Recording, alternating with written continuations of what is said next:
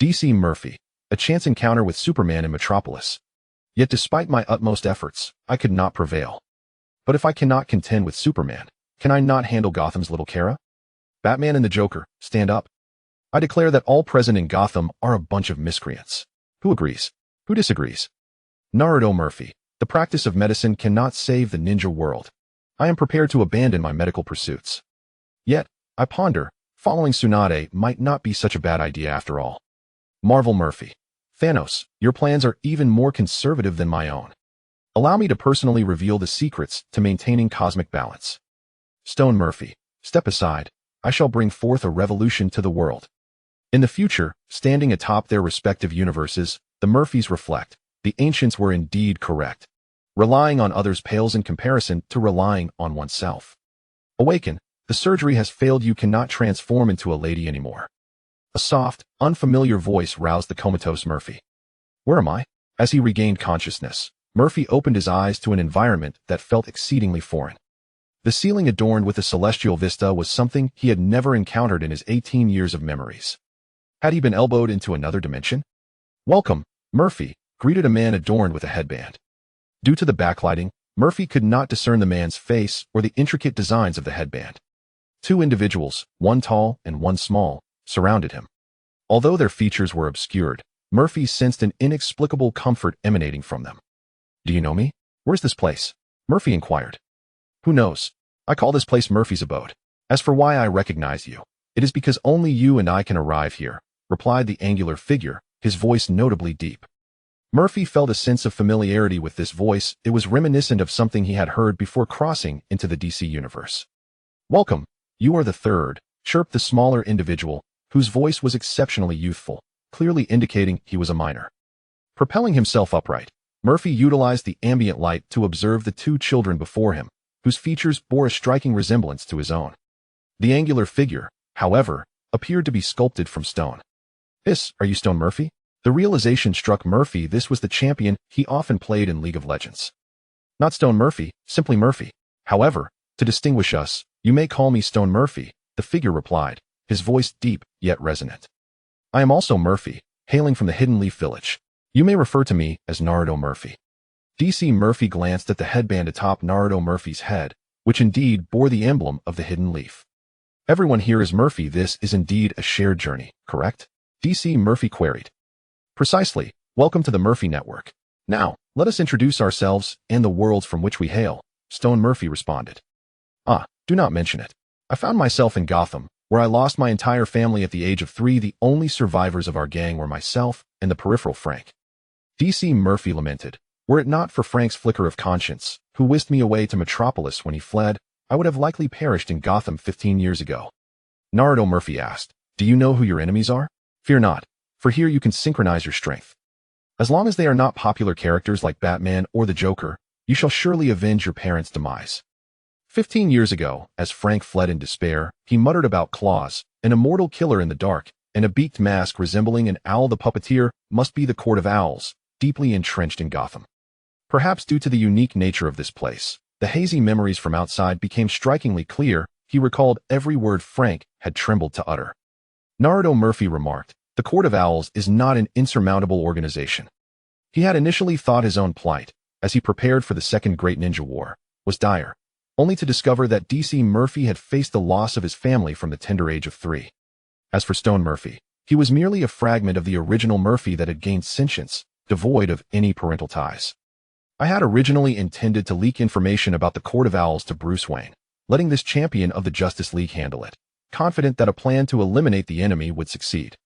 Naruto Murphy said, indeed, while the Court of Owls has long dominated Gotham, Batman, being the editor's true father, can always find an angle to dismantle their power. Too bad he has sworn an oath against killing otherwise. He could have avenged your family. A murderous Batman? No, please. The DC universe is already grim enough. Encountering a twisted version of Batman would surely spell my doom. The mere thought of that deranged Dark Knight sent a shiver down DC Murphy's spine. Naruto Murphy continued, that is indeed true. Unless a multiversal powerhouse synchronizes with us immediately, you cannot hope to face off against the twisted Batman. Fortunately, having arrived at Murphy's abode, you have successfully acquired the capacity for vengeance. Synchronized? So that means. Indeed, As long as we meet here, we can synchronize our abilities and physical attributes with other Murphys. The two Murphys placed their hands upon DC Murphy, and in an instant, a powerful surge coursed through him. His physical prowess leaped to unprecedented heights, and he felt two new energies manifest within him. As these energies coalesced into a singular, larger orb, DC Murphy's mind was graced with the skills of Stone Murphy, Earthquake, and Granite Shield. These skills were familiar to DC Murphy. The former allowed him to hurl stones akin to Indian flatbreads, while the latter served as a passive defense mechanism, resetting every 10 seconds. Next came the abilities of Naruto Murphy, the transformation technique, the shadow clone technique, and healing ninjutsu, palm healing.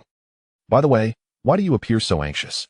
Naruto Murphy inquired, feeling a slight enhancement in his physical attributes. Because I just remembered why I was in a comatose state upon arriving here. DC Murphy slapped his forehead. The powers he had just acquired could not resolve the immediate crisis. What happened? Was it the Penguin, the Riddler, or perhaps Two-Face? DC Murphy replied, No, I was just leaving the Wayne branch of the Metropolis Bank when Superman elbowed me unconscious. I regained consciousness only to find you all here. Hiss, Superman, the powerhouse of the Justice League, the man of tomorrow, a god among mortals? Even Stone Murphy lost his composure, let alone this fragment of Murphy. Even the original Murphy would struggle to match Superman's might. At this moment, Naruto Murphy suggested, if all else fails, surrender and serve your time with the shadow clone technique. You could escape any ordinary prison. I'll give verbal persuasion a shot. Just as DC Murphy contemplated his escape, his body vanished from Murphy's abode. Chapter 2. This is how Gothamites greet each other. As his vision shifted from darkness to light, Murphy realized he had returned to a state of being suspended against a wall. Tell me, what else do you know? Why did you inquire about Kent's demise in the hurricane? Young Henry Kent furrowed his brow, his super intellect informing him that the individual before him had undergone a peculiar transformation, his physical capabilities surpassing those of an ordinary human in an instant. Clark's fury stemmed not only from Murphy's recent bank heist, but also from the words uttered by this imposter masquerading as his brother. The Kents were Clark's only cherished family, and Murphy's opening line was, Clark, is your father dead? Clark displayed remarkable self-control by refraining from sending Murphy to oblivion with a single strike despite the provocation. With his significantly enhanced physical prowess, Murphy attempted to pry open Clark's mighty grip, only to realize the futility of his efforts. No matter how hard he struggled, Clark's hand remained impervious, revealing the vast chasm between him and Superman. In an effort to placate the agitated hero, Murphy ventured, it appears Kent is still alive. Would you kindly set me down so we may converse elsewhere? Perhaps a serene park would suffice? The visage of Clark was one Murphy was well acquainted with, reminiscent of the indomitable being known as Steel. Do not attempt any tricks, you nefarious thief. Upon releasing his right hand, Murphy's feet finally touched the ground. Murphy then explained to the young hero, You see, my robbery was merely a pretext to greet Bruce Wayne before heading to Gotham. Do not be astonished, this is simply how the denizens of old Gotham extend their salutations. That newcomer in Gotham, Batman, let me whisper a secret. He is none other than Bruce Wayne, heir to the Wayne Enterprises. He revels in such interactions, and in due time, you shall experience his peculiar form of greeting. Do you doubt me? That backpack hardly contains a fortune, it is filled with mere small denominations. I could make a greater profit by stealing a car from the roadside than from this robbery. Moreover, your X-ray vision should have revealed that I harmed no one at Wayne Bank. Clark recalled an article from his vast memory concerning Gotham, which had surfaced 2 weeks prior, deliberating whether the self-styled Batman was a hero or a criminal. Was Gotham's spirit truly so fierce? Did some actually relish interactions with criminals? Clark found it hard to accept Murphy's claims. I am aware of your connection to the Kents, a consequence of my memories from a past life. In that other universe, I was well acquainted with you, having shared a small town for over a decade. Despite slight differences in appearance, your essence and strength remain a steadfast hallmark of your identity. Clark Kent, would you like to learn about your home planet? It is. Murphy's words resonated with the young hero, shifting his perception from that of a mere robber to a potential visitor from another universe. Having settled on a bench in another district, Murphy casually procured 2 ice cream cones, offering one to Clark, who politely declined, leaving Murphy to indulge in both. After savoring the cones, Murphy began recounting tales of Superman's small-town origins. In another universe, I encountered a youthful version of you, brimming with the exuberance of adolescence. Murphy narrated the prequel of Superman's story, culminating in the moment when Superman relinquished his powers to settle in the small town, marry, and have children, ultimately defeating Luthor with a singular, unassisted punch after becoming impervious to kryptonite. How can you prove the veracity of your claims? Clark believed about 70% of Murphy's tale, recalling a time when the young Ken had unveiled his extraterrestrial identity to him by revealing the warehouse floor. The powers possessed by the Clark in Murphy's narrative mirrored his own had he faced the same circumstances as the small-town Superman. He too would have made similar choices. With earnestness, Murphy conveyed to the young hero, Clark, you are an alien from Krypton, a born deity among mortals. The teachings of the Kents hold truth, yet humanity only venerates deities that do not exist. Regardless of your benevolence or the lives you save, your overwhelming strength will inevitably instill fear in the hearts of ordinary people. A deceased god is the one whom people choose to trust. Such is the nature of humanity, Clark. They fear all that lies beyond their control. At present, the young hero had yet to uncover Jor-El's spacecraft beneath the Arctic ice or experience the Kent's sacrifice to preserve Clark's ordinary identity. Murphy believed he could alter this narrative. The beleaguered DC universe required Superman, and Clark genuinely deserved a joyful, fulfilling family life. As his father faced impending doom from a hurricane, would Superman not intervene? He would risk everything to save him. This was the essence of the message Murphy sought to impart through his retelling of the small-town Superman saga. Moreover, do not conceal your abilities simply because you are extraordinary. You are not the sole metahuman on Earth. As he spoke, Murphy dispelled his enchantments, clone technique, transformation technique. The effects of the cloning spell were limited, serving merely to deceive the eye, particularly against Clark, who possessed X-ray vision. Yet, it sufficed to illustrate to Clark that he too was a metahuman. Murphy transformed into two figures, one embodying the small-town Superman portrayed by Tom Welling, while the other resembled Jor-El from the Steel film. Regaining the power of synchrony is a challenge, and can currently manifest only in this rudimentary form. Now you should trust my words, yes? Is Batman also one of our kind? Clark felt a surge of joy at discovering a kindred spirit. The pressure of years spent concealing his abilities began to dissipate, revealing that he was not alone in his differences. Murphy shook his head. No, he is not. He relies on his wealth and technology. The most prominent metahuman today is Diana. She is the daughter of Zeus from the Olympian pantheon and has been active since the First World War. Simply showcase a modicum of your abilities in public and claim to be Ares, the god of war from Olympus, and you will easily attract Wonder Woman, Diana. Of course, a confrontation is inevitable thereafter. Murphy devised a rather dubious scheme for Clark. In the future, within the Justice League, Superman would easily outmatch Wonder Woman and others, yet at present, without the ability to fly, Clark was curious about who would prevail, himself or Diana. Clark was not one to compromise his principles, thus he would not resort to Murphy's dubious tactics. I think not. I will investigate the truth of your claims myself. Do Olympian gods truly exist? Indeed, the First World War was significantly influenced by Ares, Diana's brother, though Diana harbors a desire to eliminate him. Furthermore, not only Olympian gods exist, both heaven and hell are real. Constantine has deep ties with heaven and hell. Similarly, you could reveal your abilities and claim to be a demon to lure him out.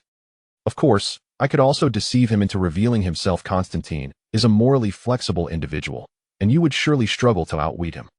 Clark rubbed his temples, exasperated by Murphy's incessant scheming. Perhaps you should revert to your original form. Speaking half a sentence from each side is rather peculiar. Isn't this an effort to earn your trust? Murphy dispelled the clone and transformation spells. Then, with a shift in tone, Murphy began enticing Superman to join his team. By the way, would you be interested in accompanying me to Gotham? Huh?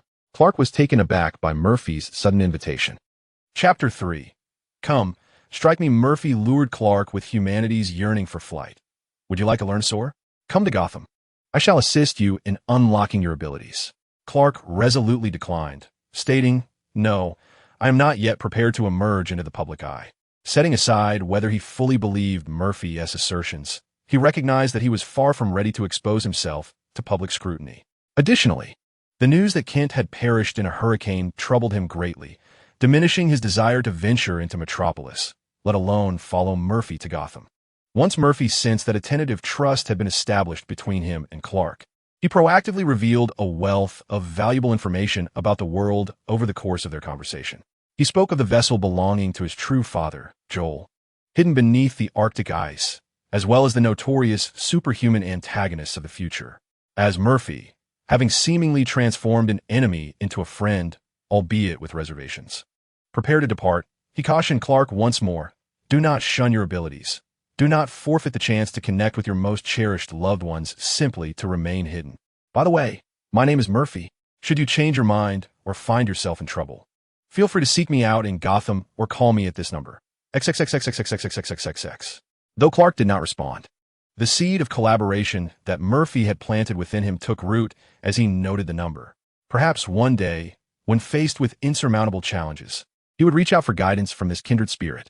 Suddenly, Murphy recalled that he had yet to test the passive skill bestowed upon him by the stone giant. Thus, in a moment of reckless curiosity, he inquired, by the way, before we part, could I ask you for a favor? Is it something illegal? Clark queried, casting a puzzled glance at the backpack at Murphy's feet. No, I need you to strike me with a punch. Are you certain? Clark replied, perplexed. Despite Murphy's extraordinary abilities and superior physical condition, he doubted that Murphy could withstand even a single blow from him. Murphy, confident in his passive shield and the possibility of a substitution technique, replied, Indeed, I wish to test my other capabilities. Very well, but be cautious. Clark clenched his fist and unleashed a powerful punch directed at Murphy's face. As the fist approached, he noticed that Murphy seemed unresponsive, causing him to instinctively reduce the force of his blow. Nevertheless, the speed of the punch was tremendous, and Murphy was unable to catch even a glimpse of it. It was only when the gust generated by the punch struck him that he sensed the impending danger. At the moment Clark's fist made contact with Murphy's left cheek, the passive shield activated instantaneously. The impact felt akin to striking solid rock, albeit fleetingly. Isn't your intention to strike me down with the force of a punch? Murphy thought. The shield shattered upon contact, and Murphy, unwilling to endure the blow directly, hastily activated his pre-prepared substitution technique. Yet, he was still a second too late. The overwhelming pain rendered half of his face unrecognizable, and the wooden substitute was obliterated by Clark's punch. Clark gazed at Murphy, who had suddenly transformed into a mere tree stump before him. With his enhanced vision, he observed Murphy's movements in slow motion. However, since the punch was not intended to kill, he did not switch to evade the slowly departing Murphy. Not far away on the grass, Murphy rolled for several meters before finally coming to a stop.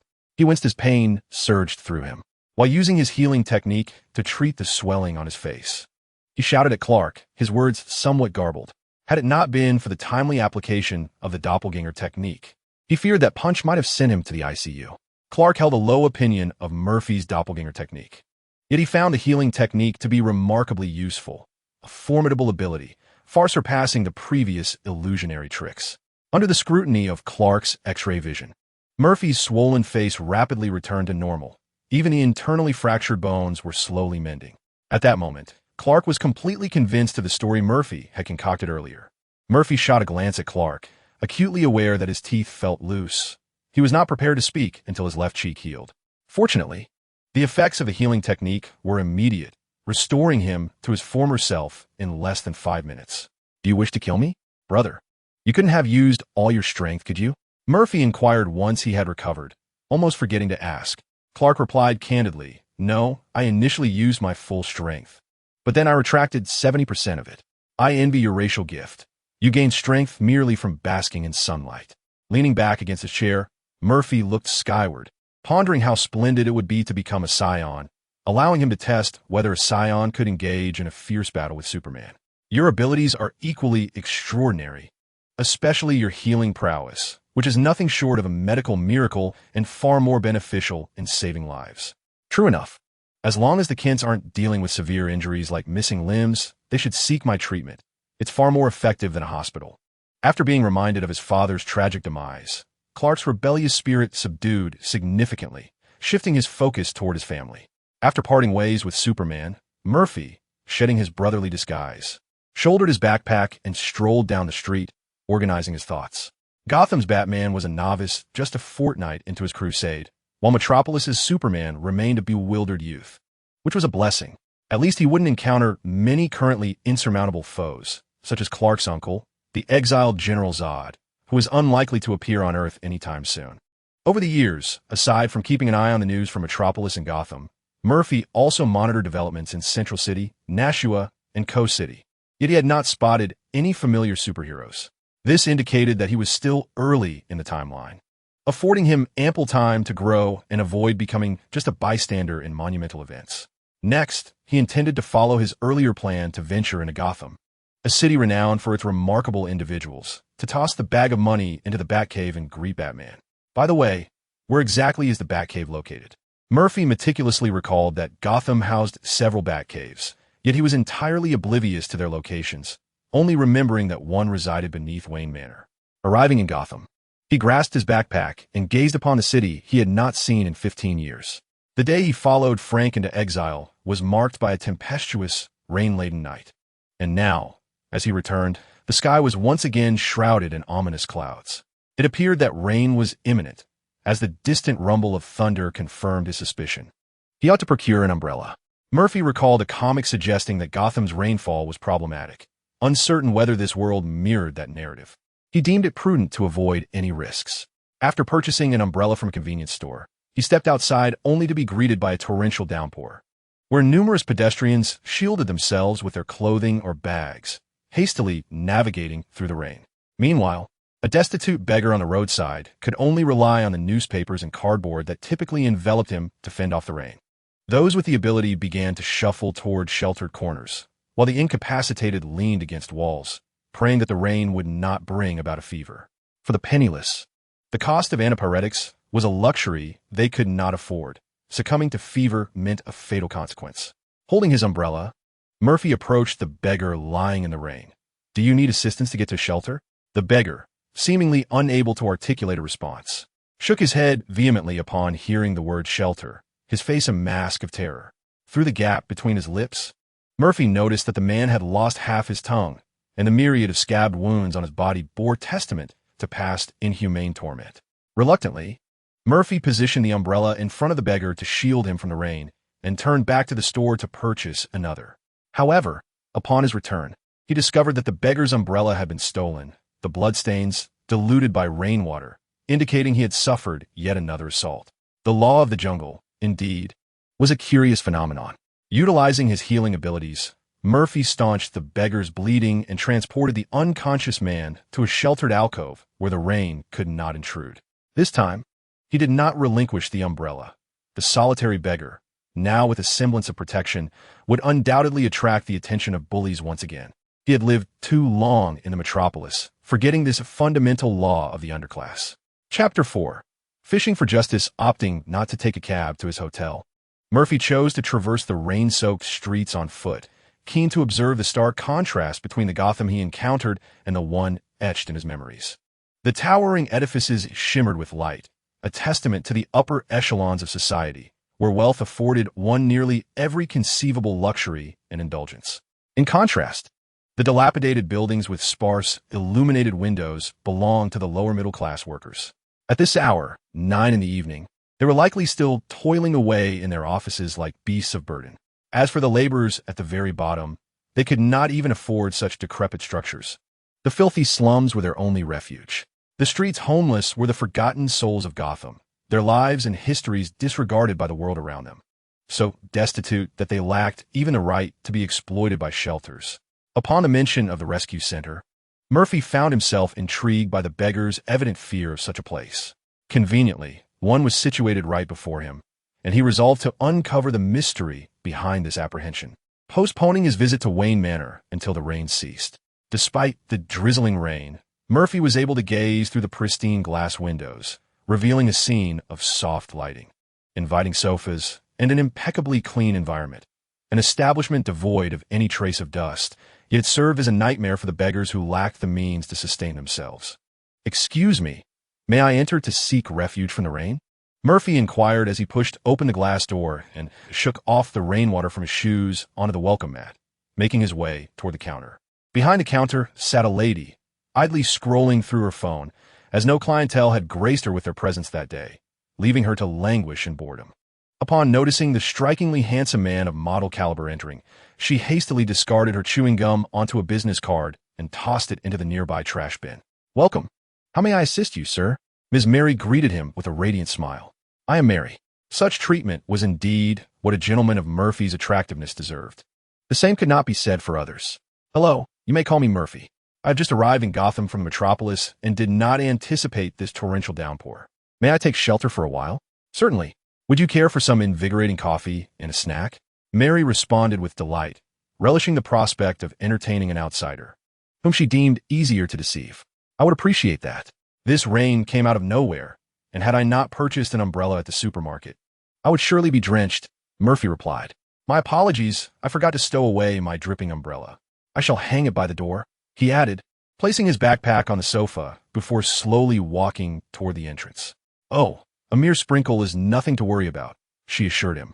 As she opened the counter, Mary retrieved a cup of instant coffee and some snack bread she typically indulged in during late-night shifts. The basket at her feet held specialty treats, but she chose not to use them just yet on the charming young man. As Murphy settled on the sofa, the bulging backpack drew her attention. She placed the coffee and packaged bread on the coffee table and discreetly glanced at Murphy, who was still a distance from the door. With swift motions, she unzipped the backpack, revealing a startling array of assorted cash, conservatively estimated to be between $30,000 to $50,000, a sum equating to her half-year salary. Greed triumphed over desire as she zipped the backpack closed, feigning nonchalance while preparing the coffee. Murphy, catching the reflection in the glass, perceived Mary's interest peaked and a smile crept upon his lips. Wealth possesses an irresistible allure. Few things are more enticing than a substantial amount of loose change. Given the peculiarities of their environment, possessing large denominations could arouse police suspicion, leading to inquiries regarding their origin, whereas loose change would not attract such scrutiny. Upon returning from hanging the umbrella, Murphy accepted the coffee she offered. Thank you for the coffee, Mary. You're welcome. The Assistance Center warmly welcomes every citizen who arrives here, especially travelers from afar. I just heard you mention that you're from Metropolis? Mary began to probe for information. Indeed, I was born in Gotham, but as a child, I was taken to live in Metropolis by my relatives. After their passing, I gathered all my savings and returned to Gotham to seek my fortune. Murphy offered a shy smile, reflecting on the misfortune of encountering troubles on the first day. The torrential rain had disrupted my plans. Gotham's weather is notoriously unpredictable. You will soon grow accustomed to it. Do you still have relatives in Gotham? No, I have none left. I vaguely remember the neighborhood where I lived as a child and wish to see if I can reclaim those memories. Is that so? That is indeed unfortunate. Rest assured, our company has many employees who have lived in Gotham since childhood. Think of any iconic landmarks. Even if the city has undergone replanning, we can still identify the community. Although Mary spoke thus, her inner thoughts were far more sinister. Being alone is advantageous, as it allows for complete exploitation. Even if one were to go missing, no one would raise an alarm. Mary had meticulously planned her methods of manipulation for Murphy. Should she tire of him, she could profit by selling his organs. Youthful, attractive individuals often fetch a high price on the organ market. Murphy's voice brimmed with gratitude. I cannot thank you enough. The coffee should be ready soon. Please take a moment to rest while I call my colleagues back. With that, Mary turned on her heels, her steps light and joyous as she returned to the counter. Picking up her phone to send a message in the group chat. Premium client incoming. Respond quickly. Approximately 20 minutes later, just as Murphy's coffee was nearing its end, four robust men with tattoos adorning their shoulders and necks entered the assistance center. Murphy cast a glance at them, noting the bulge at their waists, clearly indicating firearms. The leader, Beck, lit a cigarette and took a deep drag before inquiring, Kid, what do they call you? The delicate young man seemed easy prey, confirming Mary's assessment of him as a premium client. As Bell observed Murphy's actions upon taking a seat, he sensed the fear emanating from him and proceeded with his usual routine. And Murphy? Murphy feigned fright, his voice trembling amidst the conversation. Good. My name is Bell. For our forthcoming interaction to be pleasant, remember not to resist or refuse. Bell casually settled beside Murphy, while his subordinate moved to the other side and rummaged through Murphy's backpack. Boss, it's all just loose change. Bell gestured for the subordinate to take the backpack. Gotham isn't particularly safe. Holding onto these items could bring you danger. Allow us to safeguard them for you. Murphy once again displayed his acting skills, expressing fear. But this is my startup capital. Is your memory that short? Did I not just say not to refuse? Bell slapped Murphy. The force striking against the granite shield felt like marble against his palm, sparking confusion. Yet, the pained expression on Murphy's face quelled any lingering doubts. Having wandered the red light district for far too long, indulging excessively in vice, one could simply abstain from alcohol in the future. Yet here I stood, My subordinate grasping Murphy's hair with one hand, threatening him. Do you not comprehend? Bell, satisfied with the terror etched on Murphy's face, continued to apply pressure. I hear this is your first visit to Gotham, and you lack accommodation? Having taken so much of your money to facilitate this, I'm not at a loss. Come, allow me to escort you to the appropriate destination. As he spoke, Bell discarded the stub of his cigarette into a coffee cup, instructing his subordinate to escort Murphy away. Mary, from behind the counter, interjected, Do not rush the sale. I wish to keep him for a few more days. Bell acknowledged her with a gesture. Understood. He then addressed the brother holding the black bag. Disperse what Mary is owed first. Yes, boss. The subordinate retrieved 2 handfuls of coins from the bag and tossed them onto the sofa. Chapter 5. I command you to retrieve the money. Where are we headed? Murphy was forcibly seated in the back of a black pickup truck, flanked by Bell's henchmen. Bell wore a cruel smile. To the meat processing transit center. Since Mary had signaled her intent to keep him entertained for a few days, Murphy's fate was to be injected with a hallucinogen, rendering him defenseless before being locked in a cage, awaiting sale. Typically, once Mary grew weary of her plaything, a buyer would soon emerge. For fleeting interests rarely linger beyond a few days. Should a buyer remain elusive, dismemberment for organ trafficking would become Murphy's sole destiny. The term meat products encapsulated this reality. Individuals like Murphy were merely commodities they managed. 20 minutes later, the black pickup halted near an isolated warehouse in the outskirts, and Murphy was compelled to disembark. Is this the territory of your gang? Murphy's tone had shifted, shedding the earlier fear. Upon arrival at their destination, he felt no need for pretense. His heightened physical condition had sharpened his senses, and he could detect a faint metallic scent of blood permeating the air as they entered the warehouse. Even if this was not their gang's headquarters, it was highly probable that it served as an underground processing center. As the rain subsided, the sun pierced through the thick clouds, casting a beam of light directly upon Murphy. Indeed, do you possess any additional funds? If so, I could mitigate your suffering. Noticing the rain had ceased, Bell lit another cigarette, taking a deep drag. He walked ahead, with a subordinate pushing Murphy from behind. Generally, the small change extracted from their victims went into their pockets, while the proceeds from human trafficking belonged to the gang. Bell spoke the truth. If a plump target could provide a substantial bribe upon arrival, they would be spared from torment. They had not yet descended into the depths of sadism. For reveling in bars, seeking fleeting pleasures was far more enjoyable than languishing in a desolate processing facility. Murphy replied candidly, regrettably, I have exhausted all my resources since arriving in Gotham, and the money in that backpack must be returned to Batman's illicit funds. Batman? Who is that? Due to the relatively recent emergence of Batman, the gang to which Bell belongs has yet to cross paths with Bruce Wayne. Furthermore, his habitual avoidance of newspapers leaves him unaware of the new hero that has appeared in Gotham. Boss, he's a nocturnal figure who delights in donning a tight bat suit. Though he proclaims himself a hero, the media and police do not share that sentiment. One of the underlings promptly informs Bell. Wow, a hero. What a lavish title. Unfortunately, Gotham has no need for heroes, nor do any of them manage to survive long here. The mere notion of heroism does not intimidate him. Gotham is rife with gangs. Not to mention the formidable Falcone family that controls the underworld. Alongside rivals like the Maroni family and the upstarts, such as the Penguin and Two-Face, these self-proclaimed heroes are not a match for such powerful entities. If you expect him to come to your rescue, you might as well abandon that hope. Just hang him up and do so upright. After addressing Murphy, Bell turns to his subordinate, instructing him to distribute the meager cash from his backpack, which, though insufficient for indulgence, would suffice for a couple of days of leisure. Consequently, he has no intention of tormenting Murphy. The 2 henchmen holding Murphy replied, Boss. Yes, remember to come for your share once you're done, Bell said before leading his driver subordinate to the makeshift break room. Murphy surveyed the factory's environment, which was quite rudimentary, with equipment haphazardly piled on either side. The decor was non-existent. The stark concrete beams stood out awkwardly, with 3 ropes dangling from above, their purpose unmistakable. Despite the dim lighting, Murphy discerned the disarray of black plastic bags littering the floor. By their size, fullness, and the unmistakable scent of blood, he began to speculate. You keep an eye on him. I'll fetch a chair, one thug said to his companion. Leave it to me. You can count on it, the other thug replied, brandishing his pistol in Murphy's direction before turning back to his partner. However, as he turned, He failed to notice Murphy swiftly performing a hand seal for shadow clone technique, creating a duplicate before nimbly leaping to the beam above.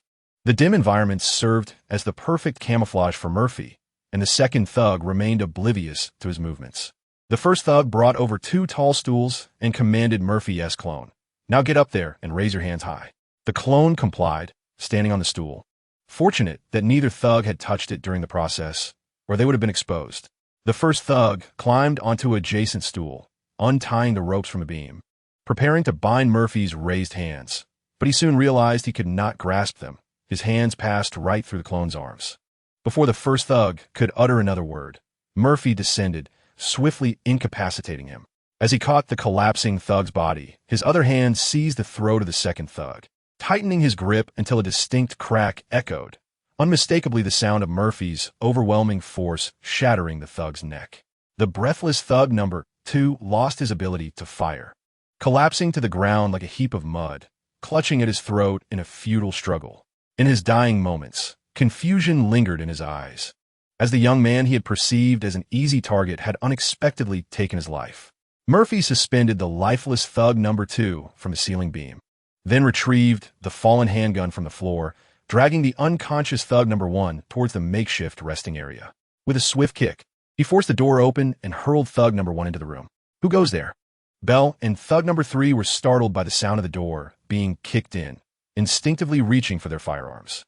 Upon seeing a shadow lunging through the air, they decisively unleashed 3 shots at the airborne target. "Brother!" As thug number 1's body slid off the coffee table, it took with it a scattering of cash. Thug number 3, wielding a gun, rummaged through thug number 1's body and discovered it was one of their own. A gunshot rang out, and before Bell could utter another word, his thoughts were abruptly silenced.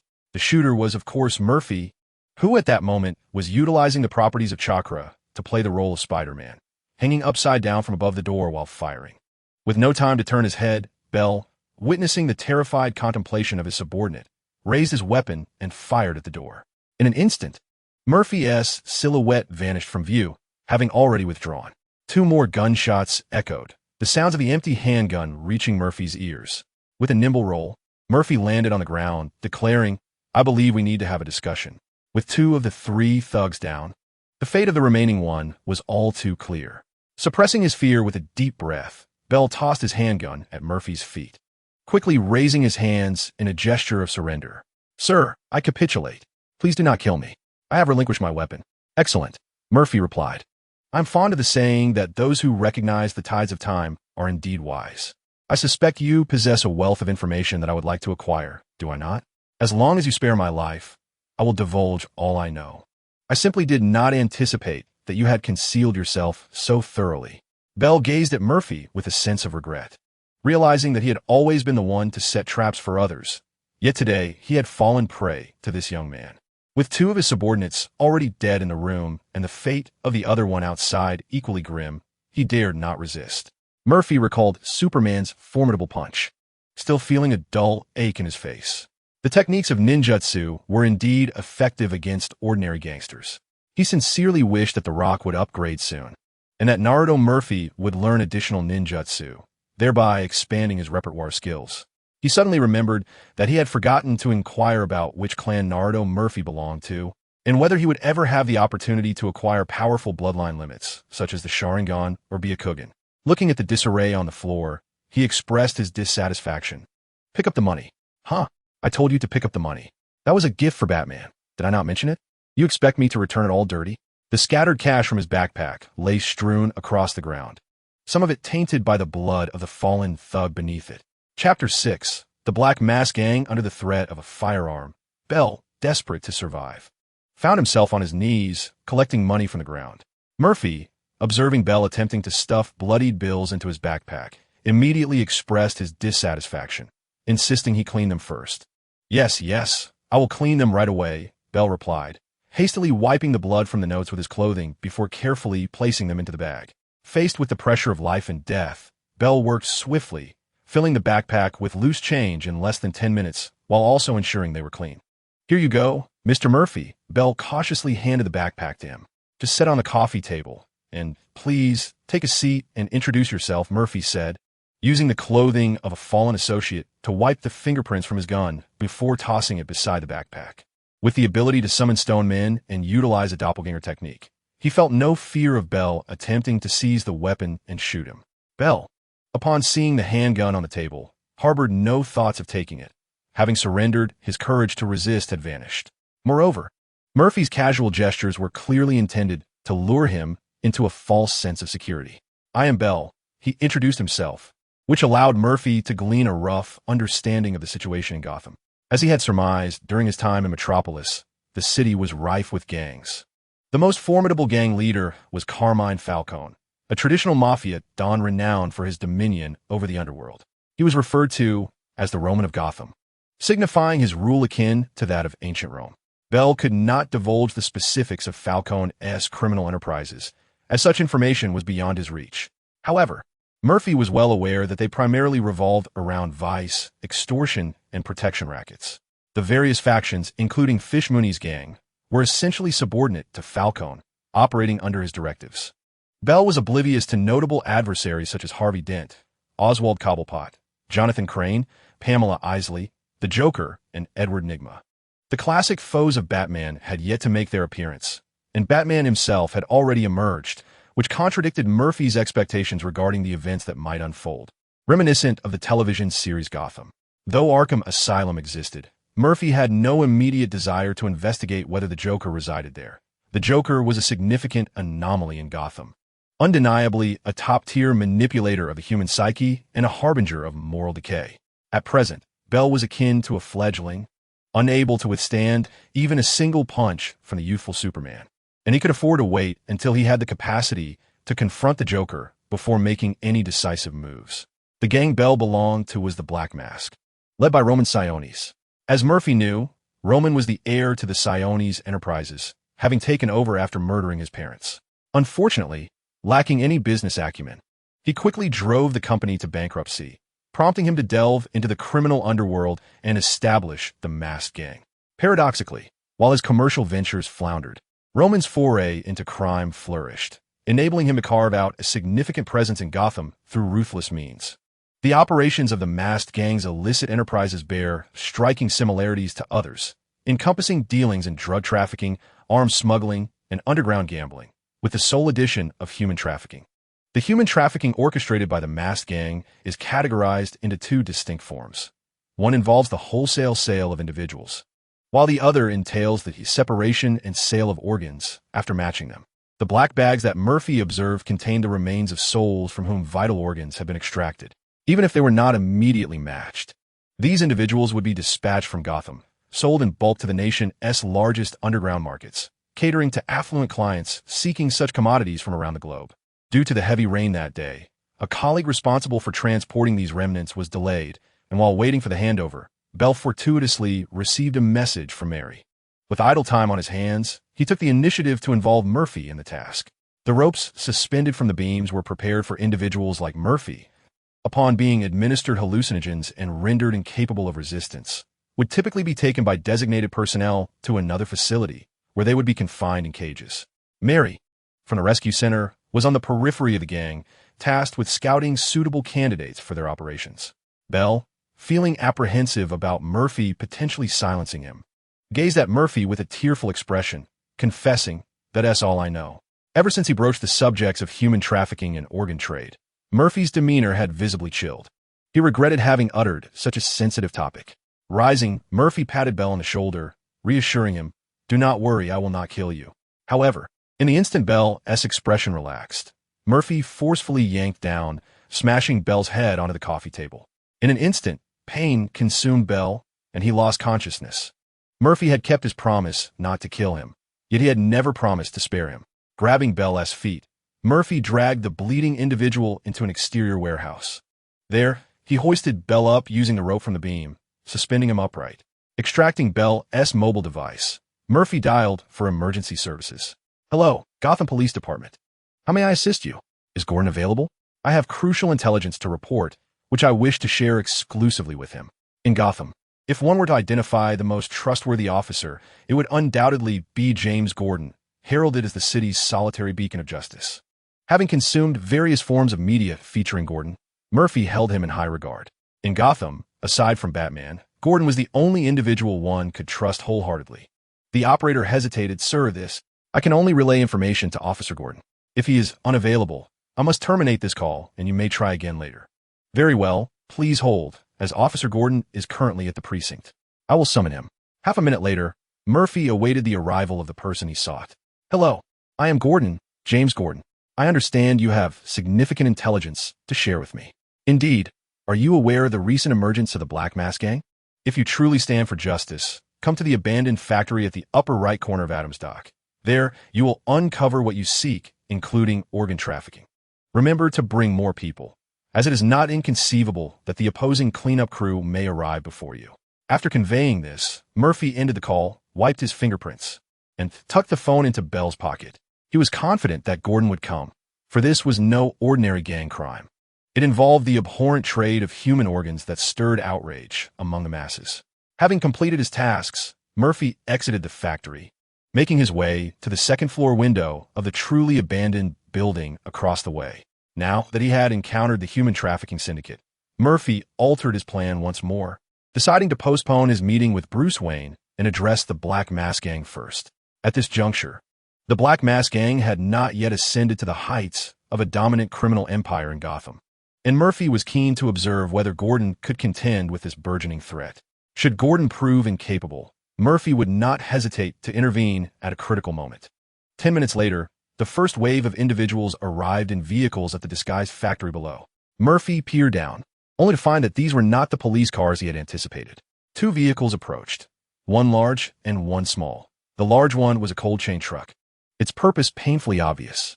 From the smaller black sedan emerged four individuals who donned white masks upon exiting. With keen eyesight, Murphy noted the firearms holstered at their waists. He hoped that Gordon had heeded his counsel and brought sufficient allies. Chapter 7. Upon witnessing the scene, Gordon felt a jolt of apprehension and retreated a few steps. Murphy utilized the dim surroundings to conceal himself as the four gang members entered the factory across from him, while the cold chain driver disembarked to open the truck's cargo area. They would soon discover the unusual circumstances within the factory.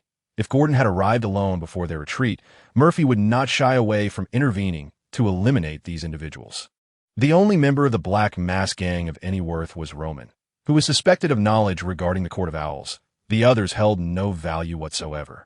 Murphy had tested various abilities, including the three bodies technique, granite shield, and palm mastery, and believed that using the earthquake fragments on these four core members would serve as an excellent trial.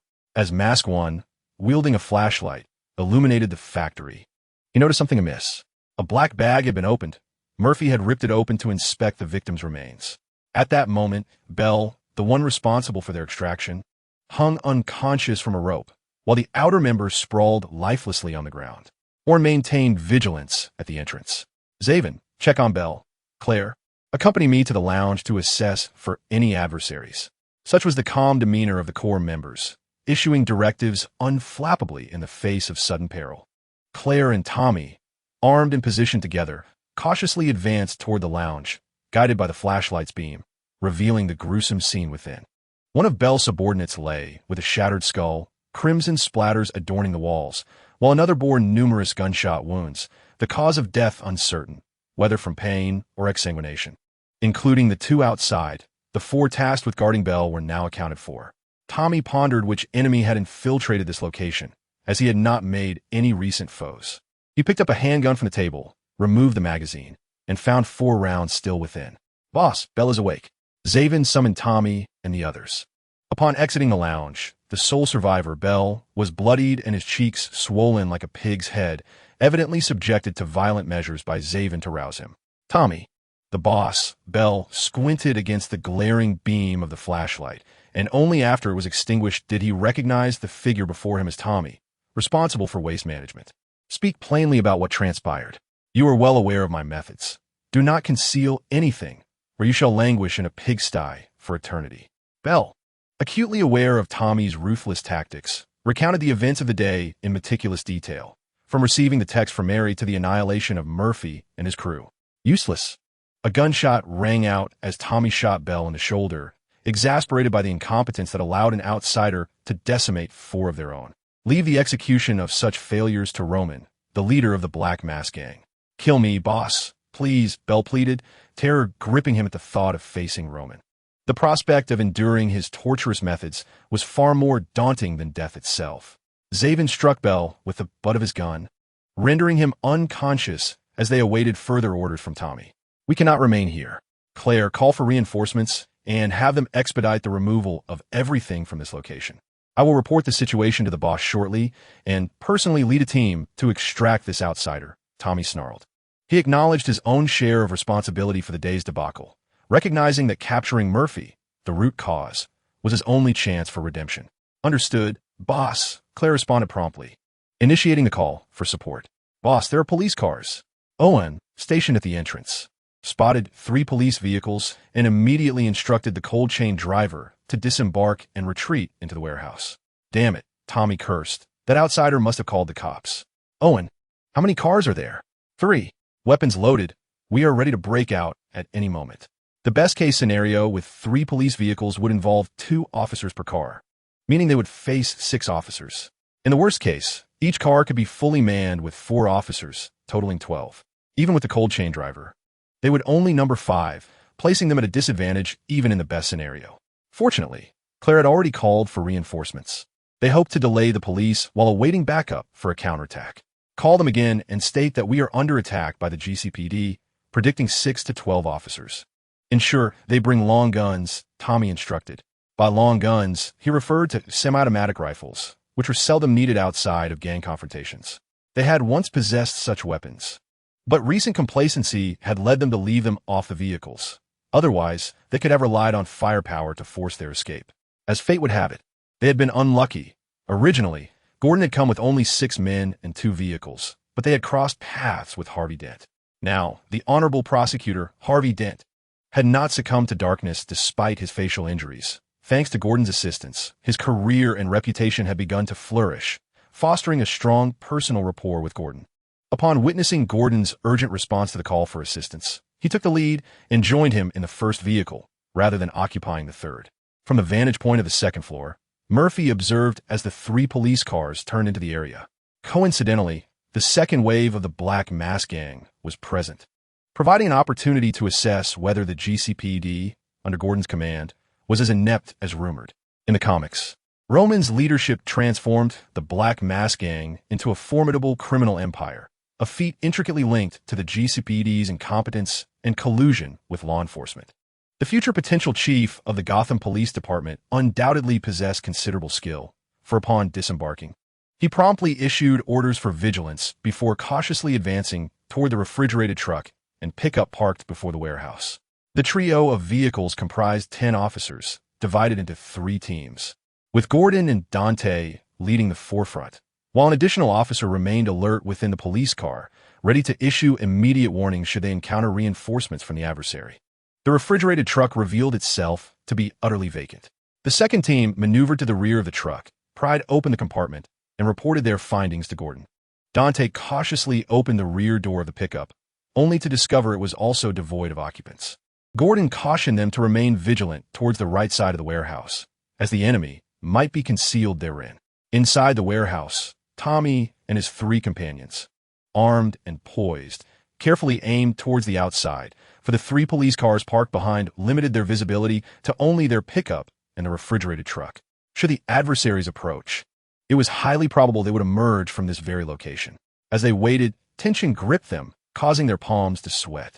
Zaven spotted a shadow flitting across the pickup's hood and, without hesitation, fired a shot. His aim was precise, striking the shadow. However, it was merely Dante testing the waters by removing the rearview mirror.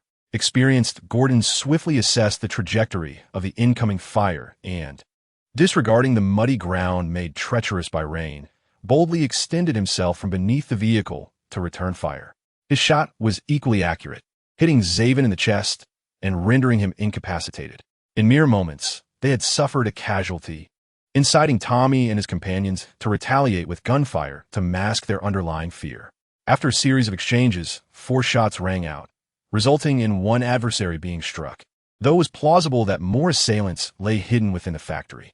From the cadence of the gunfire, Dante deduced the number of gang members inside. Chapter 8. A massive rock-flying pie for you indeed. Gordon proved his mettle. His skills were undeniable. From his elevated position, Murphy observed the police's adept maneuvers. It was evident that their training set them apart. With just a single test shot, they pinpointed the enemy's location and decisively eliminated one. The battle held no suspense. The four members of the Black Mask Gang were akin to fish in a barrel, destined to be apprehended by Gordon and his team. Ultimately, the confrontation between law enforcement and the gang persisted for a mere 10 minutes, culminating in the swift defeat of the latter by the combined efforts of Gordon and Dante. Out of the 6 involved, including Tommy, the driver, and Bell, only 3 emerge alive. The timid Oren, witnessing Tommy's surrender, promptly capitulated, while the refrigerated truck driver showed no inclination to resist, and Bell remained unconscious. Had Bell not succumbed to unconsciousness, he would undoubtedly be the happiest among them. Remaining in the police precinct's detention facility was far preferable to confronting the formidable boss, Roman.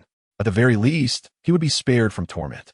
The police suffered injuries to 10 officers, with 4 sustaining wounds, yet, fortunately, their bulletproof vests ensured their lives were not in jeopardy. The most severe injury was merely a fractured rib. Dante's team, along with Gordon's, dispatched 2 vehicles to convey the injured to the hospital. After securing Bell and his companions in handcuffs to a nearby spot, the 2 leaders commenced their search of the factory. Despite the psychological preparation, the sight of over 20 black plastic bags haphazardly piled on the ground incited fury in both Gordon and Dante. These bags signified the presence of more than 20 lifeless bodies, their hollow eyes, chests, and abdomens creating a disquieting tableau, further exacerbated by the pungent stench that emanated from the open bags, causing some of the less psychologically resilient to retch. Gordon bore no blame towards them. Even he felt a wave of discomfort in the presence of the gaping voids that marked the deceased. In another part of the factory, on the 2nd floor, Murphy executed a nimble maneuver, landing deftly on the ground. With Gordon's side nearing completion, reinforcements from the police might soon discover his hiding place. To avoid exposure, he opted for an early departure. He found himself in the abandoned section of Adams Dock, not far from the city center. Coincidentally, mere minutes after Murphy began his return, 2 black vehicles caught his eye as they approached. As their gazes intersected, Murphy, through the front windshield, discerned figures in the back seat wielding semi-automatic rifles and adorned with white masks, unmistakably members of the Black Mask Gang's reinforcements. Given that Gordon's team was only equipped with handguns and had just withdrawn injured personnel, they faced a perilous situation. Gordon had come for him. He could not allow any misfortune to befall them here. As the 2 black cars sped toward him, Murphy decisively prepared to employ his sole offensive capability, the earthquake shards. The use of earthquake shards was bound by a range limitation, prompting Murphy to strike at the moment the first black vehicle passed him. Upon activating his ability, fragments of rock, conjured by his magic, materialized out of thin air. Although these were rock shards, they were larger than Murphy himself. Like a stone version of an Indian flying pancake, the earthquake shard hurtled toward the first vehicle, colliding with it and reducing both car and occupants to a flattened shape. The individual seated in the middle was instantly transformed into a mere paper-thin figure, while those on either side fared somewhat better, retaining at least half of their bodies. The speed, size, and power of the shards exceeded Murphy's expectations. It was only fitting that such colossal rock formations could shatter like flying pancakes. After successfully striking the target, the earthquake shard did not vanish as Murphy had anticipated. Instead, it remained lodged within the vehicle's framework. Witnessing the calamity that befell the first car, the second black vehicle dared not linger to investigate the origins of the massive grinding wheel. It slammed on the brakes to avoid a rear-end collision, only to realize that the car door had been flung open. The car door was flung open by Murphy, employing the swift agility of a ninja coupled with the velocity acquired from the seismic fragments, quickly closed the distance to the suddenly braking vehicle behind. Awaiting Murphy was the sharp crack of gunfire. His granite shield activated, and the flattened bullet slid harmlessly from his forehead.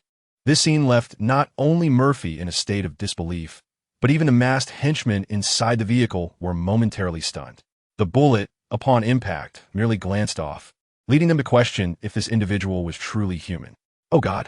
Completely untouched by supernatural forces, they believed they were facing a demon.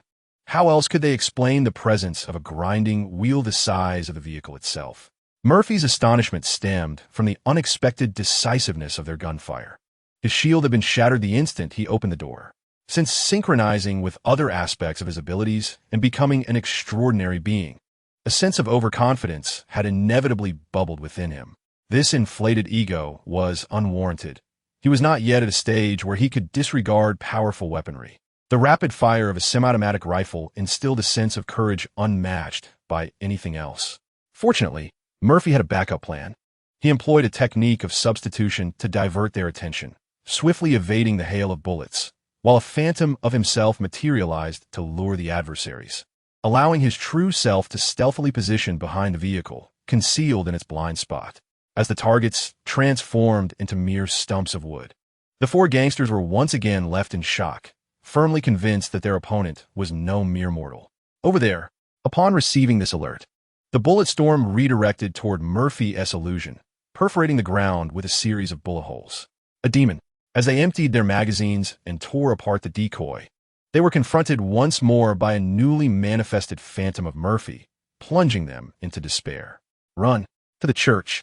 The emotionally shattered leader discarded his firearm and flung open the car door, sprinting away. A gang member, who had previously scoffed at the supernatural, now faced a being impervious to their bullets, instilling a newfound fear of the divine within them as they sought refuge in the church from this demon. Could Murphy allow their escape? Certainly not. 1, 2, 3, 4. Swiftly catching up, Murphy counted their numbers and proceeded to crush their neck from behind, one by one. Returning to the original location, he approached the first car and struck the rock embedded within its frame. Remarkably solid. No wonder it had deformed the vehicle without shattering. The seismic fragments he wielded were even harder than genuine rock. Upon reflection, it made sense. The prototype of the stone giant was designed to withstand assaults from void creatures. How could it endure the attacks of the most formidable foes on the runic continent without possessing considerable strength? Unsure how to deal with the rock for the moment, Murphy decided to leave it in place, creating a nuisance for both the GCPD and the gangsters, allowing them to ponder its origin. Returning to the intact vehicle, he entered and conducted a cursory examination, finding nothing amiss. He unceremoniously kicked the firearms of the four men out of the car. The recent cacophony of gunfire would undoubtedly attract the attention of Gordon and his associates, in light of the potential for additional GCPD reinforcements. Driving away would be far less conspicuous than running. Thus, he resolved against returning to the city, opting instead to utilize this intact gangster vehicle for his departure. Perhaps this vehicle could serve as bait once more, luring out the hidden members of the Black Mass Gang lurking within the city. After executing a swift U-turn, Murphy spotted reinforcements among the police forces. Fortunately, they were oblivious to the recent events on the road ahead, allowing him to depart unimpeded.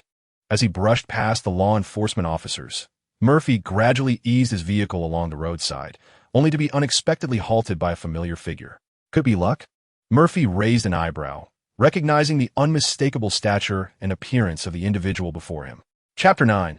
An unexpected encounter with Oswald Cobblepot. Thank you for the ride, Cobblepot exclaimed as he approached the vehicle, swaying slightly with his peculiar gait before settling into the back seat. To avoid soaking Murphy's backpack, he deliberately shifted his damp black bag aside. The drenched Penguin had clearly just emerged from the waters near the docks, having evidently missed the recent police convoy. The traffic on this road was sparse. Since Murphy had just dispatched 2 members of the Black Mass Gang, he had yet to spot any other vehicles, save for the police cars. The Penguin, losing considerable body heat to the sea, huddled in the back seat, shivering. Murphy was unconcerned about the slight dampness in his car, as it was merely a rental. Perhaps due to the onset of a cold, the Penguin was unable to detect the lingering scent of gunpowder within the vehicle. In consideration of his passenger, Murphy rolled up the window to contain the odor, now acutely aware of the residual gun smoke. Oswald Cobblepot, you know me? The Penguin beamed with pride at Murphy's recognition, feeling somewhat of a local celebrity in Gotham. However, a fleeting thought caused him to grow apprehensive. Could Murphy be affiliated with Falcone or Fish, having narrowly escaped danger? He certainly did not wish to encounter 2 assassination attempts simply by haphazardly flagging down a car. His recent misfortunes were considerable. Once closely associated with Fish Mooney, he had foolishly allied himself with Gordon, betraying his boss. He had anticipated ascending the ranks and embracing a life of Gotham's nefarious elite. only to find Fish returning unscathed and intent on vengeance.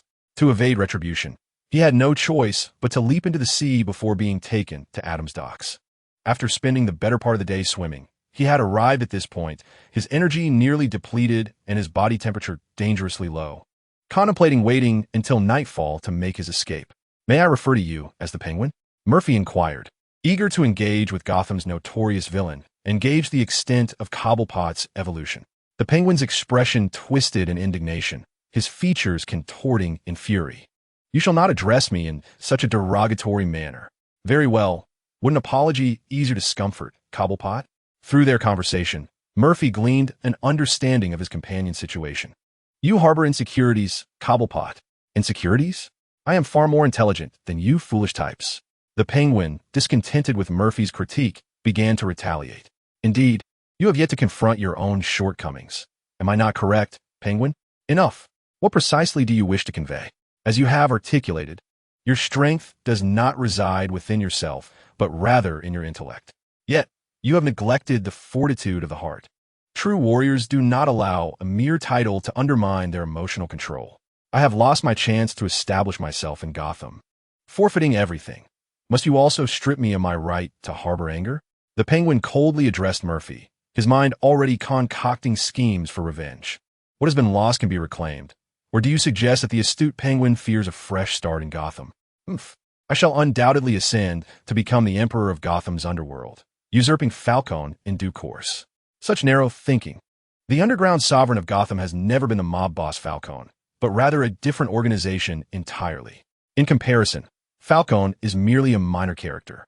Should the Falcone family dare to defy that organization, they would meet their demise overnight, their gang obliterated.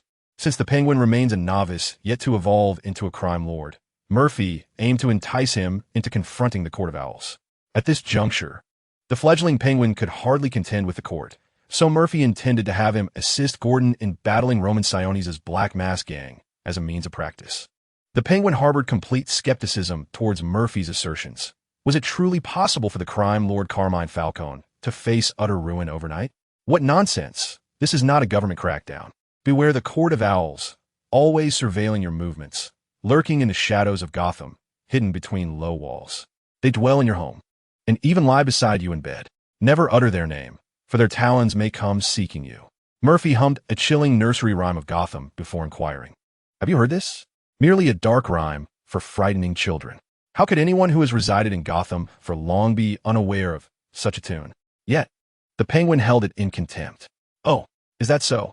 A few years ago, Gotham's foremost affluent couple, the Waynes, met their demise in a back alley of Crime Alley. Do you truly believe that those magnates ventured out without a single bodyguard?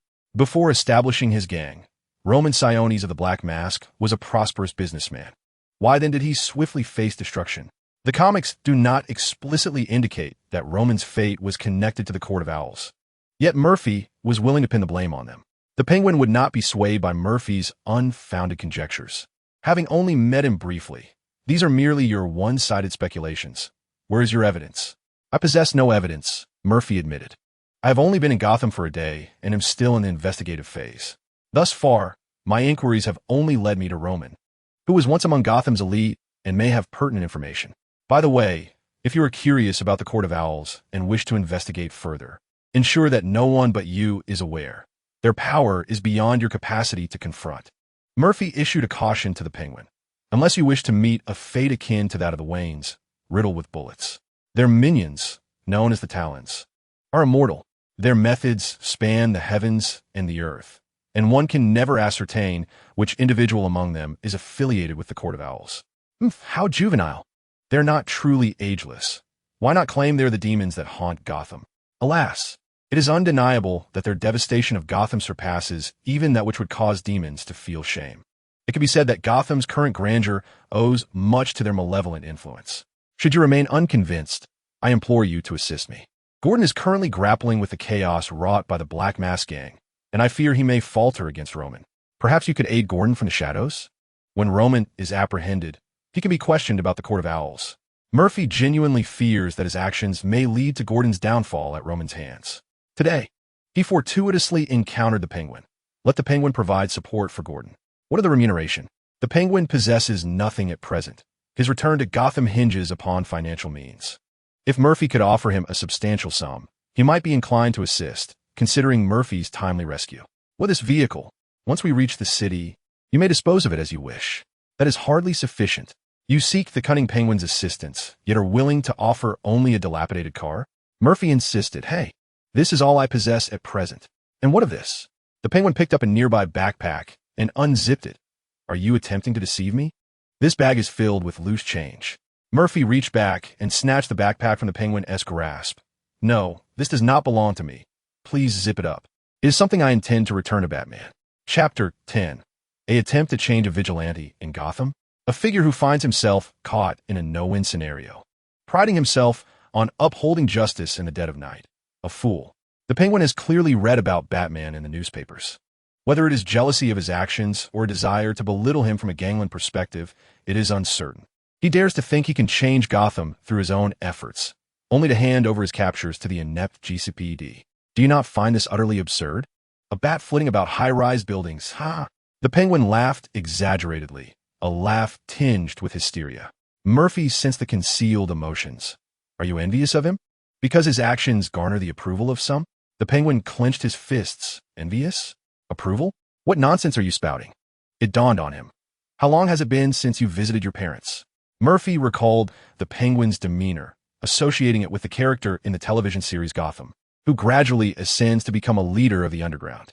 The Penguin is greatly concerned with the opinions of his mother, Frances. The murder of Frances by Gallivan marked a significant turning point in the Penguin's criminal journey.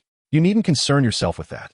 The next time we meet, I shall undoubtedly be a formidable figure in Gotham, a source of pride for her.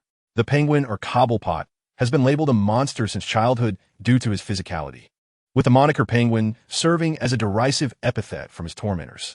From a young age, he has struggled to integrate into the circles of ordinary individuals. Even when he endeavored to ingratiate himself through flattery and submission, he was met with dual torment, both physical and psychological. His mother, however, remained his sanctuary, her love serving as the sole anchor preventing him from spiraling into the dark caricature of villainy. To avoid disappointing her, he aspired to carve out a respectable existence in Gotham, a city where a marginalized individual could only rise through the violent machinations of organized crime. Under Fish Mooney's tutelage, he found a long-lost thrill in inflicting violence upon his tormentors, an experience that unveiled a violent facet of his nature. This ultimately led to his betrayal of Fish, discreetly revealing her criminal record to Gordon. Oh, through the means of a gang? Do you truly believe Frances would be pleased to see you ascend as a crime lord? Silence. Have you succumbed to indignation? You, like that insufferable Batman, are so self-righteous it becomes unbearable. In Gotham, my only path to survival lies along this road. Murphy nodded in agreement. Indeed, that is a stark reality. In Gotham, the virtuous live under the shadow of gunpoint. Before synchronizing the other abilities of Murphy, his navigational strategy mirrored that of the Penguin. As of now, the Penguin has not yet descended into complete madness, and with his mother still alive, Murphy contemplated whether he could persuade this cunning individual to join forces against the Court of Owls. Then let us change it, shall we? How about we eradicate the insidious influences propelling the Court of Owls, allowing this city to navigate through its madness? Ha ha ha.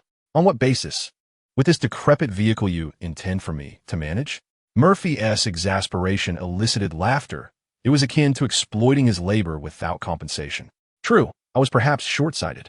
Though I lack funds, Roman from the Black Mask Gang does not. It is said that the fall of a whale nourishes myriad life. Once Roman collapses, his wealth could easily sustain you in your current state. Could it not? That is rightfully mine, a reward for my actions. I cannot simply act for a stranger whose name I do not even know based on a few fleeting words. When the Black Mask Gang was mentioned, the Penguin immediately began to calculate the potential profit from his involvement in the turmoil. Gordon's abilities still held merit, with Gordon charging ahead. He could operate from the shadows, potentially swallowing the Black Mask's legacy. Yet, the question remained, what would it take for him to act? Merely painting a picture would amount to exploitation. Murphy pondered. If he desired action without compensation, would he not become an oppressor? After a moment of silence, Murphy made a bold decision. Since the Penguin had yet to fully succumb to darkness, Could he not guide him onto an alternative path, transforming the Penguin into an ally in his quest to reshape Gotham, rather than allowing him to evolve into the archetypal crime lord? This was undoubtedly a formidable challenge, and a single misstep could hasten the Penguin's descent into villainy. You make a compelling point, which is why I am prepared to offer additional compensation. How about I assist you in establishing your footing within Gotham's underworld, provided you refrain from actions that transcend my moral boundaries? Pardon? What are you saying? Suddenly, the Penguin was astonished, for in the blink of an eye, Murphy transformed into two figures, with an identical Murphy appearing in the passenger seat. Focused on driving, Murphy found himself somewhat lost in this era devoid of navigation systems, struggling to locate the pit where his rescue organization awaited him. The doppelganger in the passenger seat turned to continue conversing with the Penguin. Earlier, he had spoken of claws and their immortality. Did you not believe it? Now, witnessing extraordinary abilities firsthand, do you believe it now? The young Penguin felt somewhat bewildered, as the events that had just transpired were profoundly eye-opening.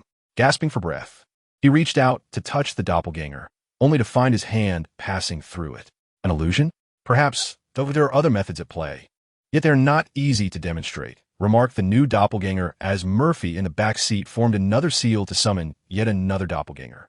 The Penguin waved his hand once more, dispersing the new doppelganger. What use is this? It shatters upon contact. All right then, take the passenger seat. I'll save you a trip to the hospital. By now, they had driven into the city and, after finding a parking spot, Murphy addressed the Penguin. Interesting. Let me see what other tricks you have up your sleeve. The Penguin exited the vehicle unsteadily and took his place in the passenger seat.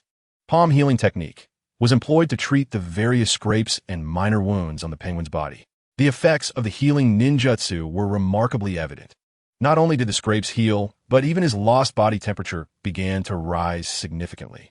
The Penguin could feel a warm current coursing through him. Raising his hand, he noticed the wounds on his arm and palm had vanished, the comfort brought by the warmth reminiscent of his mother's embrace. What a miraculous ability. It's far more convenient than a hospital. Is it sorcery or magic? Murphy shook his head, stating neither. In the DC universe, the means of acquiring extraordinary abilities vary greatly. I truly do not know to which category my fused powers belong. The energy within him was a fusion of the stone giant's magic and Murphy's chakra from the Naruto realm. Thus, Murphy could employ his abilities without hindrance, switching between them at will. Murphy proposed, what do you say? Should I help you unearth the Alcourt? With my extraordinary assistance, you need not fear failure. At that moment, the Penguin took a deep breath to steady his emotions, contemplating whether to take a leap of faith or to let the opportunity slip away. Chapter 11. Roman was entrusted to the Penguin. Ultimately, he could not resist the allure of becoming a youngest star and agreed to assist Murphy. The Penguin inquired, how much do you know about Roman? Murphy hesitated slightly, responding, only the name. The rest we must investigate together. Then you need to exit my vehicle. I am about to take action. Capote, feeling a bit incensed by Murphy's irresponsible words, realized he was no match for him and could only retaliate by attempting to dismiss Murphy. Wait, before that, accompany me to the rescue center in the Fashion District. Murphy relinquished the driver's seat to the Penguin, having failed to catch anyone from the Black Mask's crew. Yet he managed to reel in a temporary ally in the Penguin. As it stands, Murphy was reaping the rewards without having to personally engage with Gordon's progress. After the liberation, one can return a backpack filled with cash to Wayne, thus completing the first task set before them. What? Did you leave something behind? Murphy clarified. No. I'm offering you a black mask to assist with the outer clues, while also retrieving the money taken from this backpack. If that individual misinterprets my intentions as embezzlement, it would severely tarnish my reputation. Gotham streets are more familiar to the Penguin, who, in a mere 5 minutes, drove Murphy to the rescue center. Hours had elapsed, yet the interior remained brightly lit, as if nothing had transpired. Mary sat bored at the counter, engrossed in her phone. Upon seeing the door open, she prepared to greet the newcomer, only to realize it was the captured Murphy. Startled, she fumbled with her phone, rising in a flustered greeting. Murphy? There were only two possibilities for someone taken by the Black Mask gang to return.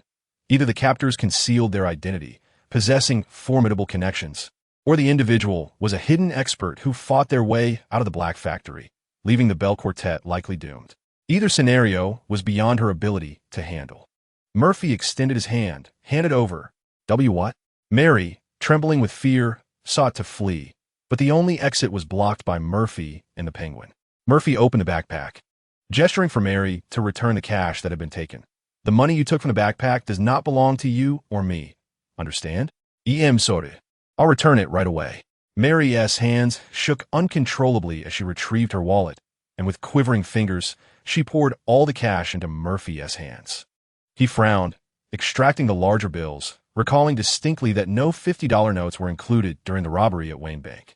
The smaller denominations were beyond his ability to discern. So he left that task to Mary. Did I come to rob? Take what is yours. The Penguin observed Murphy's actions with keen interest. Previously, he had doubted Murphy's intentions regarding the backpack's contents, but now he was convinced these items belonged to Batman. Yet how had Murphy, having only arrived in Gotham for a day, managed to rob Batman? There must be an intriguing story behind it. Very well, the payment has been made, and the clues are yours. I shall return the items now. Oh, and do be cautious outside.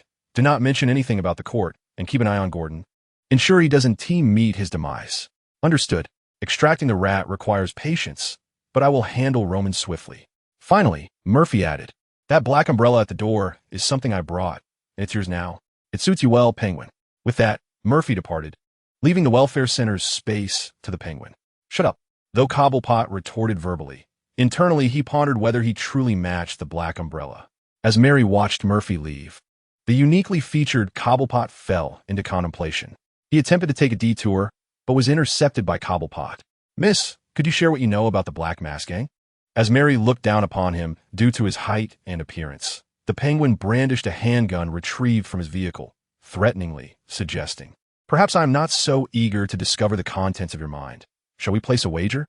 Given Mary's lack of cooperation, the Penguin exerted additional effort, indirectly assisting Murphy in dealing with her. Alfred, is the Batmobile ready? Bruce Wayne was enjoying dinner at Wayne Manor, where through the opulent glass windows, the sun was beginning its descent.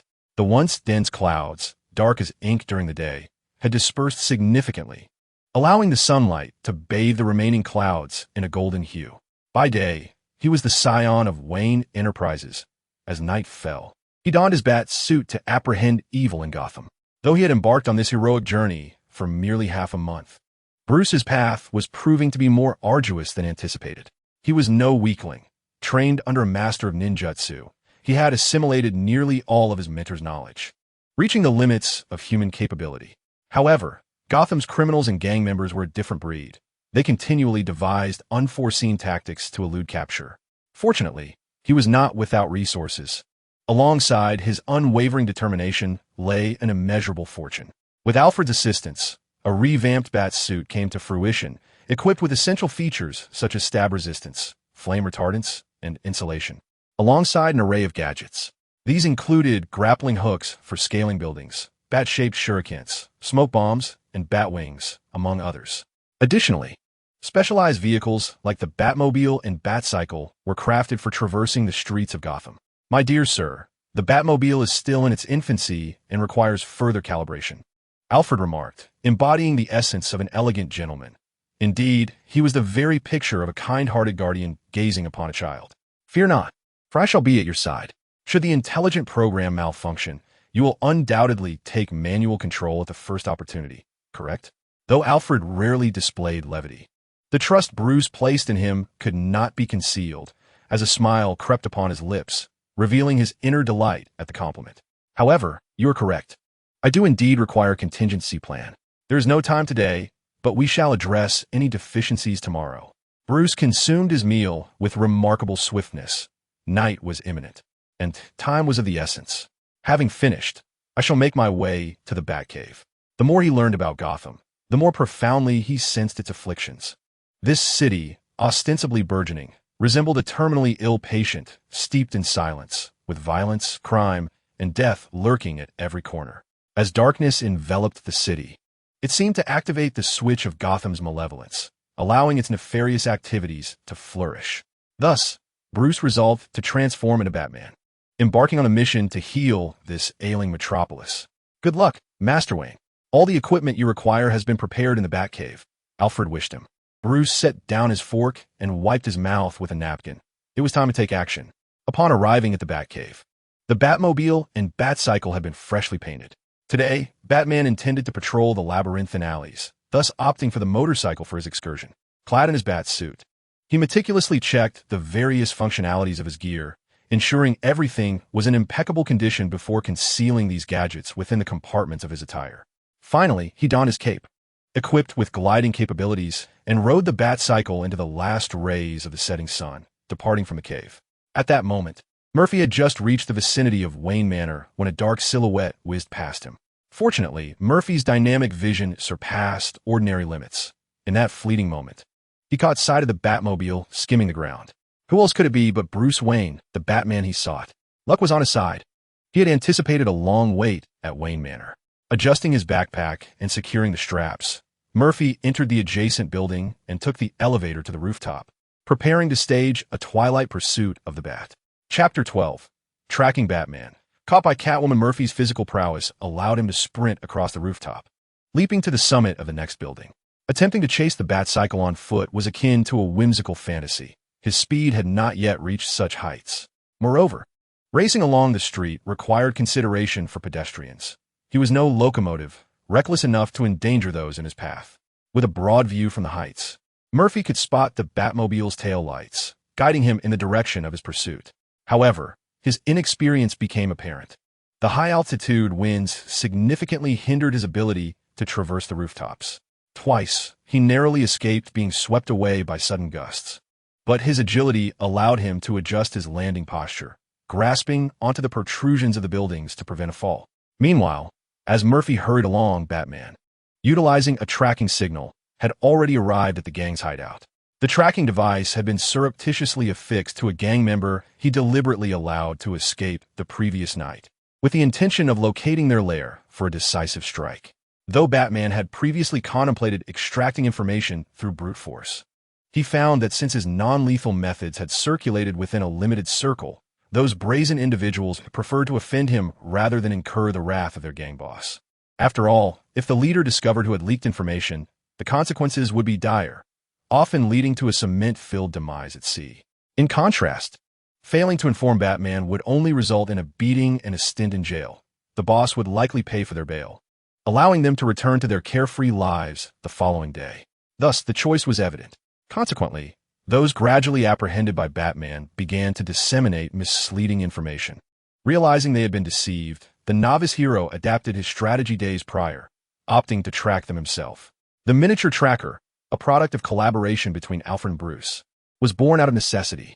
Notably, Batman envisioned the potential to refine the tracker to a molecular level in the future. The previous night marked the inaugural test of the miniature tracker. Bruce had employed his acting skills to deceive the target, leading them to believe they had successfully evaded capture. Today, he returned to the location of the signal for a second pursuit. Indeed, the signal tracking was underway during the day. Now at the location where Batman had lingered, the tracked individuals had also remained for several hours, thereby confirming that it was the hideout of a rival gang. Upon spotting Batman, the two guards at the entrance immediately grew tense. Just as one of them reached for the walkie-talkie at his waist to report inside, he was swiftly incapacitated by a single punch from Batman. As Murphy descended from the outer layer of the building in a manner reminiscent of Uncle Long, he chanced upon the sight of Batman entering the building. He had no intention of following. Being mistaken for an associate of the gang would be disastrous. Instead, he leaned against a nearby streetlight, striking a pose reminiscent of a streetlight king. Through the windows of the building, he could still glimpse some scenes, which he mentally pieced together. With a sudden jolt, the streetlight began to sway violently, nearly causing Murphy to lose his balance. Fortunately, he was quick-witted and managed to grab the light's horizontal bar with one hand, just as he began to fall. Hanging there, he intended to look up and see what was transpiring, only to be greeted by a lively and playful voice. "Wow. The way you just slid down from the rooftop was incredibly cool. It was like watching an action movie. No, you outdid any action film with that landing. How did you even think of such a descent?" Murphy mused to himself. That's because there's no Uncle Long in this movie. The alluring figure of Catwoman, Selina Kyle, was crouched in the spot where Murphy had just stood. A lover of feline elements, Selina's mask was designed to feature a pair of cat ears, adding a whimsical charm to her already captivating persona.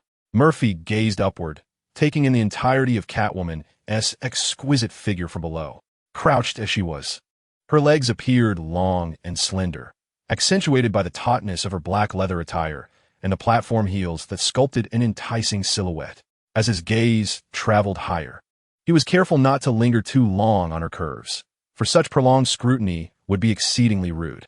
Catwoman's waist was delicately slender, a sight that could easily be encompassed by a single embrace. The two prominent curves above her waist, though steep, were captivatingly complemented by the contrast of her black leather and the alabaster skin revealed at her shoulders. Murphy exerted considerable willpower to divert his gaze from the striking interplay of black and white. Her refined collarbone drew the eye upward, where her half-masked visage formed a W shape, revealing her delicate nose and eyes that mirrored the allure of a feline. Hey, while I'm aware of my own charm, it's rather rude of you to stare at me like that. You've undone the image I had of you, built upon your impressive acrobatics, she chided playfully, her voice ringing with a sweet and youthful tone. Catwoman reached out, attempting to pull Murphy up to the streetlight, only to discover that he had adeptly flipped himself to stand beside her with one hand. Catwoman, he uttered, recognizing Selina's moniker. With hands on her hips, Catwoman beamed with pride. Indeed, you know me? To my astonishment, I have achieved fame shortly after my debut. Your remarkable prowess suggests that you are no ordinary individual. Might I inquire about your title? This question left Murphy momentarily speechless, as he was destined to partake in various grand events, indeed requiring a heroic moniker. Yet, he pondered what would be fitting. What is this? Are you reluctant to disclose your title due to the absence of a uniform? Catwoman interpreted Murphy's contemplation as a negation. Heaven's Forge, or perhaps I could also be referred to as the Stairway to Paradise. Murphy recalled Father Pucci from JoJo, contemplating that everyone must ascend to heaven, either through virtuous means or by malevolent forces transporting them.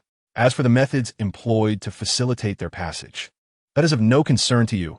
Wickedness has its own means of resolution. Is this title genuine? Catwoman's small eyes reflected considerable skepticism. She suspected that this individual before her was jesting, but lacking proof, it was improbable that anyone would choose such an eccentric title for a hero. Murphy affirmed, indeed, I'm quite serious. Very well, Heaven's Forge. Though I must say, the Stairway to Paradise does not roll off the tongue easily. I shall refer to you as Mr. Heaven. I never anticipated your title to be so uniquely distinctive. Catwoman deemed today as a broadening of her horizons. Primarily, her late entry into the field meant that most splendid names had already been claimed. Murphy shrugged, having contemplated the title of the magician, but alas, the Flash's adversary had already appropriated it. Your talent for naming and your abilities are truly polar opposites. Do not speak so negatively. There's a reason for this title. Do you not aspire to ascend to heaven? Perhaps in the future, I could provide you a backdoor route. The DC universe indeed possesses celestial forces. Although the omnipotent deity has never manifested, figures like Michael, Gabriel, and even Lucifer, who transitioned from angel to Lord of Hell, have made their presence known. In the future, it may be possible to synchronize with Murphy's abilities, potentially securing a position within heaven or forcibly ushering others into its domain. Me? I doubt I would be worthy of such a fate. Catwoman had not yet reached the point of believing herself to be an exceptional individual. Even though she pilfered gems daily, she still considered herself a good girl. Moreover, heaven may not be as idyllic as one imagines.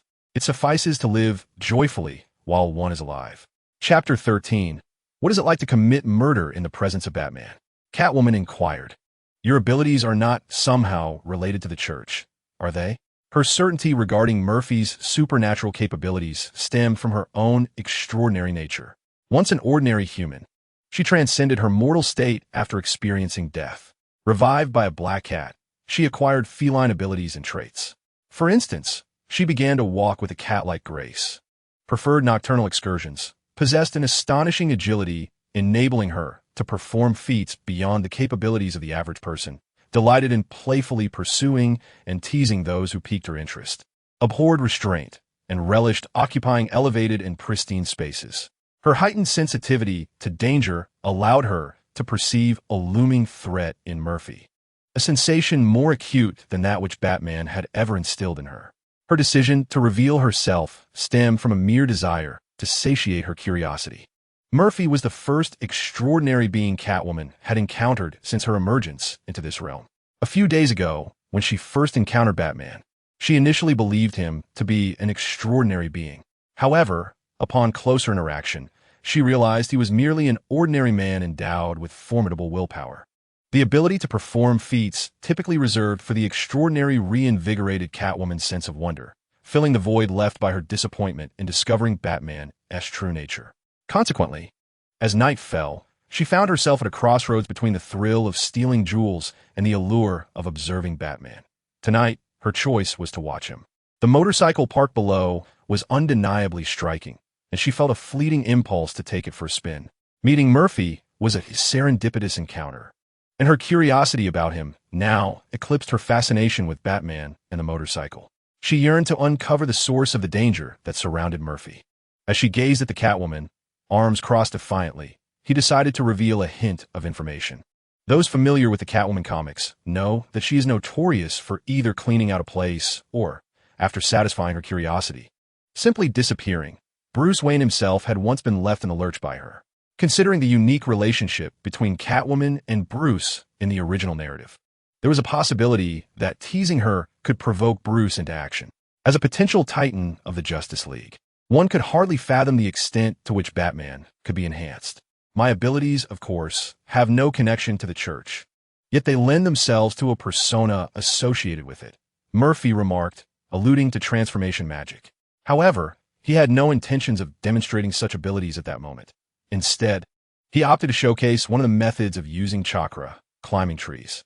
In a backward arch, he clung to a streetlight, and with a slight tilt of his head, he could admire Catwoman's alluring form.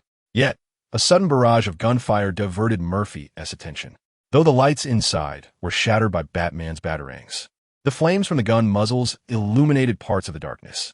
Drawn by the intensity of the gunfight, Catwoman, too, became intrigued, equally curious whether Batman could triumph over his armed adversaries.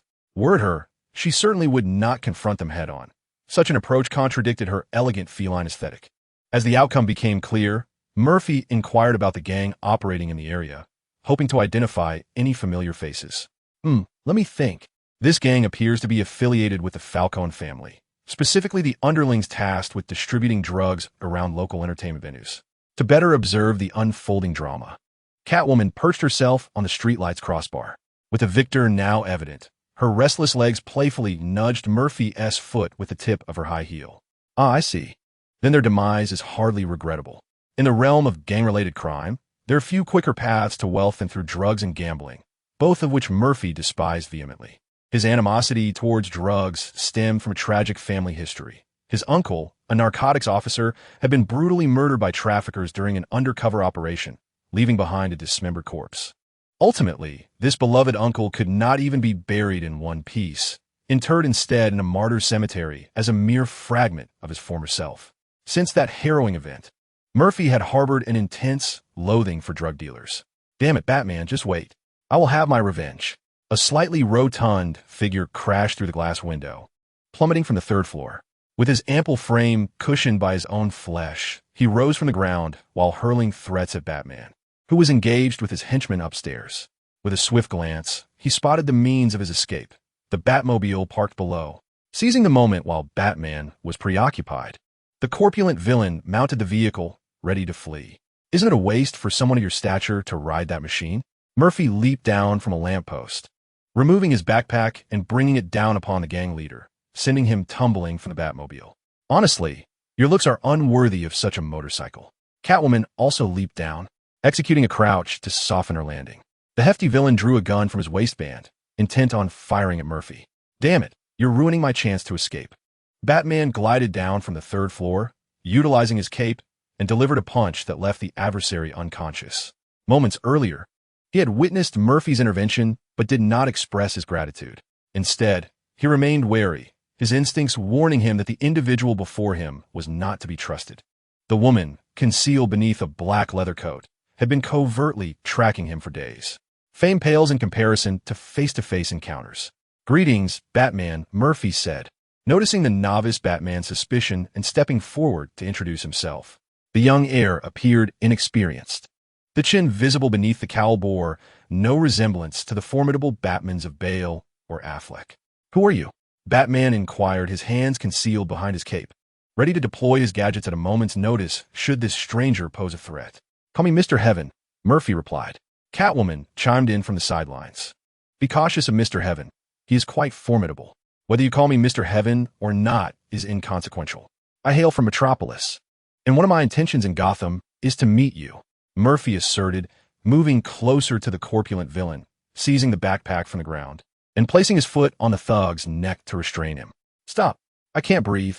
Please, I beg you." The hefty villain's pleas were barely audible, stifled by the pressure. "How rude. Can't you see I'm in the midst of a conversation?" Murphy applied a bit more pressure, eliciting a distinct crack, the sound of breaking bone. "See me?" Murphy's words puzzled Batman, who felt he was encountering this man for the first time. Catwoman noticed the thug's face turning purple and quickly warned Murphy against inadvertently causing a fatality. "Mr. Heaven, he seems to be on the verge of death." "Silence. I am merely sending him to heaven." After reassuring Catwoman, Murphy continued softly, "Don't worry, dizziness is normal. It will pass soon." "Oh no, Mr. Heaven appears to have developed hostility because of my mention of the leaves," Catwoman recalled, realizing that Murphy's demeanor had shifted following her words. "Stop. Murder is a criminal act. Batman believes that even if the Penguin deserves death for his crimes, it is not Murphy's place to judge him." He rushes forward, determined to prevent Murphy from committing further wrongdoing. Chapter 14. Mr. Paradise Murphy versus Batman. Bruce. Catwoman reclined sideways on the Batmobile, resting her chin on her hand, her left leg propped up, watching the tension between the two formidable men with keen interest. Mr. Paradise and Batman are the strongest human males she has encountered. In this conflict, will the dangerously unpredictable Mr. Paradise prevail, or will the technologically adept Batman emerge victorious? Catwoman, reveling in the chaos, muses that despite tracking Batman for several days, his tactics are ever-changing. As for Mr. Paradise, who had displayed some acrobatics, she remains entirely in the dark about his capabilities. With their clash imminent, she finds herself unable to foresee the outcome. Crime? I believe allowing such individuals to exist in this world is the true crime. Once you have subdued your opponent, you must understand what they have done, correct? Batman counters. Their sins are for the law to judge, and the judges to condemn. If Gotham's judges were effective, would this city still be in its current state? The vow of non-lethal force is an intrinsic part of Batman's code. Murphy cannot sway his resolve, and thus, further argument seems futile. With force, Murphy cruelly snaps the Penguin's neck, personally sending the drug lord to his demise. "You are abusing violence." Bruce resolves to subdue the boy known as Mr. Paradise, launching 2 bat darts towards Murphy. Considering Murphy's youth, he deliberately adjusts the voltage to half its potential, aiming to disrupt the boy's muscle function just enough to enable him to employ his learned hand-to-hand techniques. From Batman's perspective, although Murphy is unhesitating in his lethal actions, he possesses an admirable fervor against evil. With careful guidance, he believes Murphy could be redirected towards a righteous path, an idea that aligns with his nascent Robin initiative. Currently, he has his sights set on Dick Grayson, an orphan whose parents were tragically murdered.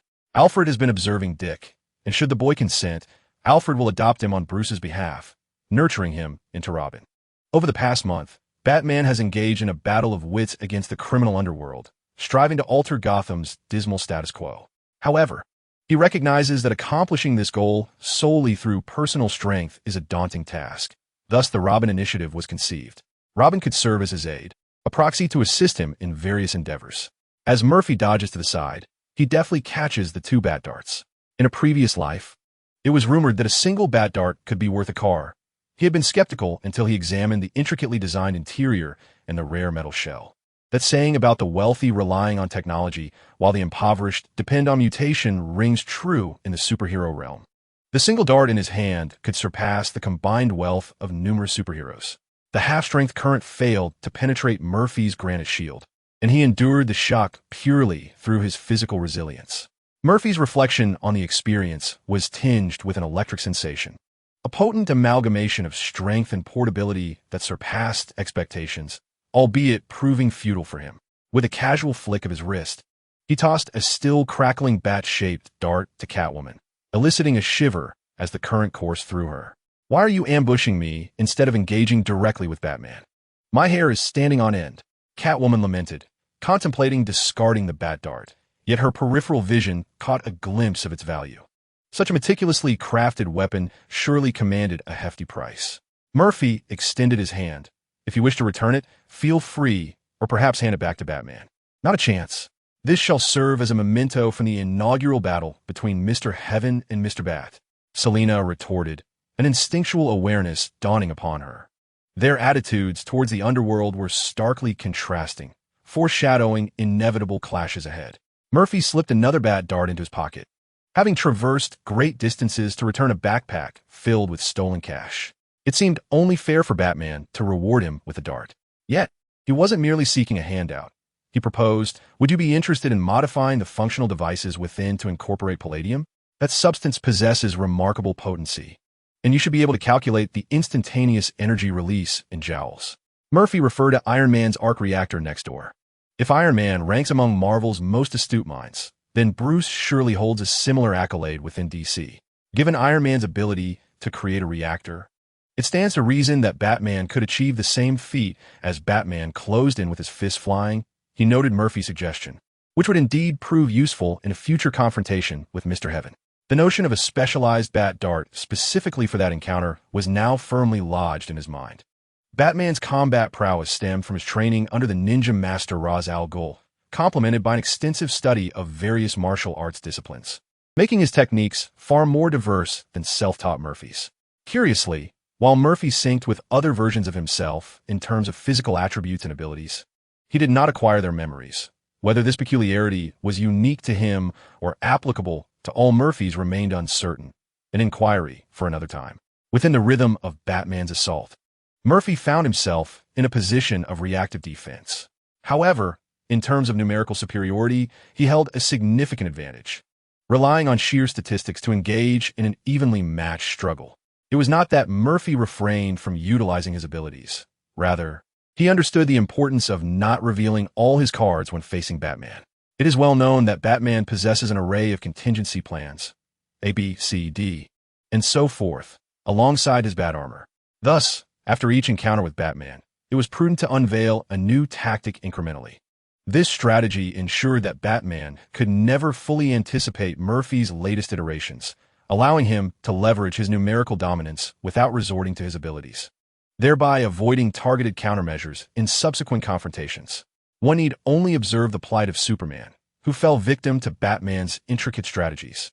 Had he not uttered the name Martha in that critical moment, he might have met a far grimmer fate at Batman's hands. Amidst the fervent clash between Murphy and Batman, several robust henchmen, previously subdued, regained consciousness. Observing Batman engaged in a duel, they quietly descended the stairs, intent on making their escape. Alas, their furtive maneuver was noticed by Catwoman, who, with remarkable agility, dispatched 3 of them in swift succession. Murphy, admiring Catwoman's graceful combat, found himself on the receiving end of 2 punches from Batman, who, while tossing a rope to Catwoman to aid in restraining their adversaries, also endured a couple of blows from Murphy. The confrontation culminated in a stalemate. One combatant wielded a shield that refreshed every 10 seconds, while the other donned an alloy bat suit, rendering them evenly matched. Wait, I haven't finished speaking. Murphy's words were abruptly interrupted by Batman's assault. Catwoman interjected, exclaiming, "It seems the police are arriving. Should we retreat?" The trio, a thief, a vigilante not favored by the police, and a rogue, were keen to avoid the GCPD's scrutiny, prompting them to cease hostilities. With a tinge of regret, Catwoman dismounted from the Batmobile. Although outwardly composed, she was secretly plotting to pilfer a vehicle for amusement. "Hold on. I'll return this bag to you. We can discuss the details elsewhere," Murphy said, tossing the backpack to Batman, who was preparing to depart. Before the police vehicles arrived, the 3 dispersed in different directions. Chapter 15. The Cat and the Runaway. Why are you not tailing Batman? How can you follow me instead? Murphy halted upon hearing the clatter of high heels behind him and turned to Catwoman, who was not far behind, her pace nearly matching his. He desired to lie in wait at Wayne Manor, hoping to surprise Bruce with a revelation, but Catwoman's presence complicated his plans. Despite the certainty that she would eventually discern Batman's true identity, he wished to preserve the playful intrigue of their game of hide and seek. "Does Mr. Heaven despise me?" Catwoman posed, her hands delicately crossed over her bosom, adopting a pitiful expression. She had thoroughly discerned Batman's routine over the past fortnight. This enigmatic hero appeared nightly like a designated NPC, executing justice on the streets. Today's serendipitous encounter with Mr. Heaven was different. Who knew when they would meet again after parting ways? What ill intentions could the little cat have? She merely sought to uncover secrets and alleviate her insatiable curiosity. Her acting was somewhat stiff. Perhaps she should watch more films featuring seasoned performers, for a truly sorrowful expression ought to be accompanied by tear-filled eyes. Never mind. Let's find a restaurant to dine and converse. Do you have any recommendations for particularly delightful eateries? Since arriving in Gotham, he had only enjoyed a cup of coffee at a shelter and had not consumed anything further. This day had been exhausting. Acting as bait, encountering the Penguin, and engaging in a duel with Batman had drained him considerably, and his hunger was becoming quite pronounced. Follow me. Catwoman beckoned as she and Murphy wove through the narrow alleyways, finally halting before a musical restaurant, inviting Murphy inside. The establishment, named Greenfield Bistro, was chosen for its dual identity as both a music venue and a cat cafe. Initially drawn in by the charming kittens at the entrance, Catwoman soon discovered that the culinary offerings were equally delightful. At this moment, she removed her cat-eared mask, revealing a youthful and enchanting visage. Her long brown hair cascading just past her shoulders, unbound and split into two strands that gracefully framed her face. After placing their order, Catwoman extended her hand, introducing herself. "Allow me to present myself. I am Selina Kyle. A pleasure to meet you, Mr. Murphy Siller from Metropolis. You may call me Murphy." Her delicate hand seemed almost ethereal, prompting Murphy to gently grasp her fingers before swiftly releasing them. Selina then inquired, "Is Mr. Siller merely passing through Gotham, or do you intend to linger?" Assuming no unforeseen events transpire, he responded, he would likely remain in Gotham for quite some time. "May I ask what sort of events you refer to?" Even someone as formidable as Mr. Siller deems them unforeseen occurrences. Catwoman's curiosity was piqued. He described scenarios of an alien invasion as powerful as deities.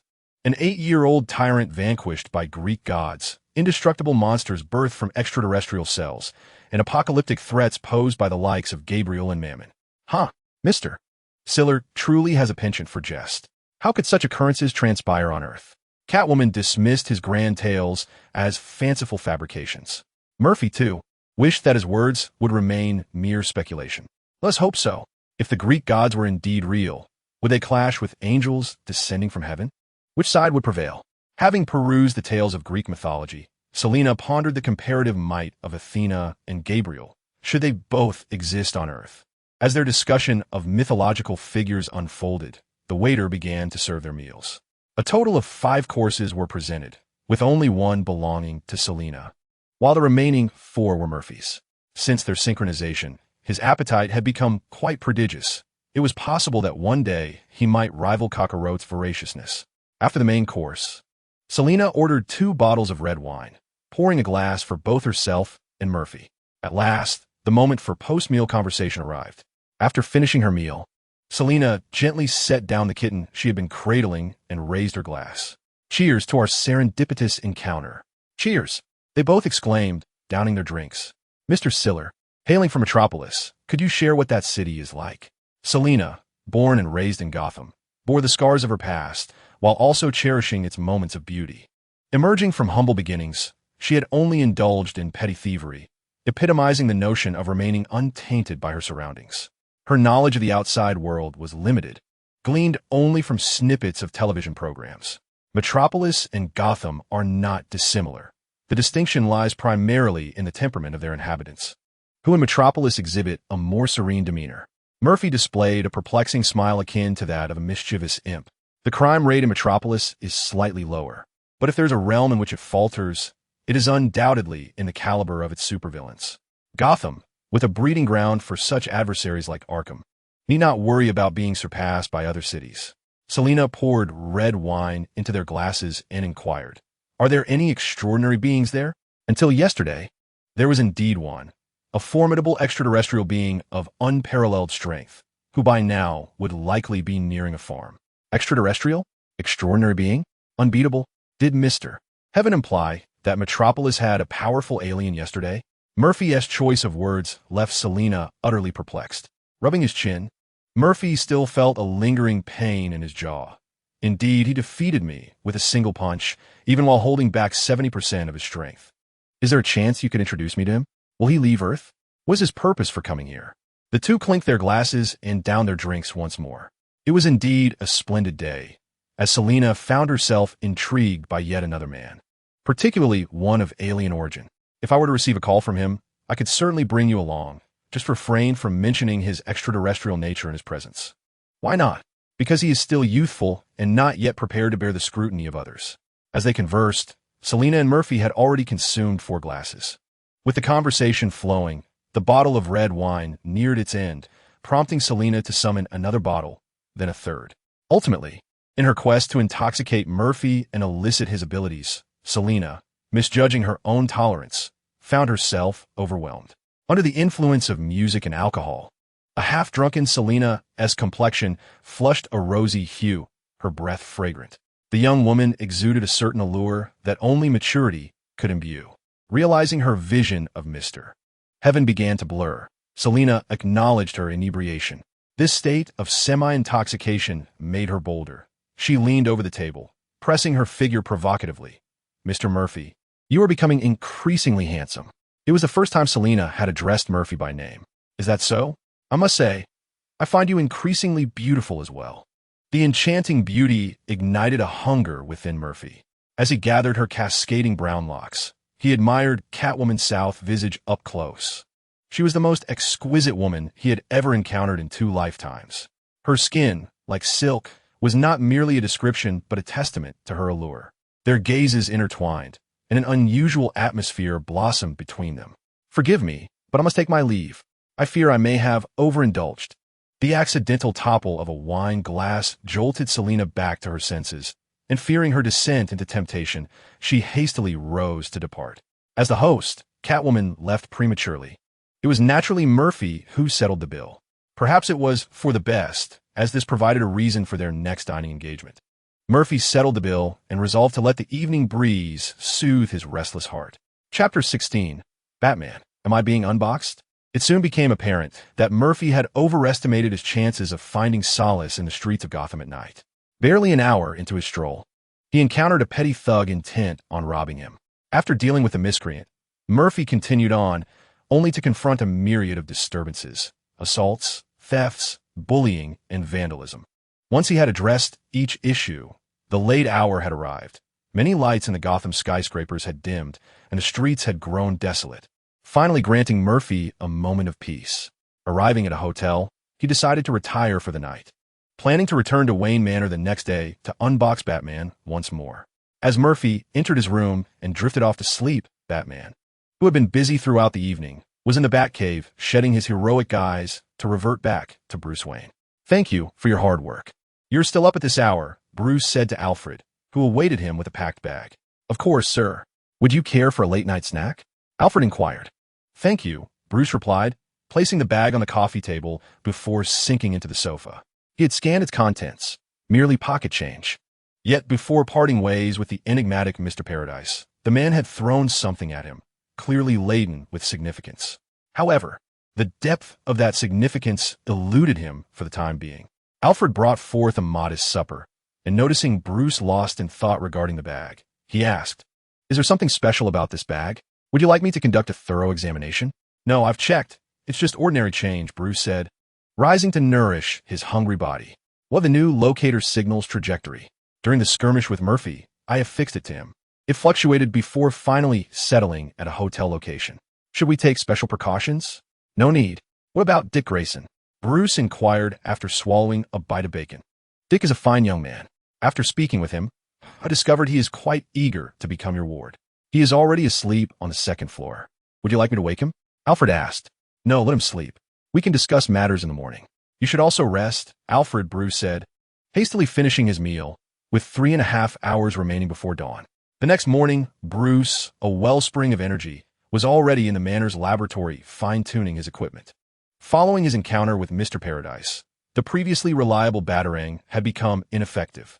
Thus, Bruce was modifying the Batarangs, replacing their electric mechanisms with tranquilizer gas, creating a specialized Batarang for Mr. Paradise. He also incorporated a high-tensile capture net crafted from webbing into his utility belt, a net that would prove exceedingly difficult to escape.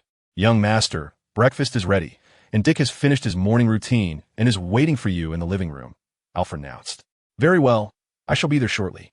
Bruce paused his research and instructed to assemble the paralysis darts, placing them on the experimental platform. The subsequent mass production would not require his attention, as the Wayne Enterprises had a dedicated team for the manufacturing of the gadgets he designed. As Bruce made his way to the first-floor living room, a multitude of emotions surged within him. He was merely 2 years into adulthood and was about to adopt a son. Ever since his parents fell victim to the crime-ridden streets, he had experienced fear, confusion, and anger. It was Alfred's encouragement and support that helped him become the new pillar of strength in his life.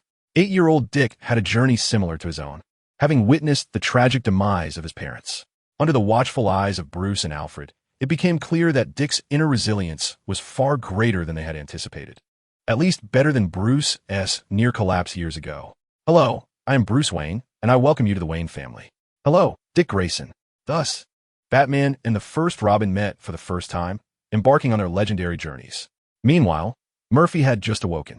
After completing his check-in at the front desk and enjoying a simple breakfast, he made his way to Wayne Manor, buoyed by the delightful dream he had experienced the previous night. Upon arriving, he took a moment to stroll around the perimeter of the manor, searching for the entrance to the Batcave. After half an hour of fruitless endeavors, Murphy found himself at the gate of Wayne Manor, pressing the doorbell. It was midday, and Batman was likely not out and about. The chime echoed through the estate. At that moment, Batman had just concluded his conversation with Dick when Alfred knocked and entered. Young Master Bruce, there's a guest at the door. Bruce switched the television to the surveillance view, and upon recognizing the figure at the entrance, he furrowed his brow and remarked, What brings him here? Do you know him, sir? Alfred inquired. Check the latest tracking signal, Bruce prompted. The signal is located right here. So, shall we keep him at bay or invite him in? Let him in, Bruce decided. Thus, Murphy entered Wayne Manor, witnessing a glimpse of life in Gotham's elite. Upon entering the living room, Murphy encountered 3 individuals, the young Batman, who indeed exuded wealth and charm. He wondered if Bruce had recently indulged in a passionate encounter with Talia, resulting in the birth of their son, Damian. Alfred appeared considerably younger than Murphy had anticipated.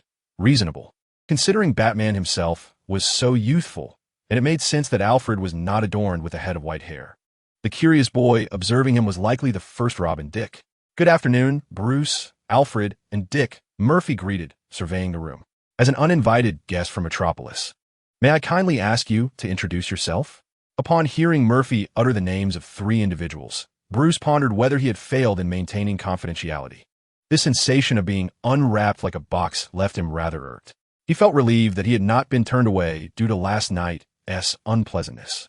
Murphy, hailing from Metropolis, you seem quite familiar with us, Bruce inquired, voicing his inner curiosity. Indeed, for we share a common adversary in Gotham, the Court of Owls. A mutual objective to transform Gotham, and a shared pastime of troubling villains, Murphy replied with a smile. You have not addressed the crux of my inquiry, Mr. Murphy. Bruce stated. That is of little consequence. What truly matters is the reason for my visit, Murphy remarked, gesturing toward the backpacks set aside. What do you mean? Bruce asked, struggling to grasp Murphy's train of thought. This is what I pilfered from the Wayne Bank branch in Metropolis, and I merely came to return it to you. Additionally, I must caution you, be wary of the owls. Bruce glanced at Alfred, recognizing that Murphy's mention of Alf was indeed accurate. Yesterday morning, the manager from Metropolis mentioned that a person disguised as an Indian had made off with $3 million in cash, Bruce relayed. $3 million? You orchestrated a heist? I specifically requested loose change and merely took this backpack, Murphy retorted. Was he settling a score? What about the surveillance footage? Bruce queried. The cameras were malfunctioning at the time, rendering the retrieval of relevant footage impossible, Alfred answered. Initiate an investigation, Bruce instructed Alfred. Chapter 17. Last night, the Penguin was apprehended by Gordon. This conversation was far from pleasant, as Murphy was sent away with a frosty demeanor from Bruce Wayne. The discussion took a turn when Murphy spoke of Dick's character, suggesting that Dick was a promising lad whose oath to never kill alongside Bruce was squandered. Since adopting Dick, Bruce had regarded him as a son. Thus, he could not permit Murphy to speak in such a manner regarding the heir to his ideals. Being the subject of their discourse, young Dick, still in his tender years, found himself unable to interject in the conversation between the two adults, opting instead to smile and observe, emulating Alfred. Though merely 8 years old, Dick had been exposed to the world through performing with his parents in the circus from a young age, allowing him to form a nascent worldview. He found himself at odds with the theories posited by Murphy and his adoptive father. It is worth noting that 3 of the 4 present had lost both parents. The conversation among 3 orphan youths about family felt somewhat abstract. Frustrated by being politely escorted out of the manor by Batman, Murphy departed on Batman's motorcycle. At that time, Batman's equipment design lacked comprehensive refinements. The motorcycle had no intelligent recognition system. Otherwise, even if Murphy had taken it, a remote lockout protocol would have activated. The motorcycle remained parked just off the lawn outside the room, with the keys still in the ignition. When Bruce, situated on the 2nd floor, heard the roar of the motorcycle, Murphy had already pressed the accelerator and sped away, leaving no time for pursuit. Bruce suddenly recalled that he had also seemingly lost 2 bat-shaped shurikens to the other party last night. My equipment appears to lack intelligence. What do you think of adding a theft prevention feature, perhaps utilizing biometric technology? Bruce has drafted a proposal for an equipment overhaul. Furthermore, employing facial recognition technology to cross-reference the data of permanent residents in Metropolis is essential. This individual poses a significant threat and possesses a wealth of information. I must delve into his past. After sharing this with Alfred, Bruce began conceptualizing a dossier for the anti-pandemonium Mr. Bat suit in his mind. Meanwhile, Mr. Cobblepot, who had accepted the task of assisting Gordon in eliminating the Black Mask Gang, found himself rather unfortunate. After extracting some gang information from Mary, a peripheral member, and confiscating their illicit gains, Cobblepot, no longer devoid of funds, failed to sell the car Murphy had given him as planned. After acquiring a sufficient supply of ammunition from an underground trading post, he brandished his black umbrella as a makeshift weapon and infiltrated the Black Mask Gang stronghold, launching a nighttime assault. Perhaps due to his anticipation of the future, Cobblepot felt invigorated. Initiating the attack, he swiftly subdued 10 individuals within the premises. 3 perished. 5 were injured, and 2 were rendered unconscious. Only 1 needed to remain conscious as a source of information, prompting Cobblepot to execute 6 others. During the interrogation, Cobblepot encountered Gordon, who had also obtained intelligence on the gang's hideout. Gordon led a raid and apprehended Cobblepot. At that moment, Cobblepot, bewildered, looked at the individual he was meant to protect as Gordon aimed a gun at him, declaring, "You're under arrest, Oswald Cobblepot, for murder, aggravated assault, and illegal possession of a firearm." Cobblepot, taken aback by the litany of charges, thought, "Is this really how it is?" Thus, Cobblepot and the surviving members of the Black Mask Gang were taken back to the precinct for separate detainment and interrogation. Gordon was familiar with Cobblepot. Previously, Cobblepot had betrayed his boss, Fish, by informing Gordon, "I never expected you to return to Gotham after being ousted by Falcone. Tell me, why did you attempt to silence Roman prematurely? How much do you know about the dark underbelly of organ trafficking?" Distrusting his colleagues, Gordon interrogated Cobblepot alone. That night, in addition to his team, 3 other squads had received intel to raid the Black Mask Gang. Yet aside from Gordon's success, the other teams returned empty-handed. Can you believe that? Harvey Dent, who was supposed to assist him, was called back by their superior under the pretext of lacking operational orders. Who would believe there was no collusion between the police and criminals in this scenario? The events of the day left Gordon disillusioned with his complacent colleagues and superiors. How could Gotham's law enforcement thrive while working alongside such vermin? Cobblepot responded, "Do you really think I could engage with Roman while handling Fish? If I had that capability, I wouldn't have been forced to jump into the sea. Let me ask you a different question. Why were you driving a vehicle registered under the Black Mask Gang and then ambushing the very gang members we aim to apprehend?" The vehicle driven by the Penguin was confirmed to belong to a subsidiary of Roman. "Damn, Murphy deceived me. He claimed it was his car. I should have stuck to my original plan and dealt with this furious Penguin on the black market." The Penguin struck the interrogation table in frustration. Gordon seized upon a critical point. "Murphy, who is he?" "Oh, you don't know him? He is the one who called the cops on you. A peculiar fellow from Metropolis." The Penguin continued. "Moreover, he warned you to be cautious of Roman. He is not someone you can easily handle." "I understand. I sensed resistance from higher-ups and colleagues the moment I initiated my actions. It appears that many are entangled in the organ trafficking scheme." Gordon pressed on. "How much information did you extract about the Black Mask Gang from him?" "That fool didn't know much. He merely mentioned an upcoming conference in Gotham's medical community, which might be pertinent. Whether it is relevant, the dimwit from the Black Mask Gang didn't specify. That was merely his conjecture. I see. I shall seek an opportunity. Before Gordon could finish, a colleague called him away. Officer Gordon, the mob member we apprehended committed suicide in custody. His colleague shouted while running. The Penguin gleefully remarked, "Oh, a suicide. It seems the situation is graver than Murphy indicated. You must be wary of your own people behind the scenes. Stay put. I shall return shortly," Gordon declared before hastily departing. Upon his return after managing the suicide incident, the Penguin had vanished. What about the suspect, Cobblepot? You mean that comical fellow resembling a penguin? He was taken away by Chief Gillian, replied the officer on duty. Meanwhile, Chief Gillian, the head of Gotham Police, scrutinized the Penguin, who was embroiled in the Roman affair. A ridiculous little creature. I've heard of you, a self-important individual daring to betray your boss. The Penguin, faced with Gillian's disdainful gaze, felt helpless. As he had stated, he was merely a trivial figure before the precinct's chief.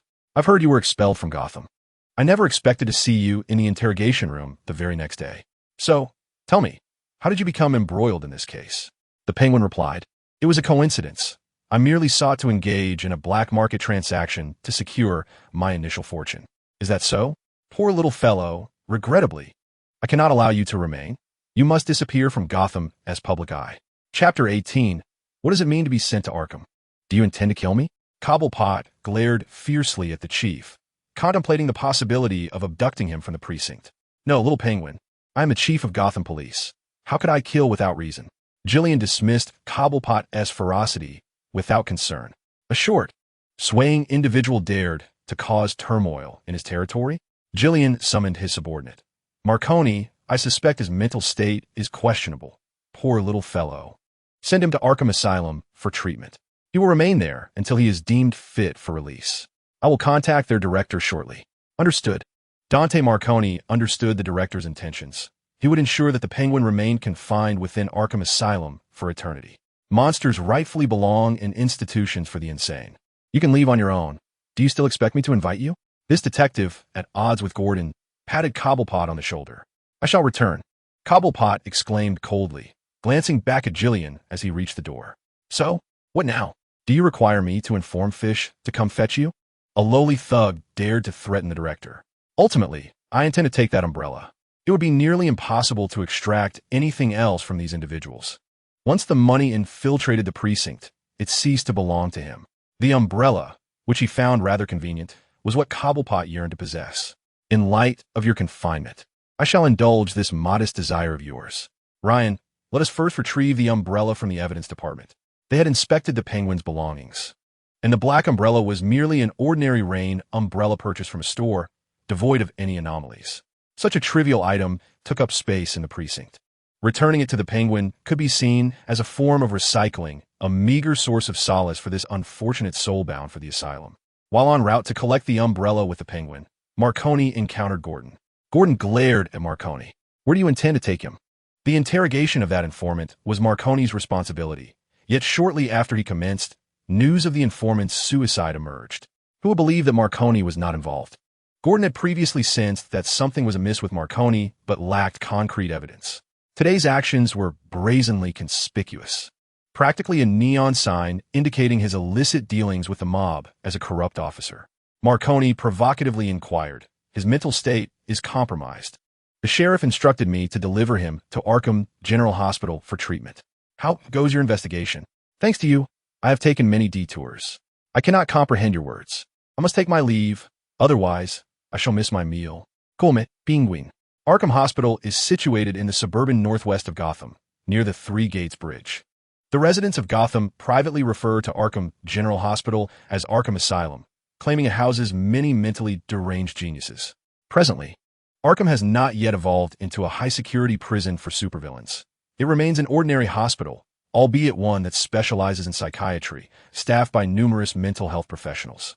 Marconi did not personally escort the Penguin. Instead, he delegated this task to his subordinate, Ryan. Given Gordon's formidable capabilities, Marconi had to keep a vigilant watch over him, as their connections to the mob were extensive. Until he could eliminate his own suspicions, he could not allow Gordon to uncover any evidence against him. Roman, that fool, permits his subordinates to reveal so much. After such a significant incident, he still fails to consolidate his power.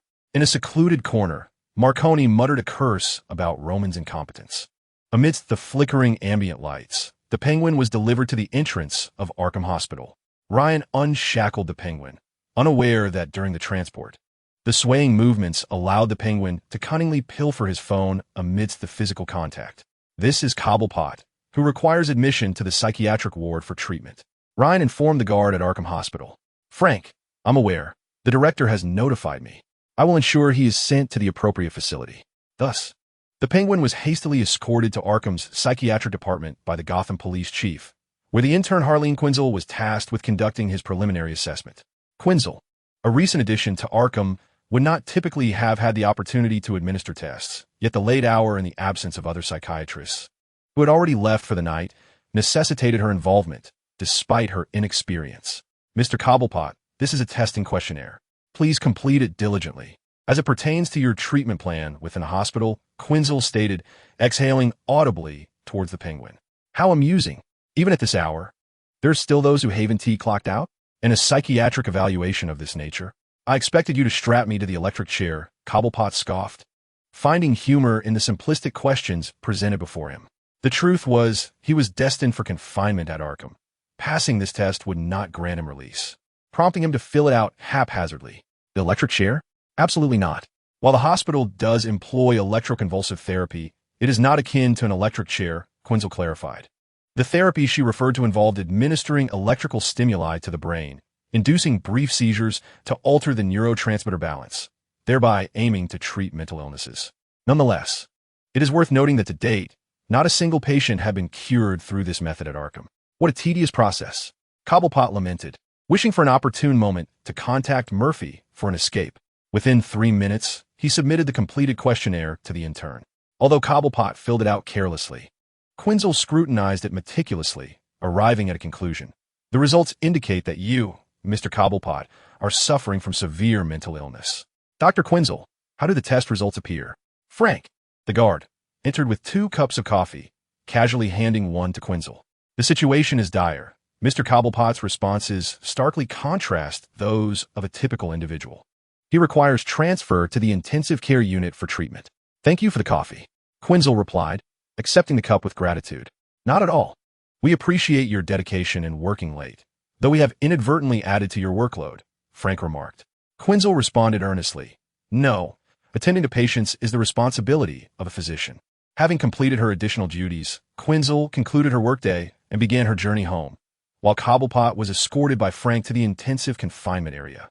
To prevent Cobblepot from causing any disturbances during the night, Frank instructed his team to administer a sedative, forcing the unfortunate soul, sent by the chief, into slumber.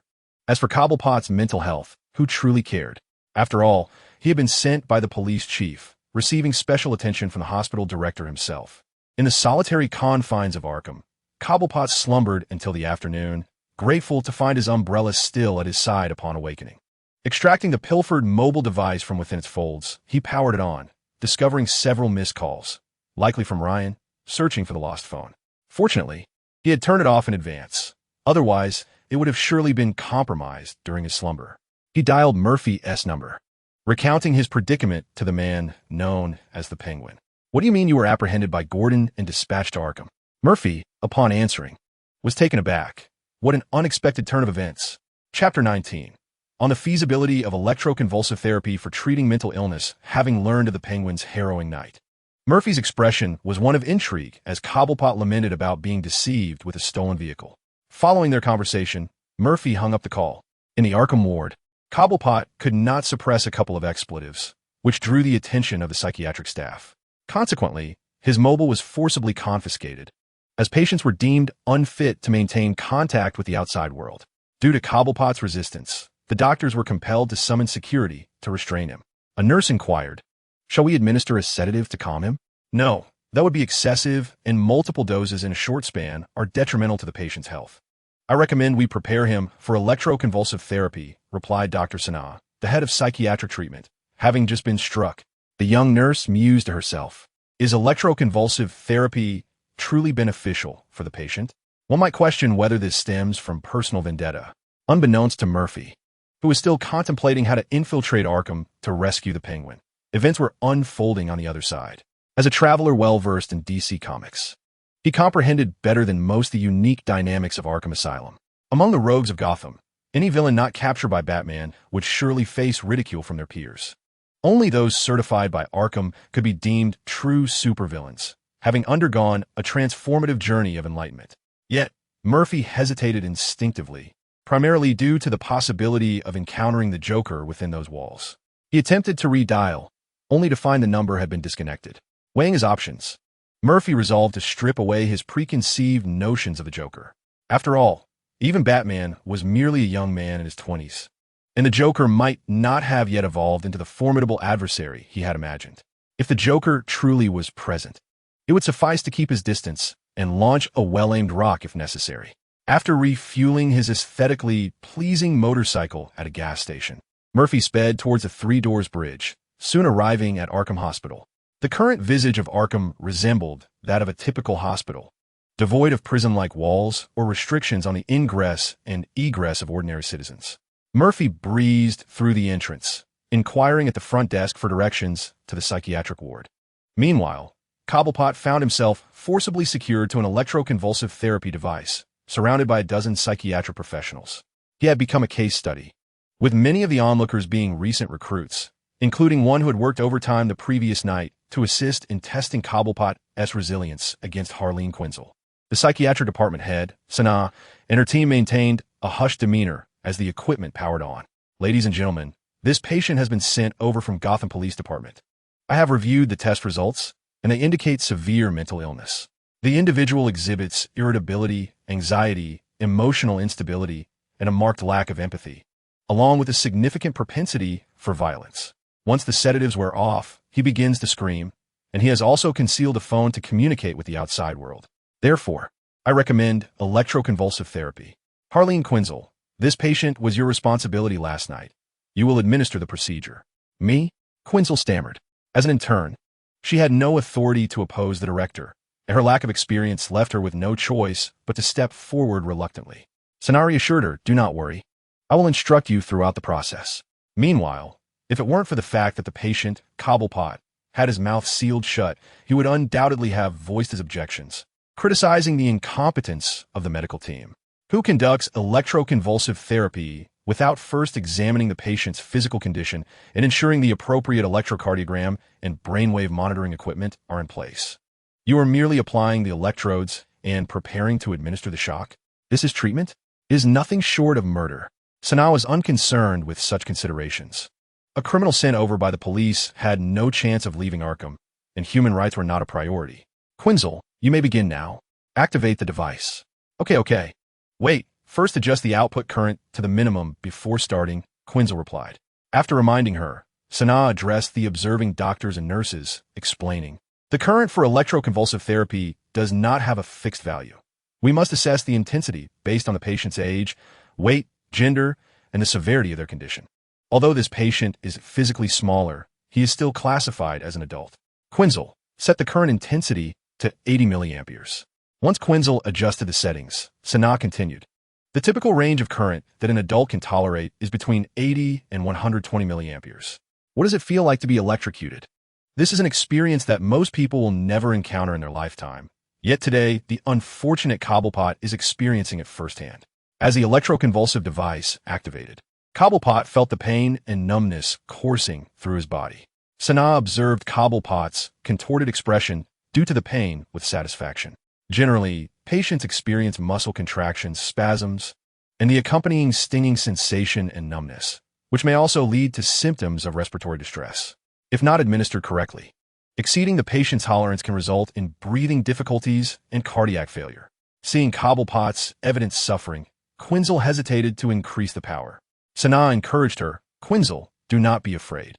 This is a normal reaction from the patient. You can gradually adjust the current to 115 milliamperes, then stop. However, when Tsunade turned her gaze back to Cobblepot, expecting to relish in his agony, she was taken aback to find him remarkably calm. In fact, not only was Tsunade surprised, but Cobblepot himself was puzzled as well. Aside from the initial pain from the current surging through his body, The discomfort had gradually diminished to the point where he felt nothing at all. Were it not for the audible hum of the device, he might have thought it malfunctioned. This was impossible. He should not be devoid of any reaction. Quinzel adjusted the current to 115 milliamperes, then to 120. However, Quinzel hesitated, pondering whether this was not akin to murder. Step aside, I shall handle this myself. Observing Quinzel's reluctance to act, Sana pushed her aside and adjusted the device to 120. She then gazed at the pained expression on Cobblepot's face, satisfied, and remarked, "Now, this is more like it." After feeling the current with the back of her hand and wincing from the shock, she thought, this is indeed the right intensity. Other doctors murmured among themselves. Could such excruciating currents truly heal a patient? Starting at 120, the upper limit for adults, was that truly advisable? Meanwhile, Murphy, disguised as Gordon, successfully inquired about Cobblepot's whereabouts and was now hastening toward the electroshock room. "Hello, I am GCPD Detective James Gordon. May I inquire if Mr. Cobblepot, sent by the commissioner, is present here?" Murphy brandished his driver's license as a makeshift badge, quickly retracting it to avoid scrutiny. Upon hearing the voice, Sana turned. "Officer Gordon?" Naturally. She recognized the Commissioner Star investigator due to her clandestine dealings with the Gotham commissioner. The other psychiatrists, upon realizing the truth of the situation, swiftly cleared the way, revealing Cobblepot, who was enduring the electric shocks. Quinzel, unable to bear Cobblepot's torment any longer, promptly reduced the device's settings until Cobblepot ceased to exhibit signs of distress. Chapter 20. The Scapegoat Gordon. Cobblepot heard Murphy's voice, but turned to see Gordon instead. Wait, the body of Gordon accompanied by Murphy's voice. He pieced it together. As Murphy approached, he noticed the penguin bound to the bed. "What is this?" "Officer Gordon, we are conducting electroshock therapy. His condition is dire and requires immediate attention," Sana replied, regaining her composure. Listening intently, Murphy did indeed hear the sound of electricity, yet the penguin exhibited no response. Wait, it seemed the current was being absorbed by him. However, this was not the time for contemplation. Rescuing the penguin took precedence. "Ms. Sana, I fear you must cease treatment for now. Cobblepot is involved in a mob case, and I need to take him back for interrogation." Murphy noted her name on the badge. Sana, incredulous, replied, "Take him away? I did not hear your commissioner mention that." "This is an urgent matter, Ms. Sana." Leaning closer, Murphy whispered, "He has a history with fish, was exiled from Gotham, and has returned without authorization, getting entangled with Mr. Falcone. I need to extract the information he possesses." Sana furrowed her brow in thought. This Gordon seemed quite different from what she had heard. Did Commissioner Gillian not describe him as an unorthodox detective? A peculiar figure obsessed with hollow justice? Was this bushy-browed fellow also in cahoots with criminal elements? "Mr. Gordon, this hardly seems procedural, does it?" "You jest, Miss Sana. Was the process of his arrival truly by the book? The penguin can be delivered tonight, but he certainly wouldn't believe there were no clandestine dealings involved. Of course, I shall not make things difficult for Miss Sana. How about 2 days? In 2 days, I will personally deliver Cobblepot." Observing Sana in contemplation, Murphy turned to the young doctor standing by the apparatus and inquired, "Could you kindly halt this equipment for the time being? Prolonged exposure to electric shocks may result in some irreversible damage." "Oh, I apologize. I shall stop it immediately." Harleen Quinzel had also been concerned about Cobblepot and hastily shut down the device upon hearing Murphy's words. As Quinzel turned away, Murphy noticed her name tag. Harleen Quinzel? How familiar it seems. Wait, could it be that she resembles the pre-madness version of Harley Quinn? Upon closer examination, Murphy indeed discerned a hint of the jester's visage in her, though now Quinzel exuded the intellectual poise of a doctor, calm and composed. No wonder he failed to recognize this future iconic character from Gotham at first glance. Initially, he had little interest in Harley Quinn, but after watching Suicide Squad, the striking image of the jester had truly captivated him. All right, ladies and gentlemen, it appears our impromptu course on electrotherapy must conclude prematurely. Please return to your respective posts. I have matters to discuss with Officer Gordon. Sana resolved to do Gordon a favor. His capabilities were acknowledged even by Chief Gillian, who was not particularly fond of him, and it was highly probable that he would soon ascend to the rank of Deputy Chief or even Chief. It would be wise to establish rapport with such a prominent detective ahead of time. Sana noted Murphy's gaze lingering on Quinzel several times, and once the crowd dispersed, She took the initiative to foster a connection. Harleen Quinzel is a relatively new psychiatric intern. Are you interested in her, Officer Gordon? She is a good girl. If you're keen, you might visit the hospital more often. I could arrange some opportunities for you. No, she resembles someone from my memories. I thought I had encountered Harley. Murphy dismissed the topic, expressing gratitude for Ms. Sana as understanding. Cobblepot is still of use to me. I shall take him back to the precinct for questioning. With that, Murphy set Cobblepot, who had been restrained to the apparatus, down. It's me. Play it convincingly. Don't reveal anything. Fearing that the penguin might not recognize him, Murphy whispered in his ear. After assisting the penguin down from the platform, he tore off the tape from the latter's mouth. Sana called out to Murphy as he escorted Cobblepot away. Officer Gordon, please extend my regards to your chief. Certainly. The events occurring in the psychiatric ward had already reached the ears of the hospital guards. Additionally, Sana, fearing that Gordon might be stopped upon exiting, had made a phone call to ensure his clearance. Thus, the process of escorting the penguin was remarkably smooth, which also reflected Officer Gordon's renown. Murphy was acquainted with Gordon, who had responded to calls at the abandoned factory, even if he wished to use his shape-shifting abilities to transform into a more authoritative figure. He lacked a suitable reference. Fortunately, everything went smoothly, and he successfully brought the penguin to the parking lot adjacent to Arkham Hospital. Cobblepot, observing the distinctly unconventional bat pod, remarked to the transformed Murphy, "Nice taste. Where did you steal this from?" "No, this is a form of spiritual compensation forcibly taken from me by my master," Murphy retorted. "How could Mr. Paradise's affair be deemed theft? That said, your spiritual compensation is indeed quite costly." The penguin mused inwardly that just the appearance of this vehicle was beyond his financial means. Commissioning one would undoubtedly demand a considerable sum. To that individual, it could merely be regarded as a meager allowance offered to me. How could a man who carelessly tosses a bat-shaped boomerang valued at around 200,000 care about a disposable motorcycle? Damn it, you deceived me from the start about that vehicle belonging to the Black Mask Gang. I was foolish enough to believe you. Even as I was diligently extracting intelligence just seconds before being apprehended. Upon mentioning this, Cobblepot trembled with rage. Had he not known he could not overpower Murphy, he would have relished the opportunity to subdue him. Thus, I suggested selling it for startup funds, but you chose not to heed my advice. Have you considered that I should not have been sent to a psychiatric facility to endure electric shocks? Never mind, dwelling on this is futile. Even if you were to take me out now, I fear I could not accompany Gordon. Furthermore, all my possessions have been seized by the police.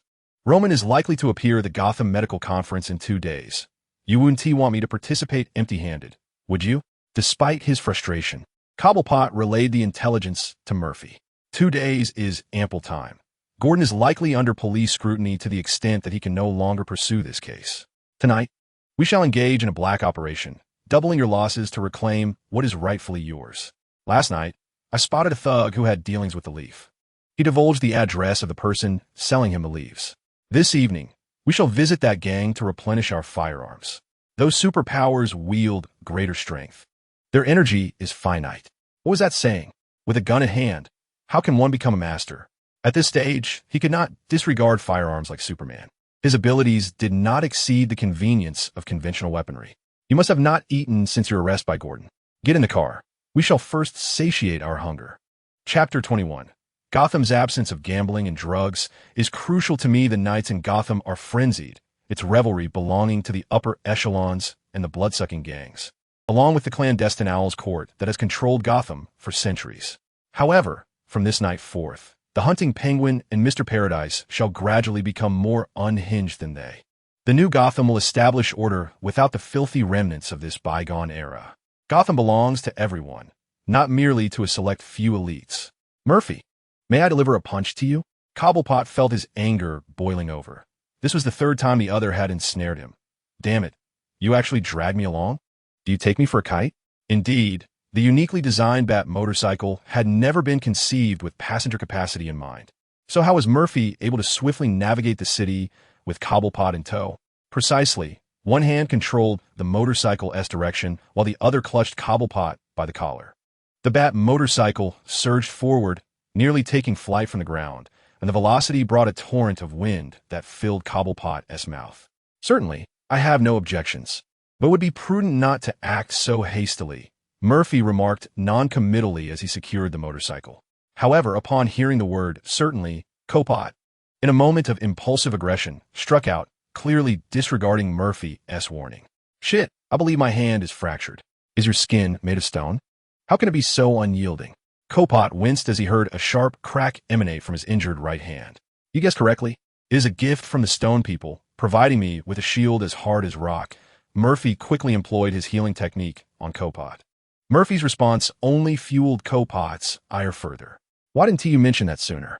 The efficacy of the healing technique was evident. The swelling in Copot's right hand diminished rapidly, alleviating his pain. This night, Murphy's target was a bar, or rather, a gang stronghold masquerading as a defunct establishment. Here, your black umbrella, Murphy said, retrieving it from the motorcycle and handing it to Copot, freshly purchased from store. Upon receiving the umbrella, Copot unexpectedly jabbed Murphy with its sharp tip, revealing his lingering desire for retribution. Yet, the impact of the umbrella against Murphy merely left him disappointed, causing a tingling sensation in his hand. At the entrance, 2 vigilant sentinels stood guard, 1 for each. Ignoring Copot's attempt at ambush, Murphy stealthily peeked around the corner of the alley and spotted the disguised bar, now under the watchful eyes of 2 guards. Were it not for the intelligence gathered the previous night, one might have overlooked the peculiarities of this place. The grand entrance was adorned with an additional glass display case, divided into 6 tiers, each filled with an array of liquor bottles.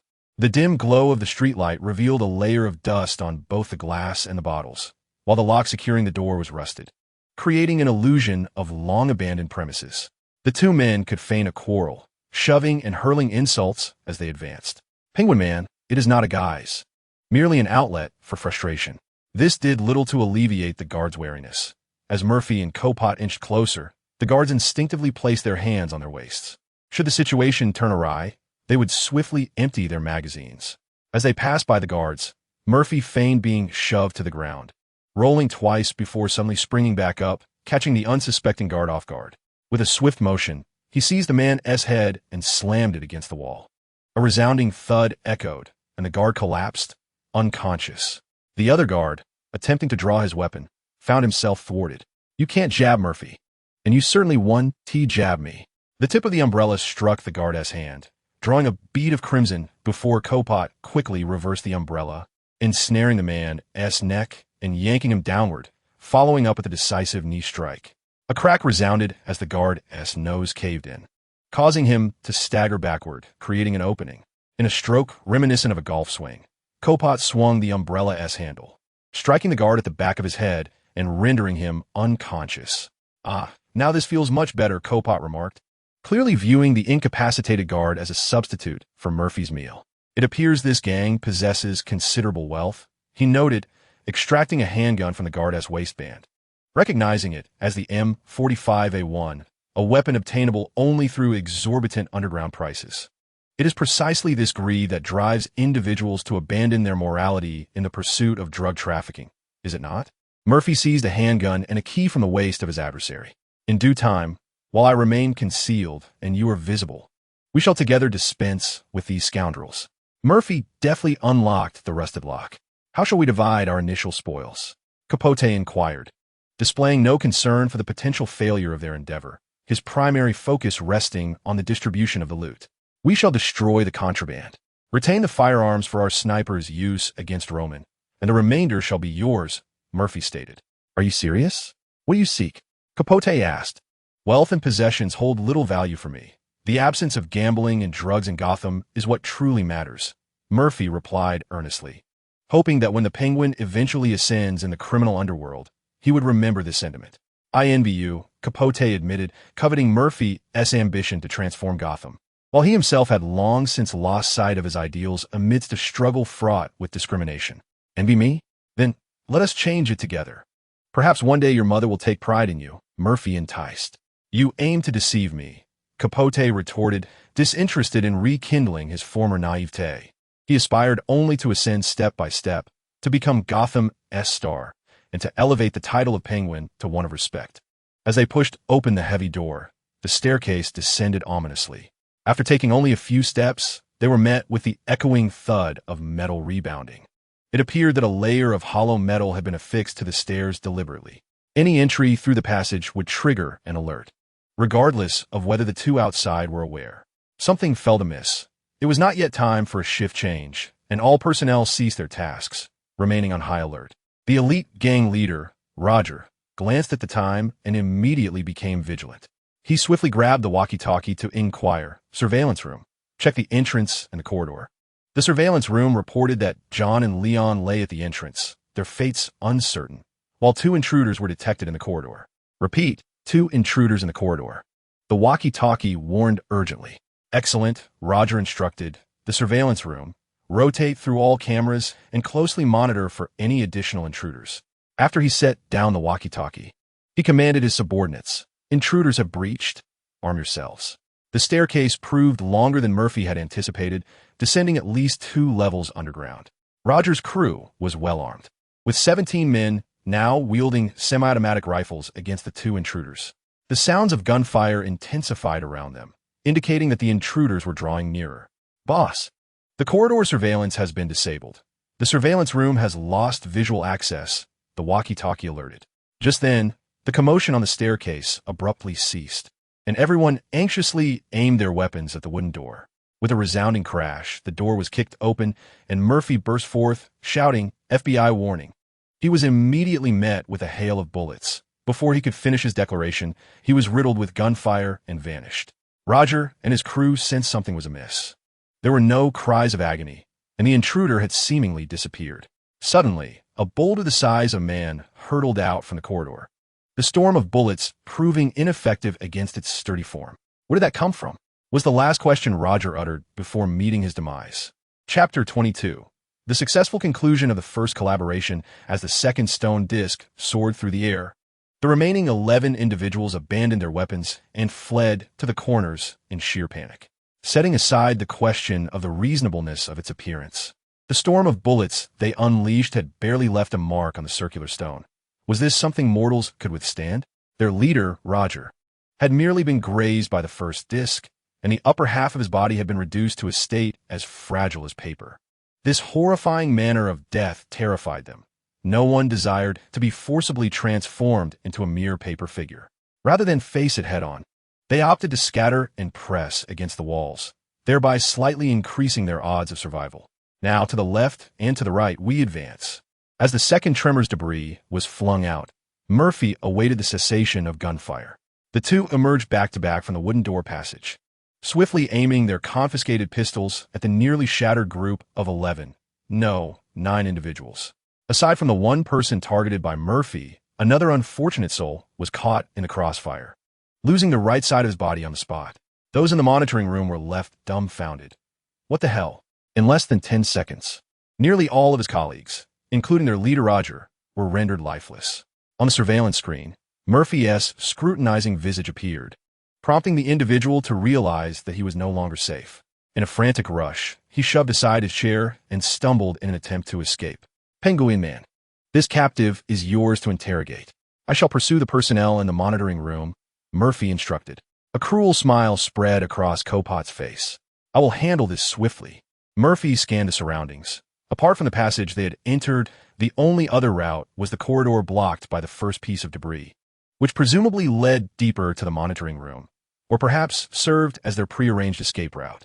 The blockage was also the primary reason the drug dealers had not fled, opting instead to scatter and hide. With both hands, he heaved the tremor debris aside, tossing it to the ground. It was quite heavy, nearly beyond his capacity to lift.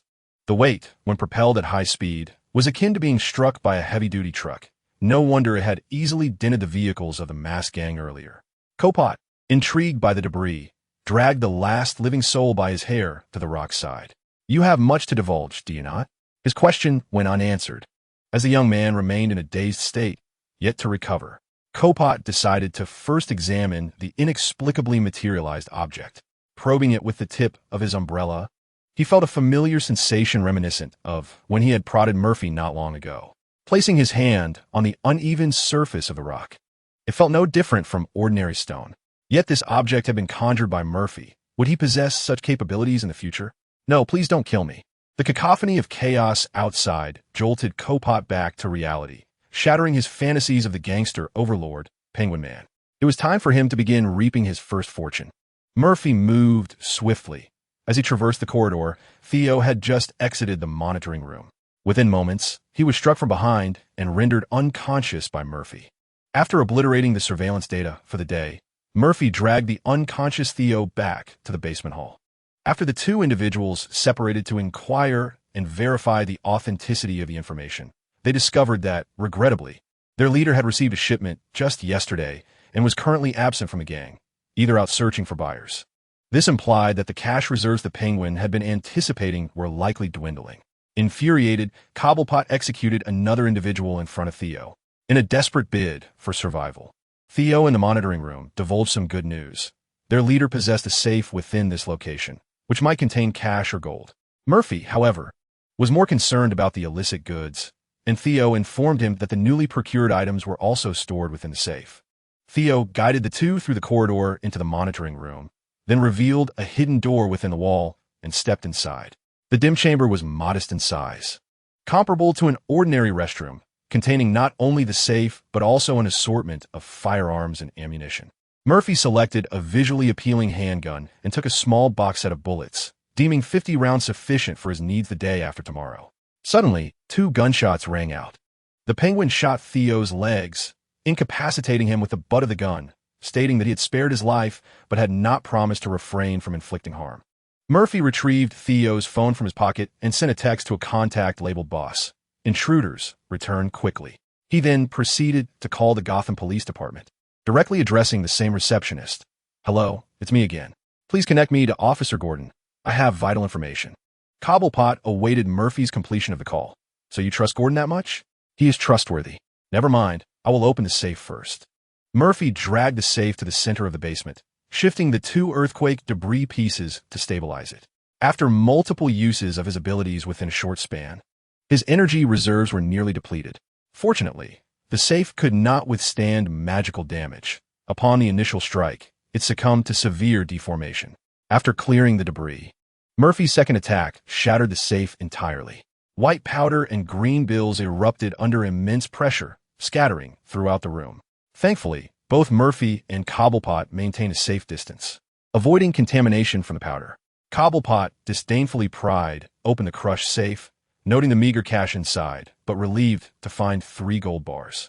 Perhaps dismayed by the excessive denomination of the bills or the difficulty in cleaning off the powder, Cobblepot left the scattered cash untouched.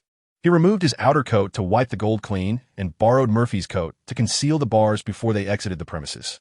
This time, Cobblepot declined Murphy's offer to leave with him, not solely to hide the 3 gold bars as initial capital for his quest for dominance in Gotham, but primarily to avoid the experience of being a pawn again. Before parting, they agreed to reconvene in 2 days, driving back to the hotel where they had yet to check out after several days.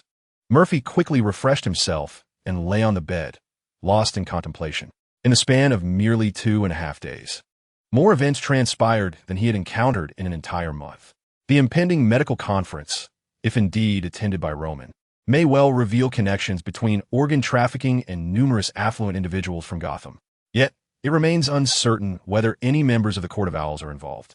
Before long, Murphy succumbed to a drowsy slumber, and upon regaining consciousness, he found himself once again in that extraordinary realm. The Stone Man Murphy greeted him. It has been a while. DC Murphy, have you managed to escape from Superman's grasp?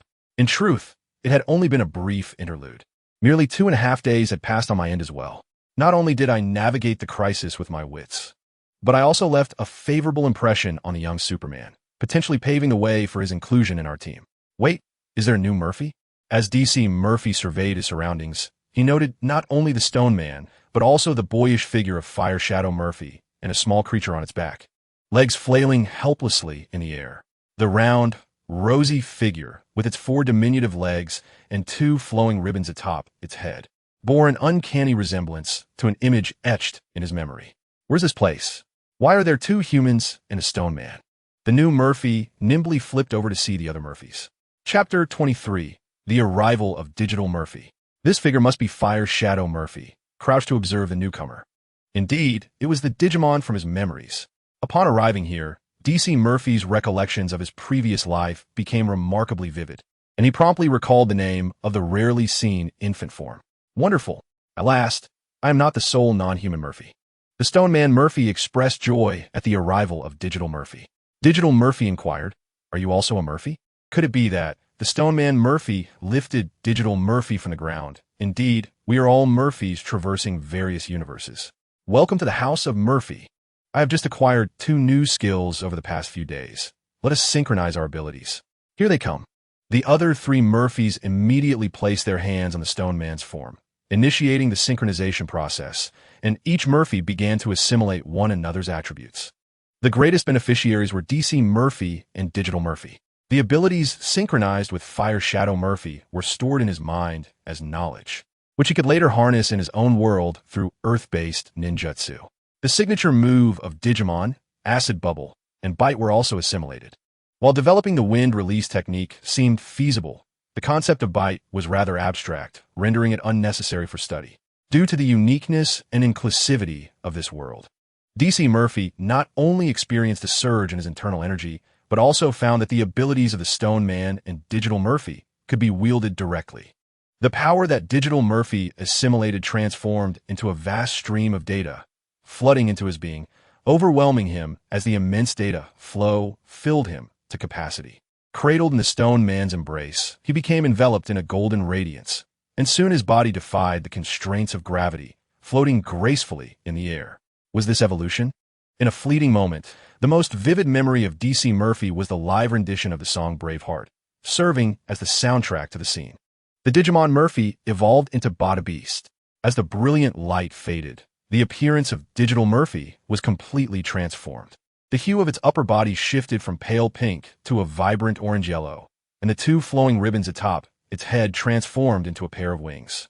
Having evolved into the juvenile stage Digimon Bada Beast, Murphy instinctively acquired the ability to fly, flapping its wings and hovering amongst the other Murphys. Digital Murphy remarked, "What a pity I did not directly skip to the mature stage. The ability to fly is truly enviable. Let us synchronize once more and see if I can learn it." Stone Man Murphy reached out to touch the smooth form of Digital Murphy.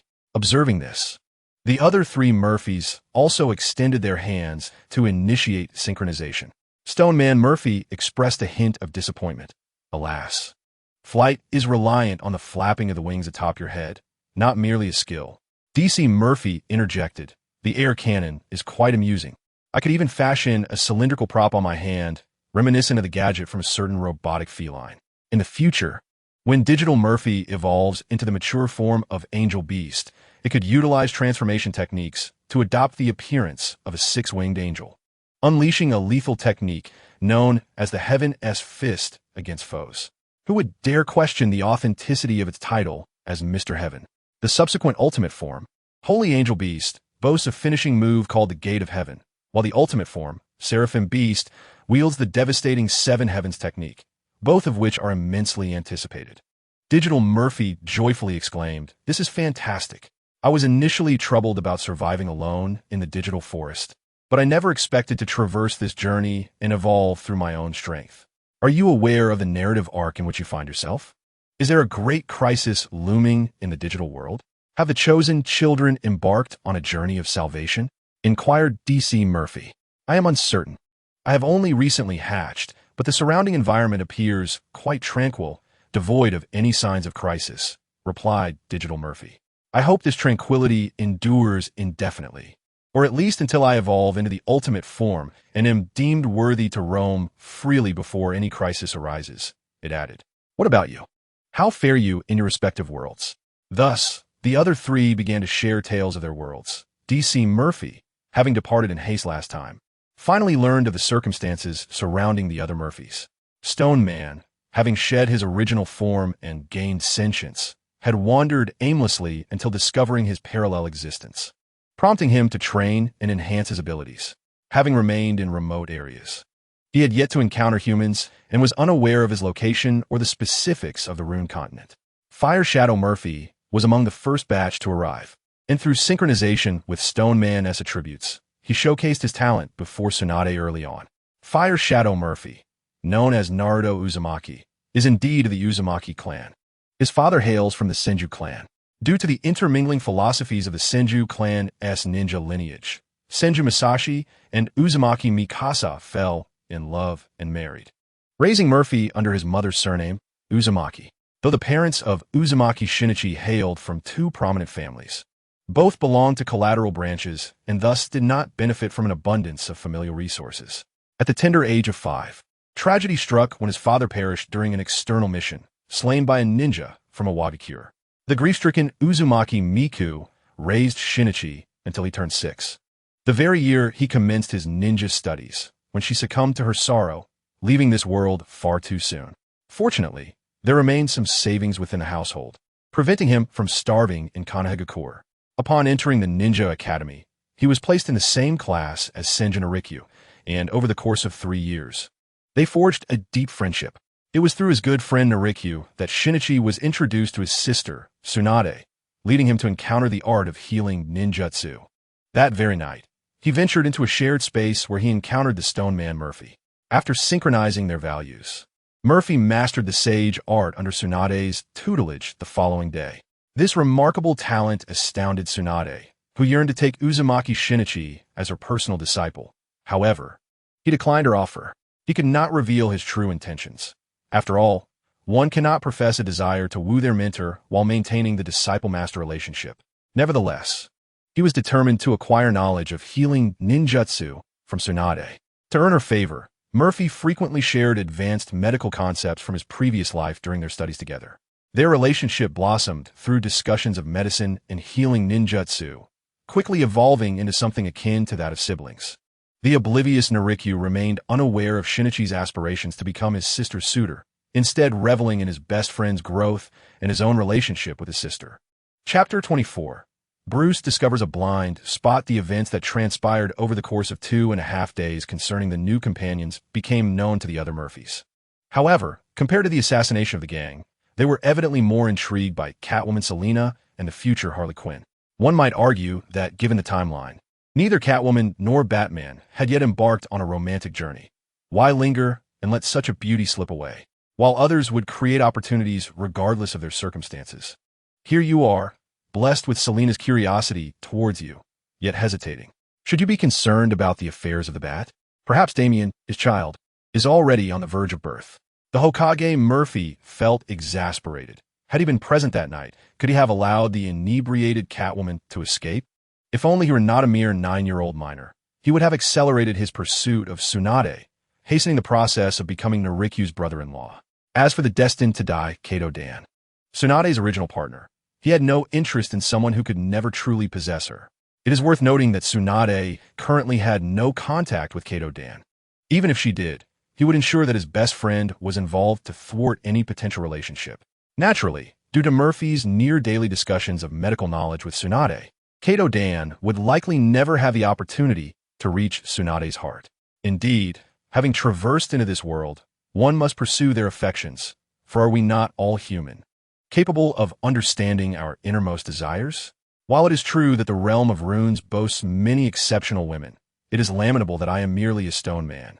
Unable to enjoy such blessings, the stone man lamented, scratching his head in disappointment. In the stillness of the air, Digital Murphy pondered silently, contemplating the likelihood of securing a celestial beast as a wife.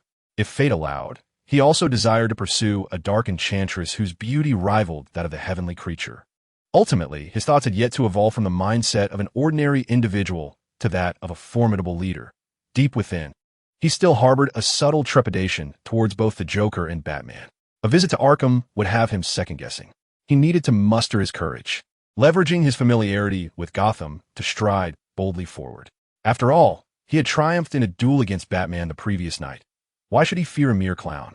As for the Owl Court, it was certainly not as formidable as he imagined, merely a collective of Gotham's elite. Their strength in the comics derived from the advantage of operating in the shadows, exploiting the information gap and the blind spots of their foes. Digital Murphy jested. I thought it was just a mosquito, yet here I am, exerting myself while you persist. Tell your Owl Court to come at me.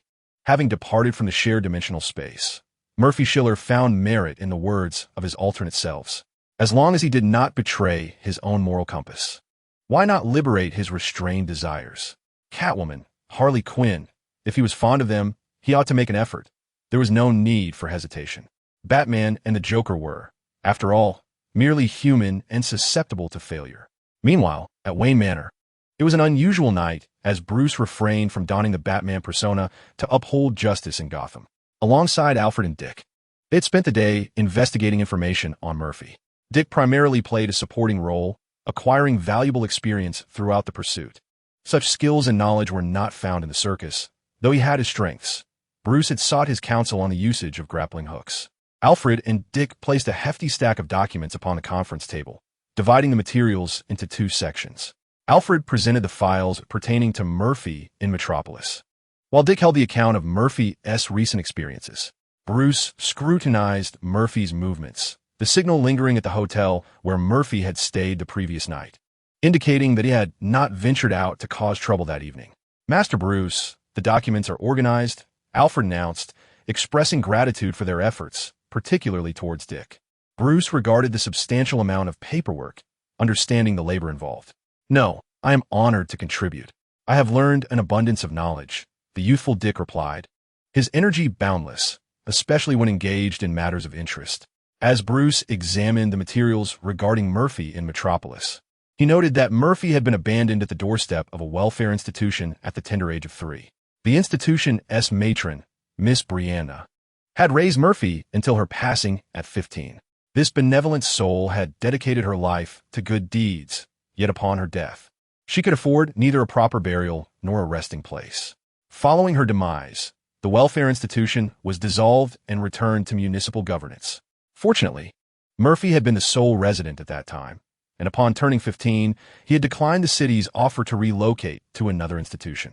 The records revealed that Murphy had vanished for 3 days, only to return with ample funds to purchase a burial plot for Brianna, ensuring that this kind-hearted woman received a final resting place. For 3 days, Murphy's actions remained a mystery to all, even to Alfred, whose efforts to uncover the truth were in vain.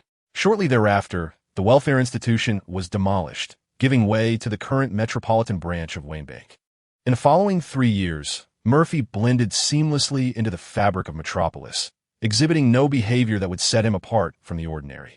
It was only when he disguised himself as a thief resembling an individual from a distant land and absconded with cash, eventually arriving in Gotham, that things took a turn. The records indicated that Murphy had been intercepted and, after a brief exchange, had ventured to a park beyond the reach of surveillance. Bruce, oblivious to the significance of this event, assumed Murphy had merely encountered an acquaintance from the streets. He dismissed the Metropolis records and instead focused on Murphy's recent activities in Gotham. Upon examining the documents, he stumbled upon a significant oversight. "Please investigate the Gotham PD's Detective Gordon's dispatch information over the past few days." With remarkable skill, Alfred infiltrated the GSPD network, relaying the information to Bruce's computer. Gordon's first call was to the location where Murphy was taken away by the Black Mask Gang, en route. One of their support vehicles was crushed by a circular rock, while another was commandeered by Falcone's enforcer, who was expelled from Gotham.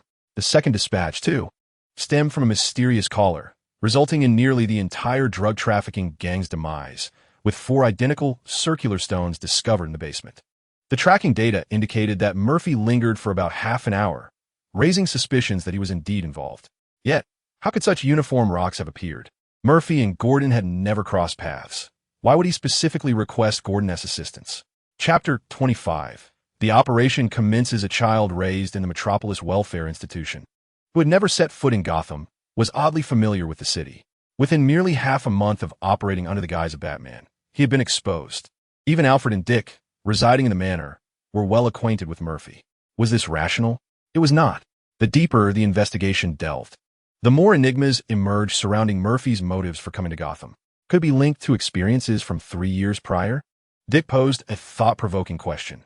Since Murphy first appeared in Metropolis at the age of 3, what transpired before that age? Excellent point, Dick, Bruce acknowledged, recognizing it as a promising avenue for investigation that might yield breakthroughs. Soon, he envisioned confronting Murphy with the findings, asserting, "You are not the only one with secrets. I too possess capabilities. Murphy, your lineage cannot remain concealed." He tasked Alfred with meticulously compiling events from Gotham and Metropolis that occurred 15 and 18 years ago, leaving no stone unturned.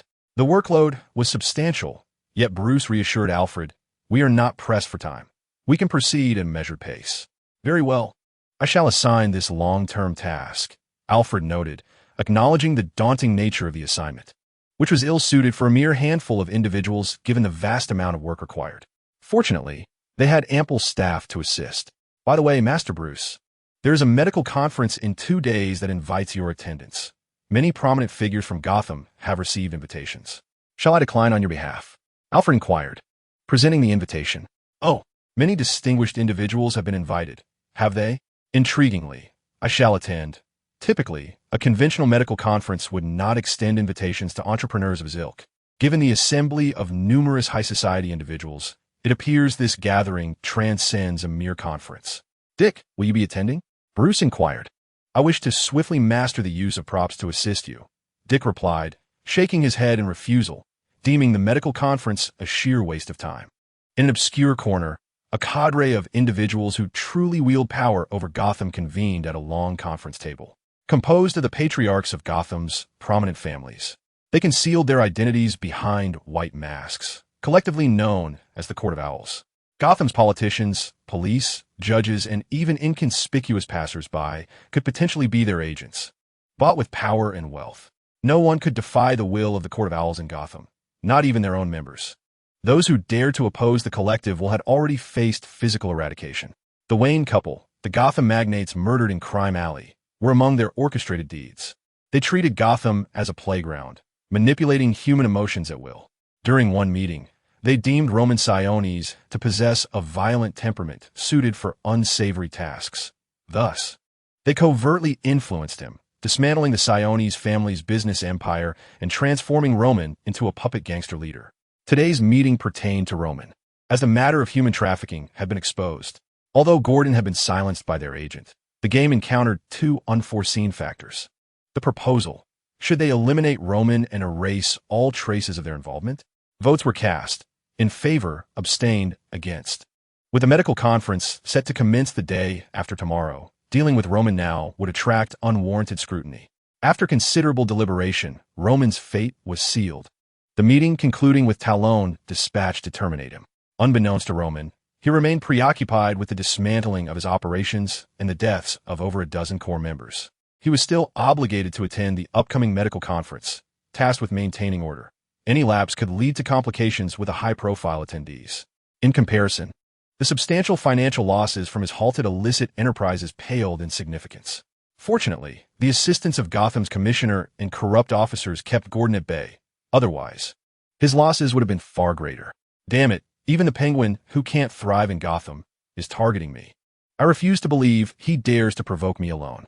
Don't let me discover your identities, Roman seethed, focusing on the pressing matters at hand before indulging in leisure with them later.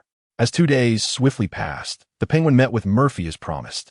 With newfound funding, his previously shabby attire was replaced by a sharply tailored suit. Nevertheless, due to his height and appearance, he still evoked an air of absurdity to outsiders. Nevertheless, the Penguin was quite pleased, having made remarkable progress compared to his former self. The medical conference is being held in the fashionable district adjacent to Grant Park. Coincidentally, it is quite close to the Adams Dock, where the two first encountered one another. By traversing Grant Park and proceeding straight to the end, one arrives at the dock area.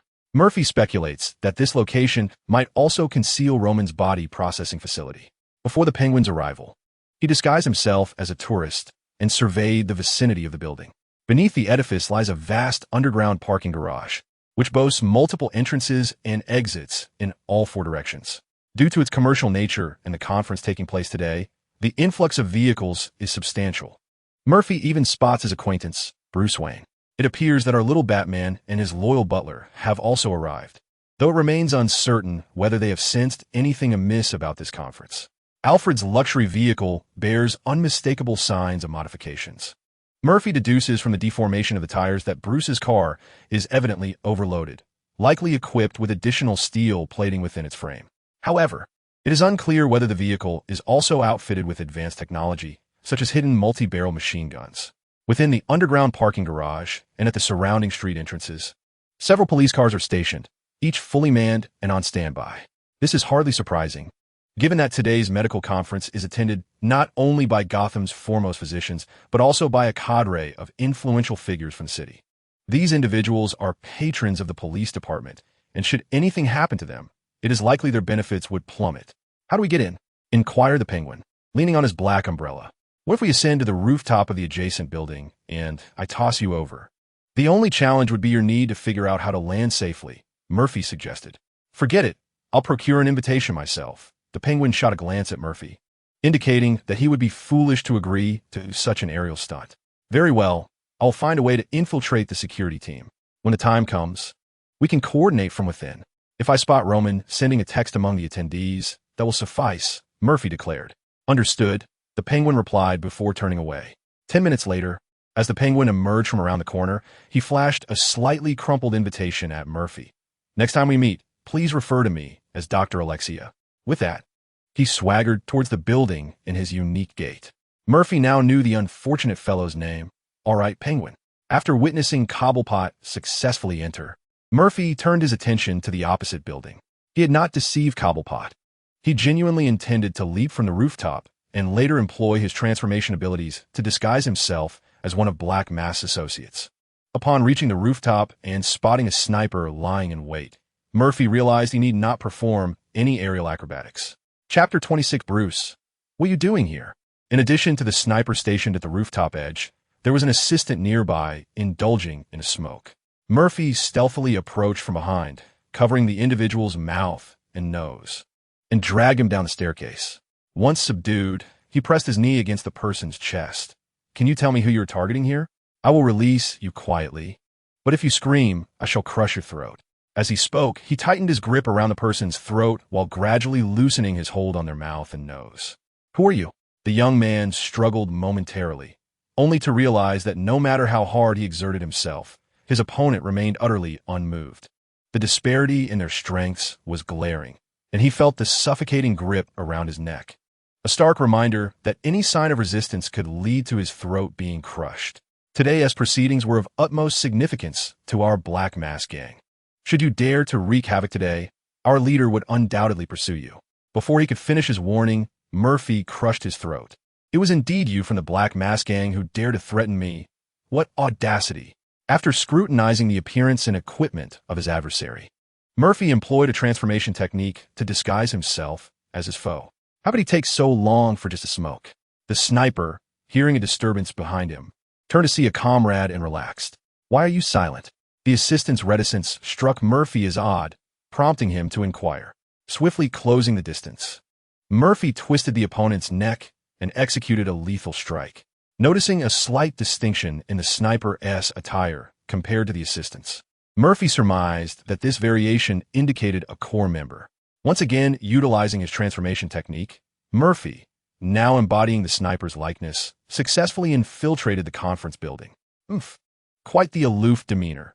He doesn't even acknowledge greetings, commented one guard to his companion as they observed Murphy enter. Well, he's a core member. We are merely peripheral associates of the security company, the other replied.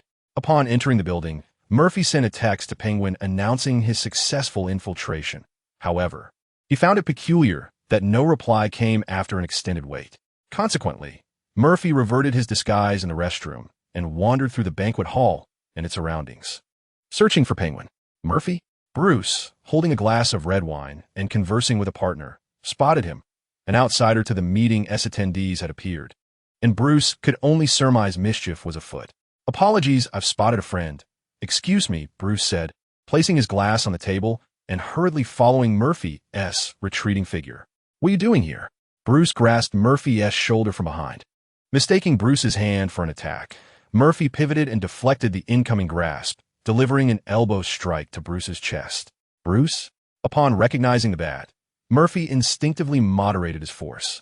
However, even the reduced strength of his elbow strike landed heavily against Bruce's unprotected palm, leaving him gasping for breath, nearly losing consciousness and staggering backward. Fortunately, Murphy swiftly caught him before he could topple into a nearby potted plant. The incident of Gotham's elite, Bruce Wayne, being attacked at a banquet was indeed a matter of grave concern, prompting a collective gasp from the onlookers. My apologies. My friend was merely jesting. We have urgent matters to discuss. Please allow us to excuse ourselves, Bruce clarified to the crowd, hastily leading Murphy away from the banquet hall. Considering I'm not in my suit, could you not go easy on me?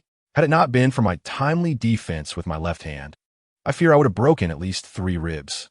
Bruce shook his already swollen hand. Although Murphy's combat skills were rather ordinary, his statistics were undeniably impressive. In close combat, even his teacher, the ninja master, would likely not stand a chance against him. Among peers of the same age, how could Murphy possess such extraordinary physical strength, seemingly beyond that of a mere human? If I were to pull you from behind, you would certainly turn to deliver a punch in return. Moreover, I had already restrained 70% of my strength. Murphy recalled the words of the youthful Hung Chao from a few years ago. I only used 30% of my strength, and you fell. How exhilarating it felt to say that to others. What brings you here?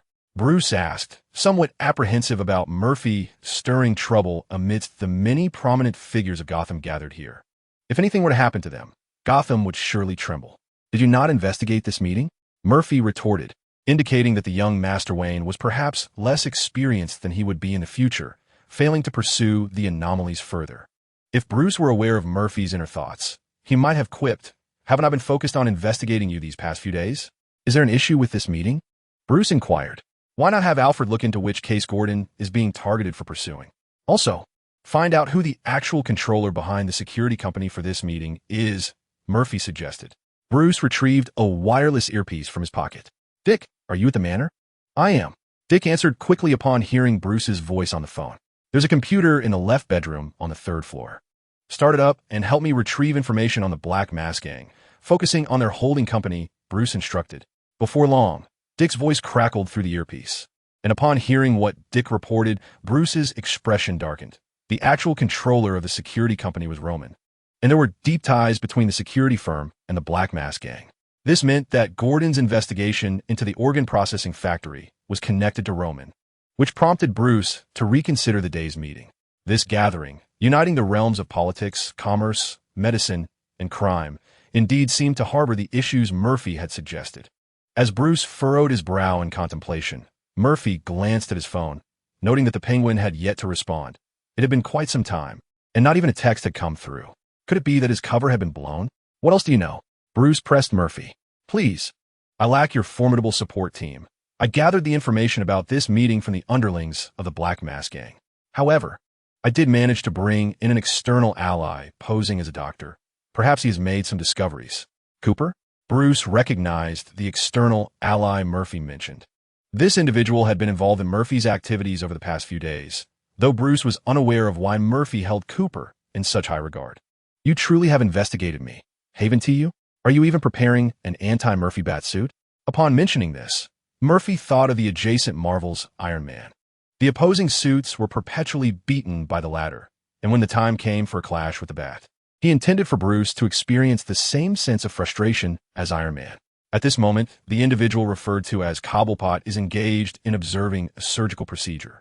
Clad in a white coat complemented by a blue surgical gown, the Penguin is situated within a makeshift operating room, engrossed in the intricacies of a significant heart transplant surgery. His inability to respond to messages is attributed to the gravity of this operation. Numerous esteemed figures from the medical field are present, several of whom he has encountered in the pages of newspapers. In Chapter 27, The Demons of Gotham, Dr. Alexei, the Penguin, has crossed paths with many nefarious characters. Yet in comparison to these ruthless individuals, he perceives himself as still quite youthful. It is astonishing to discover that those more sinister than the Mafia are, in fact, these elite magnates. This operation represents the world's first heart transplant with a high success and compatibility rate. Although there have been successes in the past, the probability of post-operative survival has never been assured. Today, however, the surgeons undertaking this procedure boldly guarantee a 75-year survival rate. A screen mounted on the side wall displays imagery that sends a chill down his spine. The gaze of those observing the victims bears an unsettling resemblance to one's indifference towards poultry. A list of names and surgical cases, arranged from the lowest to the highest success probabilities, looms large. Behind these staggering numbers lie countless voluntary victims, numbering in the tens of thousands. Whether it be 10,000 or 100,000, Cobblepot cannot ascertain. The visuals encompass not only heart transplants but also lung, liver, kidney, and multi-organ transplants. It is indeed shocking. Our team has spent a decade diligently seeking partners, ultimately accruing sufficient experience in extensive surgical experiments. In addition to these endeavors, we also possess research on blood transfusion longevity and rejuvenation injections, adrenaline red. Dr. Alexei, you are a prodigy in the field of human research. Your talents should not be squandered in a modest hospital. How about joining our team? Together, we can transcend the limits of life and create miracles. One doctor, observing the penguin's rapt attention, mistook his fascination as interest in recruitment and approached to elaborate. What is the rejuvenation injection? The penguin is familiar with blood transfusions. Yet the concept of rejuvenation injections is foreign to him. It is a unique substance that can only be produced in juvenile humans. We have discovered that through intimidation and torment, children's pituitary glands can self-protect, secreting a special stress pheromone. This pheromone, after secondary processing, proves to be more effective than blood transfusions. A nameless doctor whispered in his ear. Juvenilomans. Does that not simply refer to children? The penguin had thought he had conceived the worst of them, only to realize his imagination was lacking. I shall consider it further. The penguin felt his lips dry. In the presence of these monstrous figures, he perceived himself as pure, akin to a paragon of virtue. We have ample experimental materials for you to practice with. Should you wish to join us, do not hesitate to call. The unnamed doctor stated before moving on to entice others.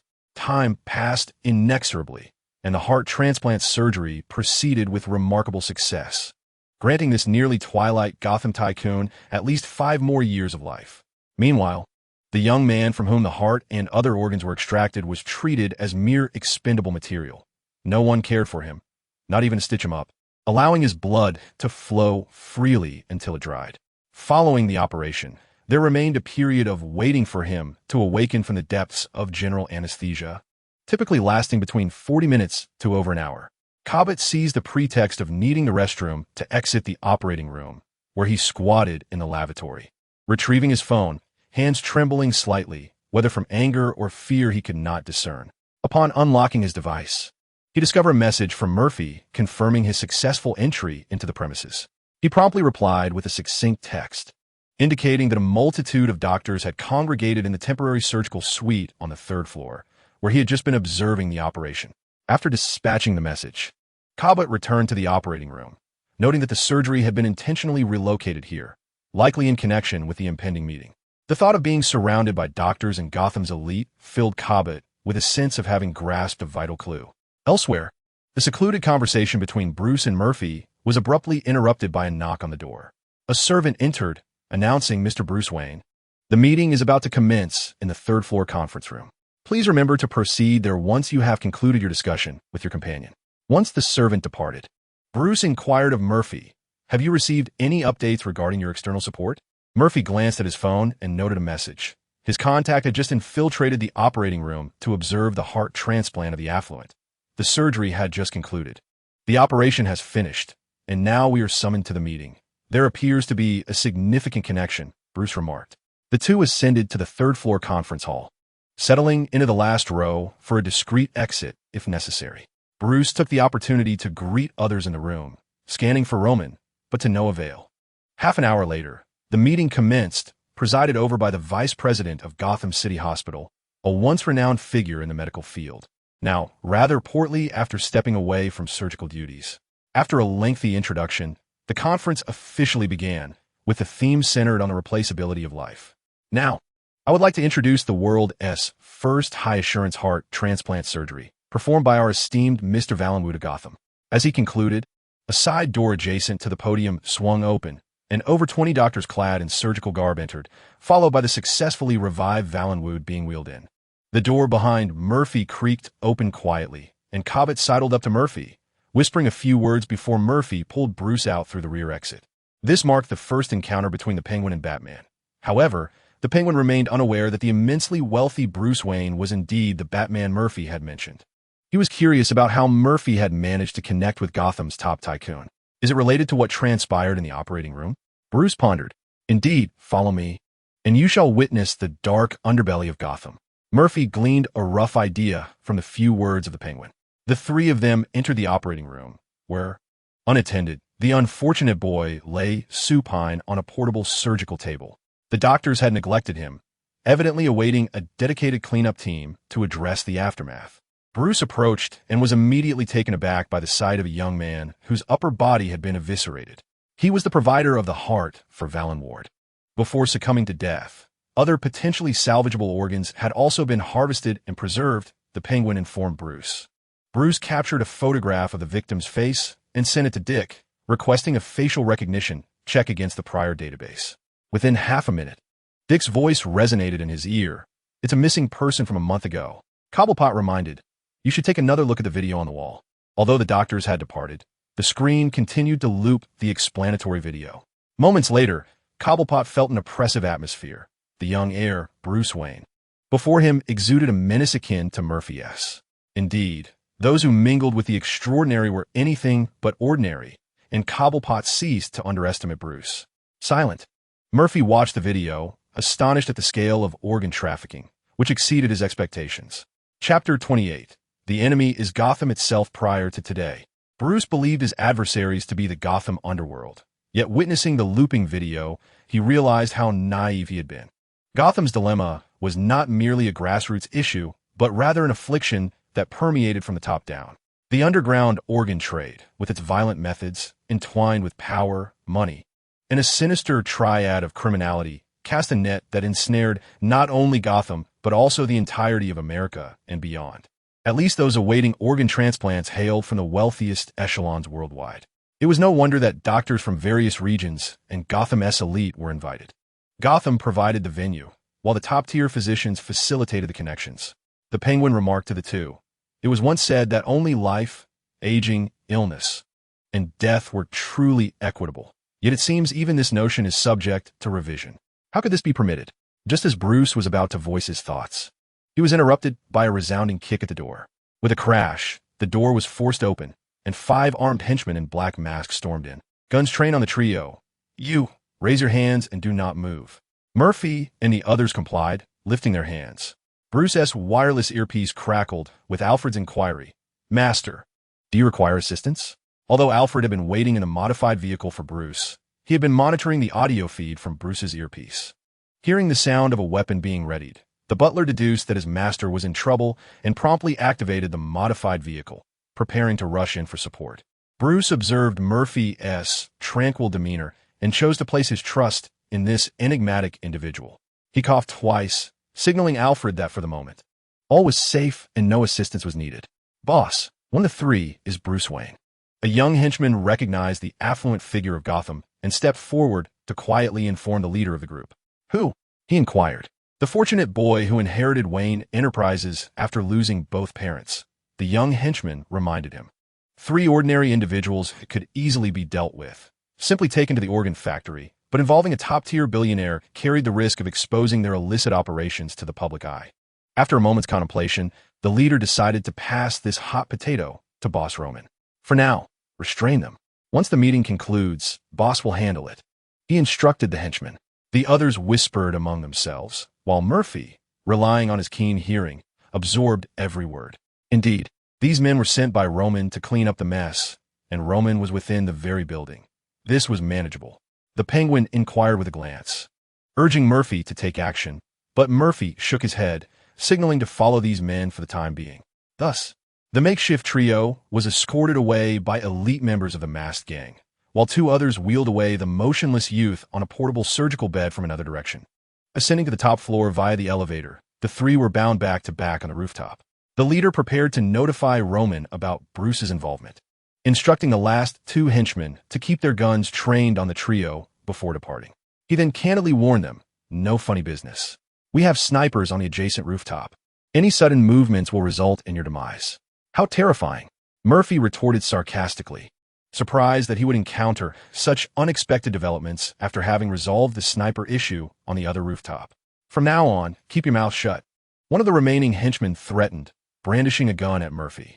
The Penguin nudged Murphy twice with his elbow, implying that he should utilize his extraordinary abilities to escape. However, Murphy was reluctant to reveal too much of his prowess, fearing retribution from the Batman in the future. Instead, he discreetly retrieved a bat-shaped dart from his pocket and slipped it into Bruce's hand. No one understood the myriad applications of the bat-shaped dart better than Bruce. In no time, the ropes binding their hands were severed. As the ropes fell away, Bruce activated the remaining half of the dart's stored energy and hurled it at the nearest henchman. The dart pierced through the thug's protective gear, embedding itself in his ribs, delivering a surge of electricity that rendered him incapacitated. Murphy swiftly advanced, stepping forward to intercept another henchman before he could fire. Grabbing the gun's barrel, he raised it upwards, causing a volley of bullets to fire harmlessly into the air. Seizing the weapon, he then gripped the opponent's collar, delivering a powerful knee strike that crushed the thug's face inward. Disposing of the unconscious henchman, Murphy turned his gaze to the individual Bruce had incapacitated. Judging by the depth of the dart embedded in his flesh, it was clear it had penetrated deeply. Removing his own bat-shaped dart, Murphy inspected the wound and found it had indeed penetrated down to the ribs, with the surrounding flesh charred by the electric shock. It was evident that Bruce was genuinely enraged, his strikes far more forceful than in the previous days. Remarkably, he still managed to restrain himself from taking a life in his fury. "Are you not concerned about the sniper across the way?" Bruce, hiding behind the water tank, hastily reminded Murphy, who was leisurely finishing off the unconscious gangsters. "The sniper? I took care of that before I arrived, thanks to the sniper's attire, which allowed me to masquerade as security personnel," Murphy explained. "What shall we do next?" The Penguin inquired, dusting off his backside as he stood up. It was confirmed that this particular throwing technique was not a skill possessed by the average individual.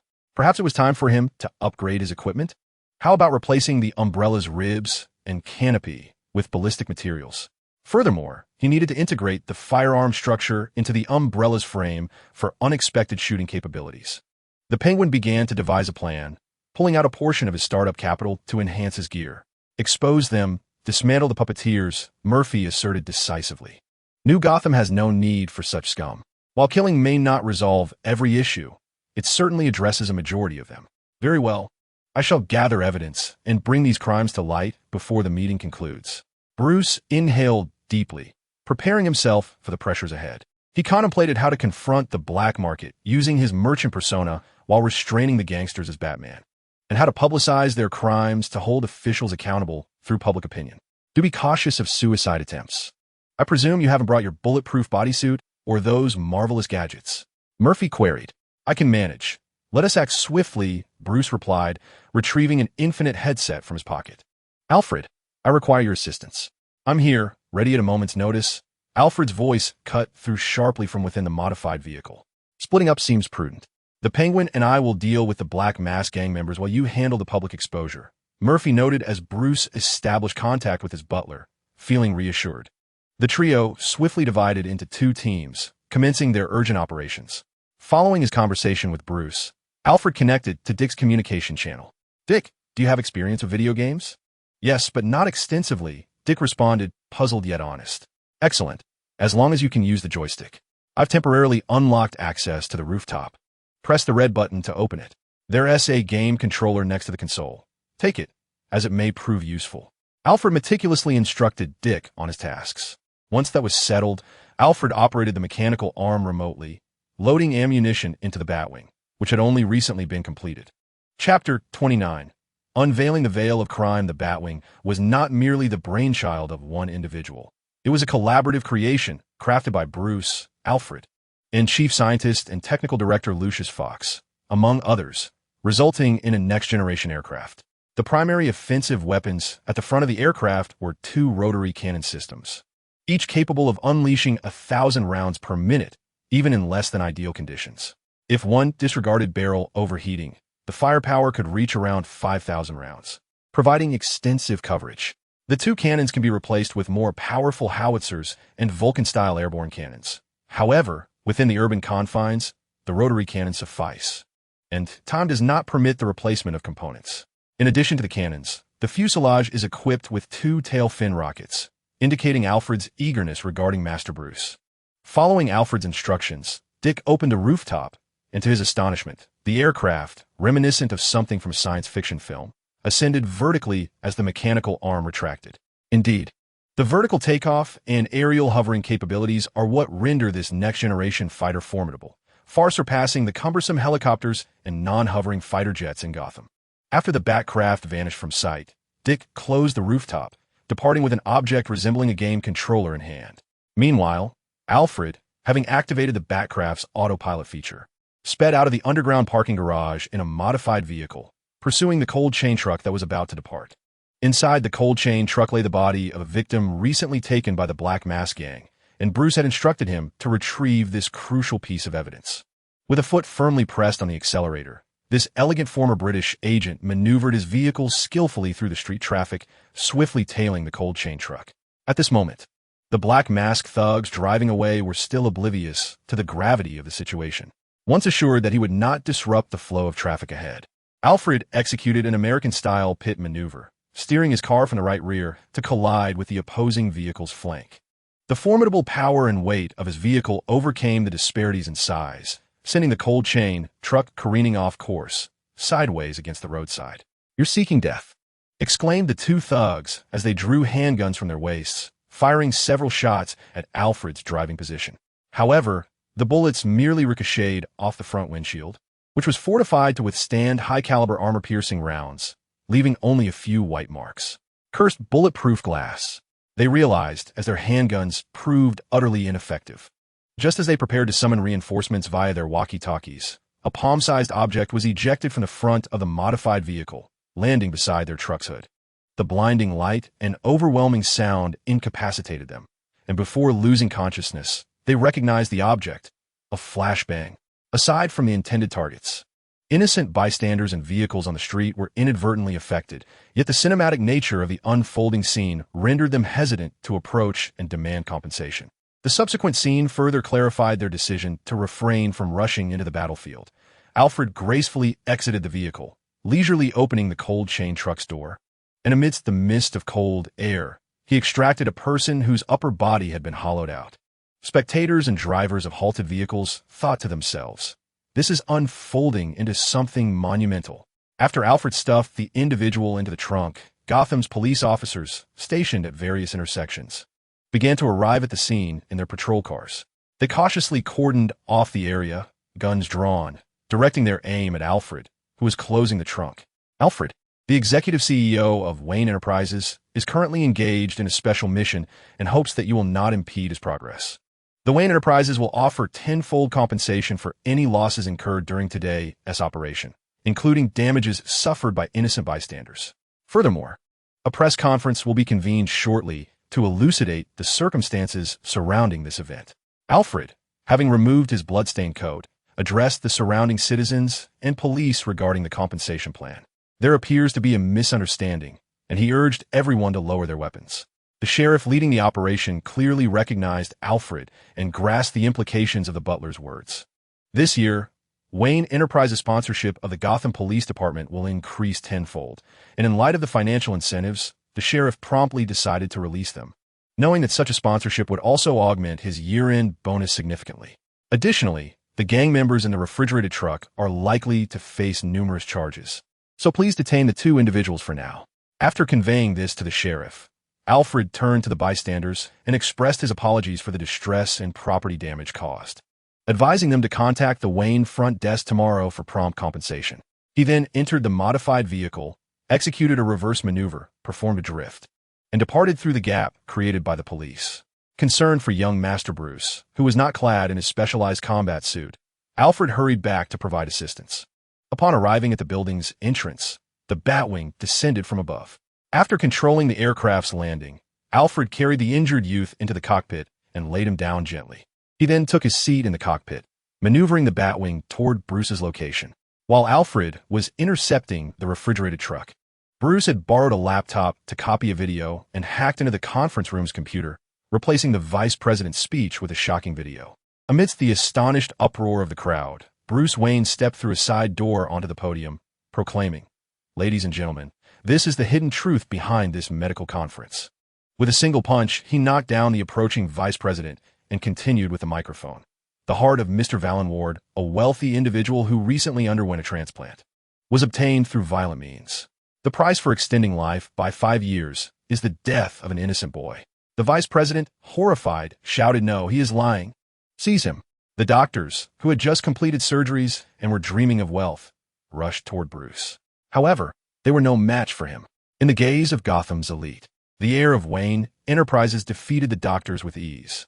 Amidst the chaos, the vice president called his associate Roman, hoping to bring reinforcements to handle Bruce. In his scheme, the vice president envisioned that with Roman's gang, they could confine Bruce and use the promise of extending life as leverage to sway other wealthy patrons to his side. At that moment, the triad of political, commercial, and underworld forces united to exert pressure on Bruce, imploring this young gentleman to recognize the gravity of his situation. However, the ideal was a lavish dream, while reality bore a stark and harsh countenance. Upon receiving a call from his subordinate, Roman ascended to the rooftop, only to find no sign of the three individuals bound there. Instead, he was confronted with the lifeless bodies of two of his own men. Sensing something amiss, he attempted to contact the sniper positioned on the opposite rooftop via intercom, yet received no response after an agonizing wait. Realizing the gravity of the situation, Roman swiftly gathered his men, determined to exact a brutal reckoning upon the three captives. Chapter 30. This is true firepower suppression. Roman received a call from his partner, the vice dean, revealing that the situation was far more dire than he had anticipated. Upon learning that sensitive information had been publicly broadcast by Bruce, he furiously smashed his phone. Indeed, it seemed that the very calamity one dreads is the one that befalls them. Today's meeting was pivotal in establishing the embryonic structure of an organ trafficking empire. A misstep could not only hinder his criminal endeavors, but might also attract the wrath of those who truly held dominion over Gotham. "Boss, what are we to do now?" inquired one of Roman's subordinates, anxious as he overheard the conversation. "Eliminate Bruce and those doctors connected to us. Inform the security at the entrance to bar anyone from entering or exiting, including Gotham police. Notify all core personnel within the building to arm themselves through the secret passages." The violent impulses within him surged forth. Roman yearned to obliterate any opposition, whether divine or mortal. If need be, he would abandon organ trafficking and reclaim his share of the Gotham underworld through brute force. After forcing himself to regain composure, he instructed, "You take a team to deal with the Vice Dean and Bruce Wayne, while I pursue the other two." His subordinates acknowledged the command, understood. Roman's team split into two factions to hunt down the three targets. While Murphy and Penguin were also on the prowl for members of the Black Mass gang within the hunting lodge, Roman's orders were crystal clear, communicated through the seized intercom. Cooper stashed away his empty handgun and picked up a semi-automatic rifle from a fallen Black Mass member, saying to Murphy, "Follow the orders." They're becoming desperate.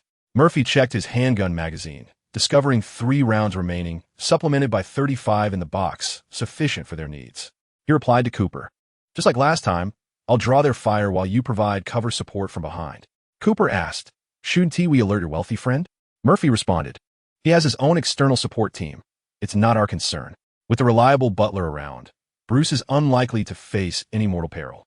Continuing to act as bait, Murphy and Cooper positioned themselves strategically. As they passed the elevators, they noticed forward descending from above, nearing their floor. Suddenly, Murphy surmised that the adversaries might be descending from the rooftop and urgently instructed Cooper, "Stop the elevators." They split into 2 directions, pressing the buttons for all 4 elevators. But only the one Murphy managed to halt responded, while the other 3 continued their descent, unable to halt in time as they approached the 4th floor. Fortunately, Murphy found himself in good fortune, as the elevator he had stopped at was precisely the one occupied by Roman. Initially intending to scour the floors from the first level upward, Roman's anger flared upon seeing the elevator halt, but his 2 subordinates' timely reminders transformed his wrath into delight. Truly, it was a case of stumbling upon a hidden treasure effortlessly, as the adversary had come seeking their demise. The firepower was unleashed upon Murphy's closest doppelganger, shattering the illusion. Without a moment to ponder the sudden disappearance, Roman swiftly rolled out of the cramped elevator space, evading Copot's gunfire. However, his subordinates were not as fortunate. One was shot dead by Copot on the spot, while the others, fearing for their lives, hastily exited the elevator, firing indiscriminately towards the door. Copot, lacking Murphy's prowess, immediately took cover against the wall after the first shots were fired, leaving the center stage for Murphy to shine. Bang, bang, bang. Murphy fired thrice in quick succession, employing the Mozambique drill, 2 shots to the chest and 1 to the head, instantly reducing the enemy ranks by 1, leaving Roman with only 4 men. In retaliation, the remaining 4 unleashed a barrage of gunfire. As Roman and Murphy engaged in close-quarters combat, the sounds of gunfire echoed down to the 3rd floor, alerting the other members of the Black Mask gang. One subordinate queried their leader, "Boss seems to be in danger. Should we offer assistance?" "No. We must swiftly secure the 3rd floor conference room. 6 men should suffice for the boss. We cannot afford any mistakes, considering how the boss deals with failures." The one who had posed the question shuddered at the thought. On the 4th floor, after dodging bullets by sprinting against the wall, Murphy fired 3 more shots, downing 1 more opponent, thus gaining a numerical advantage of 2 to 3. Fearing that the Penguin would eliminate their leader, Murphy called out while continuing to run along the wall, "Penguin, leave the leader in the middle." Copot, in a crouched position, replied while firing, "Understood. The other 3 elevators have stopped on the 3rd floor. They may come up the stairs for support. We must act quickly and be wary of a pincer attack." At that moment, the enemy's firepower followed closely behind Murphy, who remained in a secure position, taking down yet another adversary. With his magazine emptied, a pursued Murphy dashed to the ceiling, hanging upside down, and aimed his right hand at Roman. Air cannon. The digital Murphy's ultimate technique proved far more powerful than he had anticipated. The air bubble exploded in front of Roman, not only shredding his shirt, but also sending him crashing violently against the wall with the subsequent shockwave. Such an almost imperceptible move? The Penguin mused, marveling at Murphy's myriad of tactics as he continued to gun down the last of the enemy. Murphy leapt down from the ceiling, dragging the struggling Roman into an adjacent room. Copot, flushed with excitement, marveled at their formidable strength. Together, they had triumphed over 6 adversaries without sustaining a single casualty. "Who are you?" Roman asked, gritting his teeth against the pain of 8 broken ribs. The abrupt cessation of gunfire from the 4th floor led the members of the Black Mask gang on the 3rd floor to mistakenly believe their leader had vanquished the enemy. Consequently, they hastened to the conference hall, eager to assert control over the situation. The corpulent Weisstein, spotting the arrival of the Black Mask gang, presumed them to be saviors and scrambled to his feet, shouting, "It's him. Subdue Bruce Wayne first." However, he was met with a fatal shot to the head, blood splattering in a chaotic array of red and yellow. Bruce, observing the armed contingent of over 20 individuals, felt an acute sense of trepidation. Without his batsuit, he was under immense pressure. As he saw the barrels of their guns rise, he swiftly leaped and took refuge behind a metallic podium. Bullets relentlessly rained down upon the white-coated doctors in the conference hall, who were also marked for silence. While OVERLORD was not specifically targeted by Roman, he lay incapacitated on a mobile surgical chair, rendered unable to move, his costly life extinguished in an instant. Witnessing this harrowing scene, the wealthy patrons seated below began to panic, their screams echoing as they frantically attempted to flee through the rear exit. Yet upon opening the door, they were met with 3 armed members of the Black Mask gang, who promptly forced them back. Bruce, having narrowly evaded injury, was at a loss for how to confront the more than 20 assailants. Fortunately, in this dire moment, his resourceful butler Alfred piloted the Batcraft to the scene, hovering just outside the 3rd floor window. Upon recognizing his master's peril, Alfred activated the fire control system, and the twin rotary cannons at the front of the aircraft unleashed torrents of flame. The tempered glass shattered instantaneously. The firepower of the Black Mask gang paled in comparison to that of the Batcraft, their bullets failing to even mar its surface. Thankfully, Alfred had no intention of taking lives. His gunfire served solely as a deterrent, ensuring they had no chance to retaliate. The doors of the rocket pod on either side opened, revealing 2 missiles poised to strike. Alfred was unmistakably signaling his capacity to obliterate them in an instant, urging compliance. With the cannons and missiles trained upon them, few would retain murderous intent in the face of such overwhelming weaponry. Alfred then addressed them through a loudspeaker. "I believe you should raise your hands and indicate that you pose no threat. Am I correct?" As they complied and lowered their weapons, he opened the hatch and leaped into the fray with the victims. Of course, Alfred was not without precautions. Before vacating the Batcraft, he had reached out to Dick. "Dick, listen closely. The controller I instructed you to take is the remote operation device for the Batcraft. The left joystick governs direction, while the right controls weapon orientation.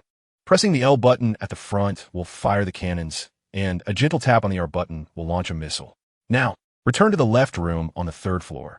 I have shared my screen with the computer you used previously.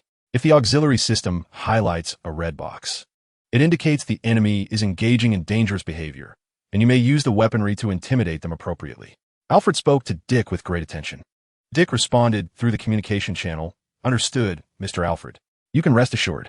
With that, Dick maneuvered the Batplane to retreat slightly, then adjusted its angle to ensure the computer screen captured a comprehensive view of the conference room. Bruce took the victim's remains and placed them upon the podium, stating, "Behold, this is the individual whose heart was taken by vowed." Yet, before he could finish, the Batplane's cannon whirred to life, unleashing a metallic storm towards the members of the Black Mask Gang. It turned out that upon witnessing the hovering aircraft devoid of weaponry, the gang members saw an opportunity and crouched to retrieve their weapons, preparing to shoot at Bruce and his companion. Their perilous movements were detected by the auxiliary system, immediately framing them in red on the computer screen. Dick adjusted the cannon's angle following the auxiliary guidelines and pressed the L key firmly before they could fire. Bruce and Alfred's principle of not taking lives did not extend to Dick, whose thoughts had evidently shifted since Murphy's visit to Wayne Manor. Bruce turned in astonishment to the firing Batplane, and Alfred explained, "It is Dick operating it remotely. We should not chastise him. I can hear the auxiliary system's alarms in sync." Meanwhile, Murphy, having dragged Roman to an adjacent room, remarked, "The local gangs are exceedingly rude. You are now a prisoner. How can you question us? I do not recall provoking you." Roman, enduring pain in his chest, weakly inquired of Murphy. "Not unprovoked," Murphy replied. "On my first day in Gotham, your men nearly dismantled me to sell off in parts." Roman clearly disbelieved him. "You, a creature capable of running on walls and unleashing invisible attacks, could be treated as mere fodder by your subordinates? Wait, was the incident at the abandoned factory at Adams your doing?" Murphy affirmed, "Indeed. Fate has led me to assist in identifying unfortunate individuals for you through welfare agencies." Cobblepot glanced at Murphy, realizing there was more to this story. It seemed Murphy had guided Gordon's initial investigation into the factory, hence his insistence on ensuring Gordon's safety. "Well then," Murphy continued, "having answered one of your questions, it is now my turn. Are you familiar with the Court of Owls?" Murphy queried straightforwardly. "Ah, I see. So this is your true objective?" Roman laughed, but the laughter was cut short by a cough due to his fractured ribs. "Do you think I would disclose anything? Save your breath. Their members are ubiquitous in Gotham, their gaze omnipresent, their talons capable of shredding any adversary of Gotham. If you pursue this line of questioning, we shall both meet our demise. You will experience their terror firsthand, and I shall remain silent." Roman clutched his chest, laboriously articulating his lengthy statement. As he met Murphy's gaze, filled with murderous intent, he realized that survival in the hands of his adversary was impossible. Thus, he resolved to drag his foe down with him. Cobblepot observed Roman's resolute words and pondered whether such organizations, often sung about in ballads, truly existed.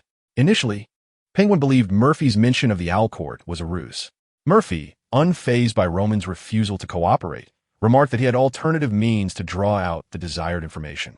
He then turned to Cobblepot, stating, "Roman is in your hands now. The extent to which you can extract the Black Mask Gang's wealth from him depends on your cunning. I shall check on Bruce." Cobblepot responded, "Understood, leave it to me." Before departing, Murphy reminded him he still holds value. Do your utmost to keep him alive. He might prove useful for fishing later tonight. Upon arriving at the third-floor conference hall, Murphy was taken aback by the scattered shell casings and dismembered limbs strewn across the floor. What transpired on the fourth floor while he dealt with Roman? How had the windows been shattered? Was the conflict so fierce? As he scanned his surroundings and spotted Bruce and Alfred, Murphy approached them, inquiring, "What happened?" "So many have perished." Bruce remained silent, casting a mournful glance at Murphy. Murphy challenged, "Why do you look at me like that? Have the Black Mask Gang rendered you senseless?" Alfred explained the cause. It was Dick, operating remotely. Realization dawned on Murphy. No wonder Bruce regarded him with such sorrow. He blamed Murphy for leading Dick astray. However, it must be said that Bruce's methods of educating Robin were far from commendable. Even without his remarks that day, Dick would inevitably have chosen a solitary path due to ideological differences. The first Robin, Dick Grayson, upon reaching adulthood, diverged in ideology from Batman and chose to operate independently as Nightwing. The second Robin, Jason Todd, gained attention for his adeptness in dismantling the Batmobile's tires, but ultimately met a tragic fate at the hands of the Joker. After being resurrected by the Lazarus Pit, his personality underwent a drastic transformation, leading him to abandon the Robin identity in favor of the Red Hood persona while operating in Gotham. The third Robin, Tim Drake, known externally as Red Robin, did not become an anti-hero, but instead joined the Teen Titans, although in alternate timelines, he has served as a precursor to the Joker. The fourth Robin, Stephanie Brown, Batgirl, was romantically linked to Red Robin and worked briefly for Penguin after leaving the Bat family as a disruptor. The fifth Robin, Damian Wayne, Bruce's only son, is a troubled youth. Although Damian's demeanor is largely shaped by his mother, Talia al Ghul's influence, he remained unchanged in character while alongside Batman. Ultimately, it was the first Robin, Dick, acting as Nightwing, who helped facilitate a change in the troubled Damian. Therefore, Dick's failure to develop along the path you envisioned has no bearing on me. Murphy, let's set this aside. Roman, the leader of the Black Mask Gang, has already been subdued by me. Is there anything else you require assistance with? Murphy inquired. Not at all. I shall personally pursue and dismantle the entire criminal network in my capacity as Batman. The politicians and businessmen involved will be countered through the influence of Wayne Enterprises. It was evident that Bruce had devised a plan even before Murphy's arrival. Chapter 32. The Claw emerges very well. I shall leave the aftermath to you. I have plans to catch a legendary fish that has evaded capture for centuries tonight. Farewell. Bruce was undoubtedly more adept at handling the cleanup, and Murphy need not squander time entangled in the criminal web woven by the Black Mask Gang. Of course, this did not imply that Murphy would neglect the organ trafficking that lay ahead. Roman was entrusted to Penguin for interrogation. How much territory he could inherit from Roman would depend on Penguin's intellect and cunning. By assimilating the nutrients from the fallen whale, Penguin could meticulously trace the former network of interest to ascertain the completeness of the chain, thereby gauging Batman's progress. The blaring sirens echoed from below, indicating that the Gotham City Police Department had arrived, albeit tardily, after the gunfight had subsided. Their sentiment was clear. A few $100s a month? Who plays with their life over that? Just look at the relentless gunfire and the shattered windows of the third floor. Such chaos was not something their fragile bodies could endure. In order to prevent the GCPD from discovering that they had taken Roman, Murphy had no choice but to hastily usher Penguin away from the scene. Before departing, Murphy courteously requested to borrow a vehicle from Alfred. The Batcycle isn't suitable for passengers. It seems you won't be needing the car for a while. May I borrow it? Bruce understood that the butler awaited his consent, so he replied, certainly. Grant him the vehicle. Consider it a reward. Given Murphy's substantial efforts in combating crime today, providing him with a car was a trivial matter. It was evident that Bruce recognized Murphy's likelihood of not returning the vehicle. The front entrance is swarmed with police, Mr. Murphy. You should collect the car from the back entrance. I will assist you in parking it via remote operation, Alfred kindly announced as he handed over the keys. Thank you, Murphy responded, accepting the keys with a wave before departing. Upon reaching the third floor, Murphy found Cobblepot still engaged in interrogation and promptly urged him to cease. The GCPD is preparing to make their entrance. I've secured Bruce's car. We must take Roman and leave now. No more kite flying this time? Cobblepot retorted.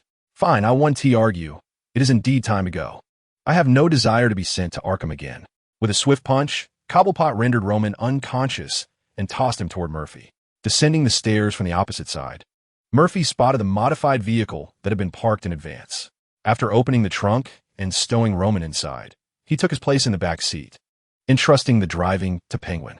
Once settled in the car, Murphy was pleasantly surprised to discover that the understated exterior of a modified vehicle concealed a lavish interior. After all, this was the exclusive mode of transport for the heir of Wayne Enterprises, and the quality of the automobile was never going to be subpar. Where to? Cobblepot inquired. Murphy resolved to confront the Black Mask Gang at the starting point, serving as Roman's terminus.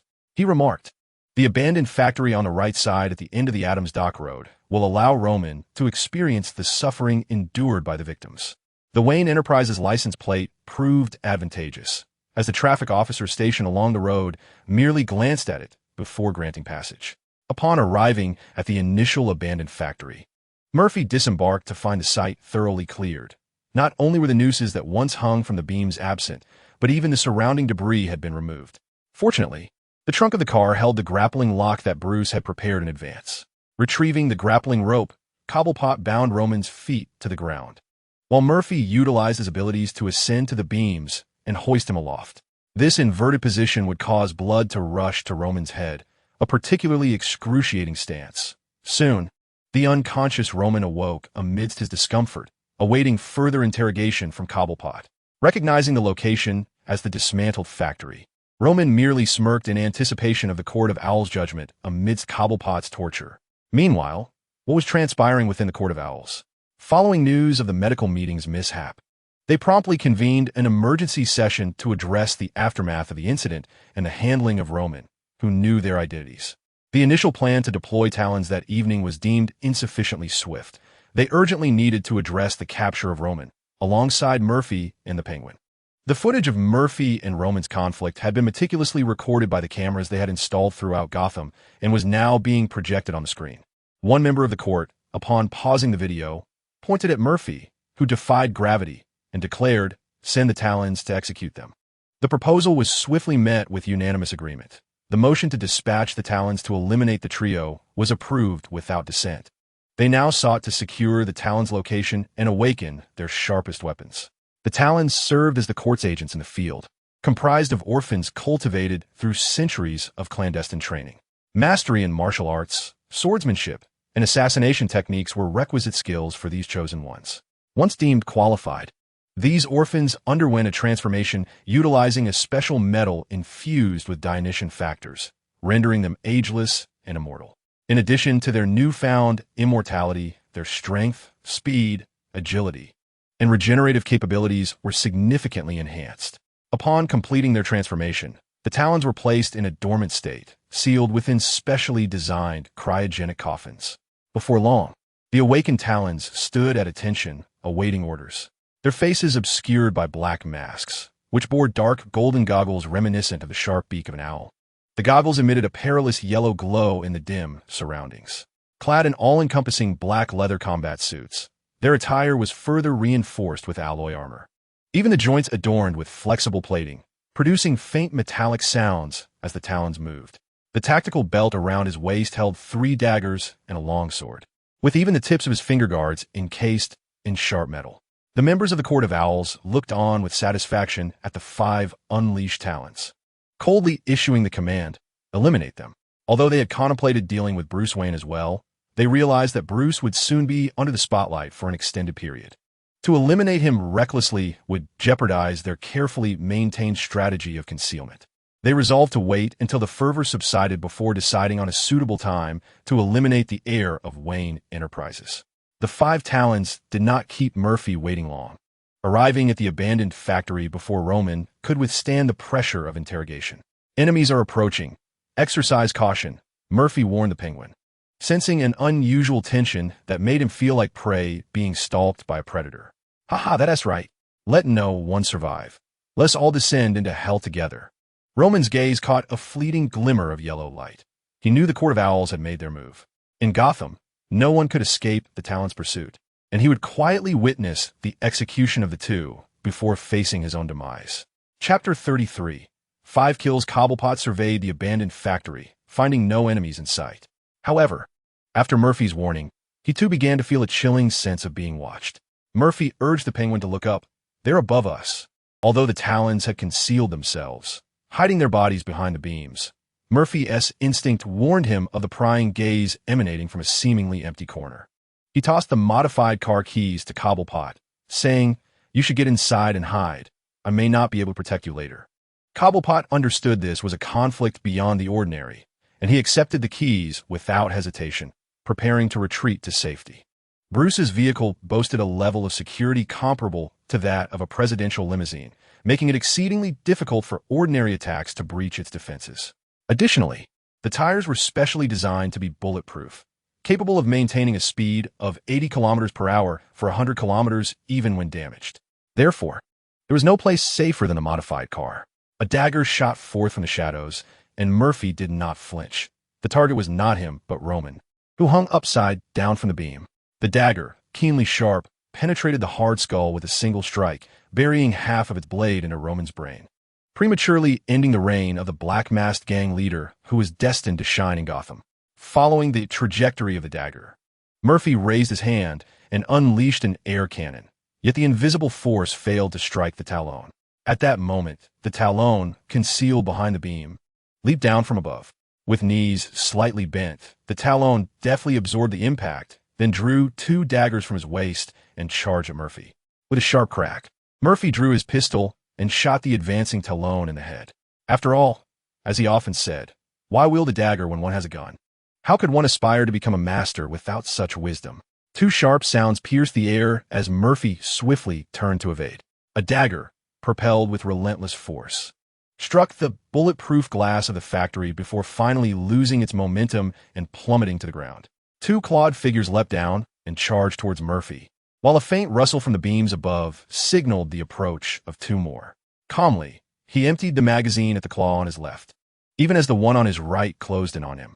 With dual daggers in hand, he deftly crossed them in front of him.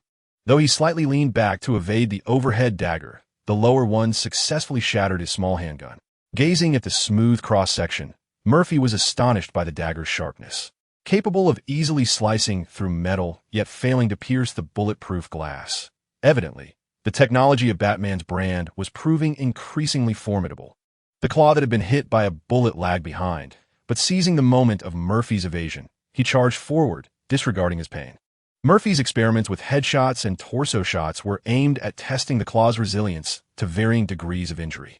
The claw with a blown head lay motionless on the ground, while the one that had sustained multiple shots to the torso still managed to muster an attack. It seemed that the so-called immortality had its limits. Even fatal wounds required time to heal. As the claw on the left approached, it drew a long sword from its waist and aimed a downward strike at Murphy. Given that the daggers were sharp enough to sever metal, the long sword was likely no less formidable. Murphy had no doubt that had it been the Penguin wielding it, the result would have been a clean bisecting.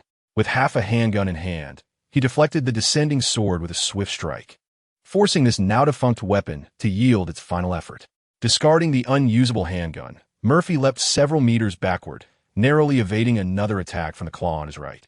The moment he landed, 2 claws concealed above sprang down, adjusting their posture mid-air before launching 4 daggers at him. The claw in front followed suit, and soon, 7 blades from 4 directions converged upon Murphy in a deadly coordinated assault, a lethal combination formed before he even touched the ground. Cobert, hidden within the vehicle, watched with bated breath. How could someone as formidable as Murphy find himself in such dire straits in just a matter of breaths? No wonder he had chosen to hide.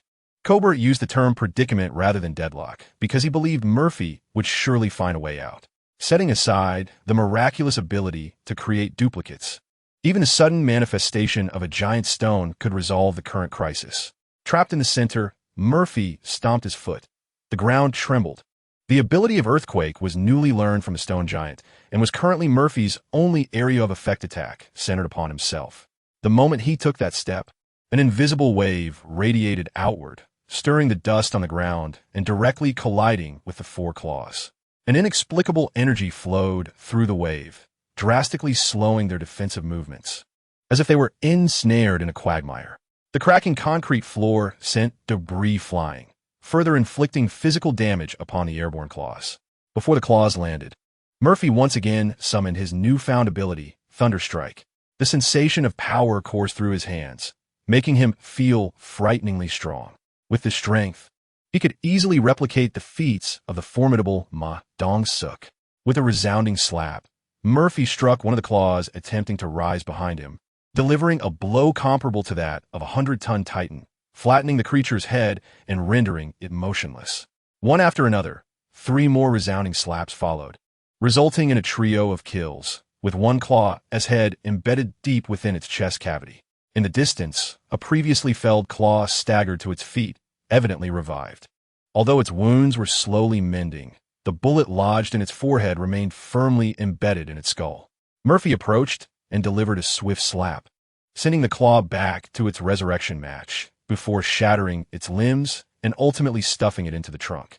One specimen was sufficient for Bruce's research.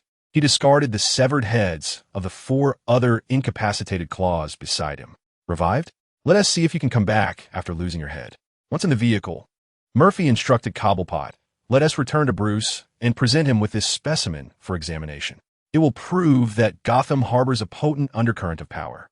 Cobblepot, Astonished by the claw's revival, questioned, "Are they immortal?"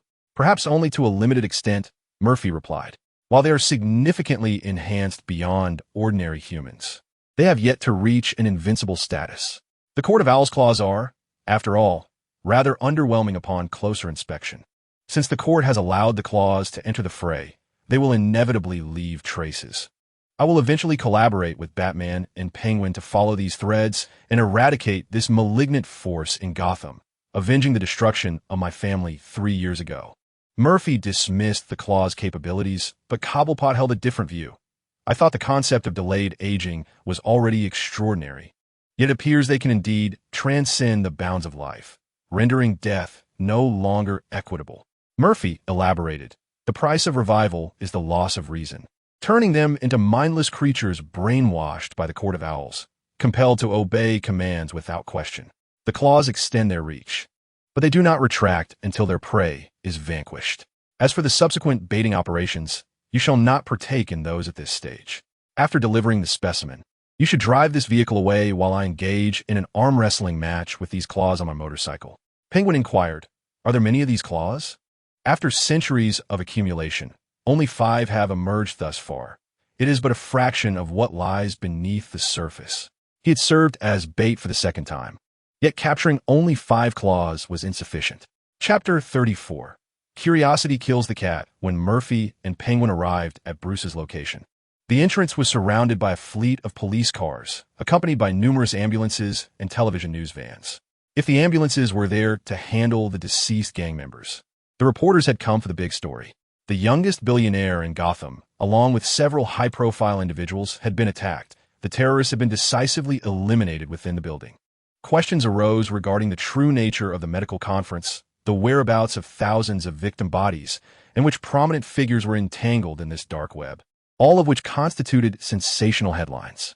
After conferring with Alfred, Bruce resolved to extricate his heroic identity from the public eye, maintaining the facade of a frail and wealthy scion. While the elite of Gotham, intricately linked to Wayne Enterprises, could be managed, silencing governmental tongues proved to be a more formidable challenge. Thus, an agreement regarding the donation of vertical takeoff and hover technology for military aircraft was forged. Alfred swiftly leveraged Wayne Enterprises' political capital to broker a deal with sympathetic legislators, ensuring that others would also benefit from the arrangement. With official channels intervening to suppress the narrative, the sensational incident that rocked Gotham was deftly distanced for Bruce. Upon learning of the ambush, the government and police utilized the newly unveiled Batplane to dispatch the assailants. Thus, the Batplane made its debut as a clandestine asset of the Gotham government. The perpetrators were entangled in a sinister trade of human organs, with the deputy mayor, who had maintained close ties with the vice dean, shouldering the blame and claiming sole responsibility. Little did they anticipate the audacity of the criminals, leading to a catastrophic outcome. The deputy mayor resigned in disgrace, while the vice dean was silenced by the very criminals he sought to shield. This was the narrative presented to the public. As the vehicle halted at the periphery, Murphy fortuitously encountered Bruce and Alfred, who had finally escaped the throng of reporters, and beckoned them over. "Has Roman briefed you?" Bruce inquired as they settled into the back seat. Murphy shook his head. "He has been silenced by a powerful organization. The assassin is a near-immortal creature. I managed to capture one for you to study." Roman's enterprise had flourished internationally, aided undoubtedly by the Owl organization, which had established roots in Gotham for many years. Fortunately, Roman's involvement had compelled them to surface, presenting an opportunity to uncover traces of their existence. "I will find a way to amplify our efforts. You'll need to follow the leads to pinpoint the target." Upon hearing that the organ trade might be merely the tip of the iceberg, Bruce promptly pledged to Murphy to investigate this enigmatic organization, resolute in preventing such a formidable presence from thriving in Gotham. Witnessing Batman's ascent, Murphy instructed Cobblepot, "Drive Bruce and Alfred back and hand over the specimen. The modified vehicle can wait. Prioritize your safety. The claws have already targeted us. They may divide their forces to strike you as well, so exercise caution in the coming days." Cobblepot nodded, "Understood. We will stay in contact should any anomalies or new discoveries arise." With their discussions concluded, the trio split into 2 groups to part ways. After Murphy exited the vehicle, he made his way to the parking lot to commandeer the Batcycle, intending to draw fire. Time elapsed slowly, and as the sun dipped below the horizon, Murphy remained vigilant. Yet the anticipated assault from the claws never materialized. This was not due to the Owl Court's fear of Murphy. Upon the vehicle's departure from the abandoned factory, they recognized the operation had faltered. With no report from the claws forthcoming, they dispatched an envoy to Adam's dock to investigate the situation further. Thus, 5 claws had their heads severed, with one mysteriously vanished, a feat that instilled fear in them. The 2-5 annihilation of the claws suggested that Murphy was even more formidable than what they had witnessed in the footage. After retrieving the dismembered claws, they resolved to unleash more. If 5 could not subdue Murphy, then 30 or even 50 would drown him in sheer numbers. Reviving the claws required time, which explained why Murphy remained unassailed until sunset. The night, once it descended, became the domain of the claws, who lurked in the shadows as undying assassins. Fully armed, the claws emerged from Gotham's subterranean labyrinth. This time, the Court of Owls had invested heavily, awakening 50 claws to confront Murphy. The darkness served as their optimal camouflage, allowing them to depart the underground in batches, swiftly becoming undetectable to the ordinary eye. To bait the claws, Murphy deliberately slowed his motorcycle, sensing numerous malevolent gazes upon him. He knew the big catch was finally hooked. Turning his vehicle around, Murphy prepared to lead the claws from Crime Alley through the old town to the riverside for their reckoning. Meanwhile, Catwoman, who thrived in the night, was perched atop a building in the old town, contemplating whether to venture to the Upper East Side or Covent Garden. However, a fleeting glimpse of the Batmobile below captured her attention. Batman? Wait, it seemed he was being pursued by enemies. A flash of yellow in the darkness caught Catwoman's eye. Who could match the speed of the Batbike? Upon closer inspection, she realized it was not a single foe but a throng. The number of figures cloaked in darkness was substantial. She could vaguely discern at least a dozen. I must follow them. Curiosity ignited within Catwoman, compelling her to nimbly navigate the rooftop obstacles in pursuit. Yet as she chased, an unsettling chill crept up her spine. Turning back, she discovered several claws with goggles gleaming in yellow light trailing her, their murderous intent palpable as she swiftly evaded their attack. Clearly, the claws mistook Catwoman for an ally of Murphy. Though their movements lacked her elegance, their speed was inferior, and their agility paled in comparison. They had the advantage of numbers. 3 claws separated from Murphy's clutches, quickly scaling the rooftop. With predators both ahead and behind, Catwoman found her evasion space visibly diminishing, prompting her to bend low and dodge a sword swipe from the pursuing claws. In midair, she propelled herself off a nearby wall, deftly escaping the encirclement and skillfully landing on the opposite rooftop balcony. However, she had underestimated the proximity of the river. The last rooftop before the water was too wide for her to leap across. As the claws closed in, Catwoman slowly retreated, attempting to deflect their suspicion by claiming, "I'm merely jogging on the rooftop for exercise. Do you believe me?" It seemed they did not. The flying daggers that soon followed confirmed their disbelief, compelling Catwoman to leap from the building, sprinting along the riverbank railing. Wearing platform, high-heeled boots, she navigated the railing with the grace of a cat, showcasing her remarkable sense of balance. However, when a dagger was hurled her way, Catwoman was unable to evade it entirely, resulting in a gash at the base of her right foot. This disruption of her equilibrium caused her to tumble from the railing. Just as she was about to meet the ground, Murphy, piloting the speeding Batcycle, arrived just in time to catch her with utmost precision. "Mr. Murphy!" Catwoman exclaimed in delight upon realizing she was not in Batman's embrace. Chapter 35. The beautiful heroine's sorrow. Murphy shielded Selina from the impact, but the Batmobile, which he had recklessly accelerated, was not as fortunate. The Batcycle lost its balance amidst the debris in the narrow passage and skidded to the ground, trailing a shower of sparks. After securing Catwoman, Murphy quickly lifted her with one arm and made a hasty retreat, narrowly evading the attack from Claw.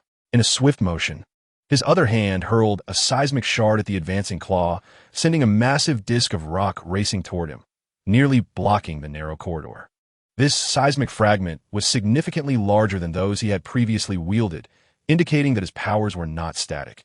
They seemed to amplify with his growing strength, potentially reaching the scale of a small hill one day.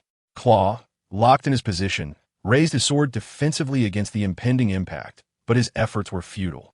Along with the other newly grounded claws, he was struck down like bowling pins by the seismic shards, while the others sustained only physical damage.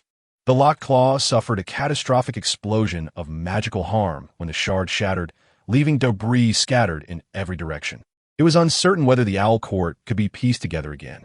The explosion drew Murphy's attention, prompting him to shift Selena into a princess carry. It was his first realization that seismic shards could also inflict magical damage. It made sense, given that these rock formations were magical constructs. It seemed that the absence of magical repercussions prior was due to the completion of a targeted kill. This ability was far more formidable than he had anticipated. Selena, enveloped in the warmth of Murphy's embrace, momentarily forgot to regard the claws that had been repelled. The sensation of plummeting from such heights evoked memories of that fateful night of death, stirring a feeling of helplessness that she thought had been buried. Her fall felt akin to descending into the abyss of death, and Murphy's arrival was a beacon guiding her away from that darkness. This sensation resonated with the encounter she had with the black cat that had granted her powers, and Selena felt a strange rhythm within her. The sound of her heart beating echoed in her chest, louder than it had ever been, as if time itself had paused in that moment. Unexplainable emotions surged within her, fueling the rhythmic thump of her heart. Selena pressed her hands against her chest, as though fearing her heart might leap out into the open. The night and the cat ear mask concealed the rosy hue on her cheeks, while the gentle murmur of the river drowned out her increasingly labored breaths. The cooling night breeze dispersed the warmth that was gradually rising within her. This sensation was one that Selena had never before experienced, a painful ache in her chest. What does it hurt? Did I move too abruptly? Murphy feared that his vigorous movements might have aggravated Catwoman's injury. Surely, she and T ruptured her Achilles tendon as well. Had she? Yet, upon examining the wound, it didn't appear to be that severe. Selena gently bit her lower lip, savoring the enchanting sense of safety. Her voice tinged with a delightful tremor as she replied, "No, not at all."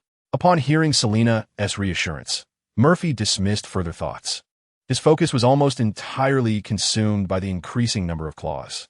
Carrying Catwoman would hinder his ability to fight. Therefore, he said to Selena, "The enemy is multiplying.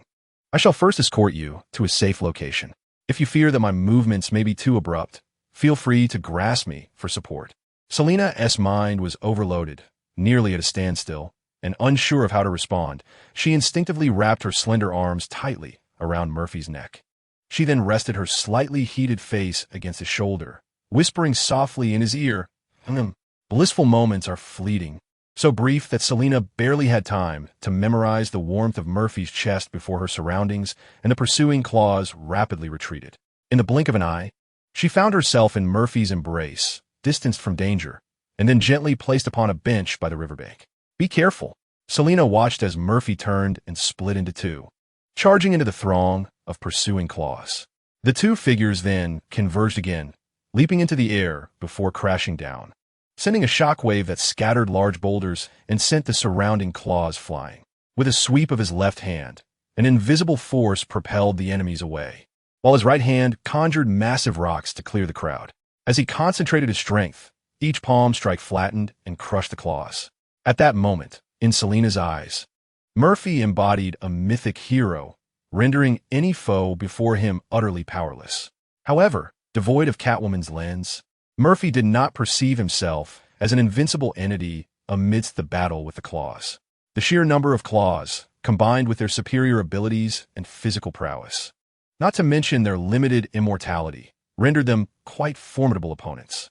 Although the earthquake fragments were useful, they consumed a significant amount of energy. Murphy's reserves were insufficient to sustain their use 50 times.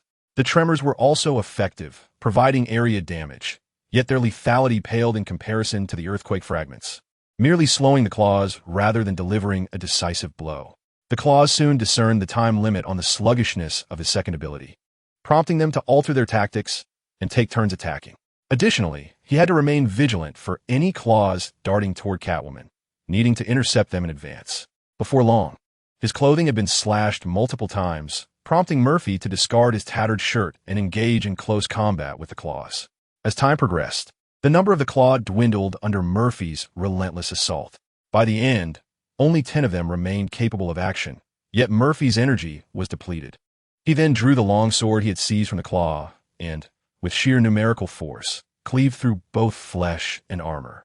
Ultimately, the last of the claw fell to Murphy's blade, leaving him drenched in blood, even his once white shirt now stained crimson. Phew, there were more foes than I had anticipated, and I nearly faltered, causing you injury. Fortunately, my skills prevailed. Discarding the dulled sword, he approached Selena, suddenly recalling the blood that coated his body, undoubtedly producing a foul odor. He apologized. "Forgive me, I forgot that my scent would be rather unpleasant." Selena shook her head. "Not at all, I don't mind. I shall cleanse myself in the river of the blood that clings to me and my shirt." With that, Murphy leaped over the railing, stripped off his bloodied shirt, and performed a hasty wash of his upper body. He then rinsed the more easily removable traces with river water, wringing out the excess before awkwardly putting the shirt back on. Surely, he could not chat with a Catwoman while bare-chested. That would be quite indecent. "I apologize for the wait. How is your foot? Still in pain?" Murphy returned to the bench beneath the bridge to sit across from Selena. "No, it hasn't been long at all. My right foot cannot bear weight, and it hurts with the slightest touch." Selena spoke candidly, feeling rather that time had passed too swiftly. The hero's filter had yet to fade, and coupled with the sense of calm she felt from Murphy, she wished for time to linger a little longer. Her foot was not yet so painful as to impede her ability to walk. But in order to relive the unique sensation, she told a small fib about her inability to apply pressure on her right foot. "This place is not suitable for lingering. Shall we find another locale to recuperate?" Murphy suggested. Although the wind had dissipated the nearby scent of blood, a faint trace still lingered, compounded by the scattered remnants of bodies awaiting assembly at the Owl Court, rendering it an inappropriate setting for rest. Murphy's departure did not escape the gaze of the Owl Court. They stared blankly at the surveillance footage, astonished that 50 Claw were eradicated in less than 10 minutes. "Let us commence cleanup. Regarding this outsider from the metropolis, we must recalibrate our strategy for a different approach to assassination." "Agreed. Clear the footage of the Claw captured by onlookers. Public relations for next month's film." "Understood." Chapter 36. The cat is good. Murphy is bad, all right. "Carry me on your back." Selena extended her arms toward Murphy while seated, showing no concern for the bloodstains on his partially dried shirt. "Very well. I shall carry you away to a different place to rest until my energy is sufficiently restored, at which point I will assist you with your injuries." He turned, crouching slightly as he lifted Selena's legs, positioning her upon his back. In this manner, the sense of emptiness that had lingered after Murphy's departure was once again filled with a special sentiment. Clad in black leather, Selena encircled Murphy's shoulders with her arms from behind, resting her chin upon his right forearm. She was utterly unconcerned about the deformation of her bosom due to the close embrace. Rather, she relished the sensation of being so tightly held. Through her back, she could even synchronously feel the gradual alignment of their heartbeats. This brought Selena immense joy, causing her to squint her eyes in delight, and she rhythmically swayed her calves in tune with Murphy's steps. Out of the corner of his eye, Murphy noticed Selena's black high-heeled boots swaying back and forth, sensing her elation. Yet, he could not quite fathom the reason behind her happiness. Surely, it was not due to his ruthless display of prowess before Catwoman. Having felled 50 foes, was it? That seemed rather illogical. "Could you slow down, please?" Selena's voice whispered in Murphy's ear, wishing to savor this feeling a while longer. Murphy's pace slowed. All right. With a beautiful woman in his embrace, he could hardly remain indifferent. He recalled the warnings he had received. At this juncture, nothing untoward had transpired between Catwoman and Bruce, so why should he relinquish his hold on Catwoman merely because of the comic narrative? Moreover, Catwoman did not harbor any animosity towards him. Why not take a chance? As Murphy carried Selena, his thoughts began to drift, and his footsteps slowed. What a normal person could traverse in 10 minutes, Murphy took half an hour to complete. "Have we arrived?" Selena sensed Murphy had halted, and she opened her squinted eyes to find they had returned to the narrow riverside path where he had previously caught her. The Bat-cycle lay abandoned, its black paint scuffed from friction against the ground, exposing the underlying metallic hue. Murphy paused in front of the motorcycle, lifted it upright, and gently placed Selena onto the seat. Having regained some energy over the past half hour, he felt capable of employing his healing technique to treat Catwoman. "I will treat your injury.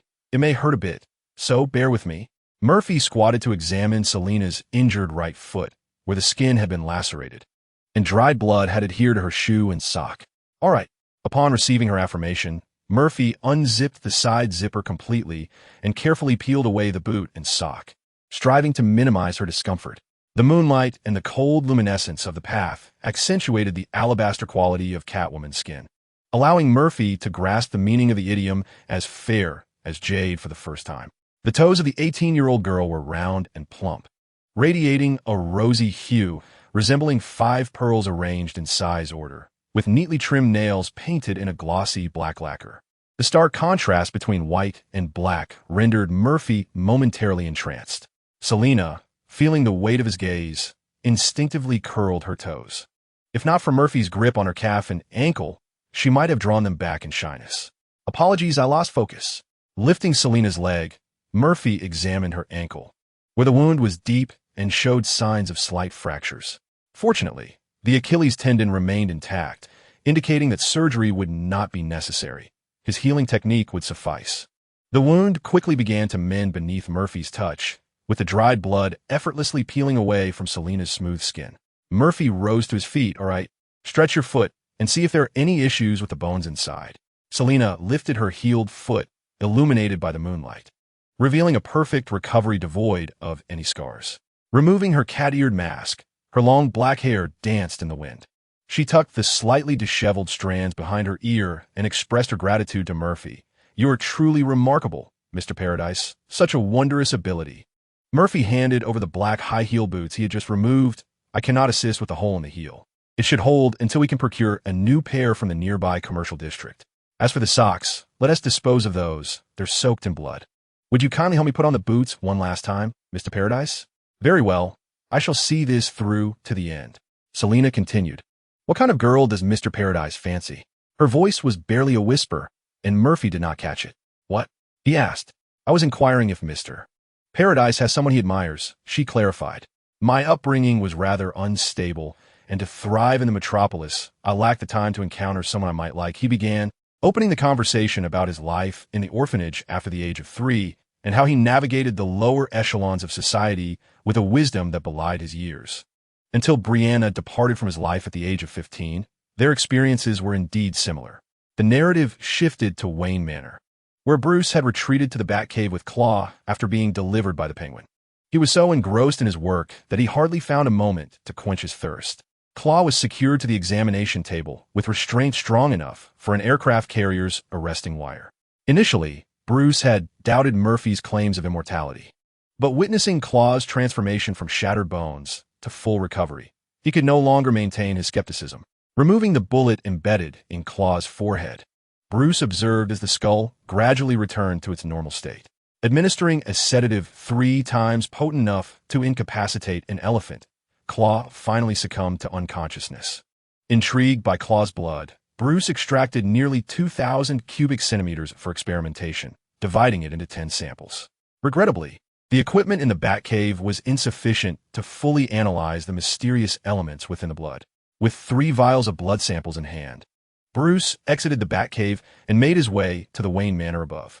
There, Alfred had prepared dinner. Master, you haven't eaten all day. Please partake. All right. The mention of food prompted Bruce's stomach to protest, reminding him of his hunger. After sitting down and taking a few bites to quell his appetite, he inquired, How is it going with Murphy? Alfred utilized a remote control to project surveillance footage onto the wall, not long after a fierce battle with those undead assassins. They should be engaged in romance now? Huh. Bruce gazed at the 4 images displayed on the wall. The first was a surveillance shot of the battleground between Murphy and Claw, where a group of figures cloaked in black robes was clearing away the remnants of Claw's shattered form. In the second surveillance footage, Murphy converses with Selina, who has removed her mask while pushing the Batmobile. Alfred zooms in on the screen.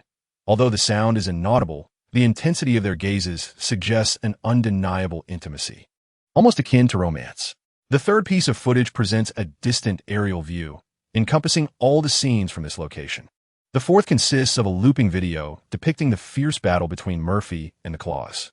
Bruce scrutinizes the first surveillance image. Those cloaked figures are likely the agents of the Court of Owls that Murphy mentioned, and it seems improbable that they could uncover anything incriminating about them. His gaze ultimately lingers on the fourth video. Fortunately, the counter-Murphy tactics and the bat armor are still in the preliminary stages, indicating that Murphy had more than one hidden card up his sleeve during their last encounter. Chapter 37. Revenge must be immediate after dinner. Bruce instructed that 3 vials of blood samples be transported to Wayne Tower, to be handed over to his research support team for a more thorough analysis. The equipment within the Batcave was still lacking.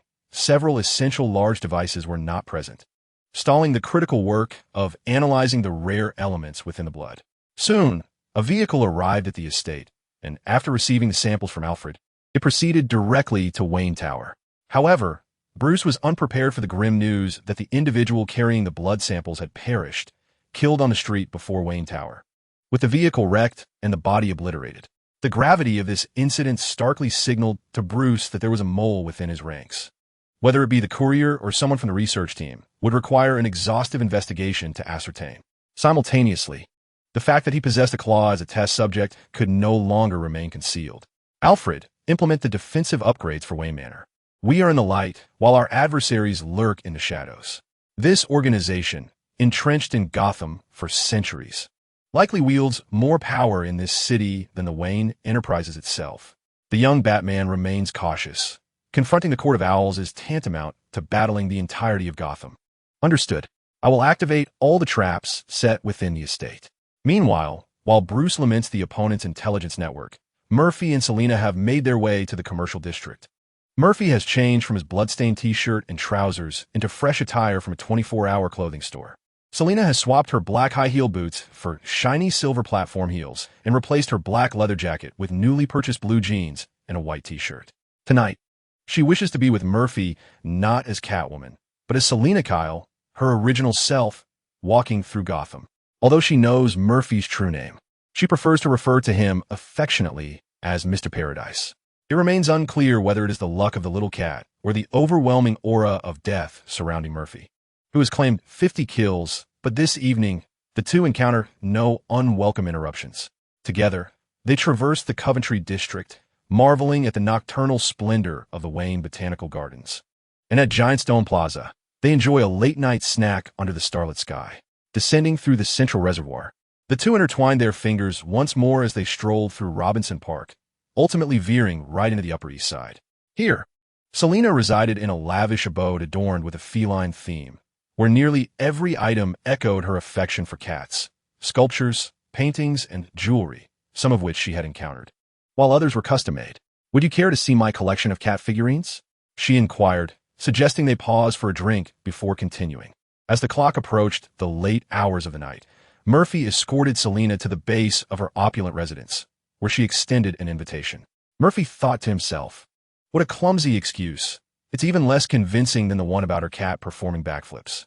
Yet, outwardly, he acquiesced, saying sure, provided you aren't concerned about being entangled in the Owl Court's list. Selina covered her mouth in amusement, replying, I trust they will soon be vanquished by Mr. Heaven. Won't they? If he should require a dose of feline prowess, I would gladly oblige. After parking his Bat motorcycle, Murphy ascended the stairs behind her. Selina led the way, her feline strides echoing rhythmically on the staircase in her shimmering silver stilettos, each step akin to a gentle caress upon Murphy's heart.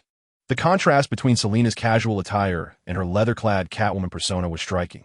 However, Murphy found himself drawn to her youthful, homey aesthetic. This preference might stem from Selina's tender age, as her youthful, slightly naive charm diminished the allure she exuded as Catwoman. This transformation was something only time could refine, allowing the years to sculpt Selina's youthful essence. Upon entering her room, Selina retrieved a pair of disposable slippers from her bag and handed them to Murphy, casually discarding her old clothes nearby. The overall ambience of the room was eclectic, primarily dictated by the type of decor that complemented the central feline figurines. The spacious area, approximately 210 square meters, featured a wall-mounted television broadcasting news of a terrorist attack on a medical conference earlier that day. The television was muted, clearly silenced by Selina, who had likely been resting during the day. Surely, Mr. Heaven isn't involved in this debacle?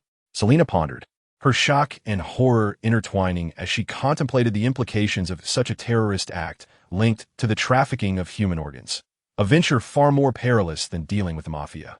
The figures reported on the news were staggering, with at least 20,000 missing persons matching the list of experimental subjects. Murphy teased. Indeed, not only was I involved, but that Batman was also present at the scene. You might be astonished to learn his true identity in the future. He continued. The assailants who attacked us tonight were assassins dispatched by the organization behind this. He cautioned, you must be wary of being implicated in the coming days. Selina offered him a bottle of cola, saying, I'm not afraid. In truth, she wished to express, why not just stay with me, Murphy? After swiftly consuming the beverage, Murphy allowed Selina to guide him through her room, introducing him to an array of cat figurines and plush toys. It was only when the tour reached its conclusion, and no further curiosities remained, that he finally took his leave. Selina escorted Murphy downstairs, and upon witnessing him stride towards the Batcycle, she summoned her courage and called out, Mr. Heaven. To her surprise, the moment Murphy turned around, his lips were met by Selina's crimson ones, causing his eyes to widen in astonishment. This was not how the narrative was supposed to unfold. Shouldn't he have taken the initiative? How had Selina turned the tables? Grasping Selina, who sought to retreat after her audacious kiss, Murphy encircled her delicate waist with one arm, while his other hand clasped her left hand firmly. He resolved to avenge this unexpected ambush without delay, returning the favor in kind, and in an instant, their mouths were filled with sweetness. Now it was Selina's turn to widen her eyes, experiencing the fervent emotions that Murphy conveyed. In response, Selina embraced him in return, savoring the contours of his muscular back. After a prolonged moment, their lips parted and their gazes intertwined, each comprehending the other's feelings. Selina, yes, I like you. I feel the same, Mr. Heaven. They ascended the stairs in each other's embrace, for it seemed that after this day, Murphy would have no opportunity to return to that hotel. The night passed peacefully, undisturbed by any talons or agents of the Court of Owls. The following day, Murphy awoke first, as cats reserved their energy for the night, while Selina remained in slumber, replenishing her rest. Her brown locks sprawled across the pillow, and though she was still dreaming, the upturned corners of her mouth suggested she was lost in a beautiful reverie. Murphy placed a 1-meter-high cat plushie beside her, a substitute for his absence, before heading to the kitchen to prepare breakfast. Chapter 38. Made in Heaven. 15 days slipped by in a flash, during which Gotham experienced an unusual tranquility. Not only were Murphy and Catwoman free from attacks, but even Bruce, who was secretly researching the claws, faced no threats.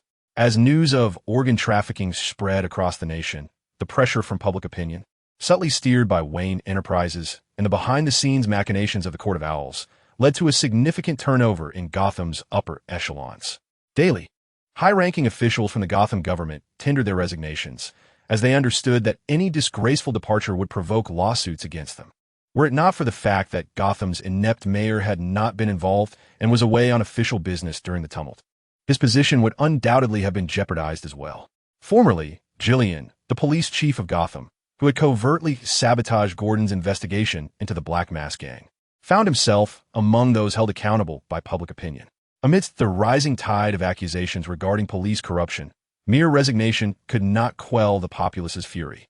Consequently, he faced multiple charges, including conspiracy, obstruction of justice, abuse of power, and bribery.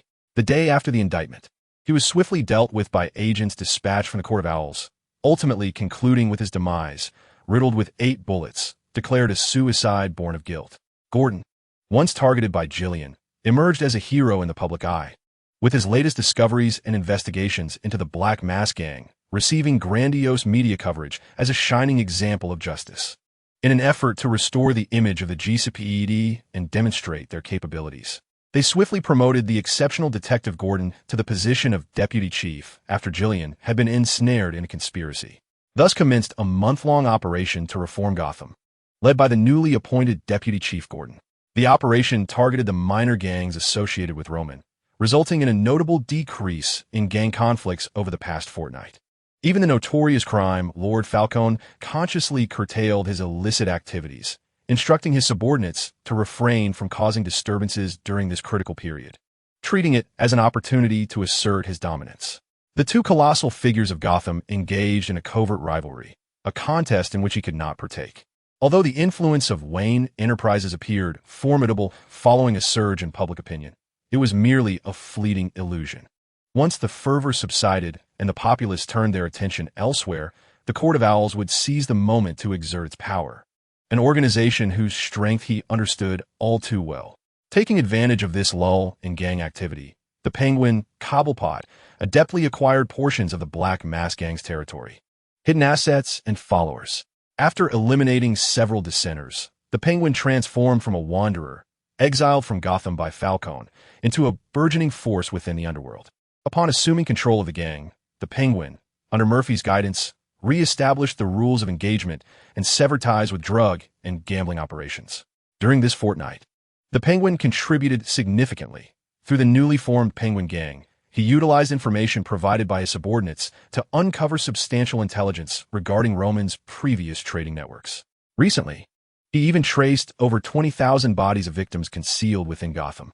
A warehouse at Gotham Airport had been converted into a cold storage facility, where the remains, all of which were mutilated and hollowed-out corpses of the missing, were carelessly piled. Investigations revealed that the number of bodies previously housed there far exceeded the current count, with many having been sent to crematories. This catastrophic incident became a sensational focal point, drawing attention not only from across the nation, but also from around the globe. The waning momentum was reignited by widespread protests and demonstrations. The Court of Owls was compelled to retreat once again, biding their time until public sentiment cooled. Over the course of 15 days, Murphy entered the shared space twice to converse with alternate versions of himself about the changes in Gotham. Perhaps due to the brevity of time, neither instance revealed the new Murphy's presence. The other four Murphys showed little interest in Gotham's transformations. Their curiosity lay instead in the romantic developments between DC Murphy and Catwoman. Just a few days had passed, yet under their encouragement, DC Murphy had already won Catwoman's affections. This ignited feelings of envy and admiration, a desire to usurp DC Murphy's position. The digitally evolved Murphy, significantly empowered, departed from the digital forest to seek a local Digimon and inquire about any major events within the digital realm, confirming the timeline he occupied. Through the Lion Beast's revelations, he gleaned vital insights into the particulars of this world. In the year 1020, the digital realm experienced a catastrophic upheaval, resulting in the amnesia of numerous digital creatures. Amidst this chaotic landscape, two formidable organizations emerged. The first was the Infinite Dragon, which evolved by consuming the data of other digital beasts and established a steel empire after mistakenly evolving into an ultimate form. Although severely wounded by Alpha Beast, mechanical legions continue to thrive in the digital world. The second organization unleashed the Demon Legion, where demon beasts allied with vampire beasts, intent on substituting chaos for the established order of the digital realm. Consequently, many digital species faced extinction. File Island was permanently erased during the clash between demon beasts and angel beasts, while areas like the desert turned into desolate wastelands due to energy depletion. If this situation persists, the digital world faces imminent destruction. Murphy remarked, "This sounds somewhat reminiscent of the first Digimon story, yet there are inconsistencies, such as the collective amnesia. What is its origin? No, this is a reboot of the grand adventure. The memory loss stems from the catastrophic outburst of the Eternal Core, the energy source of the digital world, leading to data disarray. The Infinite Dragon is a byproduct of erroneous evolution, as the uncontrollable Eternal Core caused a rupture in the evolution chain, preventing digital beasts from evolving normally.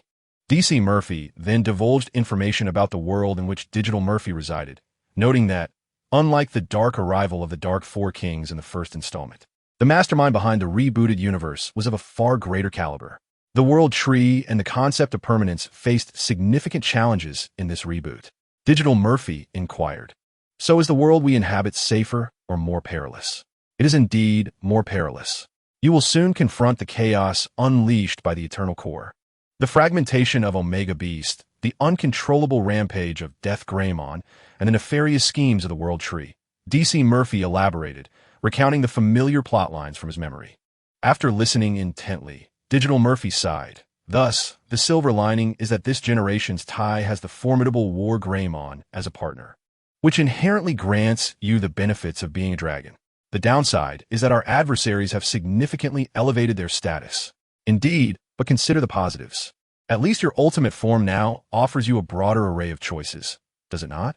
The Seraphimon, with its 0% win rate, pales in comparison to the esteemed Magnamon, DC Murphy spoke of a bright future, emphasizing that Digital Murphy's path to evolution now included more options, allowing him to benefit from his allies. Very well, I shall first strive to survive in this tumultuous digital world, aiming to possess the strength of an edge OB by the time Tai and the others arrive to save us. Digital Murphy sighed and departed, realizing that dreams of the future could not resolve the crises of the present. After Digital Murphy's exit, DC Murphy also departed from the shared space. Just then, he received an unexpected call for assistance. "Can I trust you, Murphy?" Chapter 39. The Troubles of a Little Superman. Is this Clark? The voice on the other end carried a tinge of discontent. It took Murphy quite some time to recognize it belonged to Henry, someone he had only met once. "I never anticipated that the phone number I provided that day would yield results so swiftly. At this moment, I have not heard of any hurricanes occurring in Kansas." "Very well. I shall make my way there promptly. Do not fret just yet." Hanging up the phone, I called out to Selena, who was watching television on the sofa. "Please check for the nearest flights to Smowell, Kansas." Selena turned off the television and opened her phone to search for flights. Today's flights have concluded, and the earliest available flight is not until tomorrow at 11:30 in the morning, due to the need to manage over 20,000 remains. The Gotham police had cordoned off sections of the airport, affecting flight availability by nearly a quarter. Originally, there had been a flight scheduled for the evening that could reach Kansas. "This one due. We are running out of time." Selena changed into her regular attire, as we needed to embark on a journey. A night had passed, and time was slipping away. Clark could not wait that long. It appeared that Bruce would need to wield his financial prowess. "Is it your extraordinary friend who is facing a crisis?" Selena entered the bedroom and quickly donned a blue undershirt, complemented by a black jacket and trousers she retrieved from the wardrobe. Even in her simple outfit, Selena exuded a youthful charm, particularly with the striking contrast of her fair skin against the blue gem pendant and undershirt, captivating the eye. Considering the need for travel, Selena opted for practical brown boots. "Indeed, I hadn't expected him to call me so soon. The situation is rather urgent. We must head to the airport. And for everything else, let the affluent figure find a solution. The mental well-being of the Man of Steel is intrinsically linked to the future of our planet. And as a prospective colleague, Bruce must lend a hand. Otherwise, should Superman stray onto a path of injustice, Batman would need to contemplate his chances of survival in a confrontation with an unjust Superman. While driving the modified vehicle sent by Penguin to the airport, I dialed Bruce in the Batcave. "Please arrange for a flight to Smowell, Kansas." "Yes, it is urgent, as critical as your investigation into the Court of Owls." From the passenger seat, Selena inquired, "Have you secured it?" Murphy nodded. "All sorted." Bruce said, "We can take his private plane parked at the airport. He will handle the flight arrangements and will be airborne within 2 hours at the latest." Upon arriving at the airport, Murphy easily drove the modified vehicle onto the grounds thanks to the Wayne Enterprises license plates, guided by the staff to Bruce's private aircraft. "Mr. Murphy, would you like to transport the vehicle you drove here? Smowell does not have a suitable runway for landing, and we will need to borrow the airport from a nearby city. Having your car would be advantageous." Bruce's private plane assistant inquired, having received directives from his superior to assist Bruce's friend as much as possible within feasible limits. Traveling without a car is indeed impractical, especially since Clark's home is a remote farm. So Murphy replied, "If possible, we would greatly appreciate your assistance." The aircraft assistant commanded the staff to lower the boarding stairs, inviting the 2 individuals to embark on the plane first. "Please, Mr. Murphy, after you, and Madam, do step aboard. I shall attend to the remaining matters." Gotham's billionaire's private jet surpassed Murphy's expectations of opulence, although its exterior revealed its considerable size. It was only upon entering that one could truly appreciate the vastness of the space within. Upon entry, one would find a lounge area adorned with plush sofas, wool carpets, and a well-stocked bar. Beyond the bar lay a private cinema, a sumptuous bedroom, a mini dining area, and an entertainment room, where it was evident that Bruce occasionally indulged in a game of billiards, as a pool table occupied the center of the entertainment space. Murphy did not have to wait long for the flight. Within just over an hour, the necessary flight path and runway were successfully secured. Before takeoff, Murphy returned a call to Clark. "The plane has taken off. It will soon be flying directly to your town. Do not worry. The situation will not deteriorate to its worst potential." After hanging up, Selena approached with a glass filled with a refreshing drink. "He means a lot to you, doesn't he?" It's clear you care deeply for that person on the other end of the line. This was not born of jealousy, but rather Selena's curiosity about this stranger who had crossed paths with Murphy in Metropolis. Meanwhile, upon receiving the news of Murphy's flight, Clark's furrowed brow softened slightly. The plane's departure indicated that the other party would arrive soon, certainly before nightfall. Clark grasped Kent's uninjured hand on the hospital bed. "I'm sorry, Father. It is my recklessness that has led us here."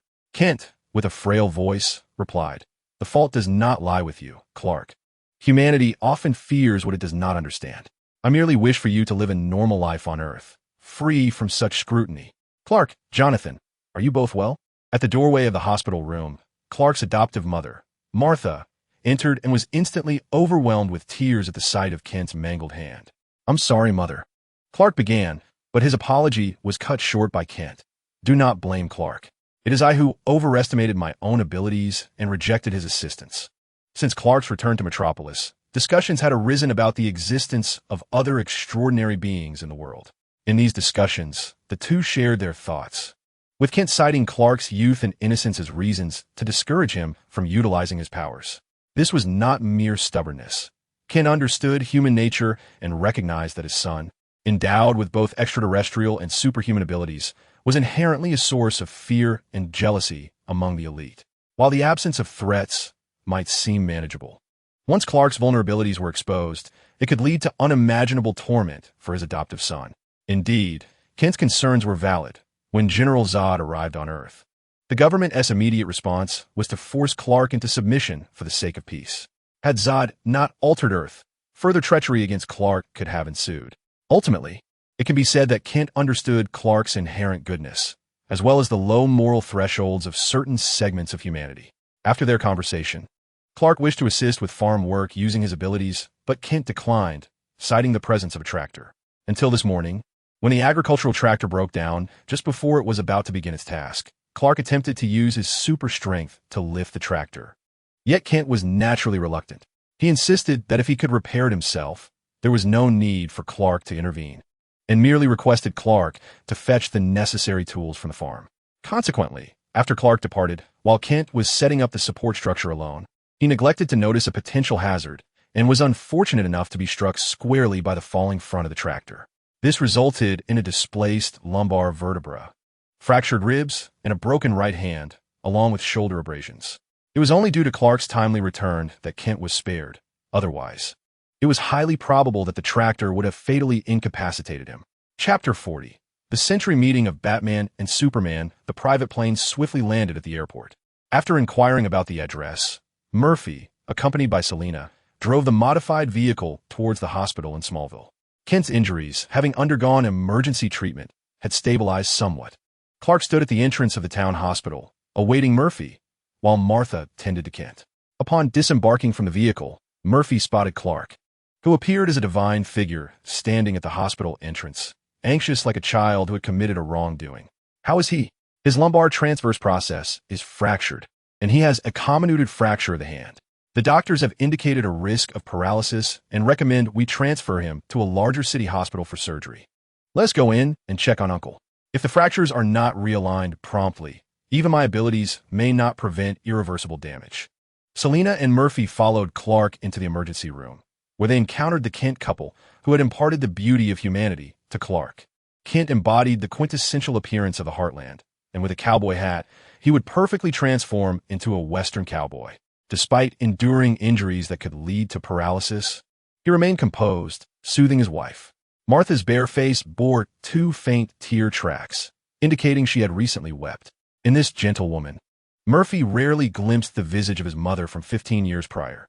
As time progressed, the image of his mother had gradually blurred in his memory, and only in this shared space could he vividly recall his parents' faces. Perhaps only Batman, who had also suffered a similar loss, could truly empathize with Murphy's current emotions upon seeing Martha, who shared the same name as his mother. While Murphy observed Kent, Kent was also scrutinizing the extraordinary young man his son had mentioned. This perceptive man sensed a hint of danger in Murphy, unlike Clark's subdued nature. Having hunted Gotham's underworld with his powers, Murphy exuded a formidable aura, often referred to as that of a powerful figure. Those with a weaker presence might instinctively feel a sense of fear in Murphy's company. Apologies, but Kent's weak voice was interrupted by Murphy. Uncle Kent, this is not the time for such discussions. The priority is to transfer you to a larger hospital for surgery. Kent's condition was far better than Murphy had anticipated, and there was ample time to transfer him using Bruce's private jet. How about having your friend arrange for a hospital in Metropolis? The medical resources there are on par with Gotham, and it's even closer. Selina suggested this, though she withheld a crucial piece of information. Gotham's hospitals were currently embroiled in an organ trafficking scandal, casting doubt on the doctor's ability to perform at their best. Murphy immediately called Bruce again, requesting his assistance in coordinating the surgery scheduled for a little over 3 hours later. Before hanging up, Murphy mentioned that if Bruce wasn't too busy, he could come to Metropolis Hospital, as he had a surprise for him. Everything was settled. His financially adept friend would ensure that the finest doctors at Metropolis Hospital were available for the operation. The private jet was equipped with medical facilities, so Clark arranged for an ambulance to transport Uncle to the airport. Utilizing his powers, Murphy stabilized Kent's injuries, and he, along with Selina, drove ahead with Clark's family in the ambulance towards the airport. Upon arrival, the assistants had already opened the cabin door, and a mobile operating table was positioned at the bottom of the steps. Murphy and Clark lifted Kent onto the plane, while Selina comforted Martha from behind. 2 hours later, the aircraft landed in a city that held an inexplicable connection to Clark, the sky nearing dusk and traffic-heavy. Thus, Bruce had arranged for a rescue helicopter to be stationed at Metropolis Airport in advance. After being transferred to the hospital, Kent was promptly taken into the operating room for skeletal repair. As Murphy and the others awaited outside, Bruce emerged from around the corner, having cleared the path with his financial influence. At that moment, Selina was soothing Martha, while Murphy pondered how to persuade this stubborn father, Superman, once Kent was healed. Anxiously, Clark used his X-ray vision to peer through the walls of the operating room. Inside, Kent was fully anesthetized, equipped with a respirator and a series of devices. Clark, not very knowledgeable about medicine, looked inside merely to alleviate his own anxiety. Bruce, slightly disheveled, paused before Murphy and curiously scrutinized Clark. Recognizing that someone who could elicit Murphy's persistent requests for help was no ordinary individual. Thus, the iconic encounter between the Dark Knight and the God Among Men was immortalized, with the unassuming Martha serving as the bond between the three. You seem quite laden with gadgets, Murphy teased, having rarely seen a flustered Batman. Bruce took a breath. The masterminds we've been pursuing have struck. Since I left Gotham, I've faced no less than 3 waves of attacks. Thankfully, I had the foresight to carry my batsuit, which includes a recently developed anti-Murphy version, or I might have truly met my demise mid-flight. Who would have thought the Court of Owls would arrange for a commercial plane to collide with me right after my departure? Fortunately, the pilot's exceptional skills allowed for the timely evasion of most dangers, although the left wing was severed upon impact. Fortunately, being a private aircraft, it was equipped with emergency parachuting gear. After ensuring that the other passengers exited safely, Bruce donned his bat suit and glided down from the sky with his cape unfurled. En route to Metropolis, he encountered 2 groups of mercenaries who launched an assault on him, armed with RPGs. Although he dispatched both groups, his bat suit sustained irreparable damage. Bruce had no choice but to discard the ruined attire, taking only the useful gadgets with him. The news of Bruce Wayne, heir to the Gotham Wayne Group, being involved in a plane crash with his fate unknown, spread like wildfire. In recent days, he had successfully dismantled the underworld, the law enforcement, and business interests of his adversaries, so such an attack was not entirely surprising. It seemed that their efforts over the past half-month had indeed struck a nerve. Now that the enemy was no longer as resilient, it indicated a greater likelihood of exposing weaknesses, given the intricate web of their power. We must await a prime opportunity to deliver a decisive blow. Failing to eliminate a snake could lead to dire consequences, as evidenced by the Marvel Universe's Hydra, which, after surviving an attack, re-emerged as the shield of Hydra under the guise of S.H.E.L.D. Come, Bruce, allow me to introduce you to my friend, Clark Kent. Murphy interjected, his X-ray vision fixated on the surgery, before turning to Clark. This is Bruce Wayne, my temporary ally in Gotham's monetary affairs. The 2 future allies and adversaries exchanged glances, a fateful meeting of 2 of the 4 titans of the Justice League, gathered ahead of time. Which lady is Clark's mother? Martha? Upon hearing the name, Bruce turned in shock towards Clark's adoptive mother. Who? Martha Kent. Chapter 41. Clark's resolve. Initially, Bruce thought he had misheard, only to believe it after Murphy reiterated. He gazed at Martha in astonishment. What a remarkable coincidence. Could it be that Murphy had intentionally sought out this family? Clark, observing Bruce's bewilderment, was puzzled as to why a mere name could evoke such shock. Subsequently, with his supervision, he noticed the monetary adept Murphy pulling him aside in a fit of anger, pushing him against the wall. Then, utilizing his super hearing, he eavesdropped on Bruce's hushed conversation. Bruce lowered his voice. I hope you're not joking. Murphy replied, I know you're reminded of your own family, and perhaps you feel envy. But I thought you would notice that Pierre, who possesses a purity of heart that neither of us has. When compared to Superman's love for Earth, Batman's suspicion, Murphy's vengefulness, and Catwoman's penchant for pilfering jewels from the affluent, they pale in comparison to this Kryptonian orphan. Within the Justice League, perhaps only the younger and more innocent Kid Flash could stand alongside Superman in that regard. At least Murphy himself cannot reach the level of loving the Earth as one would their first love, despite being wronged countless times. Considering the perspective of someone who has been repeatedly targeted by individuals like Batman or Luthor, who has narrowly escaped death on several occasions, it would be quite understandable for him to seek retribution, as it would not merely indicate a lack of ability. Bruce, catching the underlying meaning, inquired, Is he particularly special? Murphy nodded affirmatively. Indeed, if he so desires, the two of us, along with Catwoman, could likely contend with him on equal terms, though he would effortlessly dispatch us in 3 minutes, and then plead for 7 minutes for our mercy. Despite Murphy's enhanced abilities from his counterparts in other worlds, capable of overpowering 10 versions of himself, he would still be unable to evade Clark's serious punch should he confront him in Metropolis. Bruce released Murphy but felt a sense of defiance. Although he lacked Murphy's peculiar powers, he possessed technological support. The new generation of Mach-Bat aircraft, capable of global assistance, was already in production, boasting an average speed of 335 Mach, equating to 104 km per hour, with a maximum speed that could even exceed 4 Mach. With air-to-ground missiles at his disposal, surely he could subdue this individual named Clark? Furthermore, from Murphy's previous statement, he discerned a blind spot. This brown-haired girl was indeed Catwoman, who had recently been collaborating with Murphy. He was eager to observe the unfolding events. Having concluded his thoughts, Bruce exited around the corner, not seeking Clark, but rather heading toward Martha, who shared a name with his mother. Clark, perplexed, gazed at Murphy, seemingly questioning the peculiarities of his wealthy friend. Murphy pulled Clark aside and whispered, Bruce lost his parents at a young age. Naturally, upon realizing that your mother shares the same name as his, he would be astonished. Children deprived of affection often exhibit singular focus. When you eventually face him, remember to hold back. Clark appeared confused. After all, Bruce had significantly aided him today. Why would he wish to engage in a duel? Murphy patted Clark's shoulder, saying, You will understand in due time. He possesses numerous ways to provoke your anger and test your moral boundaries. Bruce is inherently suspicious, harboring a natural distrust towards everyone except himself. Moreover, your identity as a Kryptonian survivor places you under his intense scrutiny. You may not grasp this now, but you will through personal experience. Clark, bewildered, responded, I will do my best. Does your previous offer to help me awaken my flying abilities still stand? Have you made your decision? Murphy questioned. Clark replied earnestly, Yes. If I gain the ability to fly this time, I can swiftly return to the farm and the house, preventing my father from facing such calamities. It would also facilitate resisting hurricanes in the future.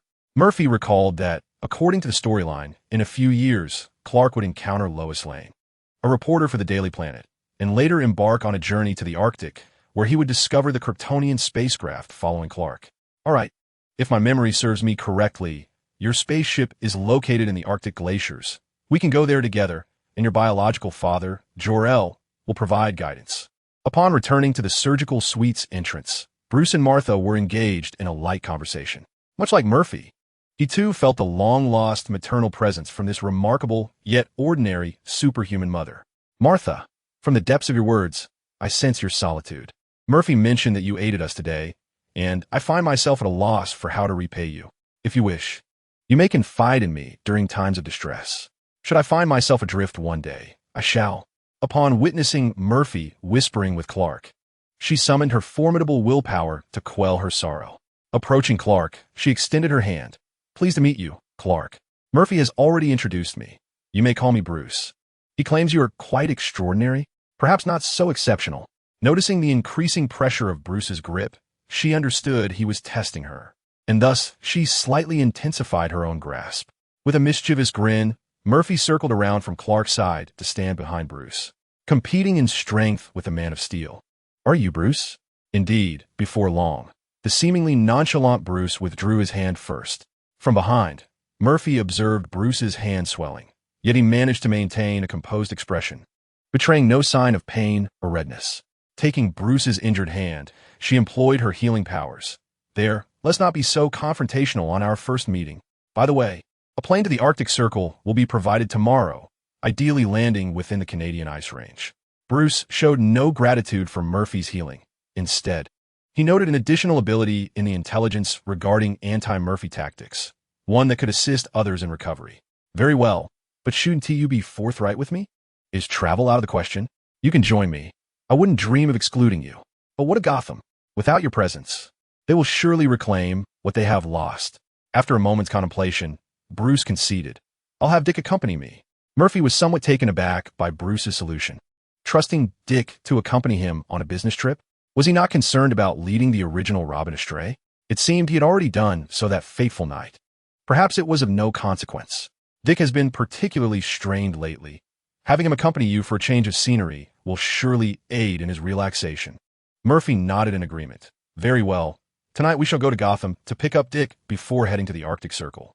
An hour later, the green light indicating the completion of the surgery illuminated the operating room, clearly signaling that Kent's procedure had concluded.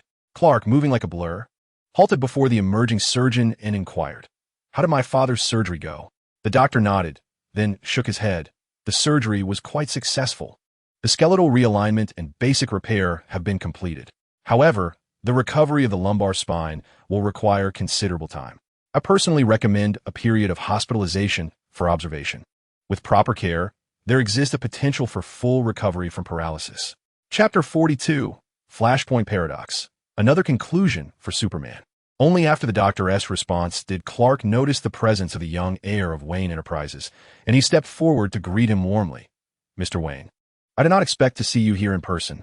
His demeanor was exceedingly warm, especially considering that this affluent benefactor not only donated a substantial array of new medical equipment, but also allocated $1 million to support his medical research project.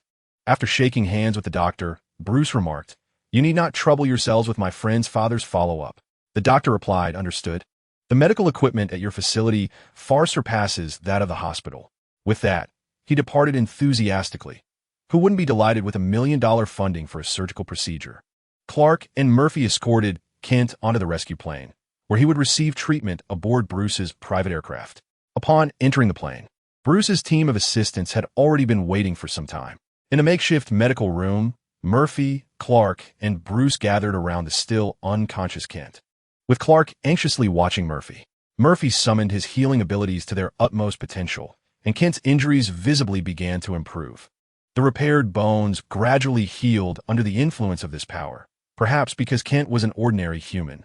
The healing abilities did not achieve the complete recovery seen with himself or Catwoman. Nonetheless, Kent regained sufficient mobility to move slowly. Noticing that Murphy had ceased his efforts, Clark inquired about Kent's condition. Murphy replied, "Kent's wounds have healed significantly, but he has exhausted his cells and needs to replenish his nutrients, requiring at least a month of rest. It would be best to complete his treatment after he has recovered from this period of weakness, as excessive stimulation and cell depletion could affect his longevity." Kent opened his eyes, grasping his son's hand. "Clark, I'm all right now." "Thank you, Murphy." After moving his legs slightly, he demonstrated that the risk of paralysis in his lower body had dissipated, though the recovery process had taken a toll on his vitality, rendering his movements and speech weak. "No, Uncle Kent, this is the treatment you deserve.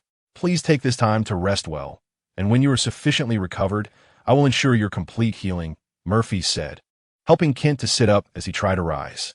He then assisted in removing the for inflammation, leaving the glucose drip attached to aid Kent in swiftly replenishing his nutrients. Kent reflected on how he felt as if he had wasted many years.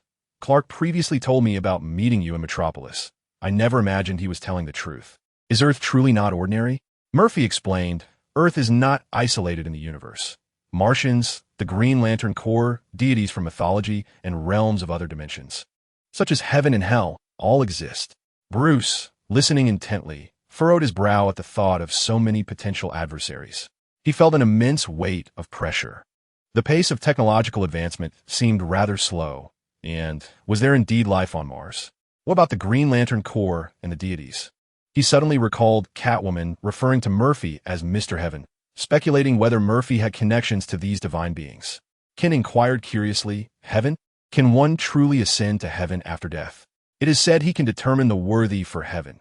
Even a scoundrel, upon sincere repentance at a crucial moment, may be favored for ascension. In the future, I might test the gates of heaven. Does this ability to banish to other dimensions genuinely connect to paradise? The gate of heaven is the ultimate technique of the holy angel beast. Murphy harbors a certain anticipation for the digital Murphy's evolution into the radiant beast. Interestingly, the ultimate form of the radiant beast is the satanic form, akin to the experience of Lucifer in the DC universe, a once perfect and exalted angel who fell from grace, ultimately becoming the ruler of hell.